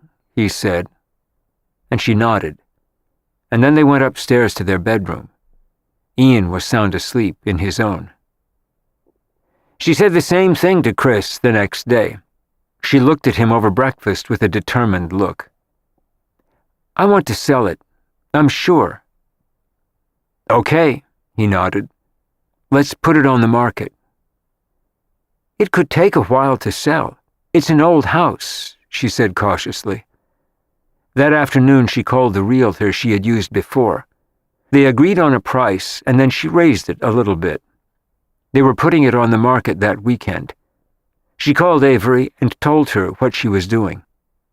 "I think it's a good idea. The market is high right now, and you should get a decent price for it. I haven't felt right about that house for you since Eileen was killed there, but I didn't want to say it.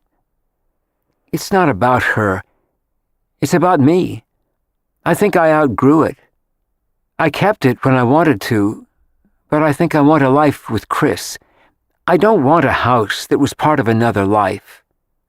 Todd has a new life. I want one too.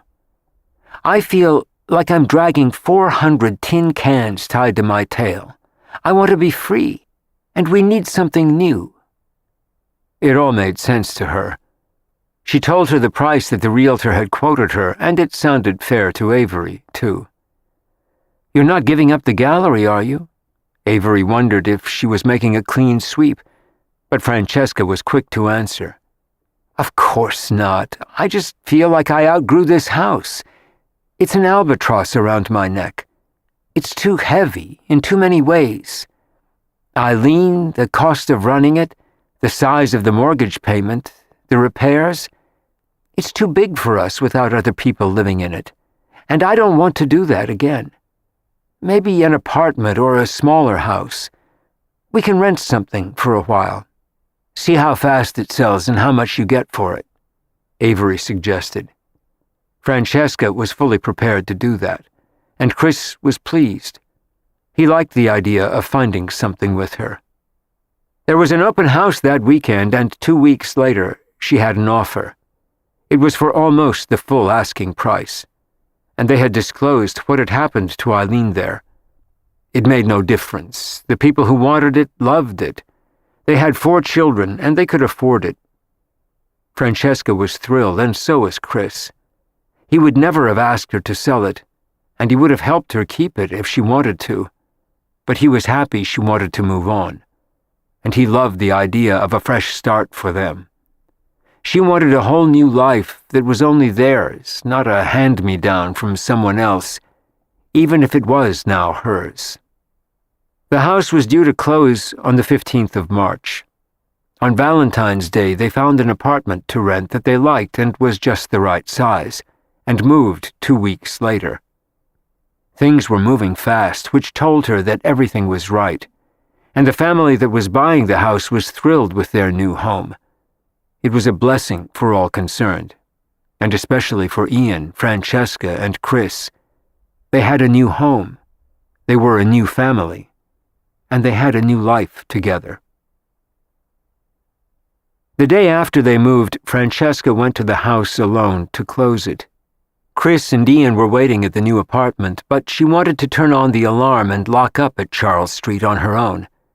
A service was coming to clean the place up and make it sparkle for the new owners. The realtor had arranged it, and Francesca didn't need to be there. But she wanted to say goodbye to the house. She wandered from room to room and remembered the good times they'd had there and the bad ones. She didn't go upstairs to Eileen's room, which was open and empty now, but she went everywhere else. And she smiled standing in the kitchen, remembering all the wonderful times and meals with Charles-Edouard and Maria. The house had served its purpose in its time, and Chris was right. She had loved it, and part of her still did and always would. But like people, sometimes you had to let them go, and houses were no different. It was a question of timing, of who belonged in your life when, and she was letting this one go. She stood in the front hall for the last time and looked back at it as she set the alarm. She punched in the numbers and locked the door. She whispered goodbye and ran down the steps, and she took a cab to the apartment where Chris and Ian were waiting for her. It was a whole new life with people she loved and who loved her. The apartment smelled delicious as she walked in. Ian had baked her cookies. "Look what we made for you," Ian said, looking excited. They were 4-leaf clovers for St. Patrick's Day, and he had sprinkled them green. "Those look like lucky cookies to me," she said, and bent down to kiss him. And then she kissed Chris. "And I am a very lucky woman," she said to them both. The pot had found its lid, just as Avery had said, and she didn't even have to go out looking for it. It had found her. She knew she had been right to fight to keep the house. If she hadn't, she would never have found Chris. Everything had worked out just right, except for poor Eileen. But there was nothing they could have done to save her. Sometimes you just couldn't. Francesca helped herself to one of the cookies and looked around. There were boxes everywhere. They had tons to unpack and a lot to do. It was exciting to be here, and more exciting still to be here with them. Francesca had found her people and her place, and it was no longer 44 Charles Street. Charles Street was part of another time, another life, and now it was gone, to a family who would love it just as she had. 44 Charles Street was a chapter in her life, more than just a house. The chapter was closed, and a new one had begun.